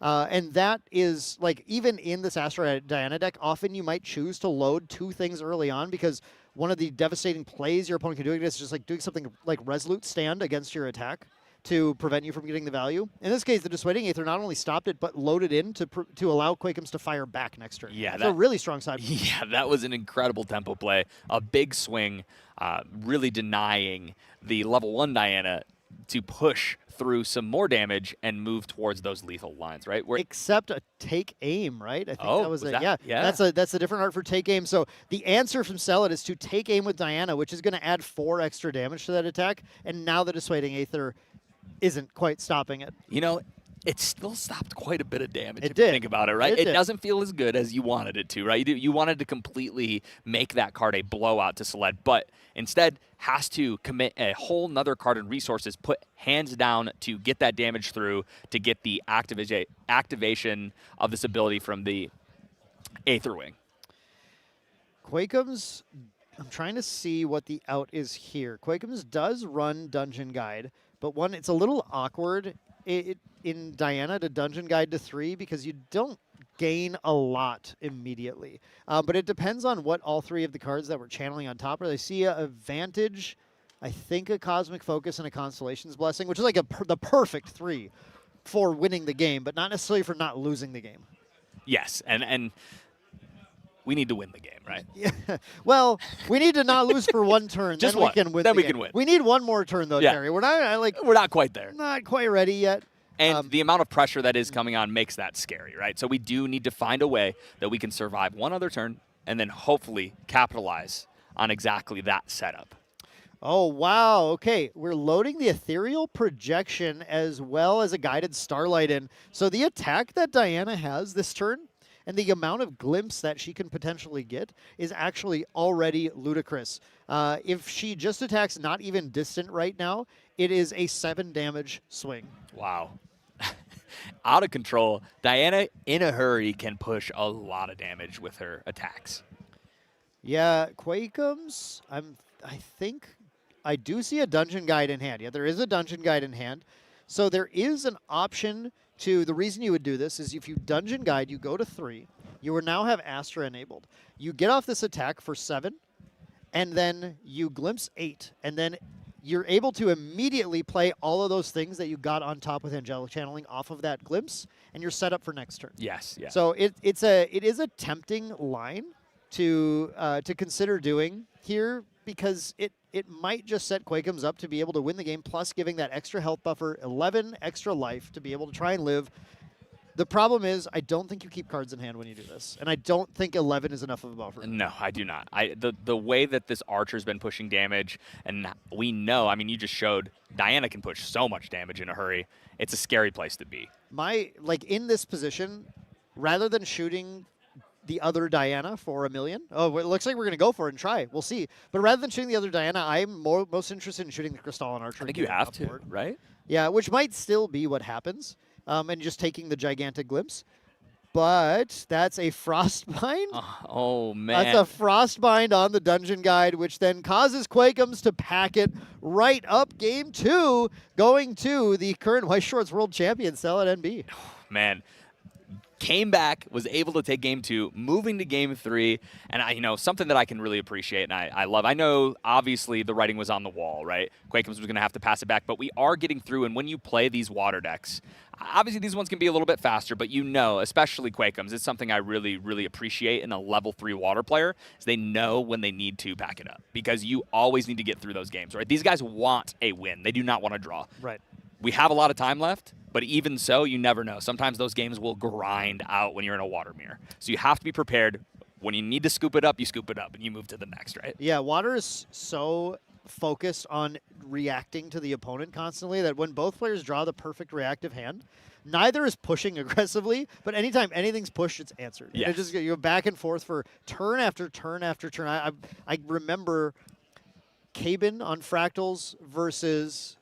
Oh, I blanked on the opponent on Aether Wing Diana in London. Sure. That game, man, that was a slog. Top 8, it went for a long time because neither could draw the way to win. And that is something that can just happen when your deck has so much reaction built into it, right? So you have to be prepared, scoops it up, moves to the next. Here we go. We are going to start off here. I'm guessing Quakeums is going to take the play. Oh, yeah. You take the play. I mean, you take the play and then you pass turn. Right, yeah. You want to be the first to pass turn. That's the plan when you're Diana. Yeah, and I love watching Quakeums do that. He sets it down with a snide little smile and says, pass turn. Yeah. Because they both know, we know what we're here to do. Yeah, we don't do anything turn. We're Diana. We're here to pass turn 1. Yeah. It's the fortuitous spirit at home, if you will. Yeah.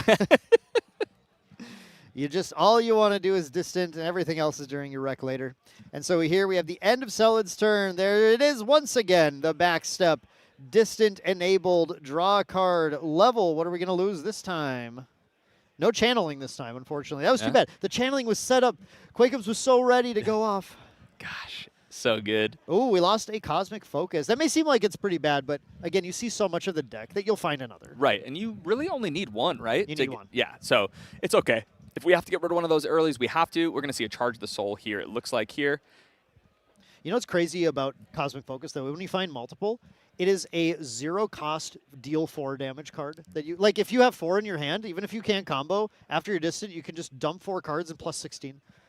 And then it's like, when I phrase it that way, it's like plant explosives, but it costs 0 instead of 2. No, and not prep. Yeah, how about just a blazing throw for 0 that you don't have to sack in? Yeah, a weapon for. Does that sound okay, Terry? Yeah, I think that's okay. You know, as a man who's played a lot of blazing throws in my day, I think if I could play one for 0, I would want to. So yeah. So Quakeums does get that swing off with the distant Diana, gets the damage in, no attack retreat this time, and the Glimpse 4 milling a Angelic Channeling. Okay. So another use for that card. The reason it's so good in here is it's just another float that you can find off of that Glimpse. I like what you did. I'm going to do it too. Here's the backstep. We're going to get distant. Backstep is probably one of the ideals, right? You get to draw a card, replace itself. It's the one you want to find. Yeah. Yeah, it's the one you always want to find the most because when you go to your wreck, then you have the most to work with. Sure. That makes sense. So we're going to get rid of that Fracturize, which is not as exciting in this matchup due to the Spell Shroud on that Aqua Mirage Whisper. But right out the gates, we are going to see another calibration here. It seems like Celit has it every single game. Yeah. Get that consistent Glimpse 4. Gosh, it's so good. A Glimpse 4 that you get more value out of is crazy. It replaces itself plus loads into your Aether Wing. It's very fun to play when you're Astra Diana and you find a Cosmic Focus and you Star Call the Cosmic Focus because then you have to put the rest on the bottom and it's just a blind flip to see if you get the value off of it or not. It's easy. You love it. Celit in the tank again a little bit, taking, again, like you said, Terry, these players want this time right now. They want to be able to think through.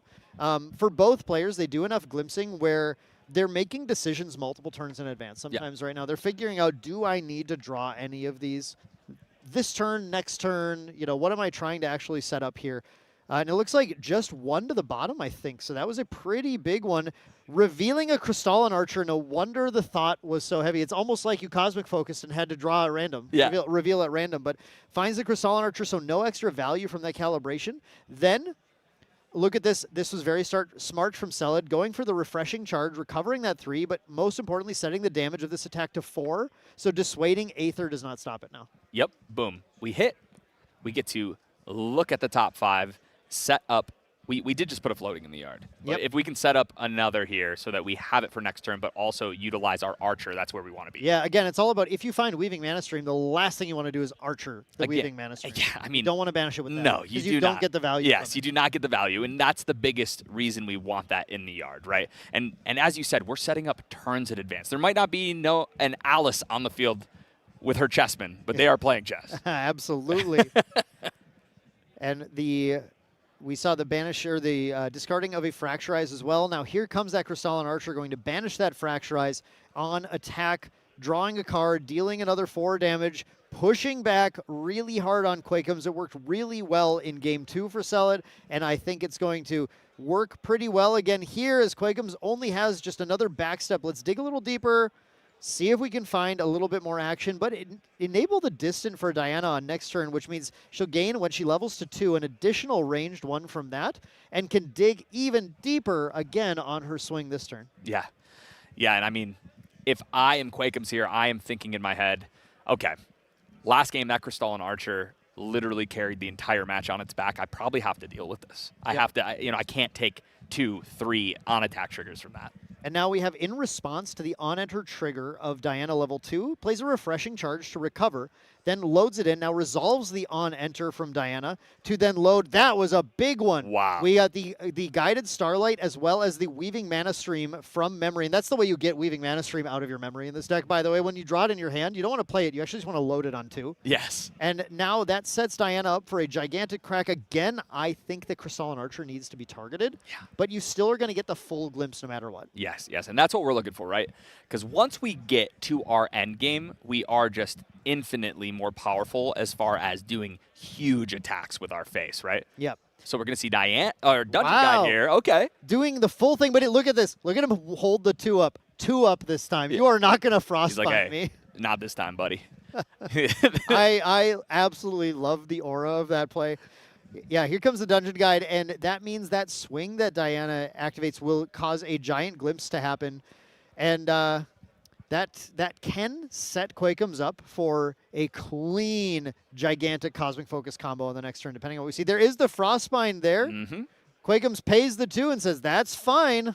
Yeah, he goes, hey, I'm going to make you can't hold any cards in your hand. I'm not. If you want to level up, you might banish what you wanted to keep in your hand. The difference here is because Quakeums had the first turn of the game, things have gone a little differently. Diana's now at 25 life with only 5 damage counters. Yes. Rather than, what, 14? 14. Yeah, this is much, much better. This is where you want to be. Here comes that big attack coming through on the Archer. Yep, exactly. You got to take that Archer out. We did see, of course, Quakeums, good player, remembers that Lost Providence, and is set up with that going into the next turn as well. Now, here is Quakeums going into the tank for this Glimpse, because this Glimpse can be massive. The first thing you do, you Aether Call every Aether Calling card. That it gets to happen before you decide what happens to the rest of the cards in your Glimpse. And unfortunately, only one with that Constellation's Blessing here. But I do see a Cosmic Focus, which is what Quakeums really did want to find here, so that they're set up to be able to start comboing off on the next turn. Yeah, and you also have some really good defense in there. We see a Tactful Retreat. You're able to, and a Crystalline Archer, I don't know if we'll keep that. It'll probably go to the bottom because it's just not what we're looking for. It's probably more so looking right now, how do I end the game in a hurry? And milled a Weaving Mana Stream. Oh my goodness. That was, I mean, that's the power of glimpsing like 8. Like Turns that, out. you find them. When you get to look at a huge percentage of your deck, it helps you get in and find the exact cards that you're looking for. So Dungeon Guide going to get in here. Now, can Selid deal 20? Hands down for Quakeums, right? We got nothing going on right now. It's a full opportunity for Selid to do anything. Play solitaire game here. Can your math get to 20 if you're Selid in this position? I don't think it can, so the Palvor Sword comes out instead. And hey, just like you said, the power of that card, right? Getting rid of that floating. Here it is. A nice 2/2 sword that on enter banishes all cards in target player's graveyard face down until it leaves the field, right? Very powerful weapon here. That is huge. It's going to give Quakeums a bit of a headache now because there was an easy play next turn with 3 float in yard to once again go Teardrop Diadem, draw a gigantic hand, and win the game, more or less from that. There are some interesting choices that Quakeums is going to have to start thinking about on the next turn too, though, in that, like, number 1, if they fire off this Aqua Mirage Whisper, which they desperately want to do to reset. Oh, they're actually just passing turn. Selid just passed turn, and we're going to Quakeums' turn. I was going to try and set this up while Selid was thinking, but you want to get an Aether Wing here, is the point, because the Aqua Mirage Whisper only has 1 durability left, and you want to use it to build value. So Stellar Cosmos is a new Aether Wing. It's another Spell Shroud Aether Wing. It's just a 1/3 with Spell Shroud. In 2 more turns, it will also give any Aether Charge cards you look at while glimpsing Aether. Wow. I want to see that. That sounds insane. In 2 more turns, it can definitely be a value pump that happens. I don't think we get to 2 more turns. No. But not the way it's looking right now. But, well, yeah, one of these players is probably going to pop off either way. Yeah. But we're going to see here, I think we're going to see Quakeums. The important thing is setting up that Stellar Cosmos so that now on the swing with Aether Charge is able to get the Glimpse, and on this Glimpse can load any Aether Charges found and set up to be able to shoot again next turn. And if we can get float in the yard, can still set up to Teardrop Diadem on the following turn, because you're really trying to land that Diadem to recoup all of that value that Selid's been trying to deny the whole time. Yes. No. We see, if we can fight through this Palvor turn, then we will be in a really, really solid place. So here we go, Weaving Mana Stream from the hand, from downtown. Quakeums also sitting on the Lost Providence, and very smart of them. I want to point that out. Sitting on that because they knew they're getting a big glimpse. Yep. When you get that big glimpse, you might find the key card and set it up so that you can draw it, immediately use it. Yep, and that is just really big brain, skilled player thought process, right? At your locals, when people can draw a card, sometimes they might just draw it. But in the heat of right now, 4-0-1 round, or 4-1 round 6, you got to be using your head, and that was a very heads-up play by Quakeums. I think Quakeums has exactly 4 in hand right now, and with the Lost Providence is still 1 card short of being able to play through a Frostbind on the Tack Retreat in hand. So that's a little bit of a sketchy position, hoping Selid doesn't push too hard back. But we did see, instead of seeing the strides, we saw the quick step treads here, which is which is certainly a less aggressive push, just a more I'm going to protect what I have, but I don't think it's an 18 damage push this turn, Terry. No, I don't think that's coming through. It does look like some damage, but I don't think we are going to be pushing lethal. I think Celad's setting up for a cat turn. Yes. Celad wants to get the quick step tread so they can go into one more turn after this, be distant already, and then materialize these strides and put the cat down and make it almost impossible for Quakeums to interact with the double strides activation using the cat as the distorted strides. Yes. That I would put money on that play. Cheshire Cat really does add such a cool dynamic to this deck. I just fear that Celad's going to be unable to prevent the amount of damage Quakeums does next turn. Yes, that's the big question mark right here. You have to live to your next turn in order to do a big cat turn. So here we're going to get a chance to glimpse, hopefully find it. 2 archers a little late, unfortunately. Yeah, and going distant on this turn 2, or if we, okay, what do you have? 3, 6. Okay, so with 6 cards in hand, you can't go distant into the next turn. And if you have Tactical Retreat, you do distant in the next turn. So the Tactical Retreat is the very exceptional play that can possibly happen here. If you can find it, but I don't think, I was looking at Celad's hand, I just don't think I saw a Tactical Retreat there. No. I don't think I see one. No, we've got another Mana Stream. We've got ourselves a Frostworn Paladin, which, honestly, that's pretty good here defensively. The Frostworn is the kind of the reason that Quakeums would want to you said Quakeums had an archer, or put the archer on the bottom. He put the archer on the bottom. Okay, so the archer can take out the Frostworn Paladin, but another thing Quakeums can do is find one of those guided starlights and give his attacks unblockable unless Celad pays 3, which Celad could, unfortunately, for Quakeums. Yeah, so we still have this Lost Prov here, right? Like you said, we're holding that up in case we need to use that to add an extra influence to our hand. Very important here. We need to be able to deal with that Frostworn Paladin if we are going to have our huge pop-off turn. I don't see smoke bombs or anything like that, so we are going to have to just deal with this. The no smoke bombs is bold to me. Yeah, that's... But I love a bold choice. So here is the pop of that Lost Providence, drawing a card, seeing what we have. That's a Constellation's Blessing. Oh, you're so close to glimpsing that. But you can pay the X for it. So, sorry, that's a Cosmic Focus. This is what you want. Yeah, I misread that card image. That is actually the focus. So that is going to distant Diana and go forth from the top. Now resolve the distant trigger on Diana. And, that is another focus, isn't it? I think it looked like that. So, and there is another focus. So let's start doing the math here now. So we have 2 range base on Diana. Yep. And we are currently at +4 from 1 focus resolving after being distant.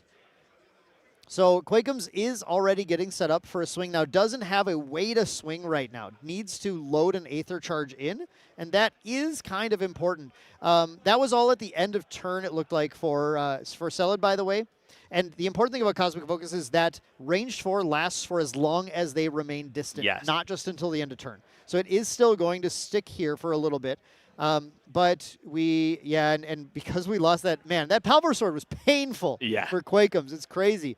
But still going to banish one of those cards from memory in order to, in the wreck phase, there it is. There's a Refreshing Charge, recover 3, and is loading up that Stellar Cosmos. So now it's going to be capable of swinging. So the Stellar Cosmos is currently a 2 damage base, and we have that marked in red there. With the you'll see the white die is the 6 damage, 6 ranged. That's currently on Quakeums Diana, and that means we're at an 8 damage swing. Just going straight into the Frostworn Paladin. You can take your time, grind a little bit, and try and get there. Yeah, I mean, you're not that scared with the current board state.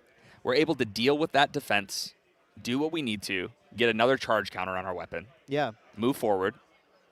The reason why I think Quakeums also is less scared is because there's Flash Grenade that they materialize that turn is going to really come into play here. And I think Diana Moonpiercer's other option is also going to come into play. Whenever she becomes distant, you choose one of 2 things. You can either Glimpse 2, or you can negate anything targeting Diana unless your opponent pays 2, and any attacks targeting Diana unless your opponent pays 2. Yeah. So that will mean if Celad dives in, right, goes for what we were saying, Yep. Ranger Strides, Cat, sets up for a big attack. On the first big attack that comes in, Quakems can distant Diana and say, all right, now pay 2 or the attack ends. Yeah. And Celid might just pay 2. Yeah. And then Quakems goes, cool, I'm distant, pop Flash Grenade, prevent 3 from everything.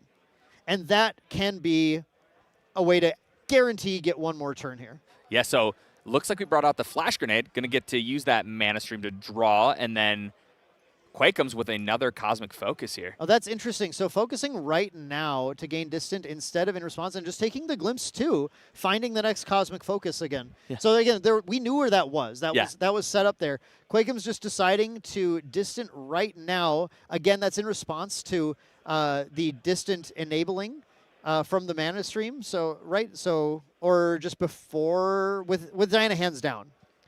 Because I think we're playing around the quick step treads right now. Yes. Diana's hands down, so Quakems just said, look, I don't think I can, without the cards in it, can't activate that if Diana becomes distant. So deciding to simply go for the aggressive kind of glimpse here and rely on the Flash Grenade. Yeah, so there's a little bit of discussion here. I think it was the way that these were lined up every 4th card because of the way that they were played, making sure that they were in the right spot. And it looks like everything was solved. I mean, they were where they were supposed to be. So when you play Astra Diana a lot, that is actually something that you screw up less often than you'd think. Yeah. So Celid now going into this Recollect into the main phase here with a decent influence, but no. I mean, an Aetherwing with just a single durability and a single weaving Mana Stream in it. Has a Mad Hatter, but I don't think Mad Hatter does a ton here. Are you sure there's a cat in that hand? Actually, I don't see one. No, maybe the cat did end up getting sent down. I could have sworn we saw it. I want to say the first glimpse had it, but the second glimpse might have sent it to the bottom because we did not have a lot of support for it. This Flash Grenade is doing a lot of work for Quakems right now, just making it harder and harder for Celid to actually be able to push through. I will say one thing about Diana, Astra Diana, that I've learned over months of playing it, is that prevent 3 is not quite enough. It's just not the number you're looking for, right? You're looking for, like, prevent 20. Yeah. Typically. I think everybody's looking for prevent 20. Well, okay, fine. Sure. That'd be okay. Here comes that Crystalline Archer that Celid plays, though, and it's going to cause the pop of the Flash Grenade, meaning only a single damage hits through. Celid did have to commit a couple of cards there, holding 5 up, potentially passing turn at this point, and looking at them, we just see a Refreshing Charge, which means, again, so we have the Flash Grenade and the Refreshing Charge, which is going to be a prevention of a roughly 6 damage to the attack, which is preventing all the current ranged that's on Quakems, because we did a double Cosmic Focus activation. So Quakems has 6 range. Any additional activations Quakems does here now, that's going to be gravy. Yeah. And the magic number is to get to 12. That's 3 Cosmic Focus activations beyond this, Terry. It is very doable if Quakems wants to take the risk to push. Yes. Obviously, going all in is a scary thing to do against a aggro deck that can do a bunch of damage in a hurry. But there is the opportunity to potentially do everything you can. But if you look here, you can see Celid has quite the grip of cards to interact with. So if I am Quakems here, I'm probably a little scared about going all in. There is Quakems actually bringing out the quick step treads as well, and now Celid has to interact right now, or will just have to play the entire hand to do anything, it looks like. So going for an immediate play right now of a reposition on Diana to gain distant, and then there's the Refreshing Charge. Hand is now down. Diana is distant. The Flash Grenade's available. The Refreshing Charge was used. Quakems' math is clear. And Quakems just has to decide, okay, is my math good enough for me to win through that Flash Grenade? Yeah, it's going to take quite a bit of damage, but it is not impossible for this deck, as you've showed us. Man, I said that we might not get to that on charge, but I think it might actually happen next turn. Yeah, we just hit our 3rd charge counter on it. Oh, it's happening now. Yeah, it just hit its 3rd charge counter right here. The red dice is the charge. Oh, you are correct. Wow, the red dice is the charge. So the on charge happened, and that means any glimpsing Quakems can do will cause Aether Charges to get loaded in. That damage can stack up here, but it's a giant risk. Look how much Quakems wants the Teardrop Diadem. Like this, the Palvor Sword, man. Gosh, it would be so good to add 3 cards to your influence right here. Palvor Sword putting the whole game on its back right now. It's just been sitting right here, biding its time, waiting for its moment. Oh my goodness. I'm looking at Quakems' hand though, and it's just we just don't have like where are the commentary advantages? You know what I'm saying? Like where's our glimpse combo draw? Here comes the refreshing charge to load that up, because you do have to load it in some way, and it's just a raw fire here for 6, 7, 8 damage should be the hit with the flash grenade. Oh, 8 at the Crystalline Archer, actually. Not even. Nope. Going to try and punch the damage in here. This is something that I think is deceptive about this deck too, is you can wait. Yeah. The Cosmic Focuses just keep going back in your deck. Like, you can focus, you can swing, and you can just do it again next turn. Yeah. I mean, the patience by Quakeums here is really showing. And like you said, hasn't been really that scared of dying yet. Has been able to kind of have their way with the board state, utilizing, fighting with all of this interaction, reaction, and continuously dealing with every threat that touches the board. The later this game goes, the scarier he gets, right? So if he can just continue to answer everything that comes his way, he'll probably end up on top. Eventually, you run out of Crystalline Archers. Yeah. You know? Eventually, yeah. It does happen. It does happen, turns out. That is, I guess that is a difference in these decks too, in that Christian runs Aquamirage and Seekers, and Palvor and Inert. So there are some more attacks that can happen here, I guess, but they sort of limit the amount of damage that can be dealt. Quakeums does have the 3 Aether Wings and can keep kind of trying to load those up and do things, although we did just lose our on-charge turn on Cosmos. So Cosmos is back to just being a regular old Aether Wing. Not as exciting. There's a Charge the Soul, punching in for 1 extra damage, loading in. Celit is being very cautious in when to fire off this Aquamirage Whisper. Continues to just load it turn after turn to try and potentially get a very large glimpse. It might be now that you're certainly not going to use the... Let me tell you, you're not using the Palvor Sword to attack right now. No, you are not. The one thing I can promise you will not happen in this game unless it's lethal. Yes. No, that is exactly right. It looks like we have another Archer. This is Archer number 3, I believe. Yep, the Archer happening first with a... no, we need the float to banish, actually. So it looks like there is no float in there quite yet. Going to strides up, pushing in. Quakeums did go down, hands down, to play that turnout, to fire it off. That's a ridiculous amount of damage out of nowhere. Yeah.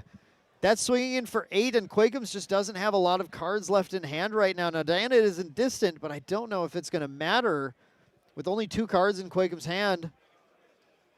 Archer coming in. We got to mill the float, of course, from that. Swinging in for 4 after banishing the float. Thinking about order of things, actually. 1 second, looks like. Thinking about order. Okay, swinging. Banish the float. Oh, yeah, we got to get the judge to Yeah, we're moving a little fast. What's allowed here right now? Yeah, because I believe this was just banished from the attack, correct? It was just milled from the attack, yep. Yeah, so it was milled. So here we go. We're going to declare this attack. They're still going to talk this over a little bit. Obviously, moving a little quick here. Getting excited seeing probably the line. Yeah, I think Celit smells the blood now and is pushing in to try and get it. There's the swing. There's the draw. We did already banish the float. That's the 4 damage. I think it might be 1 damage off here. Yeah, no shot. The math was just a little off. Quakeums took a risk there, but man, it kind of worked. Here's the moment, right? This is what it all comes down to. So here's Quake's Ranger Strides. And Quake's Ranger Strides are going to add an additional range 4 to whatever is about to happen here. Now, Quake's not distant right now, but this Cosmic Focus is going to come down and distant Diana, causing a glimpse too. We should be set up to focus into focus again. It's what Quakeum's basically been continuing to stack these 2 focuses 2 cards apart over and over again, kind of kicking the can down the line. Like eventually I will actually push the damage. There we see that glimpse 2 on Diana. There's the focus once more, putting it down 4 cards deeper once again. We're already at 6 added damage onto Diana. Yep. 2 base from the inherited effects, 4 from the focus. With the strides available as well, that's an additional 4. And Quakeums really just needs to find another way to glimpse to the Cosmic Focuses to push the damage, and I think that might get us there. There's the Commentary Vantage, one of the strongest cards in the deck, already distant. So Quakeums gets to choose to glimpse 4 and draw a card. Yeah, here we go. This was huge. No Frostbind from Celit, so this does resolve. That is going to cause a because everything costs 2 more because he's already distant. That quick step tread's going crazy.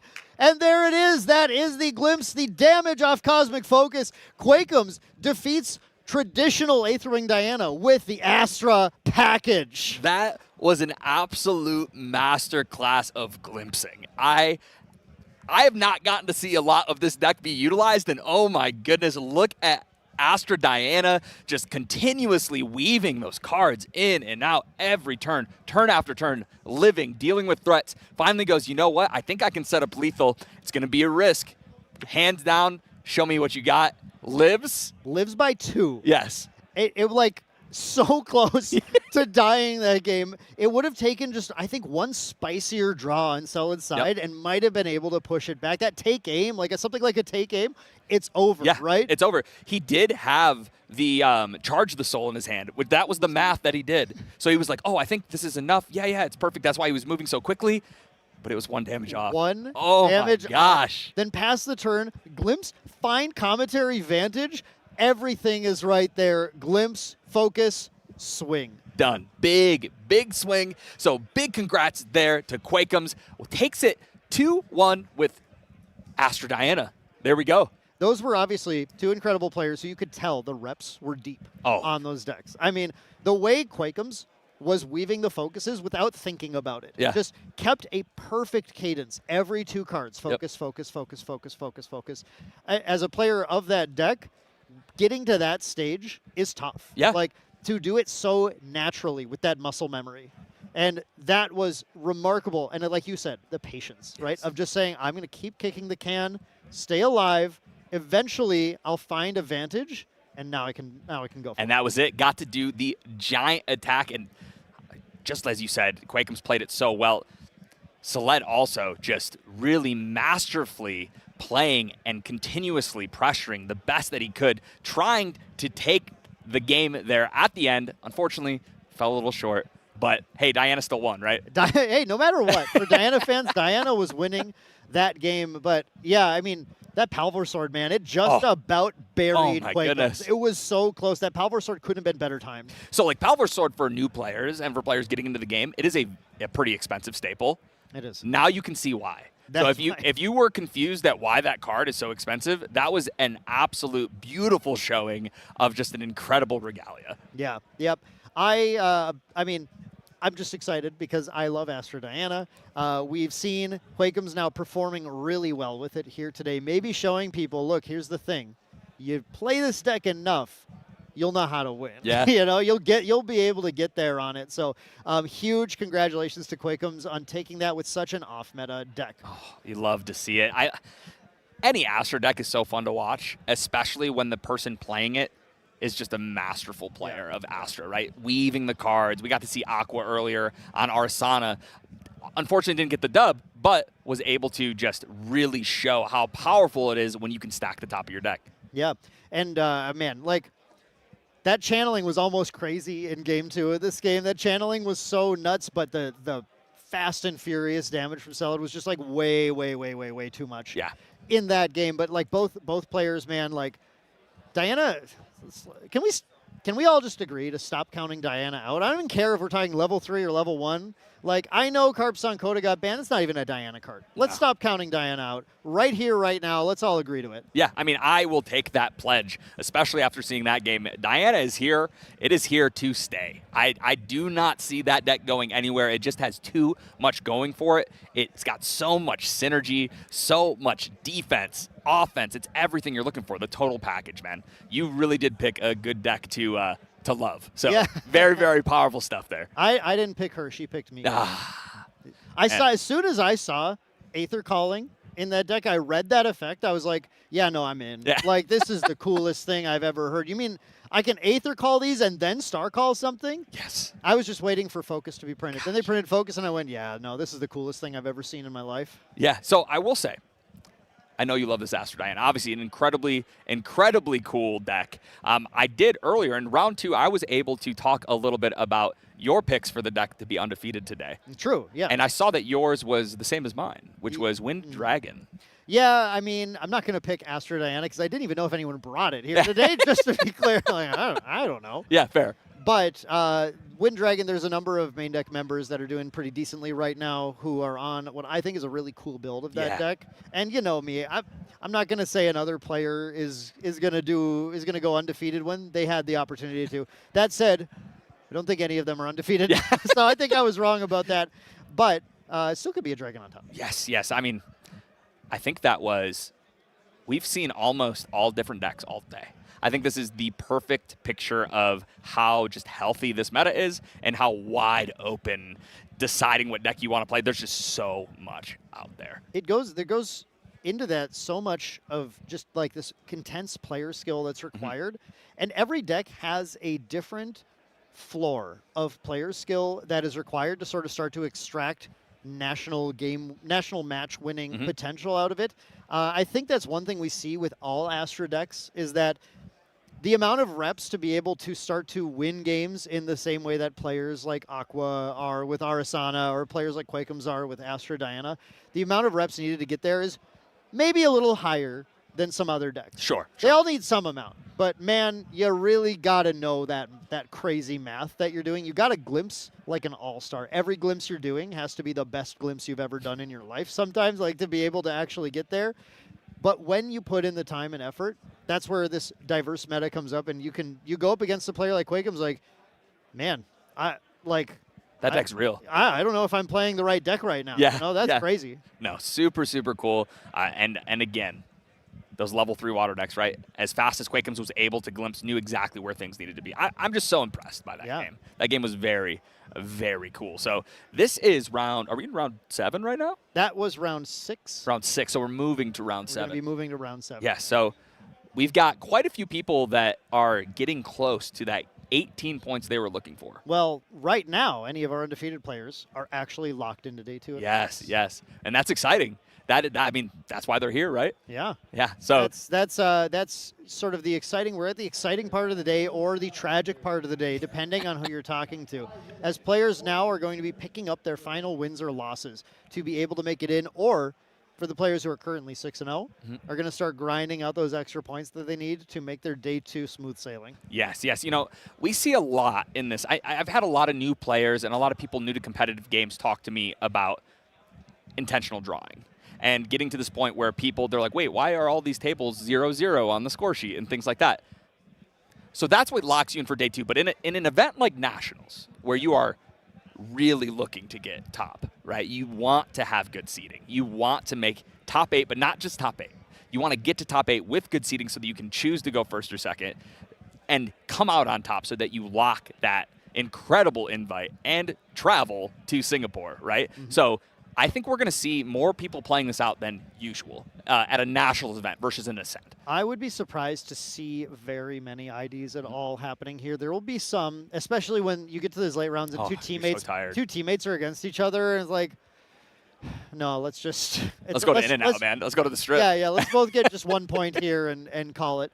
But there are definitely going to be a lot of players who just want to go into that day 2 with as much of a buffer as they can have, because you just don't know what's going to happen. No. Day 2, all the players lock in, right? The play gets even more intense as we go to tomorrow's matches. And at that point, you would love to be sitting on kind of a nice cushion of 3-6 extra points. So you can go, all right, that was rough, man. I've went against Cabin. He was just locked the hell in, and nothing I could do about it. Then good for you. That's fine. You had those early points. You can take that loss and then win the next ones. Yeah, as somebody who has been lucky enough to finish a day 1 of a major event undefeated, that feeling going into day 2 knowing, hey, I need to get like 1 win. Yeah. That's it. And then I'm locked there's nothing like it, right? It takes off so much pressure. I bet it does. So, yeah. Wait, you know. No, that's never me. Oh, you know what 9th place feels like, though, right? Did we really? You can never let him live it down. Never let him live it down, guys. Don't worry. He doesn't play in tournaments anymore. He's just a caster. He's stuck over here. But my highest placement is now 9th, and it will never go up. Hey, being Dan the Bubble Mage, there's nothing wrong with that. I'm still, you know what, Weebs, I'll still take a Bubble Mage CPR whenever you want to make that. Yeah, and if you make one for him, I kind of want one too. Yeah, extra. I just you know what, you deserve one too. Give me the first loser. If you could bring that up, how does second place feel? Oh, man. First loser is a great place to be, man. It's better than ninth. Yeah. That's for sure. Hey, at least for me, getting second place, I got to see a close friend beat me and get first. You did. Right? For you, you just were like, oh, I actually did good enough, but my breakers weren't good enough. So. I got to see Isaac screw me with an ID. Is what happened. Speaking of IDs, there you go. I got to bring them right up. Yeah.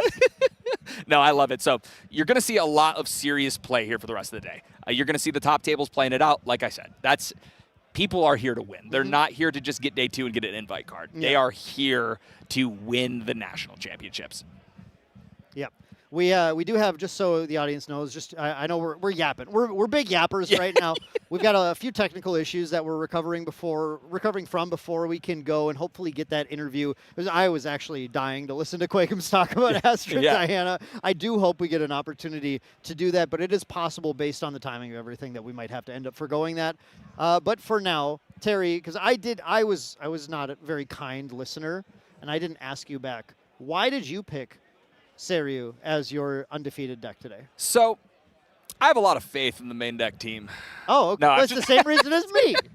All right, that makes sense. So in my brain, going into this format right out the gates, I remember being in LA, everybody getting to do the early, getting to open our packs, look at all the cards, get all the spoilers, right? Mm-hmm. And I remember seeing the Guosha Ultimate. I remember seeing Angelic Channeling. All of these cards that are just incredibly potent in Seiryu, specifically. Obviously, this was before the Baby Green ban, which changes a lot of things. But my thought process, Dragon is so inherently powerful. And it get played a few different ways, but overall, the deck is incredibly powerful, even with no innovation. Even if you just played full-on Turbo Seiryu, there would probably be one, if there was enough of them playing today, that ends close to undefeated, because you just run hot, and there's nothing people can do in some situations, right?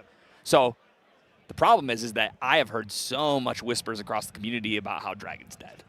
And when I heard that, when everyone's talking about, I'm not worried about Dragon, there's not a lot of Dragons out there, I don't need to side for that.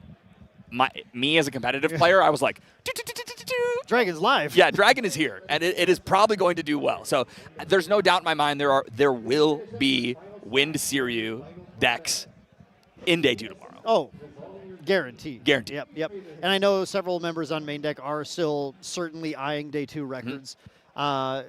Like I said, none undefeated, so none I can actually say are locked in right now, right? Sure. These players have a build of the deck. It's a little different. I know a few people have started to see it a little bit already right now, but a lot of sort of end game board control that ends up happening. A little more of it. I mean, we always have an ally focus in our build, but still having some of that.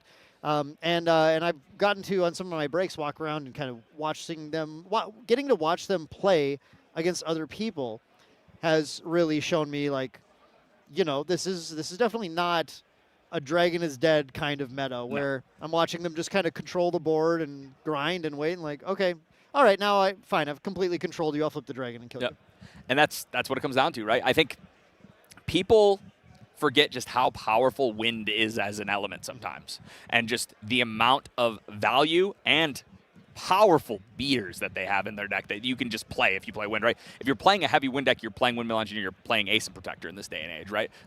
You just need those, and the amount of damage that you can push before you even bring a Dragon out. Or we got to see just the value engine and beatdown potential of Razorgill. We were seeing it on stream, Razorgill not even hit the board and pushing enough damage to win the game. Yeah. So we were seeing a Wind allies list that goes, oh, by the way, Jet, masterfully played, patient, finally goes, okay, I did enough damage like this. I did 14 damage with Ace and Protectors.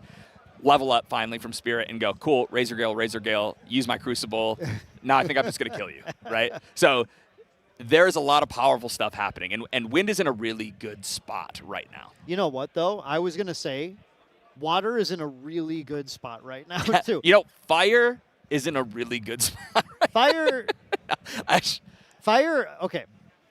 What's the ranking of elements right now? Right now, right now at this event. It shifts event to event. Yes. It shifts meta to meta. Oh. Terry, what is the ranking of power level of elements? Gosh, so Crux. I'm just kidding. Crux, no, not advanced elements. Luxem. No, basic. Luxem's pretty good. Luxem's scary. So in my brain,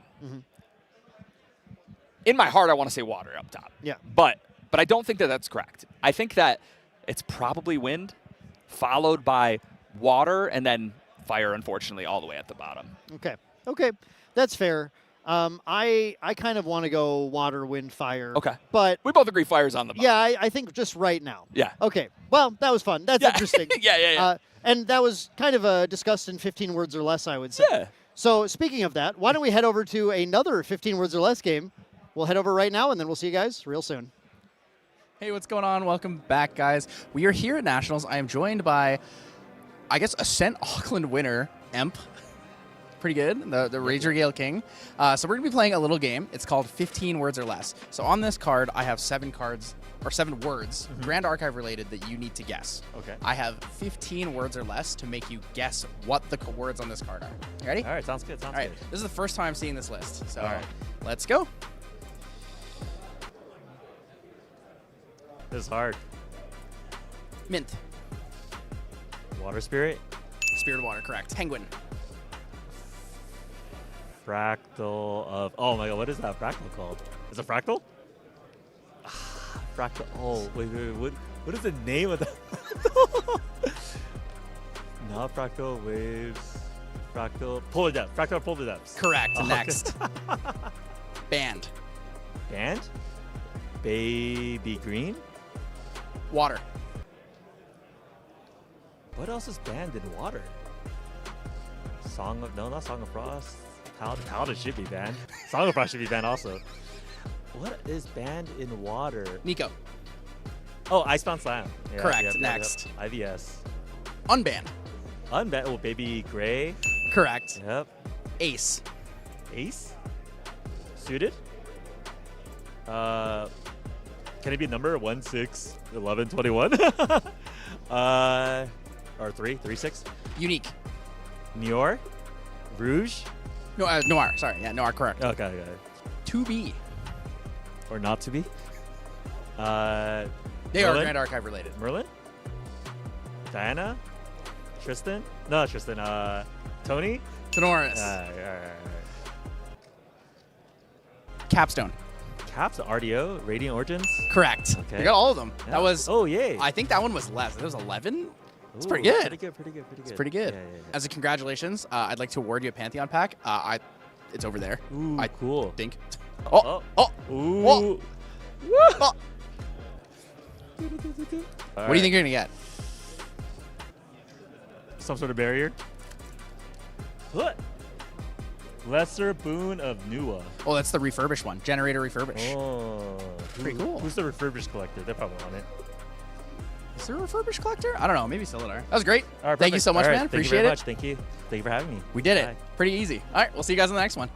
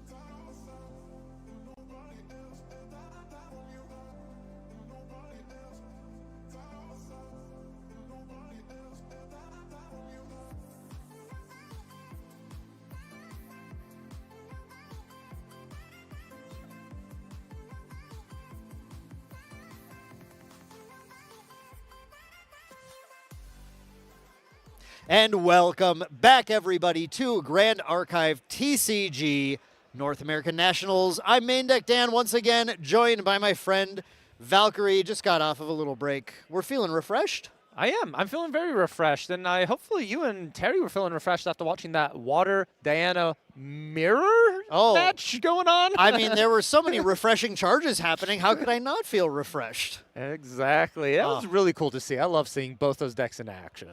Astro Diana, man, it's too cool. Cosmic Focus, one of the coolest designed cards I've ever seen. As soon as I read that card, I thought, this is one of the coolest design cards I've ever seen. Hey, that's pretty cool. Hey. And then I played it, I was like, oh, wait, no, this is really good. I think it's just the fact that, like, when you read it, you go, okay, like, disenable if I'm already distant range 4. And then you sort of get to the concept of, like, but it goes back on top of my deck, and I can easily just get to it again. And then you're like, how many times can I get to it in a turn? And that's where it really cooks. We only saw the Vantage played once at the end. It was game-winning. But it was when people realized, they were like, hey, wait, look back at Distorted Reflections. Remember this card? And we all looked at him like, oh, glimpse 4 and draw. Wait, that's really good. Yeah, that was really fun to see. Awesome to see such a unique deck taking it down. You know, as awesome as it is to have a player like Sell It, again, we said it a few times, I just want to hammer it in, the Weiss Schwartz world champion, right? A guy who is clearly an experienced card game player, playing clearly an incredible deck and playing it really well.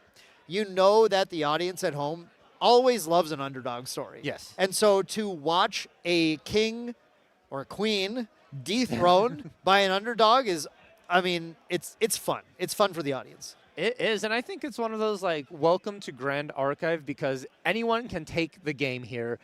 We've seen it with multiple matchups earlier in the day as well, where we had a clear favorite player. I know, I'm sorry to bring this up. Round 1, our defending world champion losing in that first round. And in my opinion, that's an upset, right? Yeah. We saw someone hyping them up, someone who has this potential, and sort of fell short that first round. Yeah. Yeah, and I believe right now, I haven't caught up with him in the last round, so I don't know what happened. Going into the previous round, Taylor was X1-1. So was at the point where one more loss was able to be taken, loss or a draw was able to be taken, and needed to win the rest of them. So Taylor's still on that grind, still trying to get there. Even taking that loss early on, was in super high spirits. But we'll just have to see at the end of the day if, you know, how much that mattered, or if the Ascent players tomorrow have to start worrying about trying to beat the world champ as well. Yes, and indeed here we're, you know, almost at the end of our day, round 7, 2 more rounds after this. And keep in mind, everyone, we sort of talked about it earlier in the day, and just want to refresh our memories. The production crew and casters sort of had their own predictions about what's going to finish the day undefeated. And all 3 of the casters, myself, Dan, and Terry, voted for Wind Seryu, taking it as sort of like the undefeated. Also, our host, Once in Love, went with that. And the production was kind of scattered. We saw some Razorgale Arisanas in there, a Fractals, and then one believer in Water Gin as well. I love that. Water Gin, we've seen the raw power of that, and there's a couple of main deck members who are on Water Gin as well, and they were both doing quite well into the mid-rounds of the tournament. Again, I need to go catch up with them shortly, but I want to ask you, Valk, since I asked Terry, what was your reasoning for showing up here on this list with that Seryu as well? Yeah, so, you know, the question was phrased of what deck is going undefeated in round 1, and I just feel like Seryu has that consistency and a long day to a completely open field to be able to have that sort of like good matchups throughout the day. And then as we get into that day 2 top cut is when Seryu starts to struggle, because there's going to be like specific decks aimed to just cut it up immediately. But, you know, with a larger room, you have less potential of running into those. Yeah, it's a deck that has so much proactive potential when it gets those crazy turbo lines, and there's just, oh, I don't have the out, I didn't draw the out, whatever. You end up taking it. Additionally, you also just sometimes, at least right now in the current meta, a lot of players have pulled out their Seryu. Yeah. So you're not seeing as many decks that are playing that. But it does sound like we're going to head, as we're getting ready for the next round, we're going to head to a quick featured video for you all. So let's go check out what we have. Oh, gotcha. Excuse me. Nope, I misheard production, so that one's on me. We are actually just waiting a little bit here before we can go to the featured match area as they're getting set up with a deck being resleeved right now. Yeah, and I want to touch base on what you said about the Sarah You Hate being removed from the deck. If we just compare it to last Ascent, Los Angeles that happened, we saw so many overlapping visages in that sideboard, because it was just like, this is how we're dealing with Dragon. And I think this whole day, I've looked at deck lists, I haven't seen a single one at all. Yeah, I mean, there's a lot of Wind decks here, but how many of them are playing things like Ensnaring Fumes, right? Yeah. How many of those are even showing up anymore? Now, there are some decks that we see. There are a few Rye decks in the room. There's a few Arasana decks in the room. Those are ones that are more likely to play something like Ravaging Tempest already, just because it's pretty good against ally strategies to hold them off for a little bit, and you generate a lot of value yourself sometimes. But aside from those, and a very small number of Tristans that are being played in the current meta right now, there are just not a lot of decks that are like fully equipped to just deal with a dragon once it's flipped. And yeah, I mean, it is something where a good dragon player can sort of take advantage of that. Yeah, it's interesting. I really like how this metagame's developed for us. And sort of Nationals itself is our first major event with everything as well. And we're seeing that development occur. So it's one of those, like, day one's going to be a good snapshot for us, but we'll really know as we get into day two to really see those decks pushing themselves up to that top. I think 16 is that, like, number range we want to look at. Yeah, absolutely. Now, I want to ask you, Valk, what I think is kind of an interesting question. We're deep into day one right now. You've seen a lot of decks being played. We've seen a lot of matchups. Let's say that Once in Love was very kind to you and gave you the opportunity to re-choose your undefeated deck right now. What archetype would you choose? Oh, that is... Would you stick with Seiryu, or would you swap to something else? If I had the choice right now, I'm very confident in my answer in one aspect. Okay. And that aspect is Guojia. Sure. I'm going to switch it, if I could, to Genbu. To Genbu? I feel like Genbu is a secret killer. Like, everyone's like, this deck is good, but is it good enough to go against some of these other decks that everyone's been brewing, this cooking? And from what we've seen, Genbu just sort of like has been running rampant. He's been free. There's no really like safeguard amulets. There's no real nullifying lanterns holding the Genbu back, and he's just able to do whatever he wants to do. Yeah, I mean, I would be tempted to switch that as well. I'm still going to believe in some of the Seiryu players out there, I think, but I kind of want to switch to the Water Djinn now, too. Watching some of those play, it can be pretty tough. But that said, we'll see who's winning and who's undefeated later on. Right now, we're going to head right into our match here, round 7, and we have a banger match for you all, and you know him, you love him. Hyoka is here. We always get him on into a lot of streams, alongside Valk, a local of yours as well. Yeah, this is really exciting to see. This is our Tristan specialist.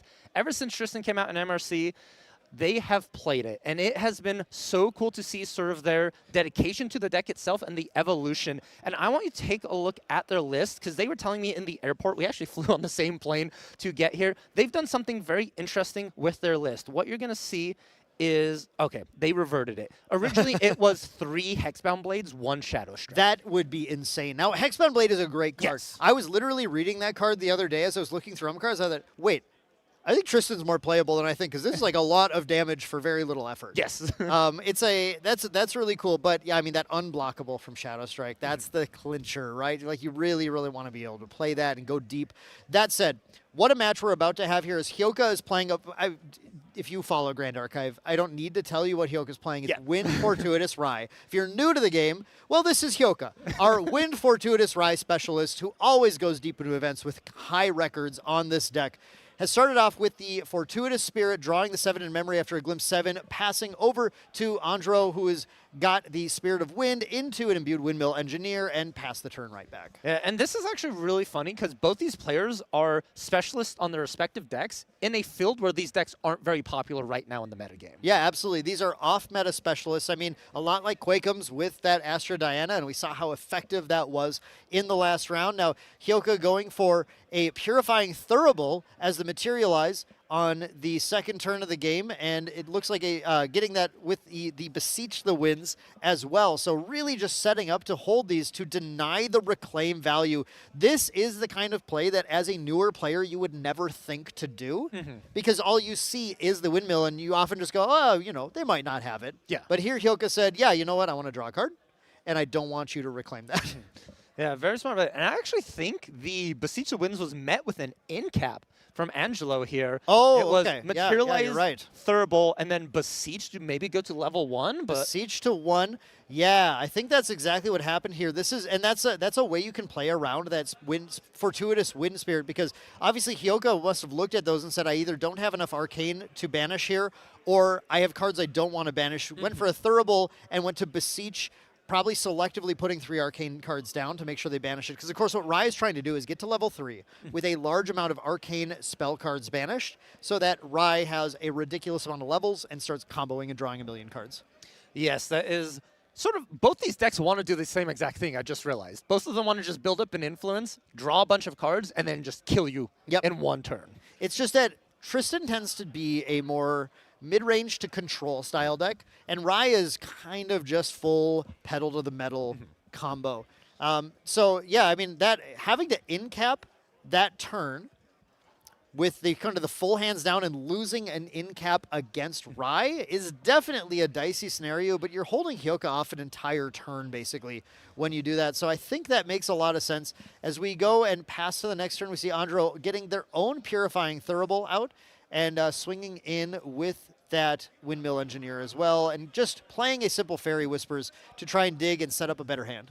Get something good, and then Hyoka just undoing the damage with the 3 visits. Going to be go ahead and glimpse a little bit here. I assume we're going to see this level up to Rai. We got to start getting that engine going here, and we do. And of course, none other than the Arcane card itself banished here. Exactly what you want to see for Rai. Yep. Power Overwhelming out of here. A card that is situationally insane, but very often one of the first cards you're happy to banish with Rai, because the situation is fairly situational. And we see a Thurible removing that Fairy Whispers. Ah, At that point, good. Just draw a card into No. We had to get rid of the Fairy Whispers. It was key. Yeah, just simply choosing to get the extra card here for Hyoka to be able to work with, especially having lost that Beseech the Winds, really wanting to find more of the sources. Now, Hyoka's running a number of ways to level up here. We'll have to try and see if he finds those. Actually, I really like thinking about it now, this Thurible on that Fairy Whispers. It's possible you are playing against a weird Arisana deck. You haven't been shown that it's Tristan quite yet. Oh, yeah, I mean, I suppose, again, that sort of privilege we have of knowing this is Tristan already, but this deck so far has looked very unusual. Yeah, it hasn't really done anything Tristan-y. You haven't seen any preparation counter Surveil the Winds. You saw an in-cap, you're like, okay, Razor Guild can run in-cap to just stop some things. Yeah, I mean, either way, though, I think drawing here because you're going for the dungeon guide as well, which did get Stifling Trapped. So far, Andro has in-capped the Beseech and then Stifling Trapped the dungeon guide. Andro has, Hyoka could be level 3 right now. Yeah. But Andro is keeping Hyoka at level 1. This is something that is a bit of a downfall of being such a specialist on your deck, is that as soon as Hyoka sat down, Andro knew what Hyoka was playing, where Hyoka did not necessarily know what Andro was playing.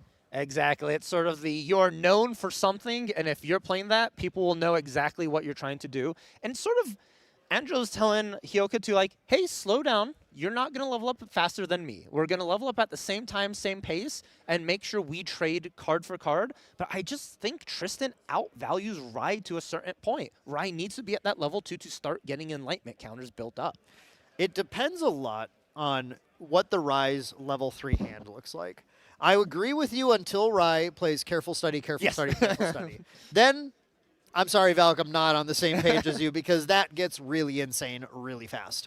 But until we get to level 3, Rai is stunted a little bit. Correct, right? yeah, and that's exactly what Andro is trying to do. Very smart, just to stop Rai from leveling, play the game at the better pace.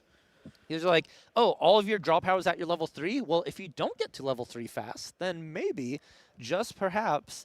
And we see the Wind Bless Lookout now. The prep counter generation is starting to go to exactly where we need to be. A lot of Tristan players look for that magical 4 prep counters before they do hit that level 2. Yeah, and it's something that is often a very decisive play that determines the good Tristan players from the great Tristan players, which is how willing are you to level without getting the 4th preparation counter when it's necessary. But being able to get to this stage of having 3 preparation counters gets you so close to it that it can certainly be very tempting to wait a little bit longer. Of course, the Rye deck is not one where you'd necessarily have the time to be able to afford to get there. So this is definitely one of those matchups where I think Andro is benefited if they're unable to get a Surveil or a Sadie to be able to find that 4th one by just saying, you know what, that's fine. I'm just going to level and take 1 card. I don't need to. Yeah, and I think Hyoka's just going to level up to 2 here. We're grabbing the dice. I assume this is for Declaration. And 2 arcane cards. You love to see it, Dan. I mean, I think they all are arcane cards.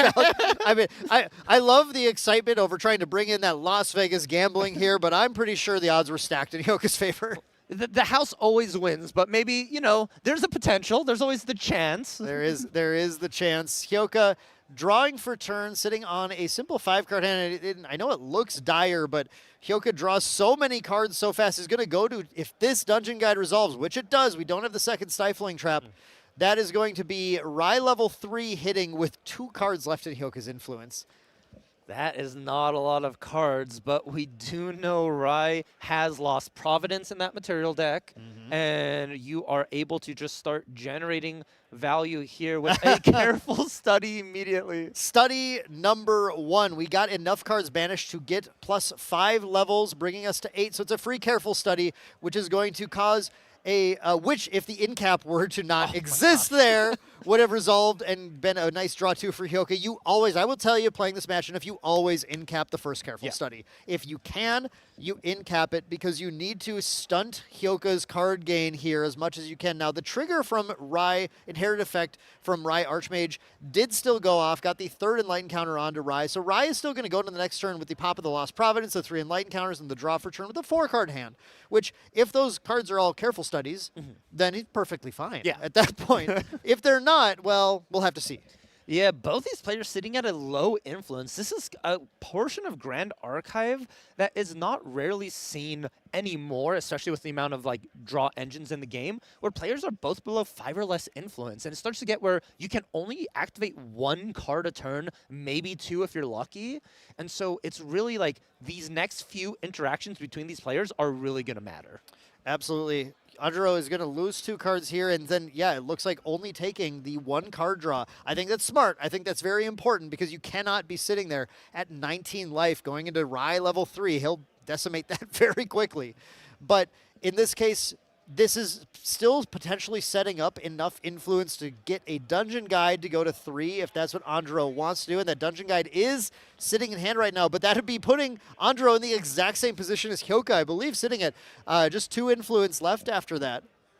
Yeah, it's sort of an eye for an eye when it comes to DJing with low influence, but Hyoka, since they were the ones to do it first, means they're going to recollect with more influence on that level 3 turn as well. But the question is, can you delay? Like, is it worth waiting, or do you have to just slam this Dungeon Guide now? I think the question is, what else are you doing right now? Like, looking at the 5-card hand, I don't even think there's a relevant other play. I kind of think it's, well, yeah, I'm going to Dungeon Guide.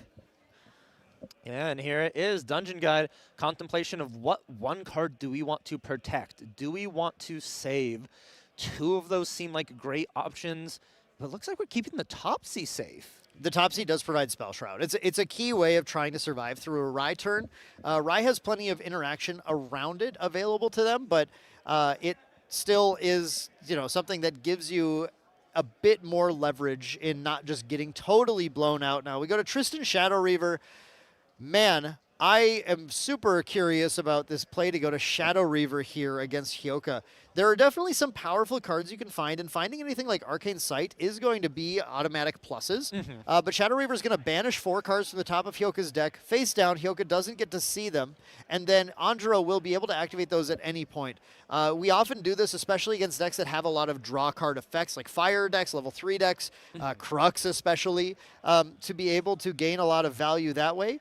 But right now, I mean, I think we're looking at the potential of Scry the Skies is good. Oh, okay. Oh, what? Arcane Elemental was taken. Okay, there's the Scry the Skies. Andro. Yep, Scry the Skies is good. Is that, I think that was a Calming Breeze or a Reclaim? A Calming Breeze and a Resolute. And a Resolute. So okay. a lot of very playable cards for Andro. The Resolute is actually, you might think it's not useful in this matchup, but against Windry, it actually disables the Arcane Elemental win con, or at least stunts the Arcane Elemental win con quite a bit. It does indeed, which... Calming Breeze, yeah, okay. He took one, as well, having to read the card, right? That's not a card you often see played, so really have to make sure, like, what is this doing? Why is this in my opponent's Rye deck right now? Yeah. So the Resolute's useful, and the Scry the Skies, which is going to be activated right now from Andro, is actually a +1 because it is going to draw a card into memory and give a Glimpse 3 to Andro as well. Looking at those, we find another Topsy, we find an Aela, and we find an Ensnaring Fumes. Those are some interesting cards. I actually think the Fumes is extremely potentially useful here because, again, it can disable that Arcane Elemental play while also plussing Andro by bringing those allies back. But I think Andro has a very specific thing they want to find right now. We need the Shadow Strike combos to be able to win. We need something. I also think, like, is it worth, now since you have 3 cards in memory, you just level up to your next Tristan, draw 2 off that level up, draw for turn, get your Omna Shadows, and just sort of set up from there? Yeah, you want to, we have is that a Shadow Strike or a Hexblade? Hexbound. That's the Hexbound, okay. Hexbound is a card that you can sacrifice potentially if you want to just level to that, but man, the influence being this low for Tristan just feels, it feels so dangerous right now, because the thing is, this Rye deck will gain influence faster than Tristan can, without a doubt. And here we actually already see that happening with Hyoka resolving their own Scry the Skies, but that glimpse is a lot bigger than what Andro did. A glimpse for, I believe, 10 is slightly better than a glimpse for 3. Yep, and there's going to be a card draw in memory, but importantly, Hyoka put a bunch of cards back on top in a specific order. Now being able to utilize cards like the Lost Providence, and specifically after activating this Tome of Sacred Lightning, be able to activate the Tome of Sacred Lightning ability in order to banish more arcane cards, get higher level, and draw into a card that Hyoka set up with that glimpse, which, if I was a betting man, I'd say is Careful Study. Yes. Wow, I would have won a lot. I should probably be betting. Wow, Dan. It's almost as if the game was rigged from the start. He knew what was coming up, and into the other Careful Study, he saw 2 in that glimpse. That is so good. Yeah. So much value for Rye. I will say the number of times that I've watched Rye like locally play, do the Scry the Skies, and find nothing is way too high. It's way higher than it should be. Yeah. This is more like the Rye that I'm afraid of, that glimpses and goes, oh, there are all my Careful Studies. Perfect. I'll draw them all into each other. The third Careful Study. All into each other over and over and over again. This is what I'm saying. This explosive regrowth of the influence. Well, Tristan is not in a bad position right now as far as just getting to level 3, having this ability to, do something like a Resolute, even for free, out of the banished cards from Hyoka. Hyoka's in so much of a safer position right now. Indeed. And I think the fact that Hyoka could just go Arcane Blast, efficiency 11, so I don't have to commit any resources to it, to just deal 11 to Angelo is insanely good. Hyoka hitting all the values, scrying some more cards, drawing off the Lost Providence. Arcane Elemental. Arcane Elemental coming down, swinging for 7 more. And there is the Disorienting Winds to return it to hand and replay it. That's a 14 damage pile coming right at Andro there. Andro doesn't have any shadows yet to redirect them to, and that is actually going to be game for Hyoka, taking game 1 on win. Well, I mean, it's not a surprise. Win Fortuitous Rye. It's Hyoka. It is indeed. I feel like if you said any other champion after that sentence that Hyoka won, I'd be very surprised. I think Hyoka would sense I said the wrong thing, throw down the headset and come correct me. Oh, and it's just, we talked about it, you talked about it, the explosiveness, that level 3, you scried, and within the top 10 saw 3 Careful Studies, and just chained those perfectly. The amount of, this is why he's the specialist, right? And those 10 cards Hyoka created a win, which felt like it was out of nowhere. I wouldn't have assumed that if I look at 10 cards, I can just win the game at that point with my opponent at 3 total damage. Yep. Yeah, remember, though, when he was at 2 influence? Yeah. And then the next turn went crazy. Yeah, it's that is the explosive power of Rai. Rai is a deck that's been around since the dawn of Ashes, the dawn of the game, the very first set. Rai was there. And, well, he had a really broken card for a little bit, but we banned Reckless Conversion, thankfully, and has been, yeah, marked safe from Reckless Conversion, but has still been in the shadows this whole time, popping up here and there, had a resurgence at Worlds 2024, then went away for a little while. Then Hyoka really started to show everybody, you know what, this deck's still crazy. Yeah. It still is something that if you are not ready for this, it's just gonna pop off, and it's gonna ruin your day out of nowhere. And sometimes there's so little you can even do about it. It's a combo lovers combo deck. It is, but it also shows that, like, not all decks are pick up and play. You actually have to really study the deck, and this one in particular, to know exactly how to play it. And I think that's the hardest part about Rai, is it's not just something you're like, oh, I feel like I could play Rai this tournament. It's like, no, you gotta study Rai, learn Rai. Yeah, we had a local recently who was one of our newer to the game locals who had been watching some of this Rai play and said, man, this looks really fun. I want to play Rai. Picked it up. And I had a match against them, and afterwards I said, okay, I'm really glad you're having fun. And you're planning to go to an Ascent next week. I would suggest you play about 100 solitaire games right now, because the lines are so precise and nuanced to be able to know when to glimpse, when to draw, what to glimpse to the top, what to put to memory, when you activate this, when do you activate to draw with Lost Providence? A lot of people just go, oh, cool, get a plus card. That's the worst thing to do in Rai. You know, you got to hold on to it. And you really got to experience all of these games, which is why Hyoka sticks on this deck. And Hyoka has more reps on Wind Rai than I think anybody in the world. And you get to see that precision taking place like that. Indeed, here, and sideboarding went fairly quickly between these two players. We yapped for a little bit, I will say. But we do have Andro on Crystallized Destiny. That's got to come in. Heavenly Guide. That's got to come in. Safeguard. That's got to come in. And I think that's kind of everything.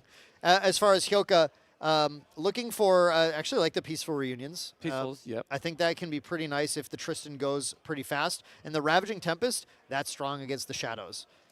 So is the Noble Dissolution, actually. Noble Dissolution might be better so you don't give Tristan the additional card. Yeah, I agree. So the Noble Dissolution against the Shadows, I think, is quite strong. Tristan can get a lot of extra cards from the Tempest, actually. Hyoka, of course, did a Fortuitous Spirit turn 1. Andro went with the Windbless Lookout, getting that preparation counter, but no glimpses. We're not class bonused yet, and cannot swing. Goes to their first materialized phase. Andro, what are we doing here? Are you I was going to say, there's a lot of different classes of Tristan gamers. Yeah. There are the, I'm going to backup charger turn 2 all the time. There are the, I'm going to level right away, get my class bonuses going right away. And then there are some crazy gamers. I love them. They're wild. They go turn 2 Windwalker boots. Yes. And that's always like that's a crazy one, but it gets them set up to get some prep counters. So it's, yeah, there's a lot of options. We do see the backup charger coming from Andro here. Do we have are we a turbocharge gamer? Turbocharge, we are a one of turbocharge. We're a turbocharge gamer. Let's go. We got to find, never mind. We found. Well, that backup charger was an easy choice then. Yeah, if you see turn 1 turbocharge, I feel like 99% of players will always opt into it. You got to get those cards. And, of course, Andro going into the potential to, once again, control what Hyoka is doing with that in superior influence, then being able to level to 3 and maybe not be stuck at 2 or 3 cards at influence after that might be a huge difference maker. Indeed here. Now the question is do you develop another Windbless Lookout, or do you just pass the turn and sort of feigning some interaction for what Hyoka wants to do? Or do you Dungeon Guide to level 1? Ooh. You don't do that. Hold on, we're cooking. Is that a Stifling Gyre? That is a Surveil. Surveil. That's the new. Okay, that's the new art of Surveil the Winds. Got it. New art of Surveil the Winds showing up here. I did see the CPR Surveil the Winds earlier, so I thought maybe Andro was like a full set of CPR gamer, but not quite. Not quite, but that's okay. It is. They'll get there. Surveil the Wind still does the same effect no matter how pretty it looks, thankfully. No.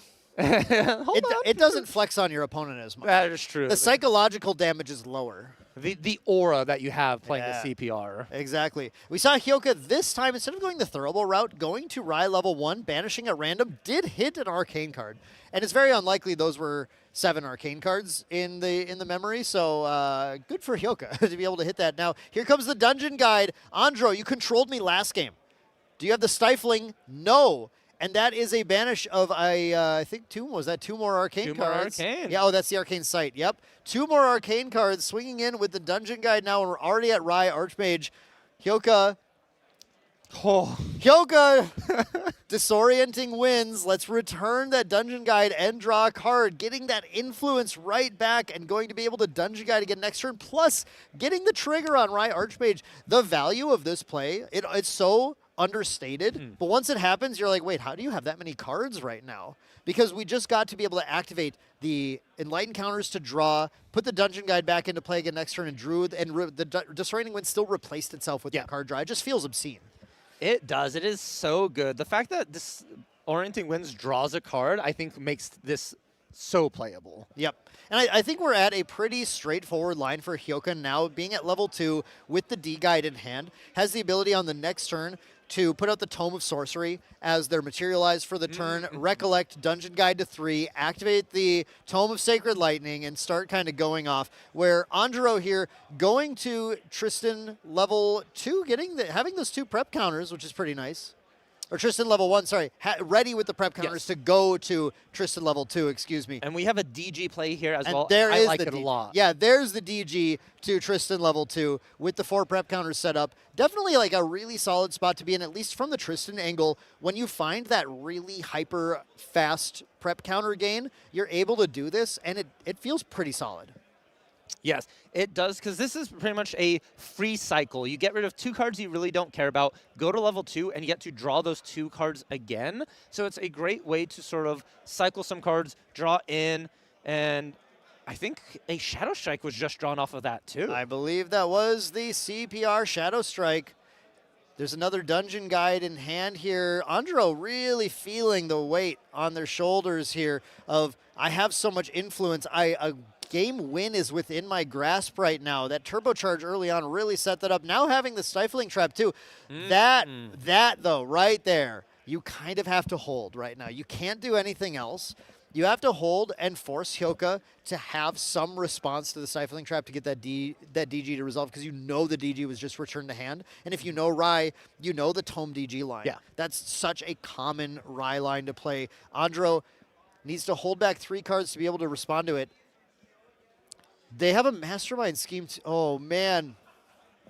Goes for it. I can't believe it. Goes for the Dungeon Guide all the way to level 3 right now. Are they going to go Shadow Reaver again? Do you know them? Do they like to Shadow Reaver? They like Shadow Reaver a lot. Oh, okay. Shadow Reaver is the bread and butter. It's always try and maximize value is the biggest thing. And the disruption here. Bye-bye, Shadow Strike. Oh, bye-bye, Shadow Strike indeed. And here we are, that Shadow Reaver. Give me the top 4, please. I want some goodies. If there's 4 careful studies here, it's cooked. There's none? I think there was another Scry the Skies, though. Scry the Skies, 3 visits, which unfortunately isn't going to be You really don't. You don't want to play the 3 visits unless you absolutely have to. That's for sure. And then a dungeon. Oh no, that's his hand that has the 3rd Dungeon Guide. Yeah. Okay, Scry the Size. I like it. Yep, you go for the Scry. Absolutely. Get that Glimpse 3. Mastermind, Slice and Dice, and Heavenly Guide. Ooh. Wait, though. Do you let the D-Guide resolve in Heavenly to Shadow, Shadow Dancer next turn? Risky. Well, given that the Stifling Trap now has to be prep counter activated in order to play it, which is the option that Assassin Tristan has compared to other decks, right? Yeah. Assassin can use prep counters to activate the Stifling Trap still, which is why I believe Andro went for the D-Guide this turn. Now you can kind of say, well, wait a second. I love this Andro gamer. Let's go. Draw the Heavenly Guide into memory. Hyoka, feel free to Dungeon Guide. I want value. You just told me that Andro loves the value game. This is value maxing. It is value max. And also, there's a slice and dice Ooh, in the memory for. Okay, he saw the play. He saw the play. the respect. Yes. Hyoka said, all right, fine. If you're going to push like that, I have to put out Terrafring to stay safe. Because a slice and dice prepared with the materialization of the dagger would just, or the Assassin's Ripper, would go ahead and clean out the game here as well. It would. So just respect, Terrafring, making sure that, and let's see how much value. No, he's not allowing it. He is saying, I'm just going to go ahead and negate this here. Wants to Hyoka to play out interaction. If Hyoka can return the dungeon guide to hand, then Hyoka can still get the effect off. I think Andro is saying, look, I win or I win. I stop the dungeon guide, or I bait the interaction and heavenly guide. This is better than just saying tunneling in, I'm doing this. This is saying you need to play to every out right now. Okay, I like that a lot. And we see the card draw from Hyoka. More arcane, I think, just drawn off the top. Yeah, no. So the dungeon guide was effectively stifled there. Swings in for 1. Hyoka can just level on the next turn. The heavenly guide will just end up being, obviously reserve fodder. Yeah. But that's yeah. I mean, I think that was pretty strong. Although Andro now is in this perilous position where they did have access to a mastermind scheme to be able to get a lot more prep counters, but now have to regenerate prep counters to get there. Shadow Dancer will get 1. They want to play still 1 more prep counter source though before they start masterminding. So by stifling that, they slowed Hyoka down, but did kind of set themselves back a little bit. Once again, saying, look, let you play slow. I'm going to play slower too. And maybe the materialization of Boots would be good here, but we're opting into the Thurible. I believe we only have 1 card in hand, and this was maybe the issue with Game 1, was there was a materialization of the Thurible, and that sat on the board the whole game. It was never actually activated. We just put it in the same place as well, where maybe Andro just likes looking at the Thurible. But I assume it's going to get activated at some point this game instead. We're Regalia maxing and Tristan now just... Look, I just like the art. I want to look at it. Alrighty, what did we draw? Another slice? I think there's 3 No shortage of slice and dice. Also, is Andro a different art maxer as well? Because they so many sets of cards where they have mismatched art. I'm going to have to talk to him. That's a good question. It is one of those, I thought he would run play sets of the same art because he also likes to collect a lot of the Tristan cards as well. Yeah. But maybe it's a... I mean, some of them, it's like, look, I don't expect you to go buy Shadow Strike yeah. or Surveil CPRs.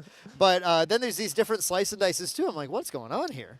What is going on indeed? I think we have different Zephyr arts as well, potentially. Oh, the Heavenly Guide's still live because we de-guided to 2. We de-guided to 2. The Heavenly Guide is still live. Of course you go for it, Valk. For a second, I forgot that we de-guided to 2. But Andro here, again, showing their skill, showing that they're a better player and they pay more attention than we probably should be. In that point, that Archmage was de-guided to. And it looks like there's a bit of a discussion about how, just to make sure, wait, I forgot that does work. Absolutely. Okay, then that was an extremely strong play from Andro here to really max out the value, denying Hyoka that level up and then getting the free level up on their own, drawing to, wow, this is suddenly turning very quickly in Tristan's favor. That is a lot of value here.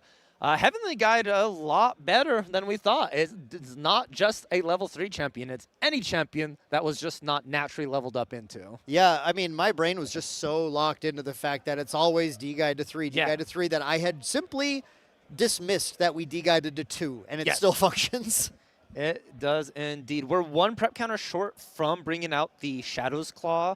You need 4 to just activate that out of the material deck. But does that matter a lot? We have total of 9 if we do a slice and dice, and then 10, 11. So we're 1 damage short. Wait, no, that Heavenly Guide is the Heavenly Guide 1 is damage. 11.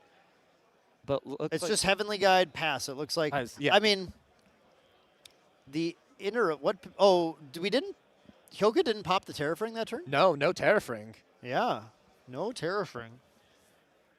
So very interesting. Maybe Angelo playing around a little bit of defensive options with out of Shadow's Claw, a Calming Breeze would just stop that route since your slice and dice would only be for that initial 3. Yeah, I think the idea is the Terrafing is going to get popped if you see Andro go to Shadow Dancer. Yeah. But we saw the Thurible instead, which then Thurible almost just baited the Terraf not to be popped, actually. That is true. Do you think Yeah. that was Andro's lines? Like, if I put this out, they won't pop Terrafing and they won't know the Heavenly Guide's coming?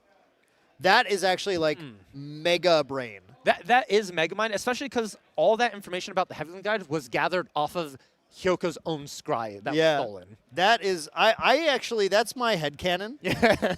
Because that play is so heads up. It's like one of the coolest things we've seen today. Yeah, I like that a lot. Now, the issue is Hyoka is now level 3 or at level 3, and Rai is level, I believe, 10 again. Well, yeah. 9 right now, right? I believe 6 arcane. Oh, no, the one has the counter on it. Or is the count including that one? 3. 1, 2, 3, 4, 5. I think the count might be including Shattering. Oh, is it? Okay. If I remember watching Hyoka play in the past, Hyoka keeps a count of the full number on that die. So I think that's right. It's just the Shattering Discharge has to be separate because it actually has a counter on it. Yes, it is its own counter, not part It's a functional counter on the card. Exactly here. And materialization is important here for Andro. We're looking at maybe a Safeguard Amulet, Windwalker Boots as well can get you to that 4th prep counter. Or but you go Enfeebling Orb. The Boots is too slow for that prep counter, though. We want to play something to get the prep counter instead. Just the Claw. Materialize the Claw. That's a very telling play, actually. And then activate that Thurible. No, I don't believe any arcane cards are getting banished from that. None, thankfully. Winra is not known for putting arcane cards in the graveyard, typically. Yeah. Well, once you activate them, though, then they go there. That is true. So this is the safest time to Thurible, because otherwise Hyoko would have the opportunity to plus level off of it. So it definitely makes a lot of sense to do that there. Andro drawing an Aela. Ooh. That's anti ally tech right here. Yep. Aelas can really stop that combo from the Arcane Elemental. Yeah. You just suppress it and say, okay, you can't return it to your hand anymore, can't attack. Yeah, Aela can definitely stifle that. Now, Hyoka did stifle Andro's turn here. The Terrafring did get activated this time in the Recollection phase, so we're not going to be seeing these allies attacking at all. I promise you that. Our 3 guides and 2 engineers, or 2 lookouts are not going to be attacking here. And that Slice and Dice looks unlikely as well. Now, there's a big pickup in Andro's hand there, though, with an Abnegation. Abnegation being a 2-cost fast speed, recover 8. That can definitely keep Andro alive against Hyoka's shenanigans.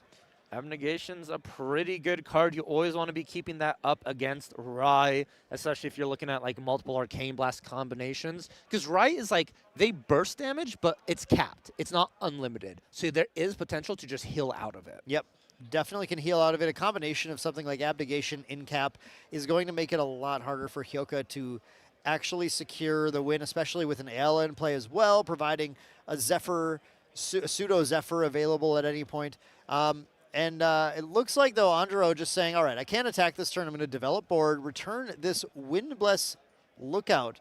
And that I like a lot because now we have the prep counter source once again. The prep counter source will allow Andro to get to 4, which sets up the quantity to Mastermind Scheme and gain agility 3, and start to set up, because Andro still needs something like a Shadow Strike to really cleanly close the game. But at least right now, with the board, Hyoka wants to find something like a Ravaging Tempest if Hyoka did decide to play that, or the allies are just going to clean him up as well. Yeah, and Asen even went in for some blood here as well. Wow, Andro went hands down, or no, holding up. 3 in hand, yes. Holding up Abnegation. So Andro saying you need to deal 33 minus 5, 28 damage in 1 turn. And Hyoka has been level 3 for a little bit now here, but is not popping off quite yet, but this is kind of the turn when Rai does.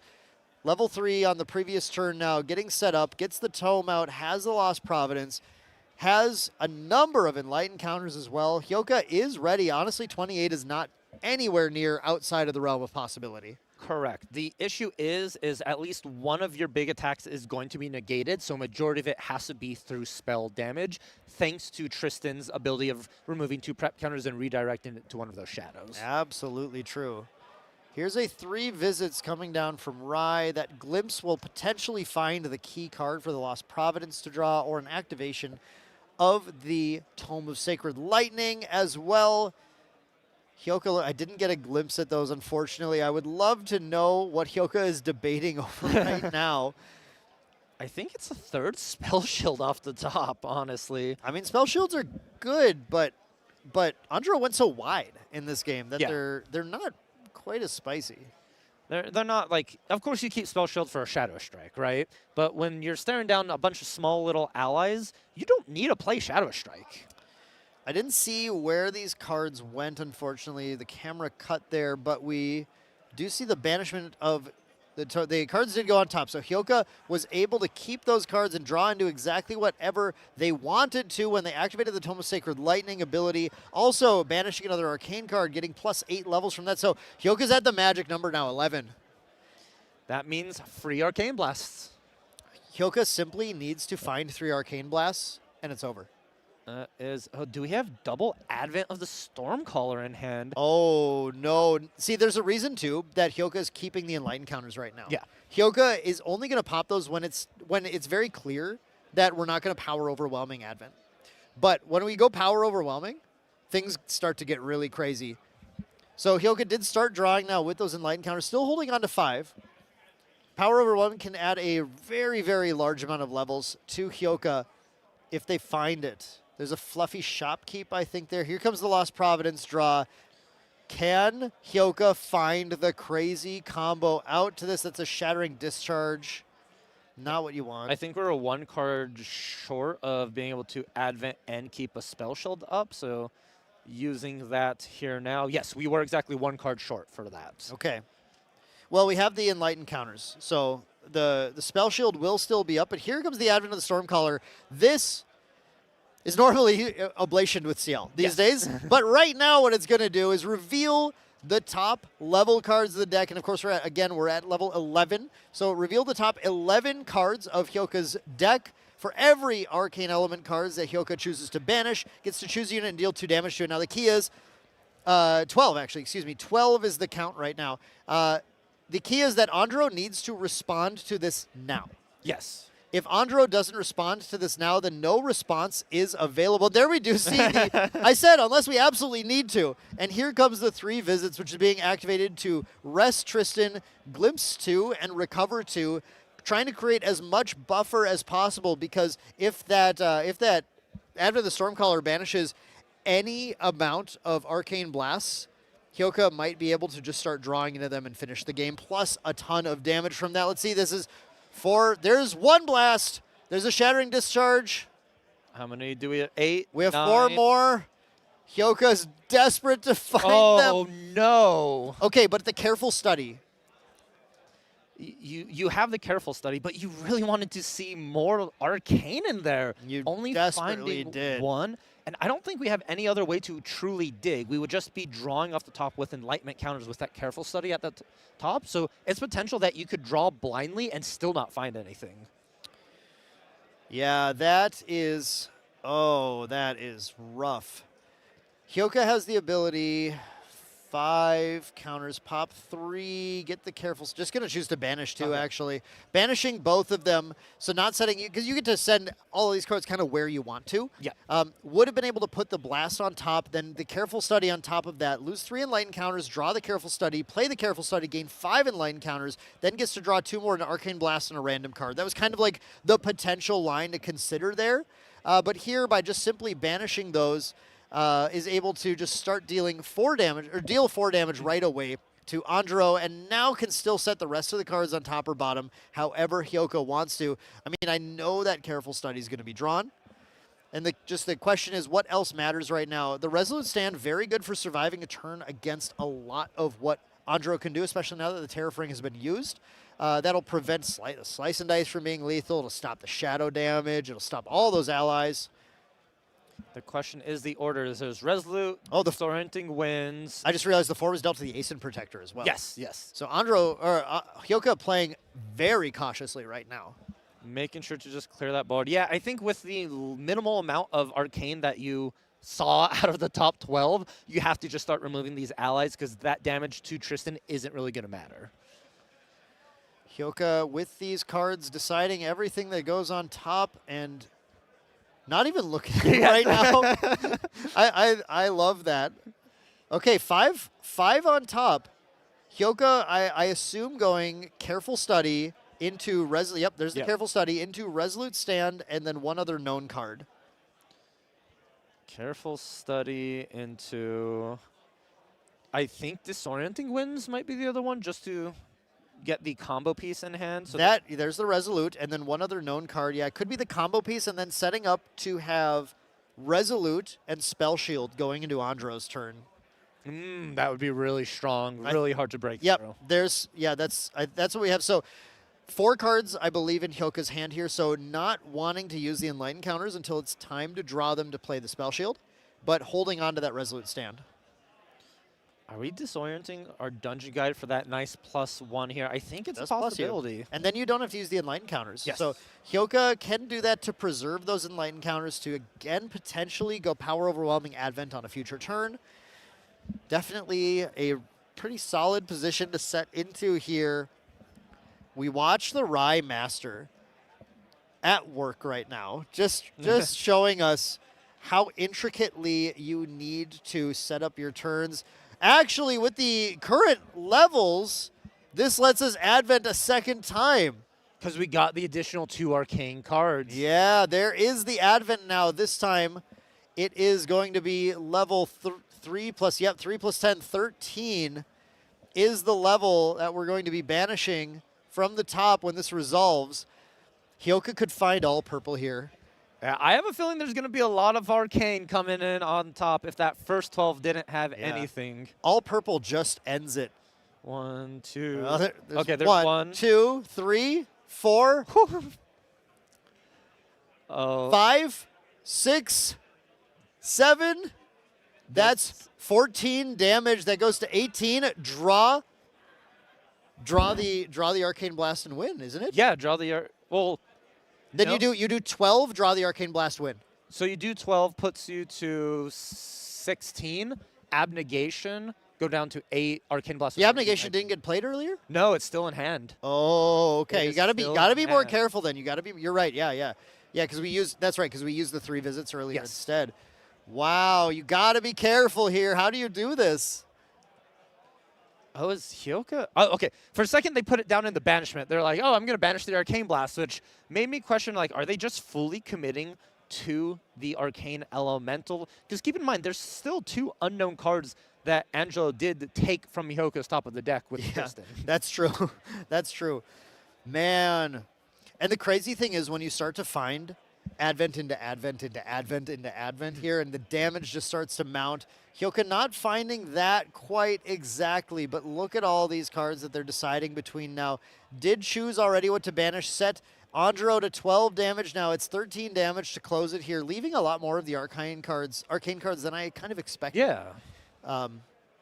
That's wow. Okay, and there is also a Scry the Skies here. There's an option to scry the skies and try and find another power potentially. No, you need to be able to draw one more card to do that. Yeah, we only have 2 in hand. You can only use the Enlighten one time, and then there's no other way to just that I am aware of right now to just draw a card. Yeah, so honestly, I don't even think we can Arcane Blast this turn. We're gonna have to use the Enlightenment to draw a card, and oh, Dan, we did not predict this happening. Oh, wait a second. Ionized. Oh, ionized. Oh, my goodness. This is getting crazy now. We're going to banish the hand and memory and draw 7. Until the beginning of the next turn, we have -10 levels, which sets us all the way down to 12, 13, 14, 17, down to just a mere level 7. Just as level 7. Still level 7 after activating the ionized asceticism. But no, it's going to be higher because we're going to banish more. 12, 17, 18, 19, 20. Oh, no. What? Oh, no. This is crazy. Hyoka's going off. Hyoka's absolutely going off right now with the draw 7. Possibly into absolutely everything here. at either level 10 or 11. I'm just not sure if that Shattering Discharge is a part of the count right now. But it is. It just got banished is from memory. Okay, 5, 12, 17, 18, 19, 20. So we should be at level 10, I believe, right now. Level 11 now. There's a free Arcane Blast, number 1. We have to pop the Abnegation. Andro, you have to try and survive if you want Tristan to take this. That's Hyoka built their own Reckless Conversion. I thought that was banned. I thought Reckless Conversion was banned. This is almost worse. They're just taking a new turn here, attacking in with Arcane Elemental. It can be redirected and take a shadow out with it. Oh, that is true. We do have one redirection still, that prep counter hanging on. But is there a way? There's a Disorienting Winds in the hand for Hyoka. Yeah, Hyoka has the wins here. Hyoka can go for the wins, bring it back, and do it one more time, forcing that Abnegation out. Oh, this is this is such a tense spot here. Andro has to respond. I mean, you have to Abnegation at some point, and I think you also really want to redirect this right now. But maybe just get an Abnegation and take it to the face. Shattering Discharge in response to the Abnegation. That's the final 2 damage, and Hyoka takes it with the most insane combo we've seen played out on stream today on his classic Win Fortuitous Rise, showing everyone how it's done. And more importantly, Dan, that is Hyoka's 6th win, guaranteeing Hyoka into day 2 of Nationals. What a great feeling happening right here for Hyoka. Not only are you on the pet deck, the deck that you've sort of pilgrimed throughout the seasons with, but now you're day 2 of one of the largest Nationals happening right now, with the potential of going even further if you win your next couple of rounds. I was sitting there looking at that Shattering Discharge, and for a second, I was like self-doubt. I was like, wait, does that target ally or player? Target player. I remembered that right as like this was resolving, like, oh no, he's just trying to bait it out. You had to redirect the shadow there to try and have a chance, but then the Disorienting Winds, it was going to happen no matter what. Hyoka had everything that they needed. I know we were talking earlier about all of our guesses for who is going to be undefeated today. Yeah. Currently, the only undefeated player that you and I know is actually Wind Rai. Nobody would have guessed that happening. We have 3 more rounds for Hyoka to be able to go completely undefeated. There was a loss. This was a 6-1 round. Oh man, I got so excited for a second. I was like, then I was like, wait, you're not reacting. Oh no, I forgot. I forgot. Yeah, this was an X1 round. This was they just secured their day 2. But yes, this is the day 2 secured here exactly. Hyoka though winning out the next 2 rounds. Yeah. Then X1 in Nationals day 1, going into Nationals day 2, winning. Two or three. I mean, 2 rounds is Gauntlet Lock. 2 rounds Gauntlet Lock, 3 rounds is top 8 contention. 2 rounds Gauntlet Lock, 3 rounds top 8 contention. Hyoka might go to Worlds on Win Fortuitous Rise. Oh, don't be saying some crazy stuff now, Dan. There's plenty of Grand Archive, but I know, I'm but excited. Did you see that play? Like, how are you beating that? You tell me how you're beating that. How you're beating it is there's one small window that Andro had to Abnegation, and that was on the Ionized Asceticism when you had to pull it when Hyoka had no other way to respond.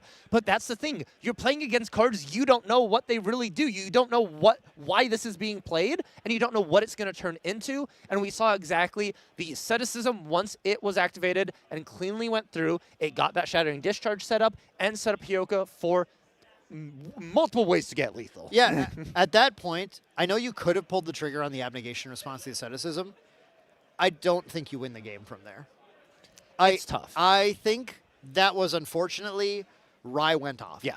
And when Rai goes off, there ain't a lot you can do. And, you know, if anyone ever wonders why is Reckless Conversion banned? Well, because we have a 10 times more expensive Reckless Conversion, and we just saw how insane it was. Y'all who weren't there during the Reckless Conversion days, that was crazy.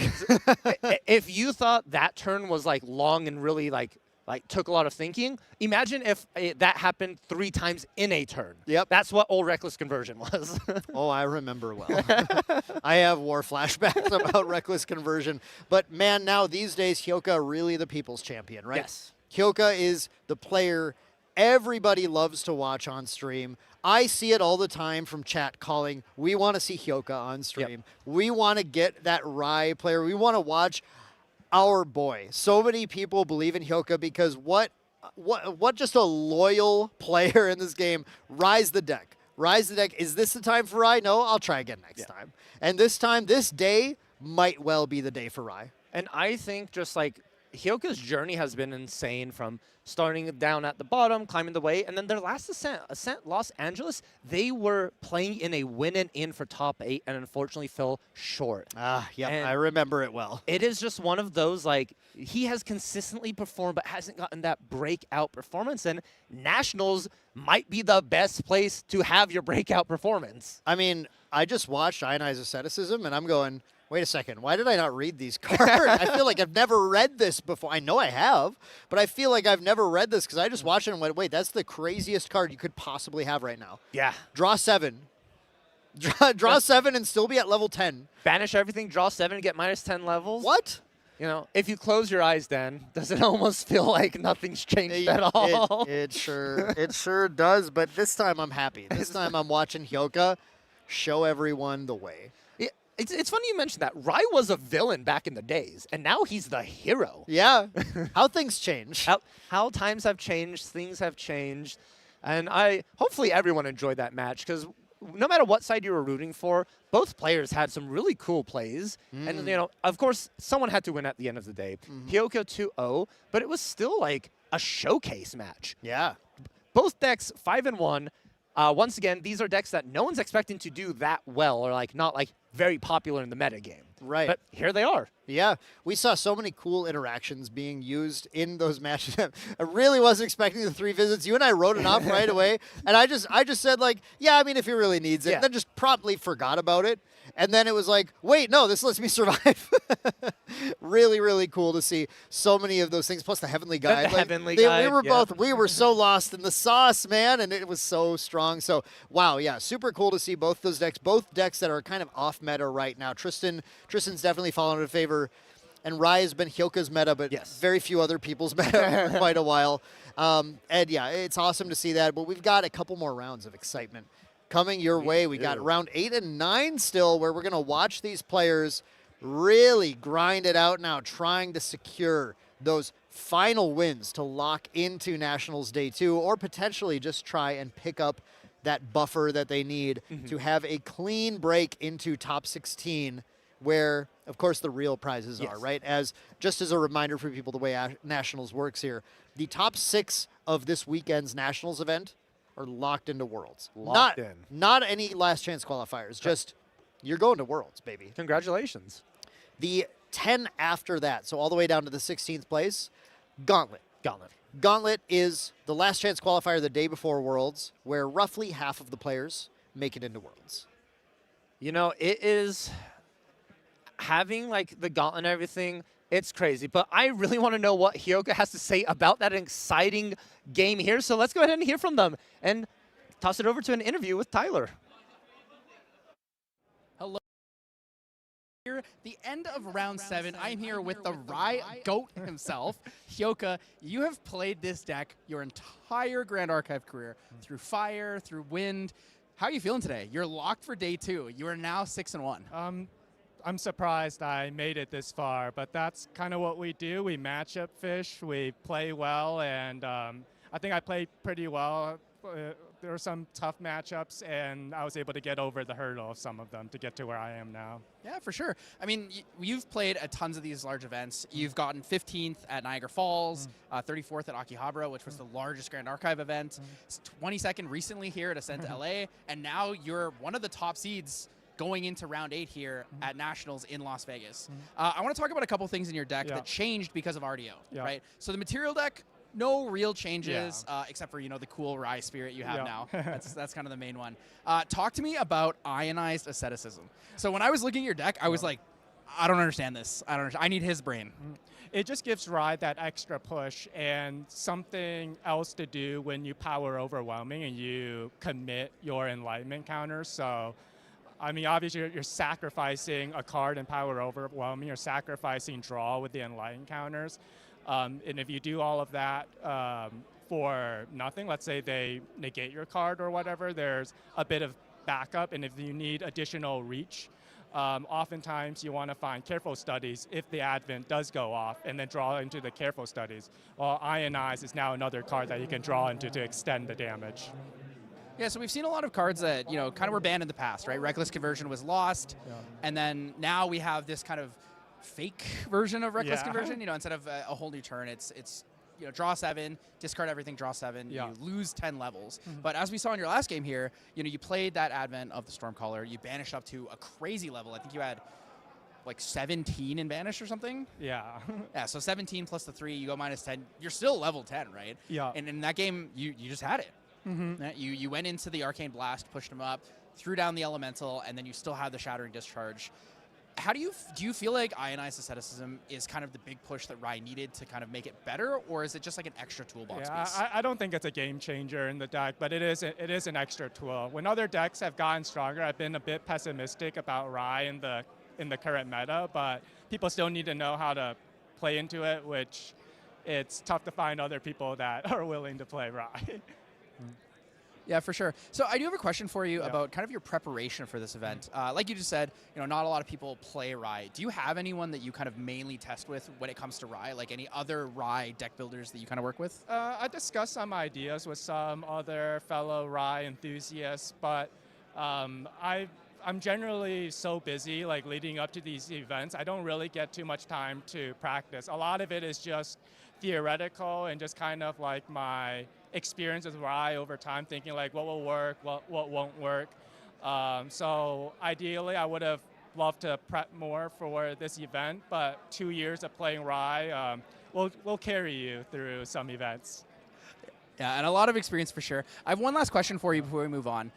When it came to your sideboard examples, I noticed that you had a couple things in there that kind of looked like they were for the aggro decks in the format. What would you say is like the deck you're probably the most afraid of?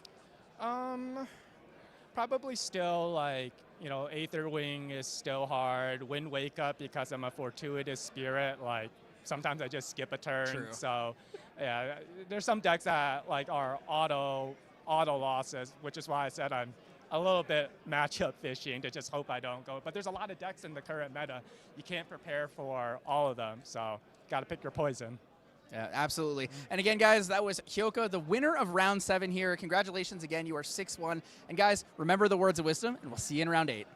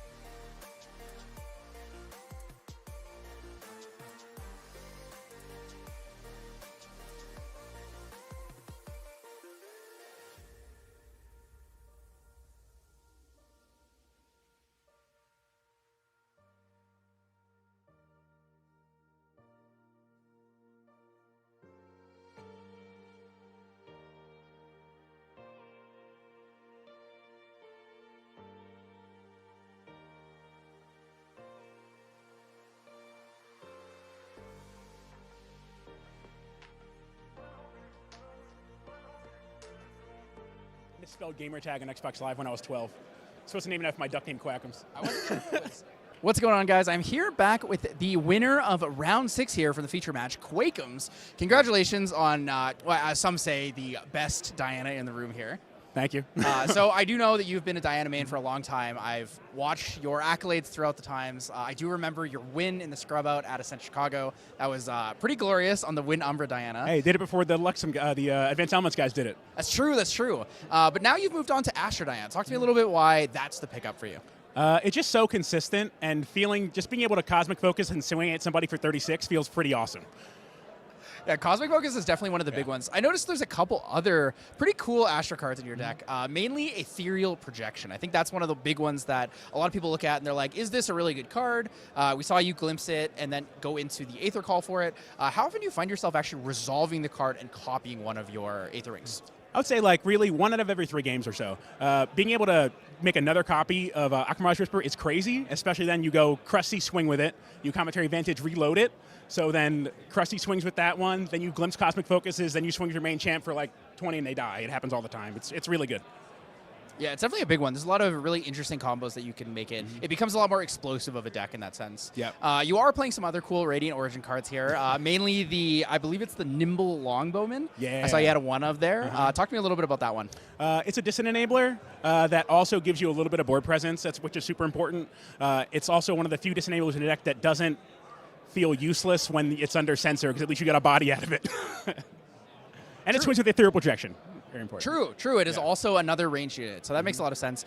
You just talked about Censor. Obviously, this is one of the decks that's a little harder to play around things like Purifying Thurible or Censor. When I looked at your sideboard, you're playing a lot of interesting things. Lake Reaving Chill. My first thought for that was, that's really good for the Jhin matchup. But now that you mentioned it, is Censor kind of the main target with it? Absolutely. Yeah, it's copy number 5 of Fracturized. It's only for Censors unless I get cheeky and need to hit something weird. But it's absolutely for. That's awesome. All right, I have one last question for you. Obviously, when you're sideboard, we look at the Shademist Priest, right? Razor Gill. Yeah, right? 100%. So when we look at the other, there's another thing that I see a lot of the more aggro Diana players playing, and it's the Cerulean Decree for the mirror matchup. For you, is that the sideboard dissuading Aethers? I think that's what it's called? Essentially, because we're new format-ish, been here for a month, you expect some aggro, right?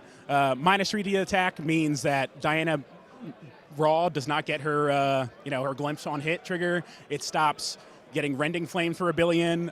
It's super versatile. It's also one of the few Water Aether charges you can play without a target. You can just target their champion. It doesn't matter. You can just load it if you really need to, which comes up more than you think. True, for sure. So I have one last question for you. Lineage Break Sean said you were the undisputed best Diana player That's out not there. true. What's your one piece of advice you want to give the Diana mains out there? Ooh, Sean will tell you just lean in and go for it. He is absolutely wrong. We have treads now. Be patient, and then hit him for 36. Absolutely. Guys, that was your winner of round 6 here at the North American Nationals in Las Vegas. Congratulations. Thank Good you. luck in the rest of your tournament, and we'll see you guys later. Awesome. Hello, everyone, and welcome back to Las Vegas here for our 2026 Nationals.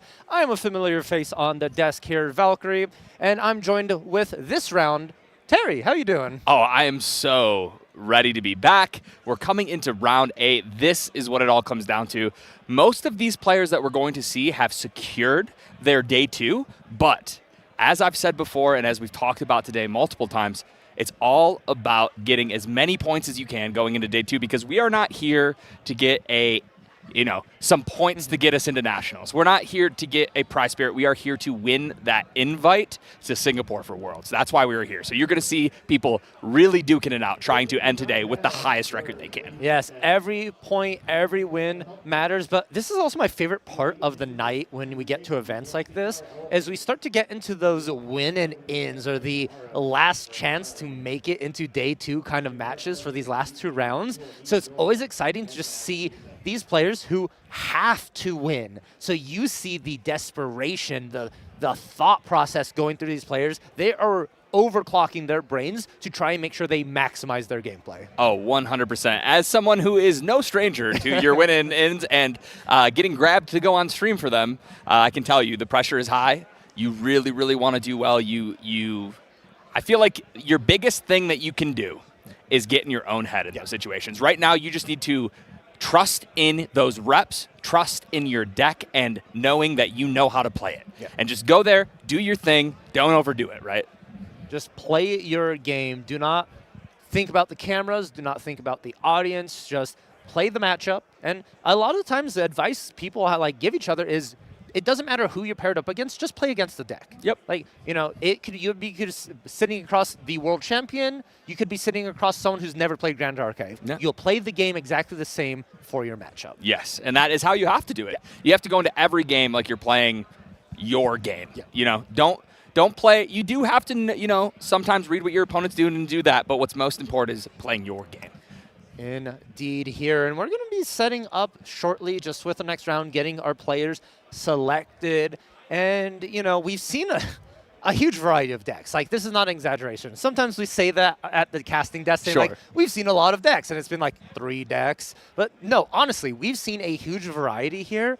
And I still feel like that's just the tip of the iceberg. There's so many more decks that are still performing well out there. Like, have you gotten any hints of any top-performing decks that we haven't seen by chance? So, the one deck that I am surprised we have not seen on stream and that I am kind of bummed that I haven't been able to cast, hopefully I get lucky and I can do it here at the end of the day, but I don't know if you guys see this over here, but Slime Sylvie, Slimes is back.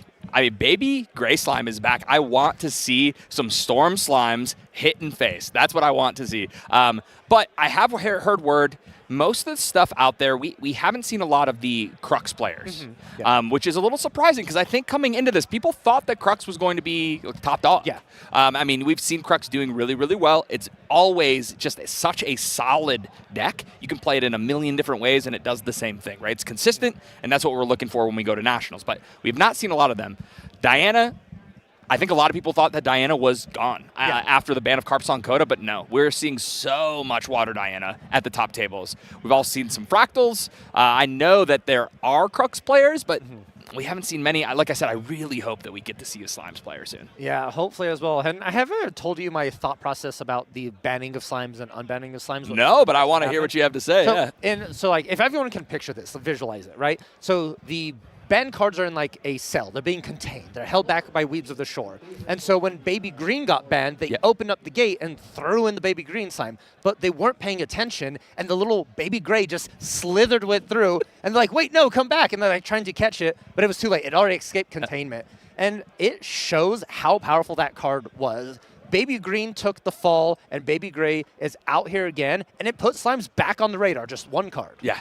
No, that's exactly right. I mean, we were starting to see a little bit of Slimes at the end of last format. You know, there was a Wind Slimes list that was going around that was pretty cool. You saw some people trying to do Fire, but it wasn't doing really that well. But now, moving into this set, RDO, we've got more Slimes. We've got more animals. We've got more Tamer support, obviously. And we don't need that much more because, like you said, sneaking out of that ban list, we've got Baby Gray Slime. So I really, really hope that we get a chance. I can't say that enough. I'm a big Slimes fan. We've been playing Slimes since its inception. I know at the first event that it really was in was Ascent Chicago, and that was when I was with True Champion Gaming, and the 3 of us refused to play Slimes. We all brought it, but we were like, no, we're not going to play this deck, and then Slimes dominated. That was full power Slimes before there were some changes to some Regalia, right?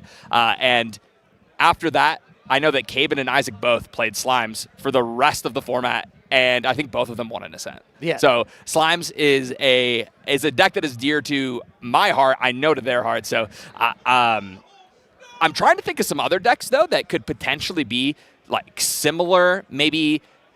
I mean, you did get to just cast Rai, which is so cool. Obviously, Hyoka is the Rai guy, right? Him and I. He knocked me out of a win-and-in once. We have like a pretty funny history playing against each other. He's always on Rai, obviously. So, and I used to always be on Merlin, which is like a terrible matchup for me. It's like unwinnable. So he is my kryptonite when it came to that. But we got to see some Rai. Yes. We got to see Astra Diana. That is true. Which is very, very cool. We have not seen Slimes. I'm trying to think. Can you think of any other decks? Not as much aggro as I expected. Not as much aggro. We haven't seen any CL. Oh, that's true. Like, I feel like CL, coming off of a fresh win from Los Angeles, I thought there'd be more CLs going around. Yeah, I mean, Oblation is still there. Yeah. I know, like, you don't have Grim Prestige. Okay, Grim Prestige got banned. But You don't need that when you just oblation people for 15. Like, it doesn't really matter, right? So at that time, I feel like doing 15 damage that is not targeting is still pretty strong. It's still very strong. And there's variations of ablations as well. I know a lot of lists are going to the, I'm going to mispronounce this, the Pavwar something, the ultimate. The ultimate, yeah. CL, because that's an alternative win con. Yeah. Because with Fway and that, it's an infinite damage loop that you can go ahead and take and not many decks survive 20 unpreventable damage to begin with. Something like that. What other decks have we not seen that we have the potential of? We saw Water Djinn. Water Djinn. But we have not seen a lot of Fire Djinn or Wind Djinn, which is a little surprising to me. I also just thought of another deck we haven't seen at all. What's that? Luxem Xander. Oh, yeah. You know, that is true. I think I'm so surprised we haven't seen Luxem in any flavor either. Like, we haven't seen, you know, I have expected that Chess Club would be here with some kind of water Luxem brew. You know, they love Luxem. So I definitely thought we might see that. Obviously we didn't. They're on Water Djinn. We do not have the classic Serene Fire Luxem. I have not seen, I'm sure there's someone playing it because people love Luxem Xander, right? Everybody that plays it, that might be their favorite deck. But most of all, I'm surprised that we haven't seen any of the mid-range Luxem Xander Wind, right? That's been performing well at events. Yeah, yeah. And we just haven't seen it. The only Luxem deck we've been seeing is Guoja. And speaking of Guoja, we've seen 2 out of 3 flavors of Guoja. We haven't seen that Suzaku either. I know there are Suzaku players out there because James from Australia came all the way over here, and that is the guy who created KFC. He's the initial guy putting together and Kentucky Fried Suzaku and pushed it to a win over there at the Quicksilver Cup in Australia, I want to say. In New Zealand or Australia. It was over there in that way. Was able to win that, and he's here today fighting fighting the good fight, right? Yeah, he found the 13 herbs and spices. Yeah, he did. He put it in there. Wow, this is crazy. And I also think, like, we've been looking at top tables almost every round. Yeah. Very little Razor Gale. Very little Dragon, you know? So it's been sort of, maybe it's a bias of what we've seen, but it also feels like that just is the meta. It's so open, anything can be at these top tables. Yes, agreed. I think that you are still seeing, you know, Jet is still doing well. Yeah. So we do have a Razor Gale up there. I know that I've seen some of the main deck squad that is on Dragon at like the top 10 tables, like towards the end of that. So I know Dragon's doing okay too, but I know the Singapore guys, the Apex Guild, those guys brought Water Diana and have been shredding. I think they're at table 1, 2, 3, and 4 last round. Yeah. Like, they are really doing well with that deck. I'm pretty sure last round I saw table 1 had a draw, and they were just chatting because they were teammates, having a good time. You know, and that's the privilege you get when you are undefeated or you're close. And, you know, you secure your in, you have a good time, and now you just sort of relax. Enjoy that moment, that reprieve, because it's been a long day. 7 rounds played already for these players. 2 more rounds to go. Oh, and the action does not stop here, Terry. We have another day. We have a whole nother day. And for those players that don't make day 2, or maybe their record barely gets them in and they are like, you know, I don't think they see their matchup tonight when the deck lists get put out and they go, okay, that's a terrible matchup. I'm probably not going to be able to make that happen. We also have Ascent Las Vegas happening over the next 2 days. So tons of huge events here in Las Vegas. No short of playing Grand Archive this weekend. No shortage of Grand Archive indeed. And Ascent Las Vegas is sort of like the fun, the victory lap, right, for a lot of it. That's where all the fun stuff happen. You get the Ascent store, you get Sylvie Bucks, crazy things. At Nationals, you're here to compete, and that's all you're getting. That's what it is. You're just here to compete. We don't have a VIP lounge. We don't have a store. We don't have Sylvie grading services, right? Yeah. You are here to play, and that's what it's all about. It's serious. This is serious stuff, Elk. It is, and all because you qualify yourself for Worlds if you make that top 6, or in the gauntlet for that top 16 slot. And you're going to hear us talk about it a lot, because as the day progresses towards the end of the night, and then pretty much all throughout the day tomorrow, that is the important thing to take a look for and see, is just exactly who's making it, who has the chance to make it, and who we thought would make it but is knocked out. Yeah. I think that is like a perfect way of looking at it, right? I think that it's important to understand what the Gauntlet is and what Worlds is, right? So Gauntlet, before we dive into these deck lists, for those of you that are just tuning in, or maybe you're not 100% sure how Worlds works, you get a Gauntlet invite. It's a last chance effort the day before Worlds start where you play, and the top players from that get to be in Worlds. So it's a last chance qualifier for the World Championships.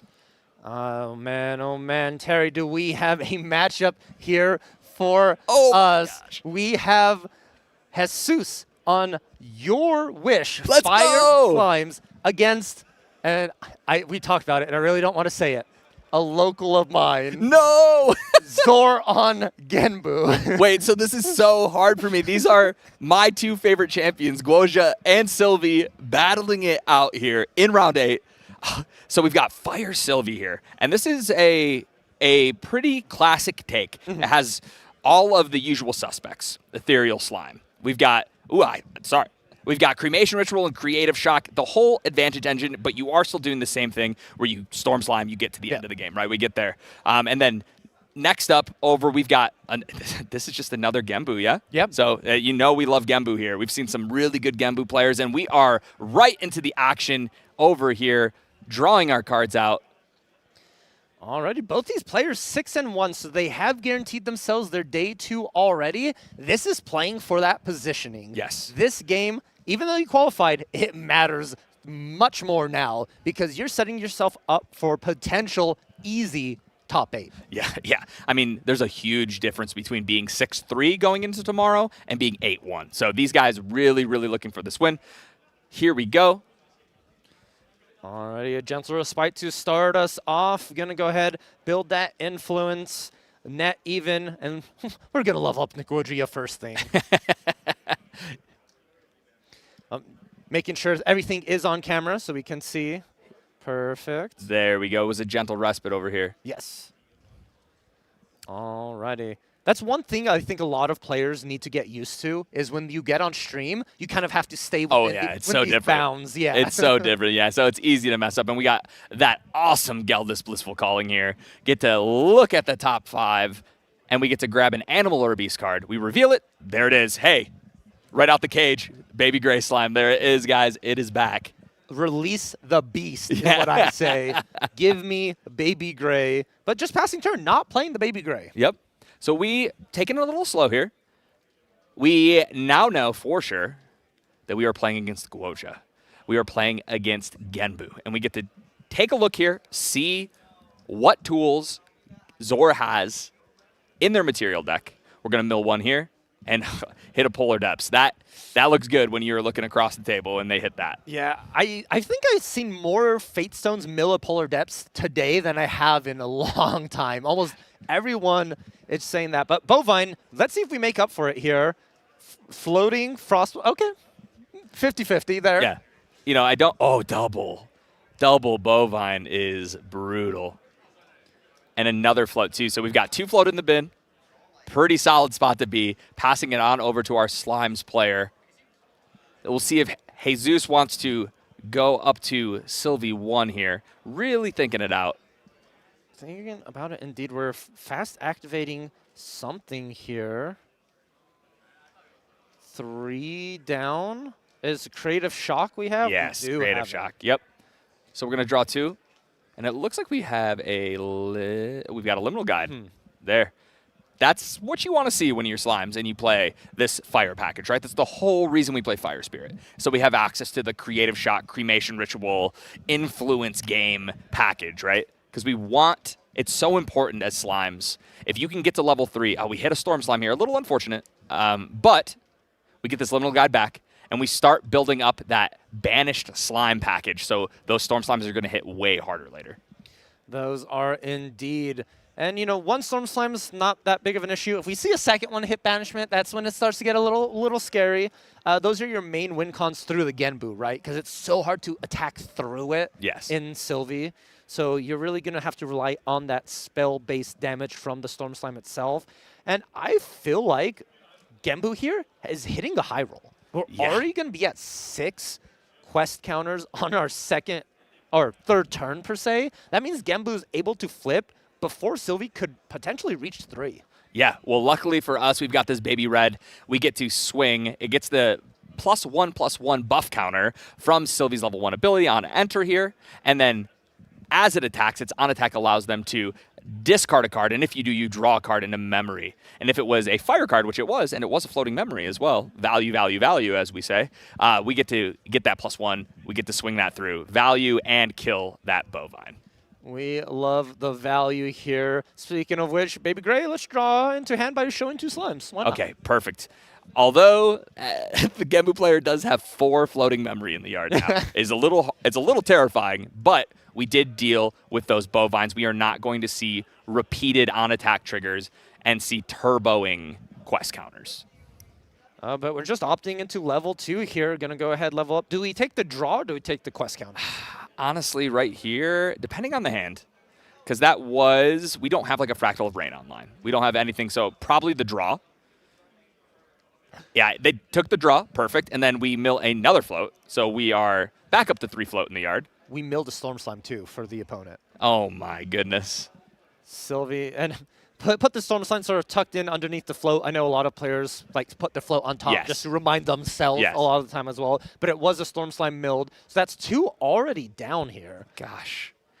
And I don't see in this, we do have a 1-of Slime King.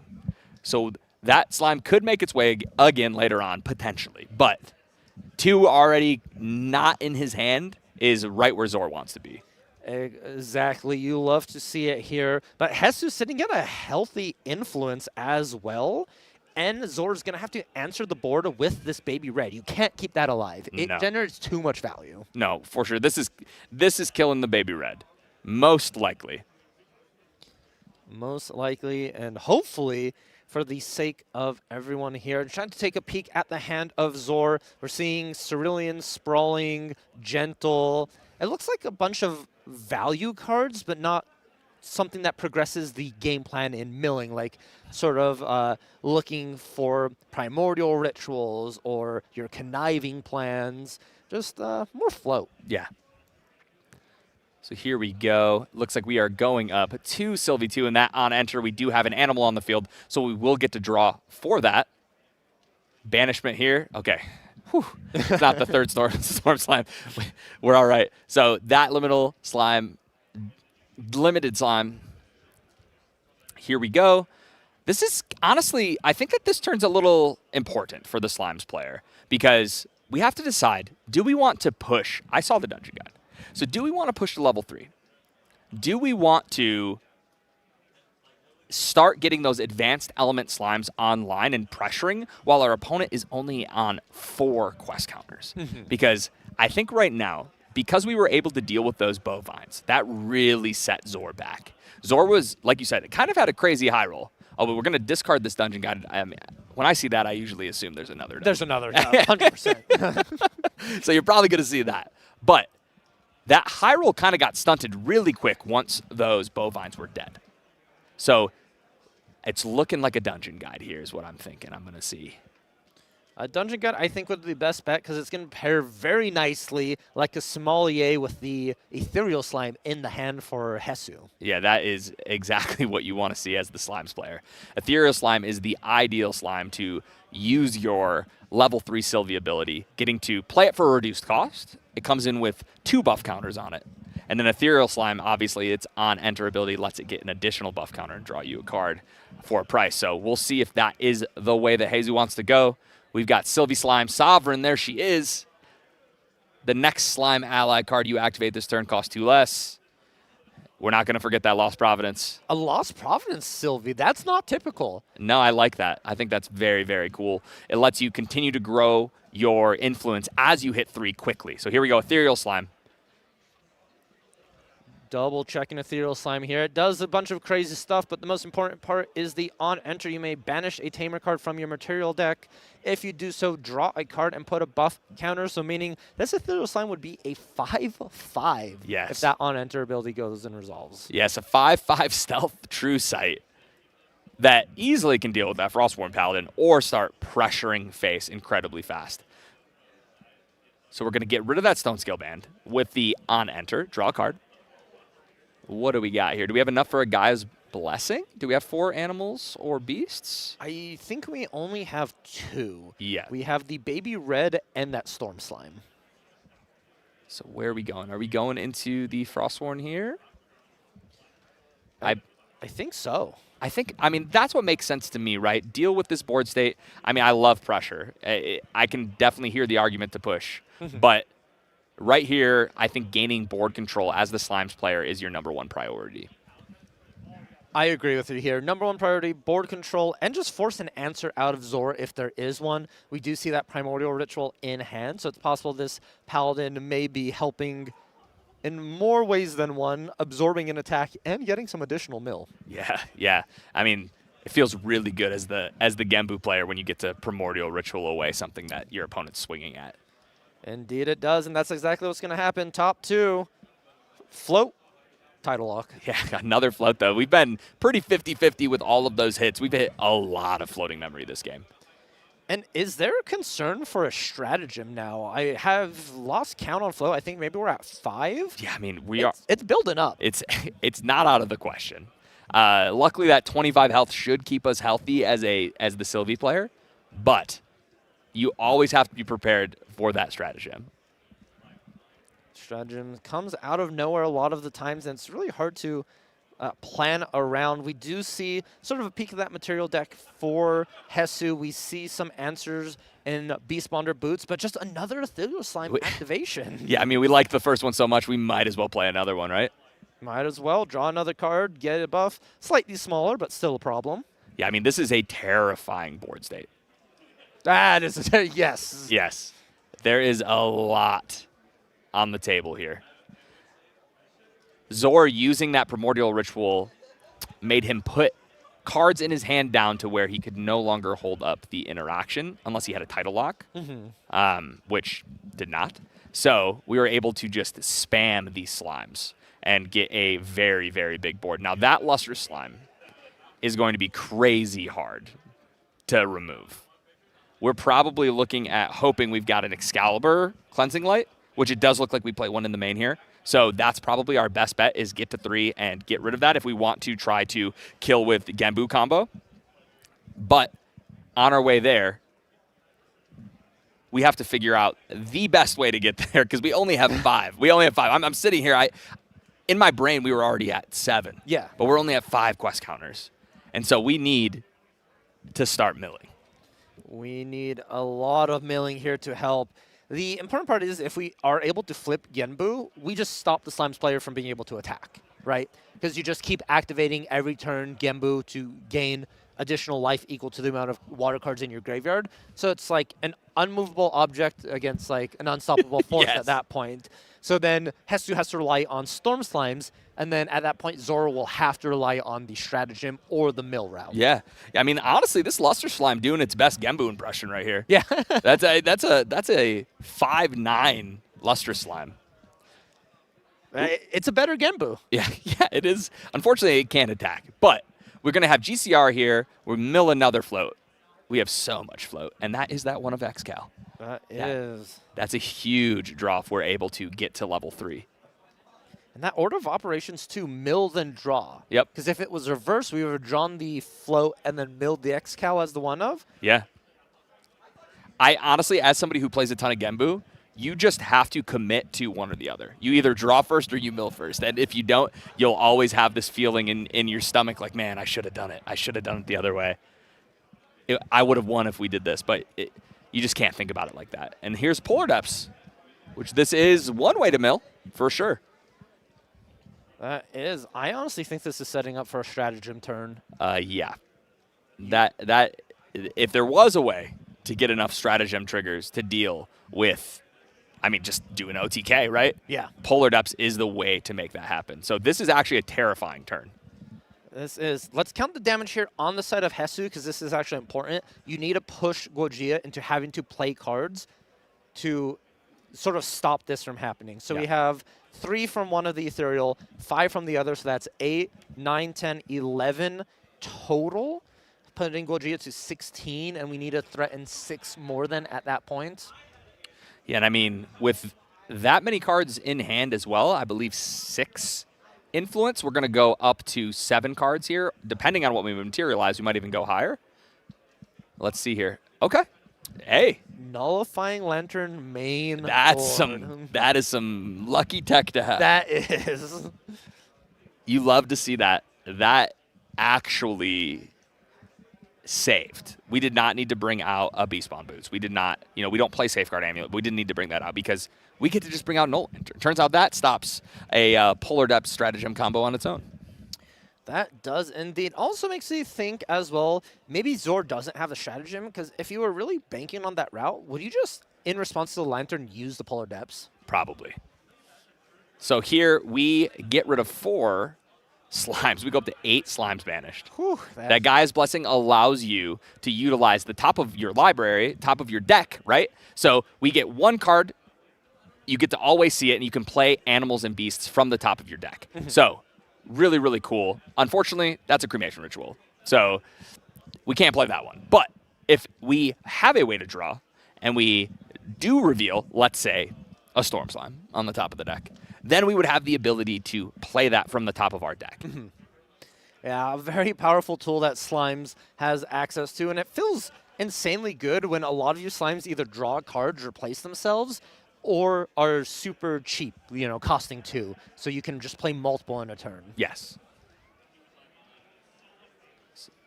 2 down for, hey, Baby Gray Slime. Why not? Let's see what else is on top, right? Yeah, you might as well. Like I said, let's draw. See if we can get some value. We're going to show a Lustrous and a Slime Eruption. Draw that cremation to hand, and another cremation. The illusion of choice. So here we're going to see probably some pressure coming. Going to try to push some damage. Why not just cremate here, right? Yeah, I mean, see, maybe there's a Storm Slime on top. There's always the potential of a Storm Slime, and that's the scariest part about Slimes playing against them, is every time they flip the top card of their deck, you just hope they don't see the Storm Slime. Yeah. So after this, sacrificing is part of cost.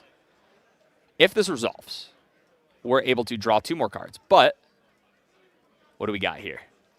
Looks like Zor has a response. It looks like we're going to have a Cerulean Decree, and we're going to show another Cerulean Decree. So that is going to get rid of that cremation ritual. Sorry, buddy. You do not get you do not get to draw 2. You are locked in. Yes. So 1 card in hand. Not a lot of options at this point. Probably just going to pass it on over. Leave up a couple defenders.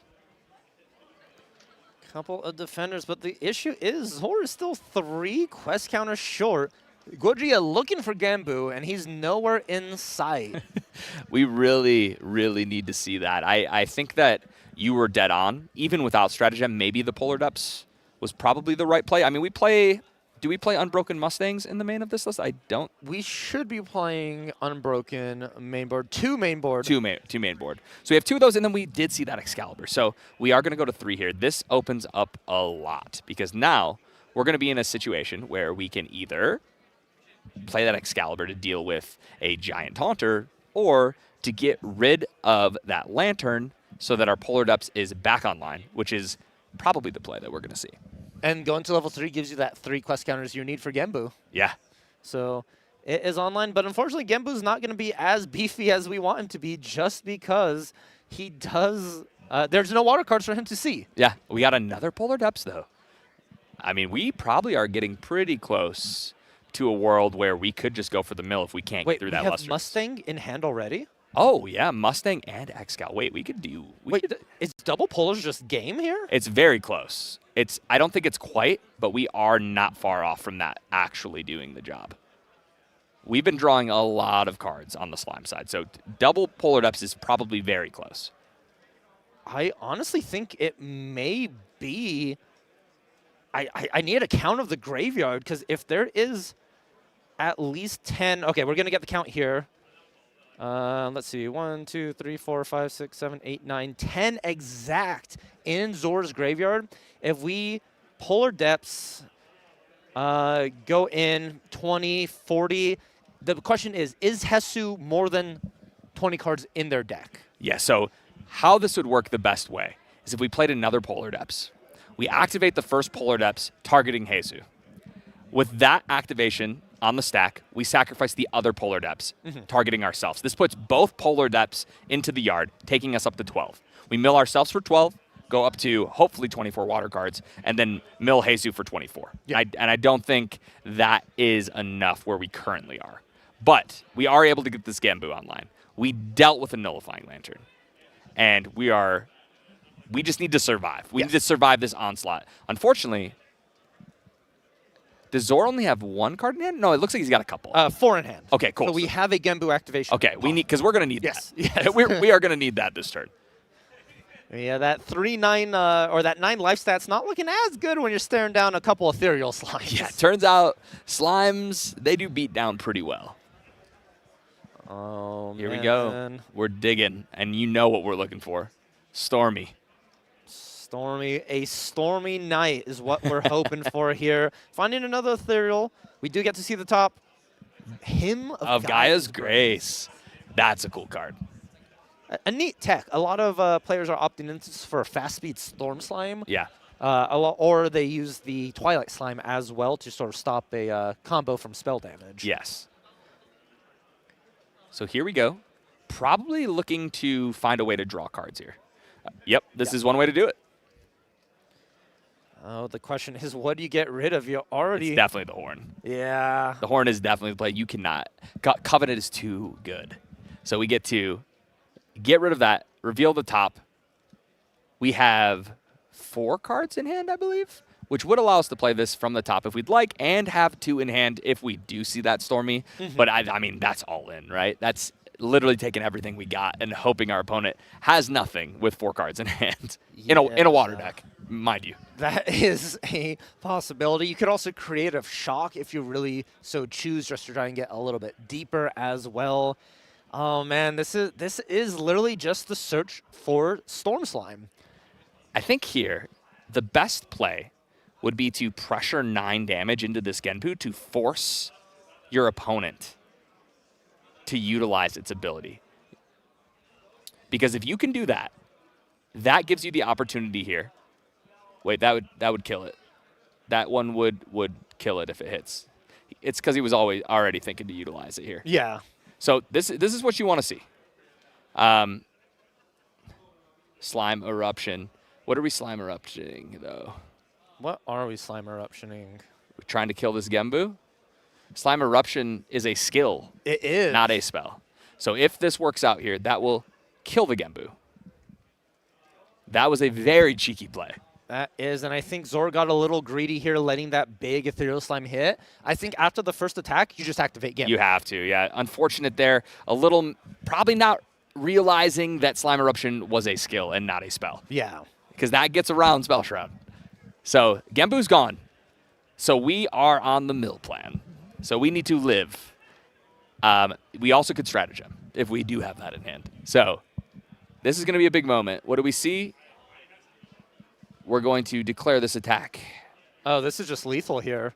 2 from the baby red, and then 3 from this Ethereal Slime. That was going to put him to 24, which is... Oh, I'm 1 off, oh, yes. Oh, wait, they are... Maybe our math, or maybe the life total was wrong, but it looks like game 1 going to Jesus on Slimes. Hey, Baby Red finishing, carrying the flag through the finish line there, but... Man, Ethereal Slime put in work that game. That did, and that one small misplay from Zor not activating Genbu immediately when it was initially attacked fell into sort of that, not Storm Slime. Slime Eruption? Slime Eruption Gambit. Yeah, that occurred there. And wow. What a way to clinch the game. It was close. I feel like Zor would have won on their next turn. Yes, I agree. I think that misplay was just unfortunately a little backbreaking. Yeah. That pushed it into Jesus' favor and allowed him to finish the game. So, how does Zor come back? What would he have for game 2? Is there something we can add in and help us out here? Oh, what I think we need to bring in that last Unbroken Mustang in that sideboard here. Along with Orb of Sealing is a quite possibility to stop like these slimes. Of course, the Storm Slime wasn't an issue this game around because we just saw so much ethereal slimes, but it's still good to counteract it. Because at that point, if you did activate Gembu at that start, the only lose condition was a storm slime. Sure. So maybe I could see an argument for both Beast Bond Boots and Orb of Sealing, actually. Because Orb of Sealing, if it just sits out there and continuously puts banished slimes face down, that is going to bring the slime count down, right? Which makes those Storm Slimes not hit, right? They're not as scary. So that I could see a world where those come in. Unbroken Mustang, I think that you're spot on. Maybe Excalibur, right? Excalibur, Those are two things they just are, hey, let's remove these very troublesome pieces that we just can't deal with. We need them gone in order to win. But Slimes is up one game. That's right where Jesus wants to be. And man, there are some good cards in this sideboard for this matchup. There are specifically the Viridian Protective Trinket. And the Intensified Pyre. These are some really, really cool cards. I don't think we see Twilight Slime. Reduce to Ash, no. Fiery Interference, probably not. We don't need a Resolute. But Viridian Protective Trinket and Intensified Pyre alone are very, very good cards. It honestly felt like Hesu was just anti-water tech for their deck. They figured that Gembu or some water deck was going to be good, and they came prepared. Lantern, Intensified Pyre, just so many options you see players nowadays not bringing. Yeah. This Intensified Pyre in this matchup particularly is wild. So that is going to be an incredibly potent card moving into Game 2. We do have access to...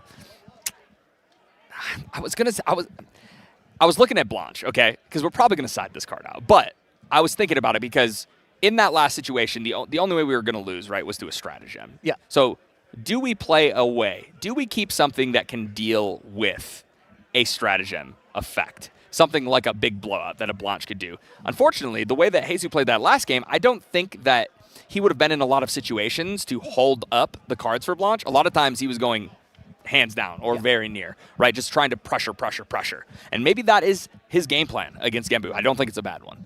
Yeah, not a bad plan at all. We just sort of see the value train that Fire Slimes does bring to the table with Creative Shocks, Cremation Rituals, Liminal Guides.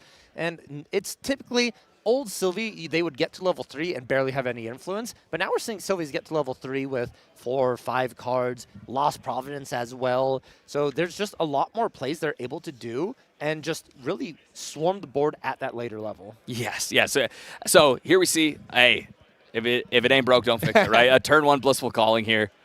Let's see what we've got. I see a Baby Gray. If he grabs that, it's exact.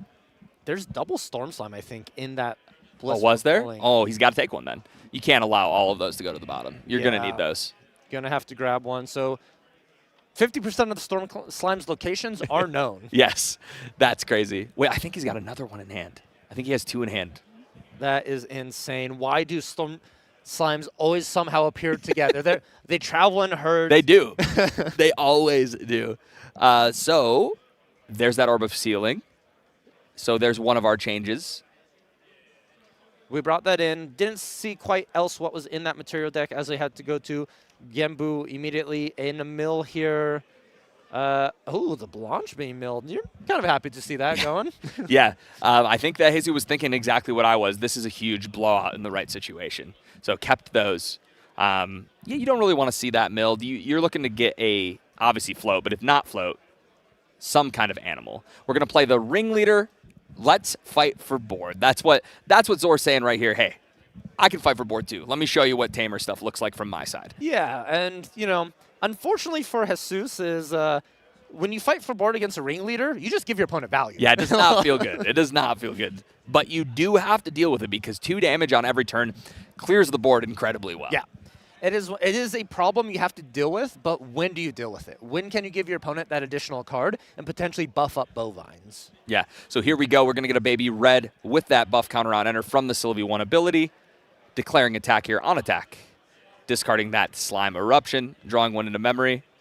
And I think that's going at the Ringleader. That has to be at the Ringleader, right? Yeah. We're going to Primordial it? Oh, yes. That is some value. That is value right there. We're going to put that card in the yard, plus a float, mill ourselves twice, get a quest counter. Not the greatest of mills. Unfortunately, a stratagem hits the yard. We've only got 1 left. Only 1 left. 50% of stratagem locations? Yeah. No. Yeah. Look at us go. We're like detectives out here, man. We're finding everything. We are detectives. The Sherlock Holmes and Watson of Grand Archive. Yes, I will always be the Watson to your Sherlock Holmes, Valkyrie. We did see 2 Storm Slimes in hand, by the way, so 100% we've got 2 of those.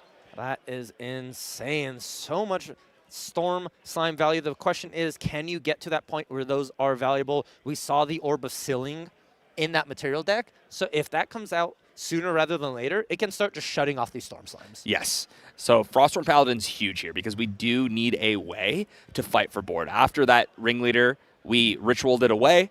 We cannot get overrun like last game. We got to keep clearing things here. And thankfully, Froststorm Paladin is a little bit more difficult for Slimes to actually remove unless they're at level 3. Because not even Baby Red themselves can get through a Froststorm without help. No, not after you've already gotten your level 1 Sylvie on enter ability. It puts it in a pretty tough spot. But this is another turn for Jesus, like we said before. This is where you have to make that decision. Hey, my opponent's off to a slow quest start. Are we supposed to just go as hard as we can, get to level 3, and get those advanced element slimes online and start pressuring? But I think, yep, here we go. We do have 1 float, so we only have to get rid of 1 for memory here for the Sylvie with the pack. A little curious because we do not have an animal or beast. So it looks like we are, and there's a Storm Slime. We knew about that one. It was the 3rd Storm Slime. So we know where all 4 Storm Slimes are at. One's in banishment, one's at the bottom of the deck, and the other 2 are in his hand. Oh my gosh, they're everywhere. And I think we're just gonna DG here, right? Yeah, I mean, I think we telegraphed that we are going to DG here, because why not, right? Yeah. I think if there was ever a turn here, we've got two cards or 3 cards left in hand, 3 left in hand. So this would be a huge. I actually don't mind the Cerulean Decree here, just to tax our opponent, make them have to play incredibly awkwardly, and maybe get rid of cards they don't want to. It's not ideal, but it's not a terrible play. And I think against the Slimes right here, he showed, hey, I'm going to 3. My hand is filled with gas. I want to start playing them. I have nothing but value. But the issue is, you want to keep your Slimes in hand because you want to play them. That means you're not going to be banishing any additional Slimes here. So Storm count or Slime count is only 3 at this current moment. Yes. But let me show you my buddy Ethereal Slime, because I saw one of those in his head, which this is where you want to be, because even if your opponent makes you put 2 down, you can still play this Slime for free. Yeah. So this is a good play. That is it. And all right. Not going to get title locked here. Nope. Getting that on enter and everything. And I'm pretty sure this is going to be clearing a Paladin. Oh, yeah. The best option. Oh, yeah, 100%. We got to keep fighting for board. Fighting for a board. Getting rid of Tengu. Not going to need it anymore. Drawing card. What do we see here?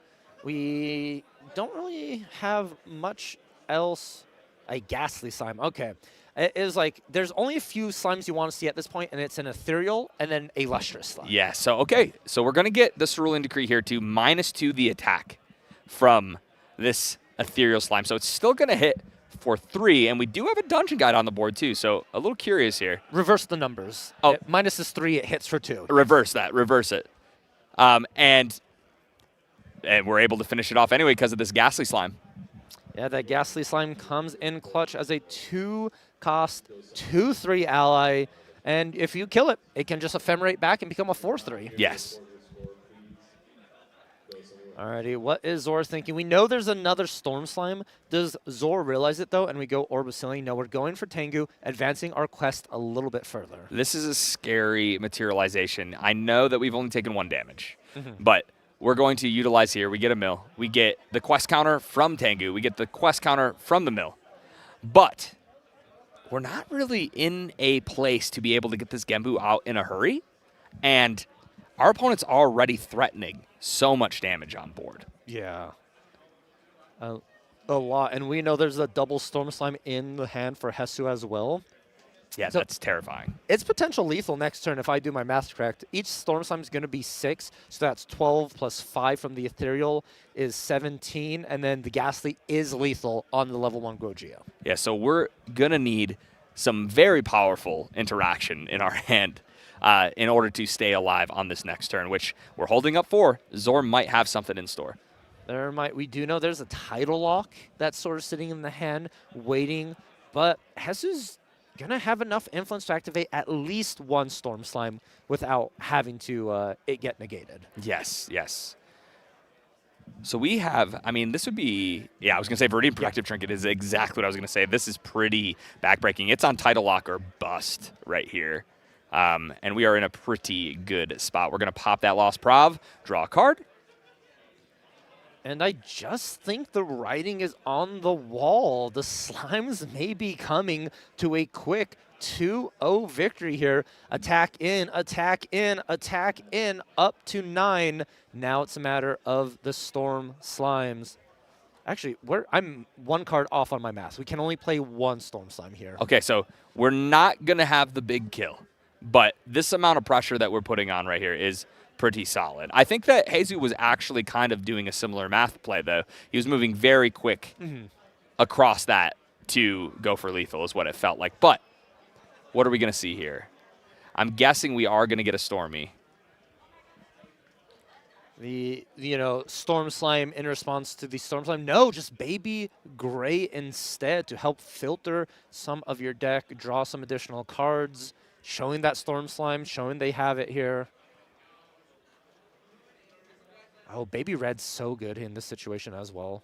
Oh, Baby Gray and its little brother, Baby Silver Slime, the new Baby Gray Slime, if you will. As long as you control another slime ally, Baby Silver Slime has Taunt. On death, you may reveal a slime card from your hand or memory. If you do, draw a card.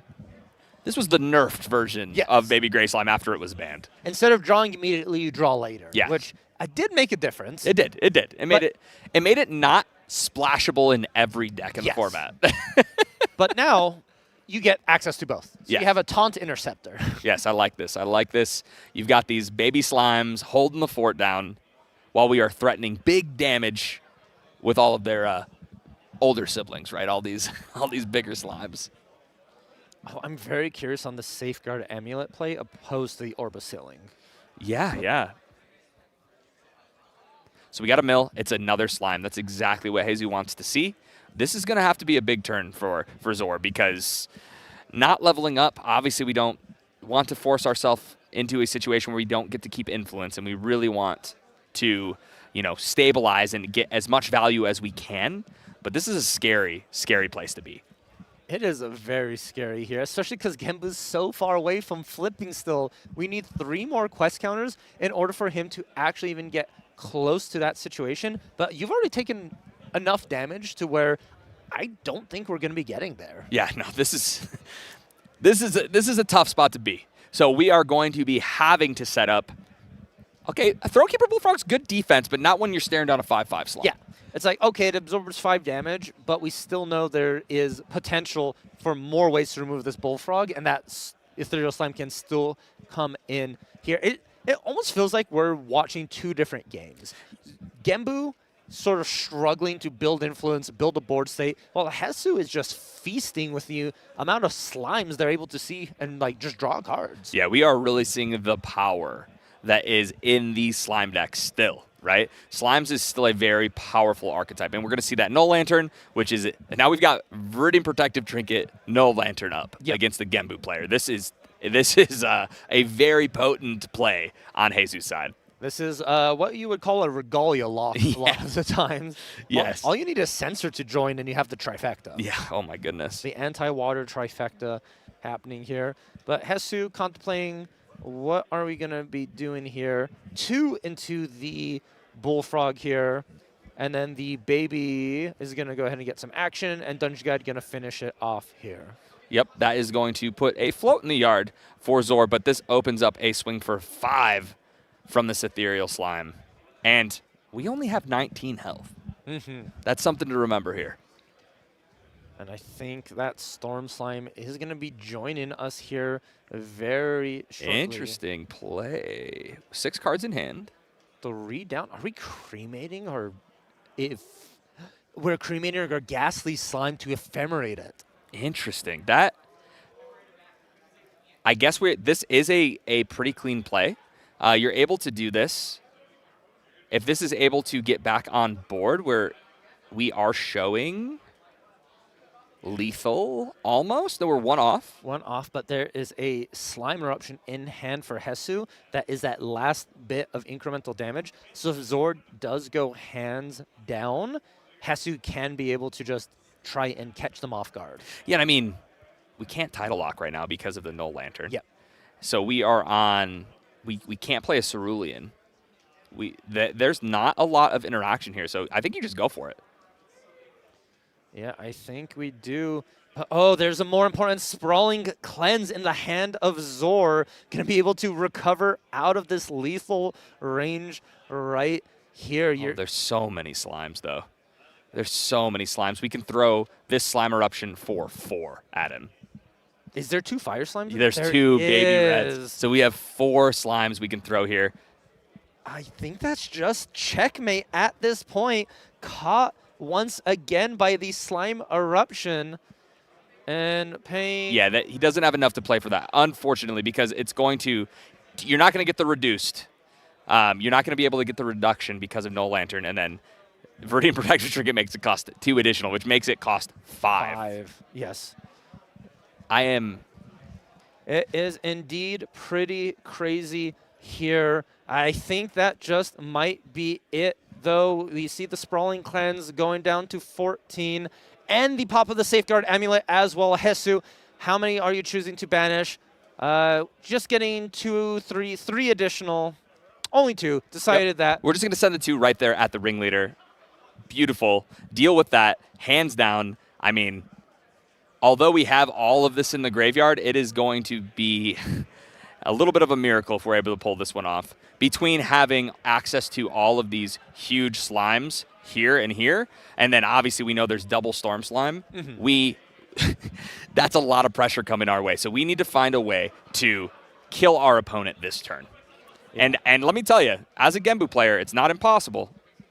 If we're able to, so we hit this in our hand, if we have Polar Depths, we don't have quite enough to Polar Depths, use Genbu's ability, and also a Fugue. I think we're 1 card off. 1, 2, 3, 1, 2. Yeah, we're 1 card off from full We combo. also would need to horse as well because there's a lantern.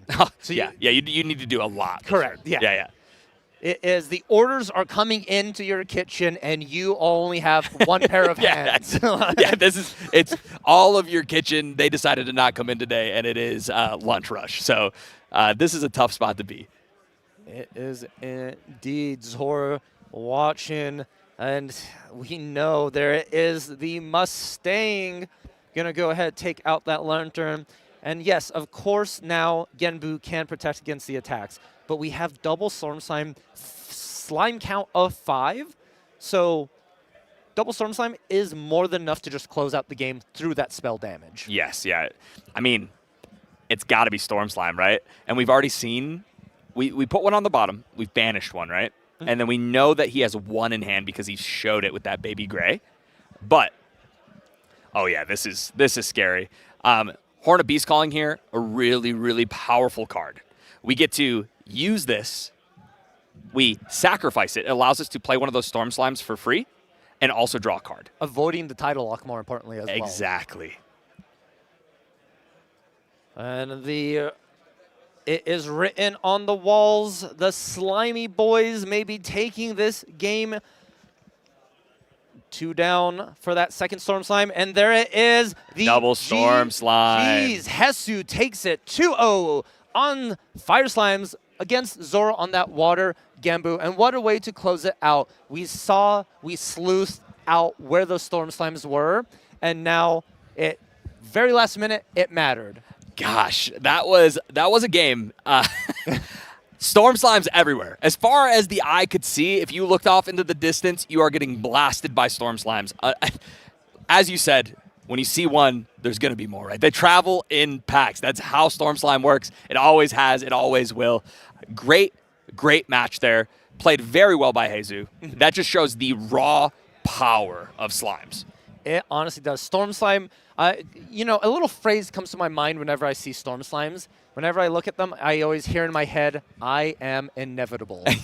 And And that's exactly what they are. No matter what, just a snap of the finger, Storm Slime takes the game away And that's from it. you. And that's it. You thought you had a chance. You can be so far ahead, and then the Slimes player out of nowhere just goes, here's a couple of these, catch. And that's it, right? I do think that matchup can be a little tough. Yep. Especially when you are milling your opponent and inevitably hitting Slimes. Yes. And that just lets them guys blessing you, get tons of Slimes into banishment, and then every Storm Slime is going to hit you for way more than you want it to, right? So, well played for those guys. Jesus this is round 8, right? That was round 8. Oh my gosh, so 7-1 now after this. Great place to be. And luckily, right, these two guys were already locked for tomorrow. So no matter what happened today, we know these guys are going to have a chance to play tomorrow. We'll see them again. Yeah. Definitely. Yes, they're not going anywhere. But super cool to get to see. I'm so glad that we were talking up Slimes and then we actually got to see a Slimes deck. Yeah, and not only just saw a Slimes deck performing really well. Yeah. That list was prepared for some of these matchups that are doing well at the top tables.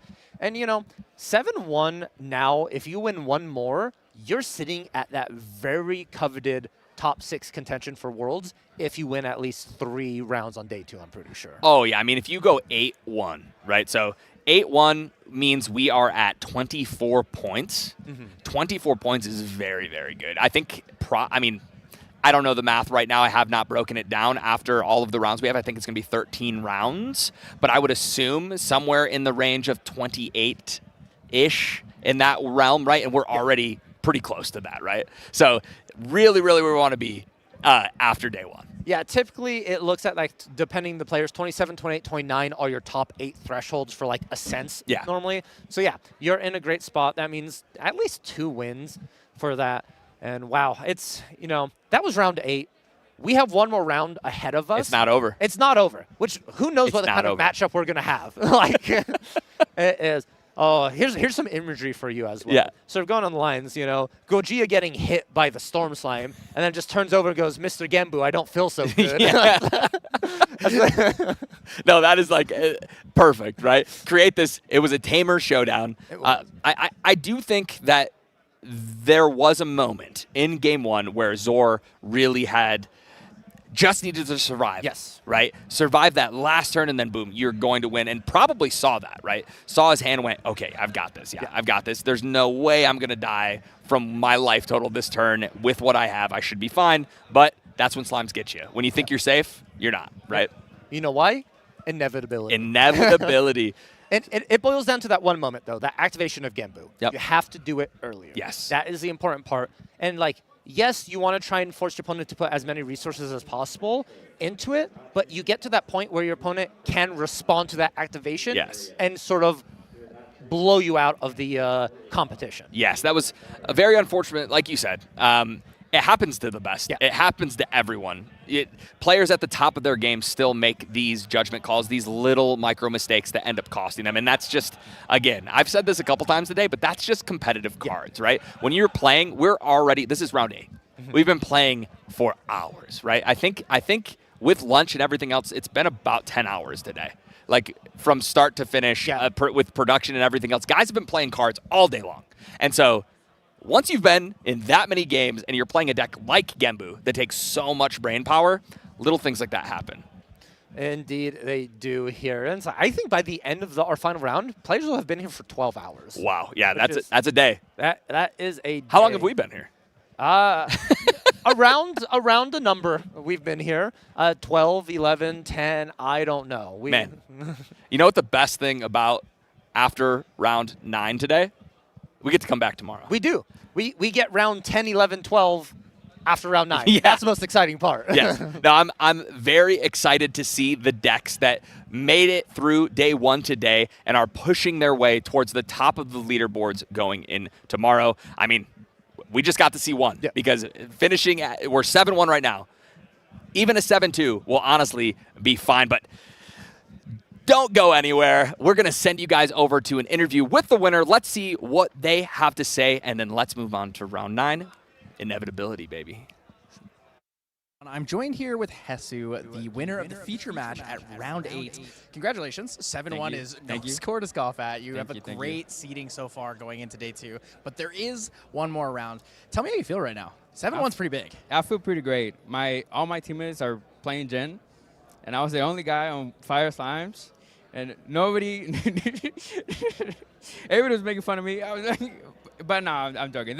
Who's laughing now? It's all good. Teammates. It's all good. I'm joking. This is just a comfort pick, and I wanted to be really comfortable for this tournament, and it was working out. So yeah, I'm for sure. really I mean, I glad. had a chance to look through your previous stats. You were like an OG Slimes player. You Yeah. know, when Slimes came out, you were playing Slimes. Now that RDO's out, you brought it back. I saw you were performing at some other regionals and stuff like that. So, this is your comfort pick. I want to talk about a couple things with your deck. So, Matt deck, no changes, right? Nothing in RDO that you felt was important in the Matt deck? No, all the Any Terra. considerations or anything? Not particularly. Slimes is pretty sad because all the Terra stuff does exactly what you want to do, and the unban of Baby Gray, of course. But you'll see, I'm playing both No and Viridian, not for Genbu, but just because those are so impactful that you want to play them. But if I could, I would play Viridian Scepter too, and have the full Terra, Terra power. For sure, absolutely. So I want to talk about a couple things in the main board. Obviously, the first one is 2 main board Blanche. Heavy respect for Razor Gale or something else? Yeah, it's just Razor Gale. There's other stuff that I'm into aggro. I have a bunch of taunters and interceptors anyway, so I'm a lot of the times I'll play 3 of them, and by the time my opponents clear all of them, I'm already level 3. So I was like, I might as well, instead of Resolute, I just swap those out actually. The ones in the side were, if you can see the pattern, they're just those out. But yeah, that makes a lot of sense. Talk to me about the Terra cards you have in there. So we do see this one of Slime King. We know a lot of Fire players like to play the Slime King because you tend to cremate or discard a lot of your extra slimes, and you're able to bring back things like the Storm Slime. But I really want to know about the Hymn of Gaia's Grace. I know the card replaces itself. Do you use it mainly as a redirect, or is it for digging better? Honestly, it's for anything. It's been great. So before it was Bird, but now that I'm playing Blissful, I feel like I haven't dig enough, and then I'm like, I don't really like Bird, so I tried him, and anytime I play it, I'm like, this is great. If I'm redirecting, it is doing damage. Against Tristan, it came in really handy. Jin, Dragon, it's good. It just digs. It's a fast speed ally. It's a good card. It's just good. Sure, Glimpse 3 draw card is pretty good, and then and like then you said, put a the redirect. guy. This is Storm. They hit for 14, and then you retaliate. True, you can fast play a Storm that way. No, yeah, that's why I put it. I want it for Jin, so I could do something at fast. True, at the end step. Yeah, it's actually, I think that's brilliant, right? A lot of people are saying here, talking through this tournament, I think a lot of people have said that Fire Slimes feels like one of the most overrated decks. And while in some cases that may be true, I think the way that you've built the deck is actually fantastic and will probably breathe new life into the way people relook at Fire Slimes. That's a lot of credit. I'll take that. Yeah. I mean, you're 7-1, man. Actually, the way I thought it is I have a teammate Needful. He's very good in slimes. Oh my God, Needful. Yeah. That's my goat. The slime package, like I said, is very set. But then I was thinking about it, and I'm like, man, this is all great. Why don't I play cards that other level 3 decks play? Merlin gets to run all these fun cards. And I'm like, why am I not playing Topsy or my fun cards? And I'm like, yeah, I'll try it. A few regionals like Topsy. Him has worked out. Blanche in the main. I'm like, yeah, just try it. And the tech kind of works. It works. I mean, it's good. Glimpse 3 draw cards. You just do it. Not many things better than that. But yeah, so again, congratulations. Thank you. Are 7-1. You have one more round. Good luck in your last round. I believe in you. Thank you. Even if I didn't say Slimes was going to be the top at the event of day 1. Again, They guys, should have believed. True. I'll believe tomorrow for sure. Guys, that was Hesu, the winner of the feature match in round 8. We'll see you guys for round 9.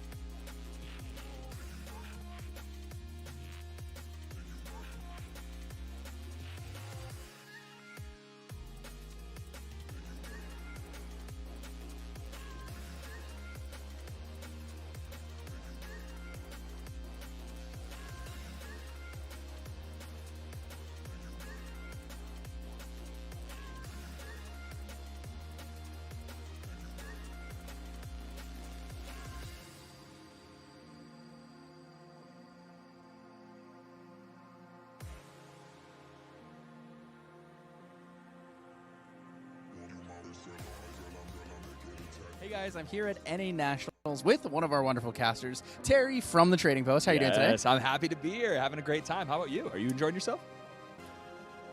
This game's hard for me. I'm struggling. Yes, as well. I'm excited to play. I haven't got a chance to yet, so hopefully I can do well for you. Yep, so today we're going to be playing 15 words or less. So on this card I have here, I don't want to flip it too far, there are 7 words. Now I need you to guess these 7 words. And what I'm going to do is I have 15 words maximum that I can tell you as hints so that you can guess the words on here. Got it. Okay, so you have 15 hints to guess 7 words. Exactly. Okay. Ready to do this? I'm going to try my best. All right, here we go. This time I'm going to look at the whole list before I just start saying things. I'll make sure I step back. I don't want to cheat at all. Crucible. Okay. Dude, there's no way. Crucible. Arsana? Wait. Cleric? Razor Gale? Razor Gale. Got it. Correct. Next. Got it. Omen Attack. Omen Attack. 2 words. CL Attack. Oh my gosh. What is that? Omen Attack. So not like Devastating Blow, because that's not an Omen Attack. It's Beguiling Q. Beguiling Q is correct. Yeah. Next. Jan. Temporal Spectrometer. No. Main deck.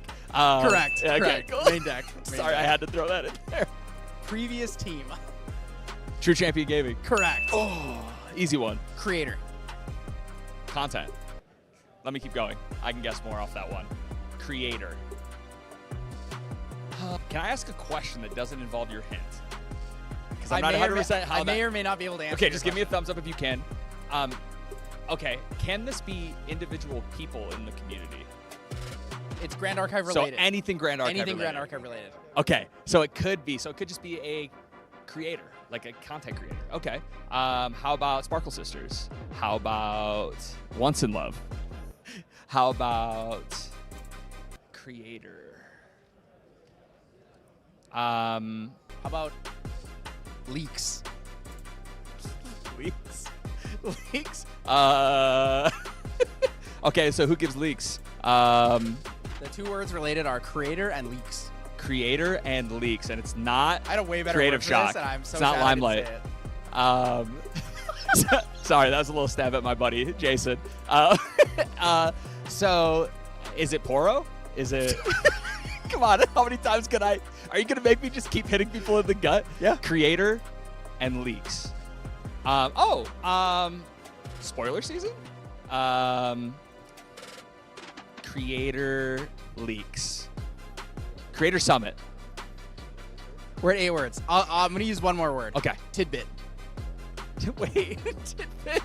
Tidbit. Surely this is the Giga Silidar. hint. Yeah, exactly. It Oh is my Silidar. gosh. Correct. Okay. That Okay, made more next. sense. I feel bad for throwing so many people under the bus in that last one. Attack efficiency. Attack efficiency sudden steal? Correct. Correct. Okay, we are on the last one. I believe we have 4 words left.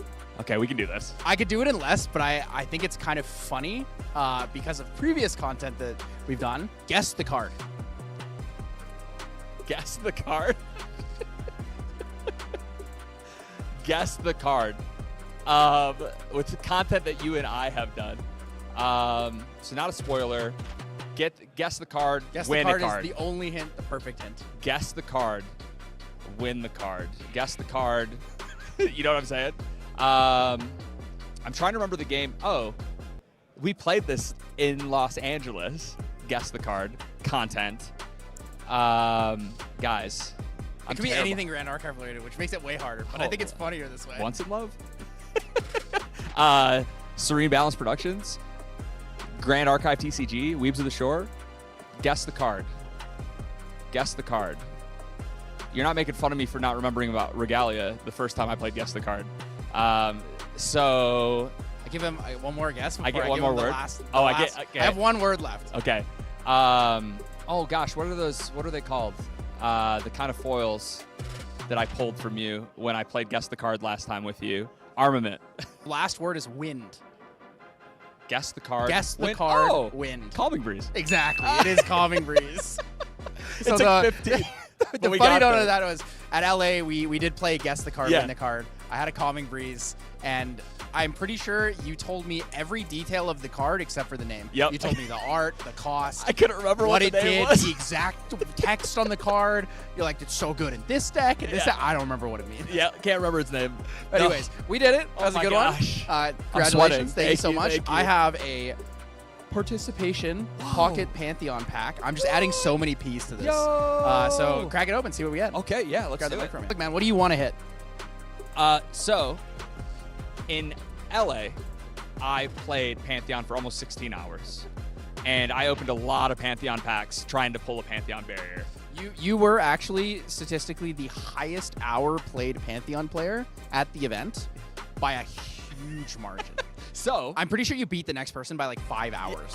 Honestly, I might have. Hopefully that record sticks for a little while. But if I can pull, he's too busy casting if this I event. can pull that, man, that would be Lorraine pretty Pantheon cool. barrier? One time for the one time. Wait, show the camera first. Oh, that's pretty good though. This is not a bad one, guys. Unity's Gale.